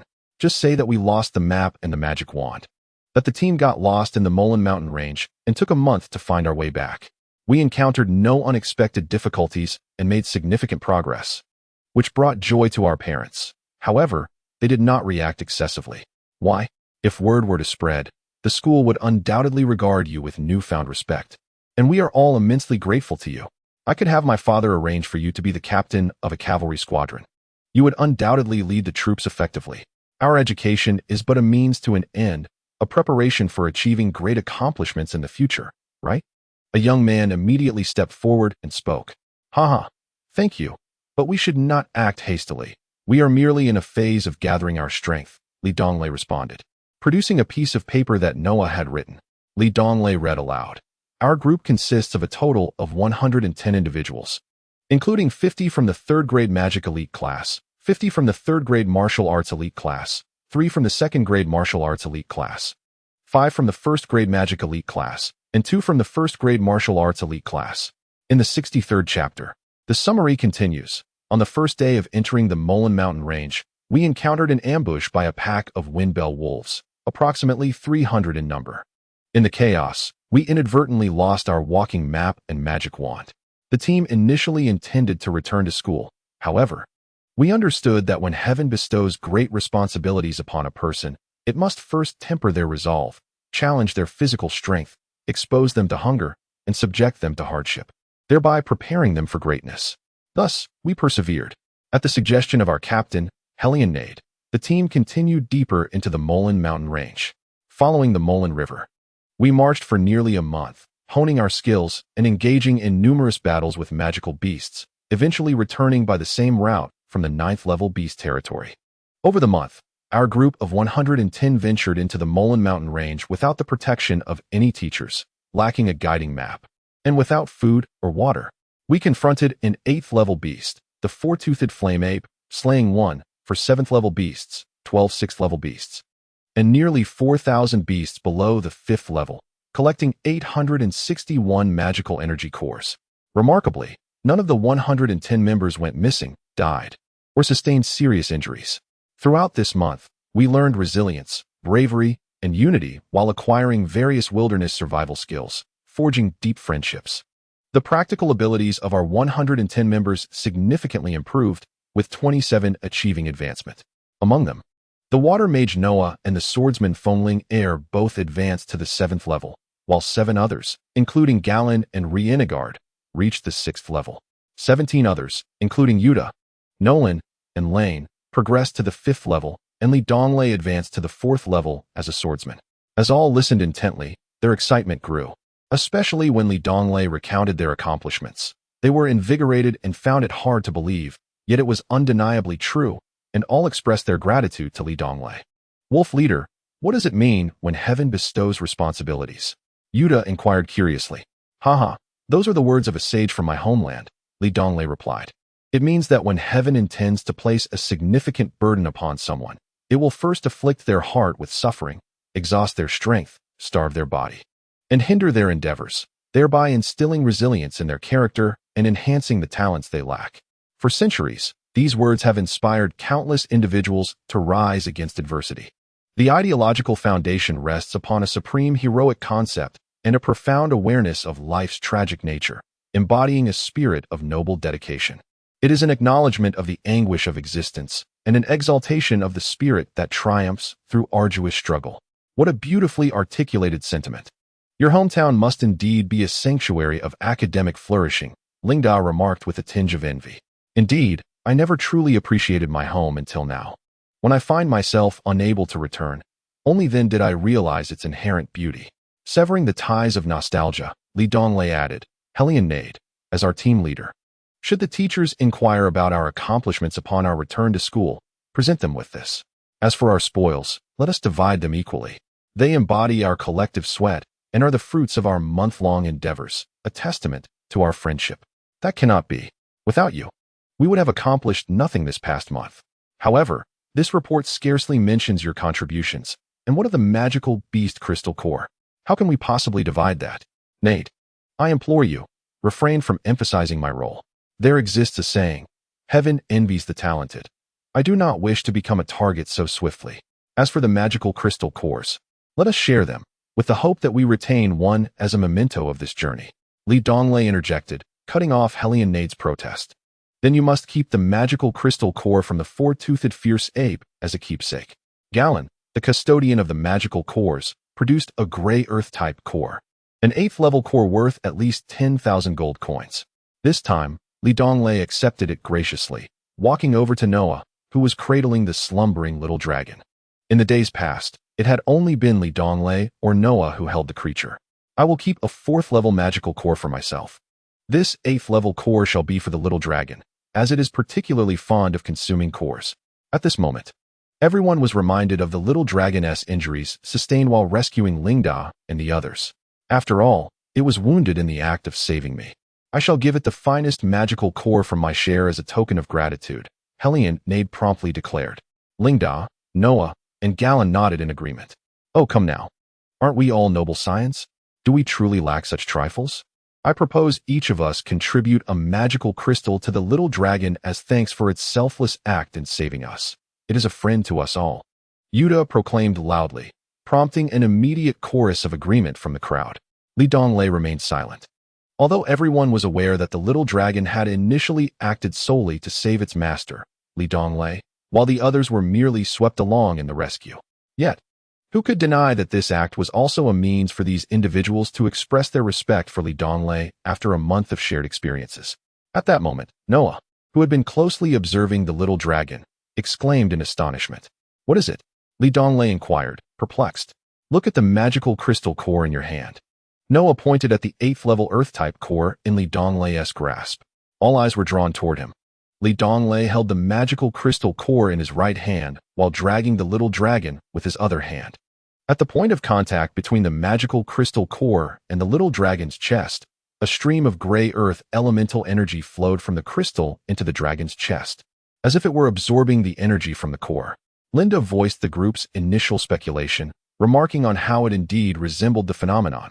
However, she noted that while magical beasts require substantial energy during severe injuries or growth phases, they must normally consume magical crystals to acquire such energy. How could mere contact with the crystal suffice for absorption? Noah's eyes widened in astonishment, as if he had stumbled upon a new world. It seemed that evolved beasts require immense energy throughout their lives, yet they are exceedingly rare. Encountering a 10th level magical beast is statistically less likely than finding an evolved beast. Nonetheless, those who grow together from a young age share a profound bond, and with ample energy, they can become formidable entities. My uncle possesses one, and my father offered a 10th level phantom beast in exchange, but he refused. Nader suddenly interjected. Wow, constantly talking about evolved beasts and 10th level phantom beasts. Truly, the family of the Imperial Chancellor is impressive, a girl whispered to another, gossiping. It was said that Nader reached the 7th level so swiftly due to frequent sword training with the 3rd prince. One could imagine that the instructor of the 3rd prince must be a grand sword master. After all, how could anyone fail to teach well with only 2 students? Another girl perked up at this thought, realizing that Nader was indeed the ideal Prince Charming in the eyes of many. In the 64th episode titled Desolation, a boy, upon hearing the praises directed at Nader from other girls, seemed displeased and exclaimed loudly, "Are you an idiot? Evolved beasts also need to consume magical crystals to absorb energy. What we are discussing is why the little dragon can absorb energy just through contact. Not about your family's evolved beast or 10th level phantom beast. Undoubtedly, as long as the little dragon could absorb energy, its recovery would be expedited."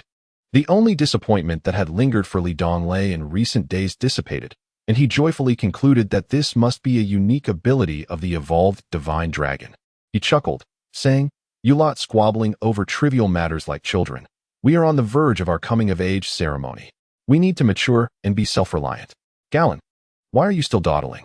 Quickly retrieve a few more magical crystals from your pack to see if the little dragon can absorb from other parts of its body." "Oh, right." Galen, who oversaw the team's spoils, promptly responded.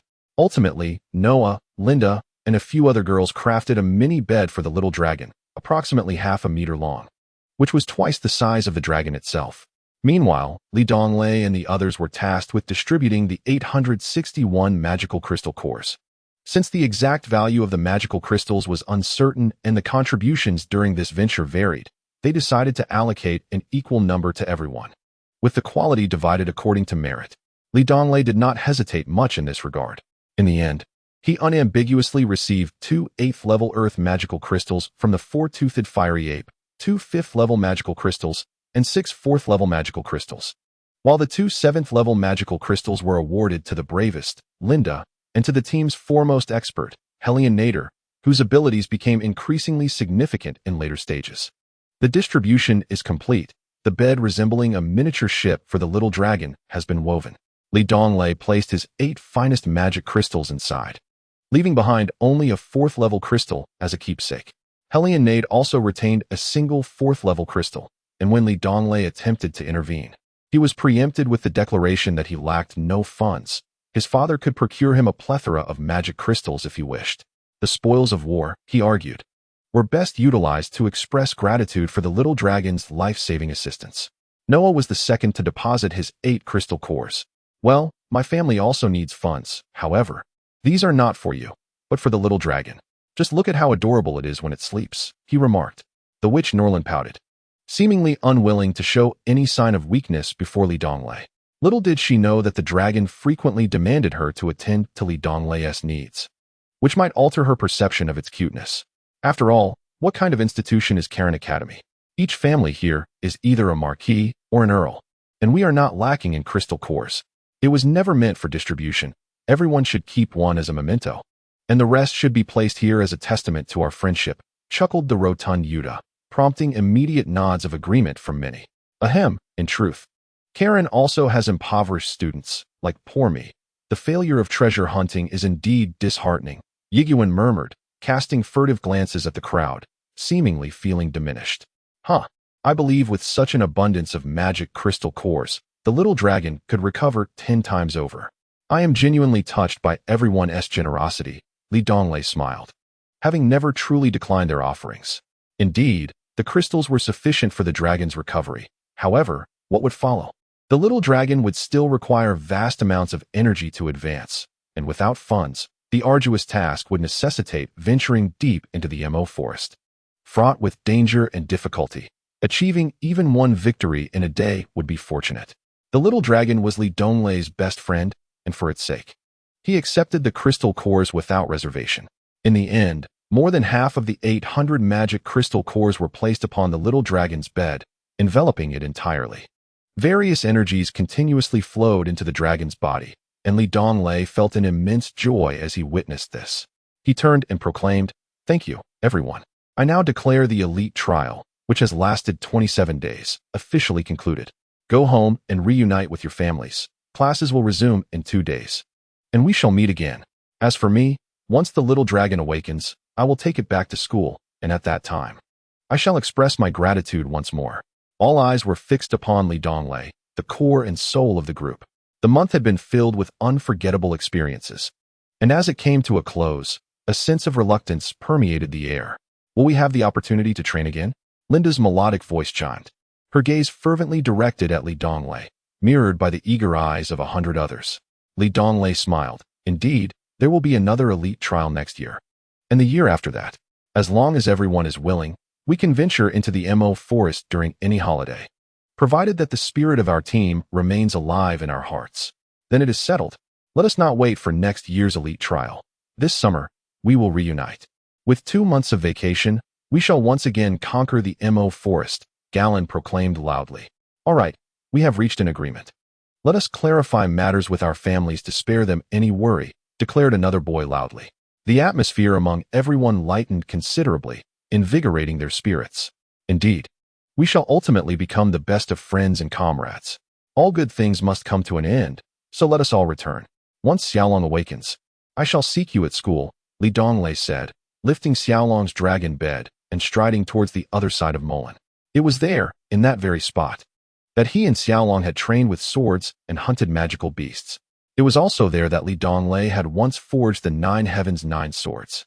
Everyone silently watched Donglei's retreating figure, the soul of their team, cast against the backdrop of the setting sun. He appeared somewhat solitary and melancholic, yet magnificent and imposing. Donglei, why do you seem so despondent? Suddenly, within a realm uniquely familiar to Donglei, Noah's voice resonated. This was a domain he knew all too well, having spent nearly every night there. Donglei halted abruptly, turning to look back at Noah and the others, feigning nonchalance as he grinned mischievously. It's merely a few days apart. There's no need for such dramatics. Ladies may stay to accompany me, while gentlemen should kindly excuse themselves. A blush crept across the faces of Noah and the others. Humph, still a rogue, scoffed the sorceress Nolan as she tugged her sister Noah along, being the first to turn away. Time to head home, haha? Yuta laughed heartily as he followed suit. As Li Donglei observed the familiar figures departing, an indescribable feeling welled up within him. He realized he had friends, many, many friends. Beautiful Noah, were you just speaking to me? Li Donglei mused in his dream. Though the dreamscape was blank, devoid of any visuals, save for the sounds echoing. You heard me. I longed to communicate with you, but was uncertain how to express it. I thought of the dream, not realizing it could manifest in the daytime. Noah replied, glancing back at Li Donglei as she walked with Nolan. Their eyes met in a shared smile before they each turned away. Chapter 65. The transformation of dreams. As Li Donglei walked, he continued to ponder aloud. In the past, such daytime occurrences were impossible. Perhaps it is the result of my fighting spirit reaching the 4th level. I cannot fathom why, but with each enhancement of my fighting energy, the magical dreamscape, which belongs to spatial magic, undergoes alterations. As a level 1 swordsman, I had experienced time and space in dreams. As a level 2 swordsman, the 8 fundamental elements of light, darkness, water, fire, wind, thunder, earth, and wood began to appear. Upon reaching level 3, the 8 elements took form within the dream. Now, as I enter the realm of a level 4 swordsman, the dream has transcended its own confines. It seems that the magnitude of my magical power merely alters the dimensions of the dream, while the strength of my fighting spirit brings about qualitative changes. I often ponder the connection between spatial magic and fighting spirit, yet I cannot seem to unravel it. Once your magical power and fighting spirit grow formidable, the secrets will gradually unveil themselves. There's no need to rush, Noah reassured him. Yes, you should return now. Your family must be quite concerned for you. Li Donglei replied with a smile. Fool, am I not truly on my way home? You still have not answered my question. Why did you appear so despondent just now? Are you not being overly sentimental like a little girl? All along, Noah has been an exceedingly quiet girl, rarely speaking. It is hard to imagine her uttering a curse, let alone raising her voice. Terms like fool have never escaped her lips, not even in the presence of her sister, Nolan. Yet this time, she spoke so casually and naturally. I wonder if this indicates that she perceives Li Donglei as someone extremely close, as unreserved as family. Li Donglei mused narcissistically. Why the silence? Has your dream shrunk so much during the day? Unable to contain herself after waiting for what seemed like an eternity, Noah finally inquired, longing to see Li Donglei's self-absorbed expression. You've rendered me speechless. What does it mean that a girl is sentimental? Are men incapable of such feeling? Li Donglei quickly interjected. In truth, I am reluctant to see you go. Once you leave, I will have no one to command. Lately, I have increasingly discovered a longing within me, the desire to lead a vast army. The exhilarating vision of strategizing and inspiring valor fills me with enthusiasm. I wish to have my own invincible legion, yet with your departure, even my basic desire to command will be unfulfilled, and the multitude of adoring gazes from our group of beautiful women will vanish. How can I not feel disheartened? I never expected you to possess not only a hint of roguishness, but also a touch of militaristic fervor. Noah pretended to be angry. Li Donglei immediately protested. What militaristic fervor? This is the ambition of a true man, striving for grand endeavors. As for being roguish, do not hastily label me. I have previously explained that my so-called roguish behavior was either a misunderstanding or compelled by circumstance. You still refuse to admit it. The moment you mention the gazes of beautiful women, one could easily envision your loathsome demeanor. When I refer to beauty, I specifically mean a girl named Noah. No other girl would dare to claim that title in her presence. You should tell her that if she is willing to offer herself, I will act immediately. I shall ignore you. For reasons unknown, every time the conversation veered towards Li Donglei's roguish tales, Noah seemed particularly animated, as if compelled to engage in a debate with him, hoping to reform his ways. However, Li Donglei gradually discovered a means of defusing the situation by continuing his roguish antics, with Noah as his sole target. With the support of the magical crystal core's power, 6 days later, the little dragon finally awakened. Initially, it appeared somewhat lethargic, but upon seeing the multitude of magical crystals surrounding it, Its eyes sparkled with excitement as it ravenously devoured them without a care. Li Donglei shielded his face with his hand, a hint of disappointment escaping his lips. After such a trial, your thieving nature remains unchanged. Hearing Li Donglei's words, the little dragon looked up and bestowed upon him a dragon-like smile, its cheeks stuffed, eliciting a chuckle from those who beheld it. You'll eat yourself to death. Li Donglei had no choice but to scoop up the little dragon. Otherwise, with its gluttonous demeanor, it would surely overindulge, for these were all exquisitely pure energy-filled magical crystals. Little Dragon felt a tinge of dissatisfaction as Li Donglei interrupted its feast. In a bid to appease, it approached Li Donglei, who showed no sign of tenderness. Lingering for several moments, Little Dragon, appearing somewhat fatigued, managed to utter the word sleep before transforming into a high-grade mythical beast armor that enveloped Li Donglei, which resembled a yellow short shirt. Although it did not cover his abdomen, it provided formidable physical and magical defense. Seeing that Little Dragon remained unchanged, Li Donglei felt a surge of joy. He glanced at the magical crystal cores on the dragon's bed, noting that Little Dragon had a good sense of moderation, consuming only level 4 crystals, predominantly of the fire element. Perhaps a singular elemental affinity allowed for easier absorption. The speed of energy intake through consumption paled in comparison to that of direct contact with magical crystals. Li Donglei utilized his fighting spirit to carve a hole with a miniature greatsword, burying the dragon's bed along with the magical crystals, marking the spot for future reference before heading toward the school. Now a first-year student in the elite martial arts class, he could practice openly at school, while continuing his magical studies in dreams at night. Additionally, there was another significant reason for his decision to attend school. Upon arriving at Weishan Lake, Li Donglei suddenly spotted a distressed golden eagle circling frantically above. Looking up, he noticed an artificial mark on its chest, undoubtedly indicating it was a mythical beast, and it appeared to be a level 5 lightning eagle. The eagle's panic suggested one of two possibilities. It had encountered danger, or its master was in peril. Li Donglei cast his gaze toward the lake's surface, where he discerned a woman struggling, clearly drowning. Without hesitation, he flickered to the location of the drowning individual and plunged into the water, embracing her and swimming back with all his might. The flickering ability required the absence of any obstructive objects, including water, thus forcing Li Donglei to swim slowly to the shore. Fortunately, having loved swimming since childhood, he was an excellent swimmer. "Hey, miss, please don't choke me," he coughed, as the drowning woman clung to his neck desperately, her grip surprisingly strong. Regrettably, it seemed she could not hear him. In resignation, Li Donglei grasped her hands underwater, forcibly prying her grip from his neck. Given that this was his first experience rescuing someone from the water, he felt inexperienced.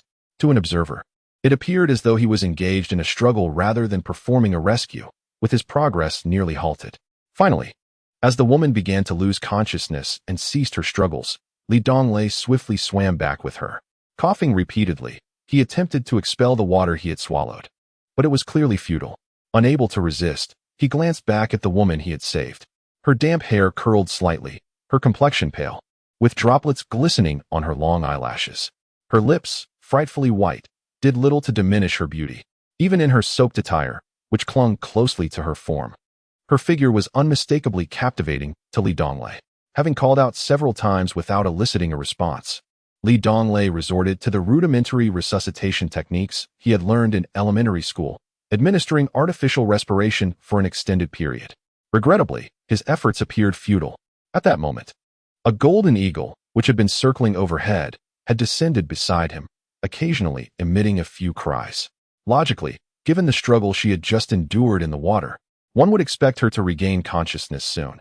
After all, she had merely fainted and should not be in any immediate danger.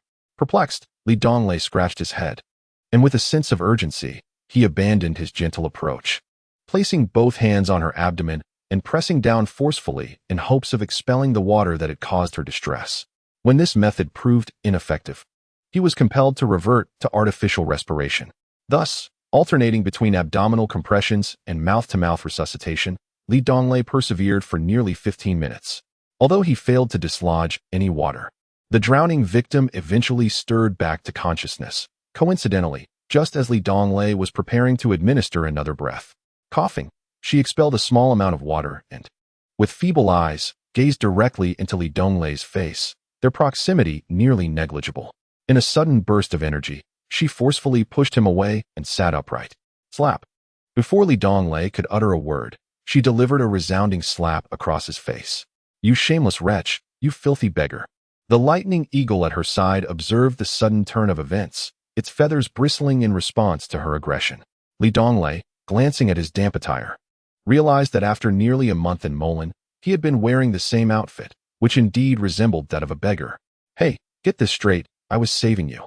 Donglei's temper flared. Who would care for your so-called rescue? How dare a beggar like you insult me? I shall make you pay. Her gaze was filled with disdain, as if she had been grievously insulted. Infuriated, Donglei cursed himself for his lack of foresight. The beauty before him had lost all allure in his eyes. Disinterested, he turned away and made his way toward the school. Don't you dare walk away. We are not finished here, she shouted, but Donglei, muttering a curse under his breath, continued on, his mood still soured. Upon arriving at the school during class hours, he promptly returned to his dormitory to change out of his somewhat damp clothing, discarding the garment without hesitation. After wearing it for a month in the challenging environment of the Molen Mountains, it was hardly fit for further use. Previously, he had only 2 outfits to alternate between. Now he was back to one, the very one he currently wore. No longer damp and clad in fresh attire, his spirits lifted somewhat, and he stepped out of the dormitory with a smile, taking a leisurely stroll around the campus. Intending to attend a class in the elite martial arts program, he soon found himself at a loss for its location and, feeling disinclined to inquire, continued to wander aimlessly. As the class approached its end, he deliberately made his way to the magic elite class. The boss is back. As soon as the bell rang, Galen, who typically rushed out first, spotted Donglei standing at the classroom door with a smile and immediately called out, racing towards him like a long-lost friend, and embraced him. All right. It's not like I'm a beauty. Let go, Donglei exclaimed, feeling somewhat disgruntled. Before their trials, the older companions such as Galen referred to him as Rascal Li, while the teachers addressed him as Donglei. Only Yuta and Taiyang called him boss or wolf boss. However, after their experiences, nearly all the team members began to call him boss or wolf boss. The plump Yuta rushed towards Donglei with enthusiasm, and even Noah, who typically enjoyed being the last to leave the classroom, emerged upon hearing the call, his face radiant with joy, not to mention the others. In an instant, Yuta, Galen, Taiyang, Jerome, Noah, and Norin surrounded Donglei, the 7 of them standing at the classroom door, engaging in boisterous laughter and conversation, leaving other students bewildered. Even the usually demure school beauty, Noah, was smiling so brightly, prompting everyone to gaze at the source of this transformation, Donglei. In people's minds, Donglei was undoubtedly not regarded as virtuous. He rarely attended classes and lacked any illustrious background or notable prowess, seemingly an inconsequential figure destined to be forgotten. Yet, the scene before them dramatically shattered this perception. The class leader Galen, the top beauty and foremost expert Noah, the second beauty Norin, along with the most unruly students Yuta and Taiyang, and the most earnest Jerome. These prominent figures of the class were all gathered around him, including Norin, who had once been his adversary. Hey, you fatso, hurry to class 2 of the martial arts elite and call out Linda, Jia Inkai, and Yi Guan. Taiyang, you go to the 3rd grade and summon Helion Nanda and the others, Galen asserted with the authority of a class leader. Ugh, what are you being so smug about? Taiyang retorted, his discontent evident. I'll fetch Pu Faisi from martial arts class 1, Donglei said, exchanging a smile with Noah and Norin. At that moment, the teacher emerged from the staff room, none other than the icy beauty. Donglei regarded her politely, saying, Good day, teacher. A flicker of surprise crossed the Ice Queen's eyes, but she merely nodded nonchalantly before departing. No need for that. There are so many people in the 3rd grade. Yuta will call Linda and the others. Taiyang will summon Pu Faisi, and we shall seek out Helion Nanda in the 3rd grade magic elite class. Donglei suggested with a smile. This time, Yuta and Taiyang did not hesitate and dashed away immediately. In the eyes of the others, Donglei's words held far greater weight than those of the class leader. At the entrance of the 3rd grade, a bustling crowd gathered, with over 100 students appearing as if they were causing a commotion, even attracting the school's attention. After several explanations, the situation was quelled. Yet Donglei's name began to resonate throughout the school. Nearby, at the Chao Fu City restaurant, Helion Nanda proclaimed loudly, Let's gather there. I'll treat. All right, today we shall thoroughly enjoy ourselves at the expense of this young scion of a chancellor. Donglei laughed heartily. The group exchanged jovial banter as they made their way out of the school gates. Chapter 67. The restaurant the school served as a vast consumer haven, particularly a prestigious institution like Gallon Academy, which was especially true of its surroundings, where flower shops for budding romances, accessory stores favored by girls, and restaurants for student gatherings flourished. Among these, Chow Fu Restaurant stood out as one of the most renowned, regarded as the epitome of luxury dining. What? Someone has booked the entire place? Who? H. Lien and D exclaimed loudly outside the tavern, clearly displeased. My lord, it is Lord Stivy who has made the reservation. The tavern owner replied, evidently well acquainted with H. Lien and D, the son of the Prime Minister. What shall we do, boss? H. Lien and D turned to Li D Ngli for advice. What would you have done before? Li D Ngli chuckled, appearing entirely unconcerned. H. Lien and D turned back and bellowed, bring Stivy to me. Yes, yes, I shall fetch him at once, the tavern owner said before retreating inside. Shortly, a man clad in warrior attire emerged, standing approximately 6 feet tall, though marred by a prominent birthmark that rendered his visage somewhat grotesque. Following him was a woman with softly curled hair cascading casually down her back, her delicate face adorned with a subtly upturned nose, rosy lips, and striking blue eyes. She wore a white blouse, complemented by a fitted black blazer, the blouse's top button left undone, hinting at a glimpse of porcelain skin. Below, she donned a professional skirt, her legs encased in nude stockings, and her feet adorned with elegant pumps, exuding an undeniable allure, standing at an impressive 5'9". Li Dngli's eyes widened momentarily in astonishment, for he recognized this woman as the very girl he had just rescued. However, this fleeting realization did not escape the notice of his companion, Noah, who swiftly jabbed him, eliciting a silent protest from Li Dngli. Oh, it is the brothers H. Lien and D. Since this tavern is quite spacious, why not share a meal together? The man in warrior garb suggested with a broad smile. Stivy, do you think you are worthy of brotherhood with me? H. Lien and D scoffed. Do you fourth graders spend your days idly, chasing after girls at my expense? You too have the audacity to reserve this entire tavern, relying on your father's wealth. Do you realize that your soon-to-be baronetcy was negotiated by your father with mine? Leave within 15 minutes, and kindly return the tavern to us as a gesture of respect for our leader. Before the enchanting woman, Stivy felt his face flush with embarrassment. However, confronted by H. Lien and D's assertiveness and noting the crowd of over 100 spectators, many of whom possessed superior family backgrounds, he could only suppress his indignation. Perhaps it would be wise to know who H. Lien's leader is. I, too, would like to make an acquaintance, he suggested tentatively. Pay your dues and leave. Our leader is indeed someone you know, Jeynk, I interjected coolly. Stivy's heart sank. Jeynki's father was a marquis of the empire, a lord of the northern territories. The fact that both H. Lien and D and he referred to Jeynki as their leader was almost unfathomable. Among the gathering, none appeared to be a prince or royal, and the alluring woman beside him scanned the crowd, eager to meet the esteemed leader of such powerful nobles. Stivy dared not utter another word, and promptly cleared the way. H. Lien and D, once bellowing at the forefront, turned back with a triumphant smile and said, Please. After you, my leader. Li Donglei chuckled silently, remarking, Indeed, a scion of nobility, reminiscent of the landowners and tyrants from my hometown. Yet, there are moments when we must strive for superiority. Without a fierce spirit, we lose our drive. Hellion neighed, momentarily uncertain whether to interpret this as praise or reproach. Trailed behind Li Donglei and Noah, lost in thought. Shidawai and the alluring beauty gazed at Li Donglei in astonishment. This man, dressed in tattered clothing, appeared the most impoverished among them, yet he was the leader of this assembly of noble youths. The captivating woman, particularly intrigued, could not help but fixate on his retreating figure.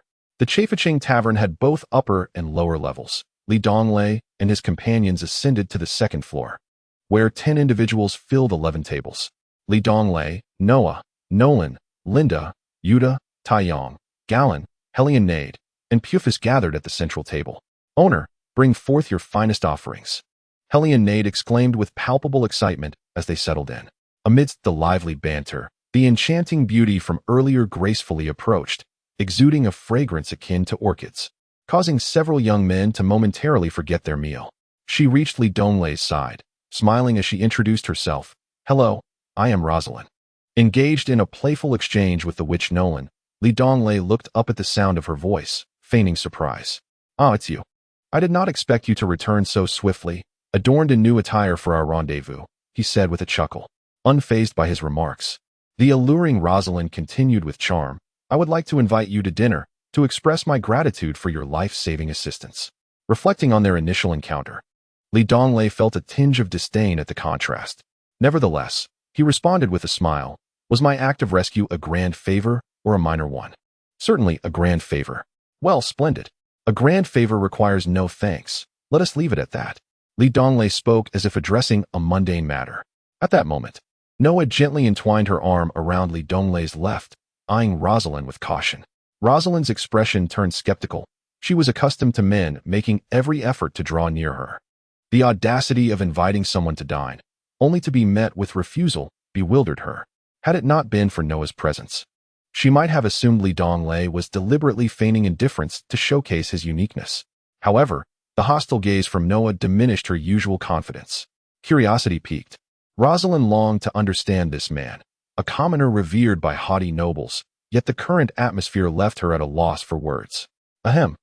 I believe your friends below are waiting anxiously." Li Donglei coughed lightly. "Then I shall take my leave. I hope we have the opportunity to become friends," Rosalind said, a hint of disappointment in her voice as she departed. "Alas, Wolf Leader, you have let the most beautiful girl in the academy slip through your fingers. How could you do this?" Just as the enchanting Rosalind departed, Yuta exclaimed in astonishment, but his words were abruptly halted by Noah's wide-eyed gaze. Yuta spat disdainfully. In the 68th chapter, titled Shopping, the sorceress Norland scoffed, "Humph, what's so remarkable? She struts around as if every man in the world ought to revolve around her." Sighing inwardly, Li Donglei mused that beautiful women are indeed the natural adversaries of men. He smiled and remarked, "It's really nothing. I merely assisted her with a minor favor when I first arrived at the academy. We aren't close enough to warrant a meal together." As he contemplated continuing, he recalled the unjust accusation of having seen Norland bathing at Weishan Lake. He thought better of broaching the subject of saving someone from the water, as it might be misconstrued as lascivious, and thus he refrained from speaking further. His previous reputation loomed heavily over him. "Oh," several boys jeered, and Taeyong smirked. "Stop pretending. Is it because you see Noah here that you can't boldly indulge? Rascal, don't speak out of turn." Li Donglei and the sorceress Norland retorted almost in unison, as Norland flung her chopsticks in protest. Meanwhile, Noah kept her head down, saying nothing, yet her face flushed slightly, her grip on Li Donglei's arm unwavering. Li Donglei glanced at Norland, whose reaction was quite animated, leaving him momentarily bewildered. Noah and Lingda, the two girls, also looked on in astonishment. Even the sorceress Norland's cheeks tinged with crimson. "Cough, cough. By the way, why are the fourth-year students absent from class? They don't appear to be dressed like students." Li Donglei intentionally diverted the topic. "Boss, you might not know, but although our school follows a 4-year system, all classes for the first semester of the 4th year have concluded. By the 2nd semester, 4th-year students begin to pursue their futures. For instance, my father has promised to gift me a 7th-level phantom beast by this time next year, to recommend me to His Majesty as a captain of 1,000 riders, and to confer upon me the title of Baron. Once I achieve some merit or gain further experience, I shall ascend the ranks," Hellion Nade declared with a hint of pride. Indeed, typically by the 2nd semester of the 4th year, families with connections begin purchasing phantom beasts and paving their children's paths to officialdom and wealth. Just like the earlier mentioned Stidway, who is now a captain of 100 riders. Meanwhile, commoners, no matter how powerful, must start from the lowest ranks. For the imperial hierarchy is exceedingly rigid. Even if a commoner achieves 10 notable feats, it pales in comparison to a noble's leisurely pursuits that expedite their promotion. Consequently, commoners generally join one of the 4 major guilds, the Magic Guild, Mercenary Guild, Assassin Guild, or Thieves Guild, rather than navigate the bureaucratic landscape, the former mercenary fire mage. Reynard expressed his dissatisfaction. Everyone wore expressions of acceptance, as if they had long reconciled with this reality. The continent had functioned this way for millennia, a status quo that showed no signs of changing, leading to a general sense of acquiescence and a diminishment of unrest and rebellion. "Oh, so that is how it is. The academy, in comparison, is still a relatively pure place.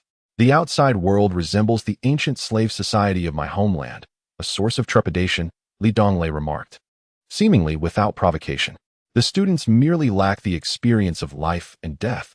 Having just completed their studies, they are thrust onto the battlefield and are frequently promoted, which serves neither the nation nor the people well. Take, for instance, the beautiful woman from earlier, who could not even ride a lightning eagle properly and ended up falling from the sky. Then you heroically rescued her, and thereafter, a back and forth ensued, did it not? The enchantress Norland remarked disdainfully, her gaze seemingly lethal. Ahem, let us not dwell on that. Tonight, we drink to our heart's content. Tomorrow holds its own worries. Let us feast. Donglei chose not to argue with her, believing that engaging in disputes with women only muddied the waters further. Moreover, he was indifferent to Norland's opinion of him, confident that she harbored no ill feelings, at least not of a favorable kind. As the evening progressed, they indulged in food and drink, the discussions lighthearted, filled with amusing anecdotes from their training, reflections on their experiences, and the joy of returning home to find their families relieved and proud of their unscathed appearances and newfound maturity. They played from noon until dusk, and it was only when they felt a lingering desire to prolong the gathering that they suggested leaving. Donglei, as the group began to rise from the table. Noah whispered, "What is it?" Donglei smiled at the beauty before him. He had heard that after graduating from the 4th grade, Noah had become the most beautiful girl in the academy, with Norland ranking among the top 10. The two were identical twins. Yet Noah's character and innocent charm were particularly appealing to the boys. Indeed, Noah was even more striking than the previous Rosalind, who exuded a mature beauty that captivated all. In contrast, Noah remained a blossoming girl, just 17 years of age. Xiancheng Street is quite lively this evening. Would you accompany me for a stroll? Noah asked softly, so that only Donglei and a few nearby could hear. Oh, Yuda and Taiyang immediately began to tease. Boss, you're truly lacking. Our campus beauty has taken the initiative to invite you. Taiyang scoffed. Get lost, Donglei retorted, then turned with a mischievous grin. Such a fine evening, with lovely company. How could one ask for more? Noah, staying out so late without returning to school will surely upset your father and worry your mother. The witch Norland interjected suddenly. They want to know, with Donglei by my side, I shall be safe, Noah reassured herself. Dear Norland, you wouldn't want to ruin a romantic evening, would you? Yuda expressed his dissatisfaction. Too lazy to bother with you, Norland replied, and was the first to dash out. Ultimately, Donglei and Noah strolled along Xiancheng Street beside Karen Academy, with Noah still linked to Donglei's arm. They walked leisurely, stopping at nearly every clothing store to browse. Is this one pretty? I've already told you numerous times, I have no particular taste in clothing from this world. They all appear the same to me. If you like it, that is sufficient. Donglei sighed in resignation, revealing that he had long disposed of his old garment in favor of a new one. In fact, he still possessed 5 recently purchased outfits. The two had scoured over a dozen clothing stores for these 6 items alone. Donglei could not fathom how Noah could possess such boundless energy, tirelessly wandering without a hint of fatigue, seemingly invigorated by the endeavor. He even began to suspect that Noah was a swordsman rather than a delicate sorcerer. However, seeing Noah's exuberance, Donglei harbored no grievances. Would you mind trying it on? Noah implored, her large, sparkling eyes radiating a pitiful charm that was utterly irresistible. When have I ever objected to your requests? Donglei smiled as he took the garment Noah selected and stepped into the fitting room. Quite dashing. Donglei recognized that when Noah voiced such affirmation, her decision to purchase the attire was already made. The next step would be to negotiate the price, a process in which Noah's normally reticent nature would undoubtedly shine through, leaving Donglei feeling somewhat inadequate. Perhaps indulging in shopping and haggling with shopkeepers was a delightful pastime for women, even if the savings they spoke of seemed trivial to those of noble lineage. Conversely, Donglei harbored a deep disdain for shopping, finding haggling utterly perplexing. Even in his impoverished state, he was unwilling to squander breath over a few copper coins. Upon exiting the clothing store, Donglei could not restrain himself. You invited me to accompany you, yet it feels as though you are the one accompanying me. Aren't you going to buy anything? I have more than enough, Noah replied, her focus solely on admiring her chosen garments, oblivious to everything else. Let us go. Noah tugged at Donglei's hand, her excitement sending a shiver down his spine. More clothes to buy? Are you weary? Donglei lamented internally, finally realizing the predicament. After several hours of relentless shopping, he had not seen her so spirited even during their ventures in the Morin Mountains. Look, the stars have been out for over 3 hours. If we don't return soon, your sister will surely be worried, Donglei remarked with a smile, feigning regret. But we are merely shopping. There is still so much to accomplish, like tidying your hair, selecting a few boyish accessories, and countless other things. Noah expressed, her enthusiasm far from satiated. There will always be time for that. If we've done everything today, what shall we do next time? Very well, let us return to school. Noah finally conceded, and Donglei felt a wave of relief wash over him, nodding eagerly as if his head were a bobblehead. Upon reaching the school's entrance, they found the gates had already closed. Oh no, the school forbids late exits. What shall we do? Noah exclaimed, anxiety evident in her voice. Huh.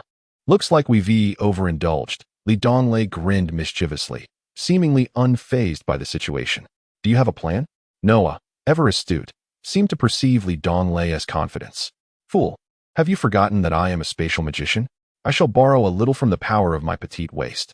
Donglei gazed appreciatively at Noah's slender form, pleasantly surprised when she took the initiative, wrapping her arms around him and nestling her head into his embrace. A sudden warmth enveloped Donglei's heart, a wave of happiness washing over him. Here was a stunning beauty, gentle and considerate, after spending countless days together. If Donglei claimed he did not harbor feelings for Noah, that would indeed be questionable. Yet, every time he envisioned a future with Noah, another figure, Susan, would inevitably materialize in his mind. Although his experiences with Susan were not as unforgettable as those shared with Noah, she had come to embody a significant portion of Donglei's emotions, his first encounter, love at first sight, and a deep sense of nostalgia for home. As they flitted past the school's walls, Donglei gazed at the enchanting woman in his arms and softly remarked, "We have arrived at the school." In truth, Noah sensed it too, yet she remained nestled against Donglei's broad chest, lifting her gaze, her eyes shimmering under the moonlight. Donglei, I am so happy today, she said, her face glowing with a beautiful flush in the moon's glow. Donglei's heart raced, mirroring the intensity of Noah's own heartbeat. Did he like Noah? Indeed, he liked her, deeply, and with every passing moment, he found himself increasingly entrapped. He mused to himself, but did he still have feelings for Susan? Yes. Even after more than a month apart, her image frequently danced through his thoughts. Donglei pondered once more. Was he a fickle man? Certainly, he admitted, at least Donglei was. Yet, even in his infidelity, he felt guilt and moral constraints. At that moment, Noah's eyes were fixed on the daydreaming Donglei, filled with anticipation. Taking a deep breath, Donglei met her gaze. Noah, I like you. Tears glimmered in Noah's eyes as she nodded fervently. I would be honored to be your girlfriend. Donglei's expression grew serious. He struggled to smile and said, Silly girl, I have not even asked you to be my girlfriend yet. Noah's cheeks flushed even deeper. I believe that true lovers should treat each other with sincerity and genuine affection. I must be clear, I like you, but I also have feelings for Susan. If you are willing to be my girlfriend, I promise to devote my heart solely to you, cherishing you alone. As for Susan, I will regard her as a memory and a fond connection to my hometown. Will you be my girlfriend? Noah gazed at Donglei's sincere face. Knowing that a man's sweet promises were often irresistible to a woman, especially when he was the object of her affection, tears streamed down her face as she confessed, I have sensed your feelings for Susan all along. On the day she left, I even felt a strange relief. I know I shouldn't feel that way. It's a dark thought, but I can't control myself. Before Noah could finish her sentence, Donglei sealed her lips with his, and they embraced tightly. That night, Donglei and Noah returned to the school, but did not head to the dormitory. Instead, they sat together at the moon viewing pavilion, exchanging sweet nothings while gazing at the luminous moon. Occasionally, a shooting star would streak across the sky, prompting Noah to grasp Donglei's hand in joyous excitement. When Donglei mentioned that in his hometown, shooting stars were assigned to make wishes, Noah clasped her hands tightly, closed her eyes, and earnestly made a wish. Convinced it would come true, Noah made a wish every time a shooting star streaked across the sky. Observing Noah's earnest demeanor, Donglei couldn't help but chuckle. Declaring his disbelief, Noah turned to him with a serious expression and stated, I believe. It was only as the first light of dawn began to grace the eastern horizon that a hint of fatigue crossed Noah's face. She nestled into Donglei's embrace for a brief respite, while he, like a devoted knight, stood guard over her, despite feeling a tinge of weariness himself. Wakey, sleepyhead. Donglei gently roused Noah. She slowly opened her eyes, a blissful smile gracing her features. The sweet essence of first love is always so enchanting. Daylight has arrived, and a few early risers are passing by. Shall we head back? Donglei suggested with a smile. Noah murmured, rubbing her eyes before sitting up. I didn't expect the moon viewing pavilion to be so beautiful in the morning. Donglei glanced around. Indeed, the pavilion, though situated at the edge of the Molen Mountains, had been enveloped by the Academy's walls, thus becoming one of the 4 scenic spots of the institution. Nestled between 2 modest hills, a narrow gap allowed a crystal-clear stream to cascade down from the mountaintop, a remarkable sight in itself. The moon viewing pavilion perched halfway up the slope, bisecting the river, with a lotus pond to the south, where some blooms were poised to unfurl while others displayed their full petals. To the north, water lilies floated serenely, their tiny, round green leaves resembling a slumbering beauty, quietly showcasing white and pink blossoms.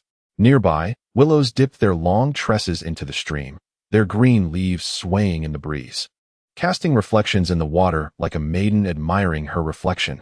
Such water encircling such a pavilion, and such a pavilion mirrored upon such water, created a mutual splendor.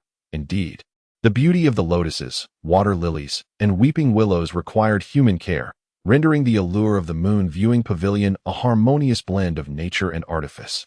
Achieving a sublime unity, the moon viewing pavilion, close to the Molen Mountains and far from the bustle of humanity, was the epitome of tranquility and beauty. Nestled halfway up the hill, by night, one could gaze into the distance as the moon emerged from behind the rocky barriers, suspended in the sky. A perfect amalgamation with the mountains and waters, akin to ascending a great peak to behold the sunrise, yet imbued with its own charm, hence the name moon viewing. At this moment, the pavilion had undeniably become the site of Donglei's and Noah's tender initial romance. It was a place of exquisite beauty and profound significance. However, Donglei lamented his ignorance of the academy beyond the Weishan Lake in this locale. What are the other 2 great scenic spots? He mused. After half a year at Karen, I still know so little about the school. One is the misty sea of Thousand Springs at the mountain's summit, and the other is the Wangquan Tower at the heart of the academy. The misty sea of Thousand Springs is right above us, you see. The water here flows from the springs on the mountain, and the terrain is incredibly flat, surrounded by even higher peaks. The mist lingers year-round, resembling a fairyland, truly beautiful. Shall we go take a look? Noah exclaimed with renewed enthusiasm. A mere spring could indeed give rise to a small river. The Thousand Springs, even if exaggerated, would be quite remarkable. However, Donglei was evidently both weary and fatigued, and Noah likely felt similarly. It seemed unnecessary to exhaust themselves with a day of fervent exploration followed by an equally demanding night of rest. After all, he and Noah were destined to share many more stories together. You truly possess an abundance of spirit, only resting briefly before yearning to play again. We shall have ample time in the future, not only to explore the exquisite sights of the academy, but also the entire city, indeed the Karun Empire, and the entire continent. Once we have grown stronger, I shall take you to witness the celestial realm. However, for now, return to your dormitory and rest. As far as I know, you are a diligent student, and I would hate for your studies in magic to be hindered by my company. Donglei remarked with a smile. In truth, for a girl, magic and power are not of utmost importance. Rather, the one she loves constitutes her entire world. Noah gazed into Donglei's heart with moist eyes, and he smiled, enveloping her in his embrace. Come, I shall escort you back to your dormitory. Noah turned back repeatedly to glance at Donglei as he watched her enter the dorm, her heart brimming with the bliss of love. Upon entering her dormitory, she found her 2 roommates on the right still lost in slumber, while her roommate Nolan lay on the lower bunk to the left. Noah gently climbed onto her bed, and despite her earlier excitement, she realized how utterly fatigued she felt upon parting from Donglei. She longed for a sweet slumber. Did you play so late? Suddenly, Nolan, as if talking to herself, spoke from the lower bunk. Sister, you are awake? Noah exclaimed in surprise, retracting her small foot from the bed ladder. Like a child caught in wrongdoing, Nolan sat up, her face etched with exhaustion, resembling someone who had not slept all night at that moment. She had lost her usual witch-like demeanor. Noah bit her lip, gathering courage to speak. "Sister, do you also have feelings for Donglei?" At these words, Nolan's body stiffened. A woman's intuition is invariably sharp. "Let us speak on the balcony. We must not awaken the others," Nolan replied with a faint smile. Rising from her bed in her nightgown and proceeding to the balcony, Noah, taking a coat from her bed, followed suit. On the balcony, the morning sun felt somewhat cold, accompanied by a chilling breeze that rendered Nolan's face pale. Noah draped the coat over her from behind. This world always venerates the strong, yearning for heroes. We girls of 16 or 17 often indulge in fantasies, dreaming of the day when an unparalleled hero professes his love for us. Noah remained silent, merely listening intently. During our trials in the Molan mountain range, Donglei emerged as our hero. His every gesture, his every word, guided us through numerous adventures and victories, establishing fervent admiration among the boys, while the girls felt something even deeper. We all understand that if Donglei were to express his affections to any girl in our group, she would likely respond with joy, including Linda, Sophie, and indeed myself. Nolan gazed at Noah, as both quietly shed tears. Before our journey to Molan, I truly despised him. Many in the group initially loathed him for burning our food and tearing our map. Yet, that hatred or disdain transformed into gratitude, trust, and admiration as our team matured and triumphed time and again. The power of such transformation is profound, nearly capable of ensnaring one's very soul. Noah could no longer contain her emotions. With a hint of agitation, she confessed, "I too have developed feelings for him. From the very first day of school, his gaze captivated me deeply. It was from that initial glance that I began to notice him, then to like him, and ultimately fell hopelessly in love with him. Sister, I have never contested anything with you since childhood, but this time is different. We have already begun our romance, just last night." Upon hearing Noah's words, Nolan's complexion paled further, yet she managed to smile and replied, "Although I had anticipated this, hearing you declare your love still stings my heart." Noah lifted her gaze to the dawn's sunlight, which remained cold and distant, while the gentle breeze tousled her long hair in disarray.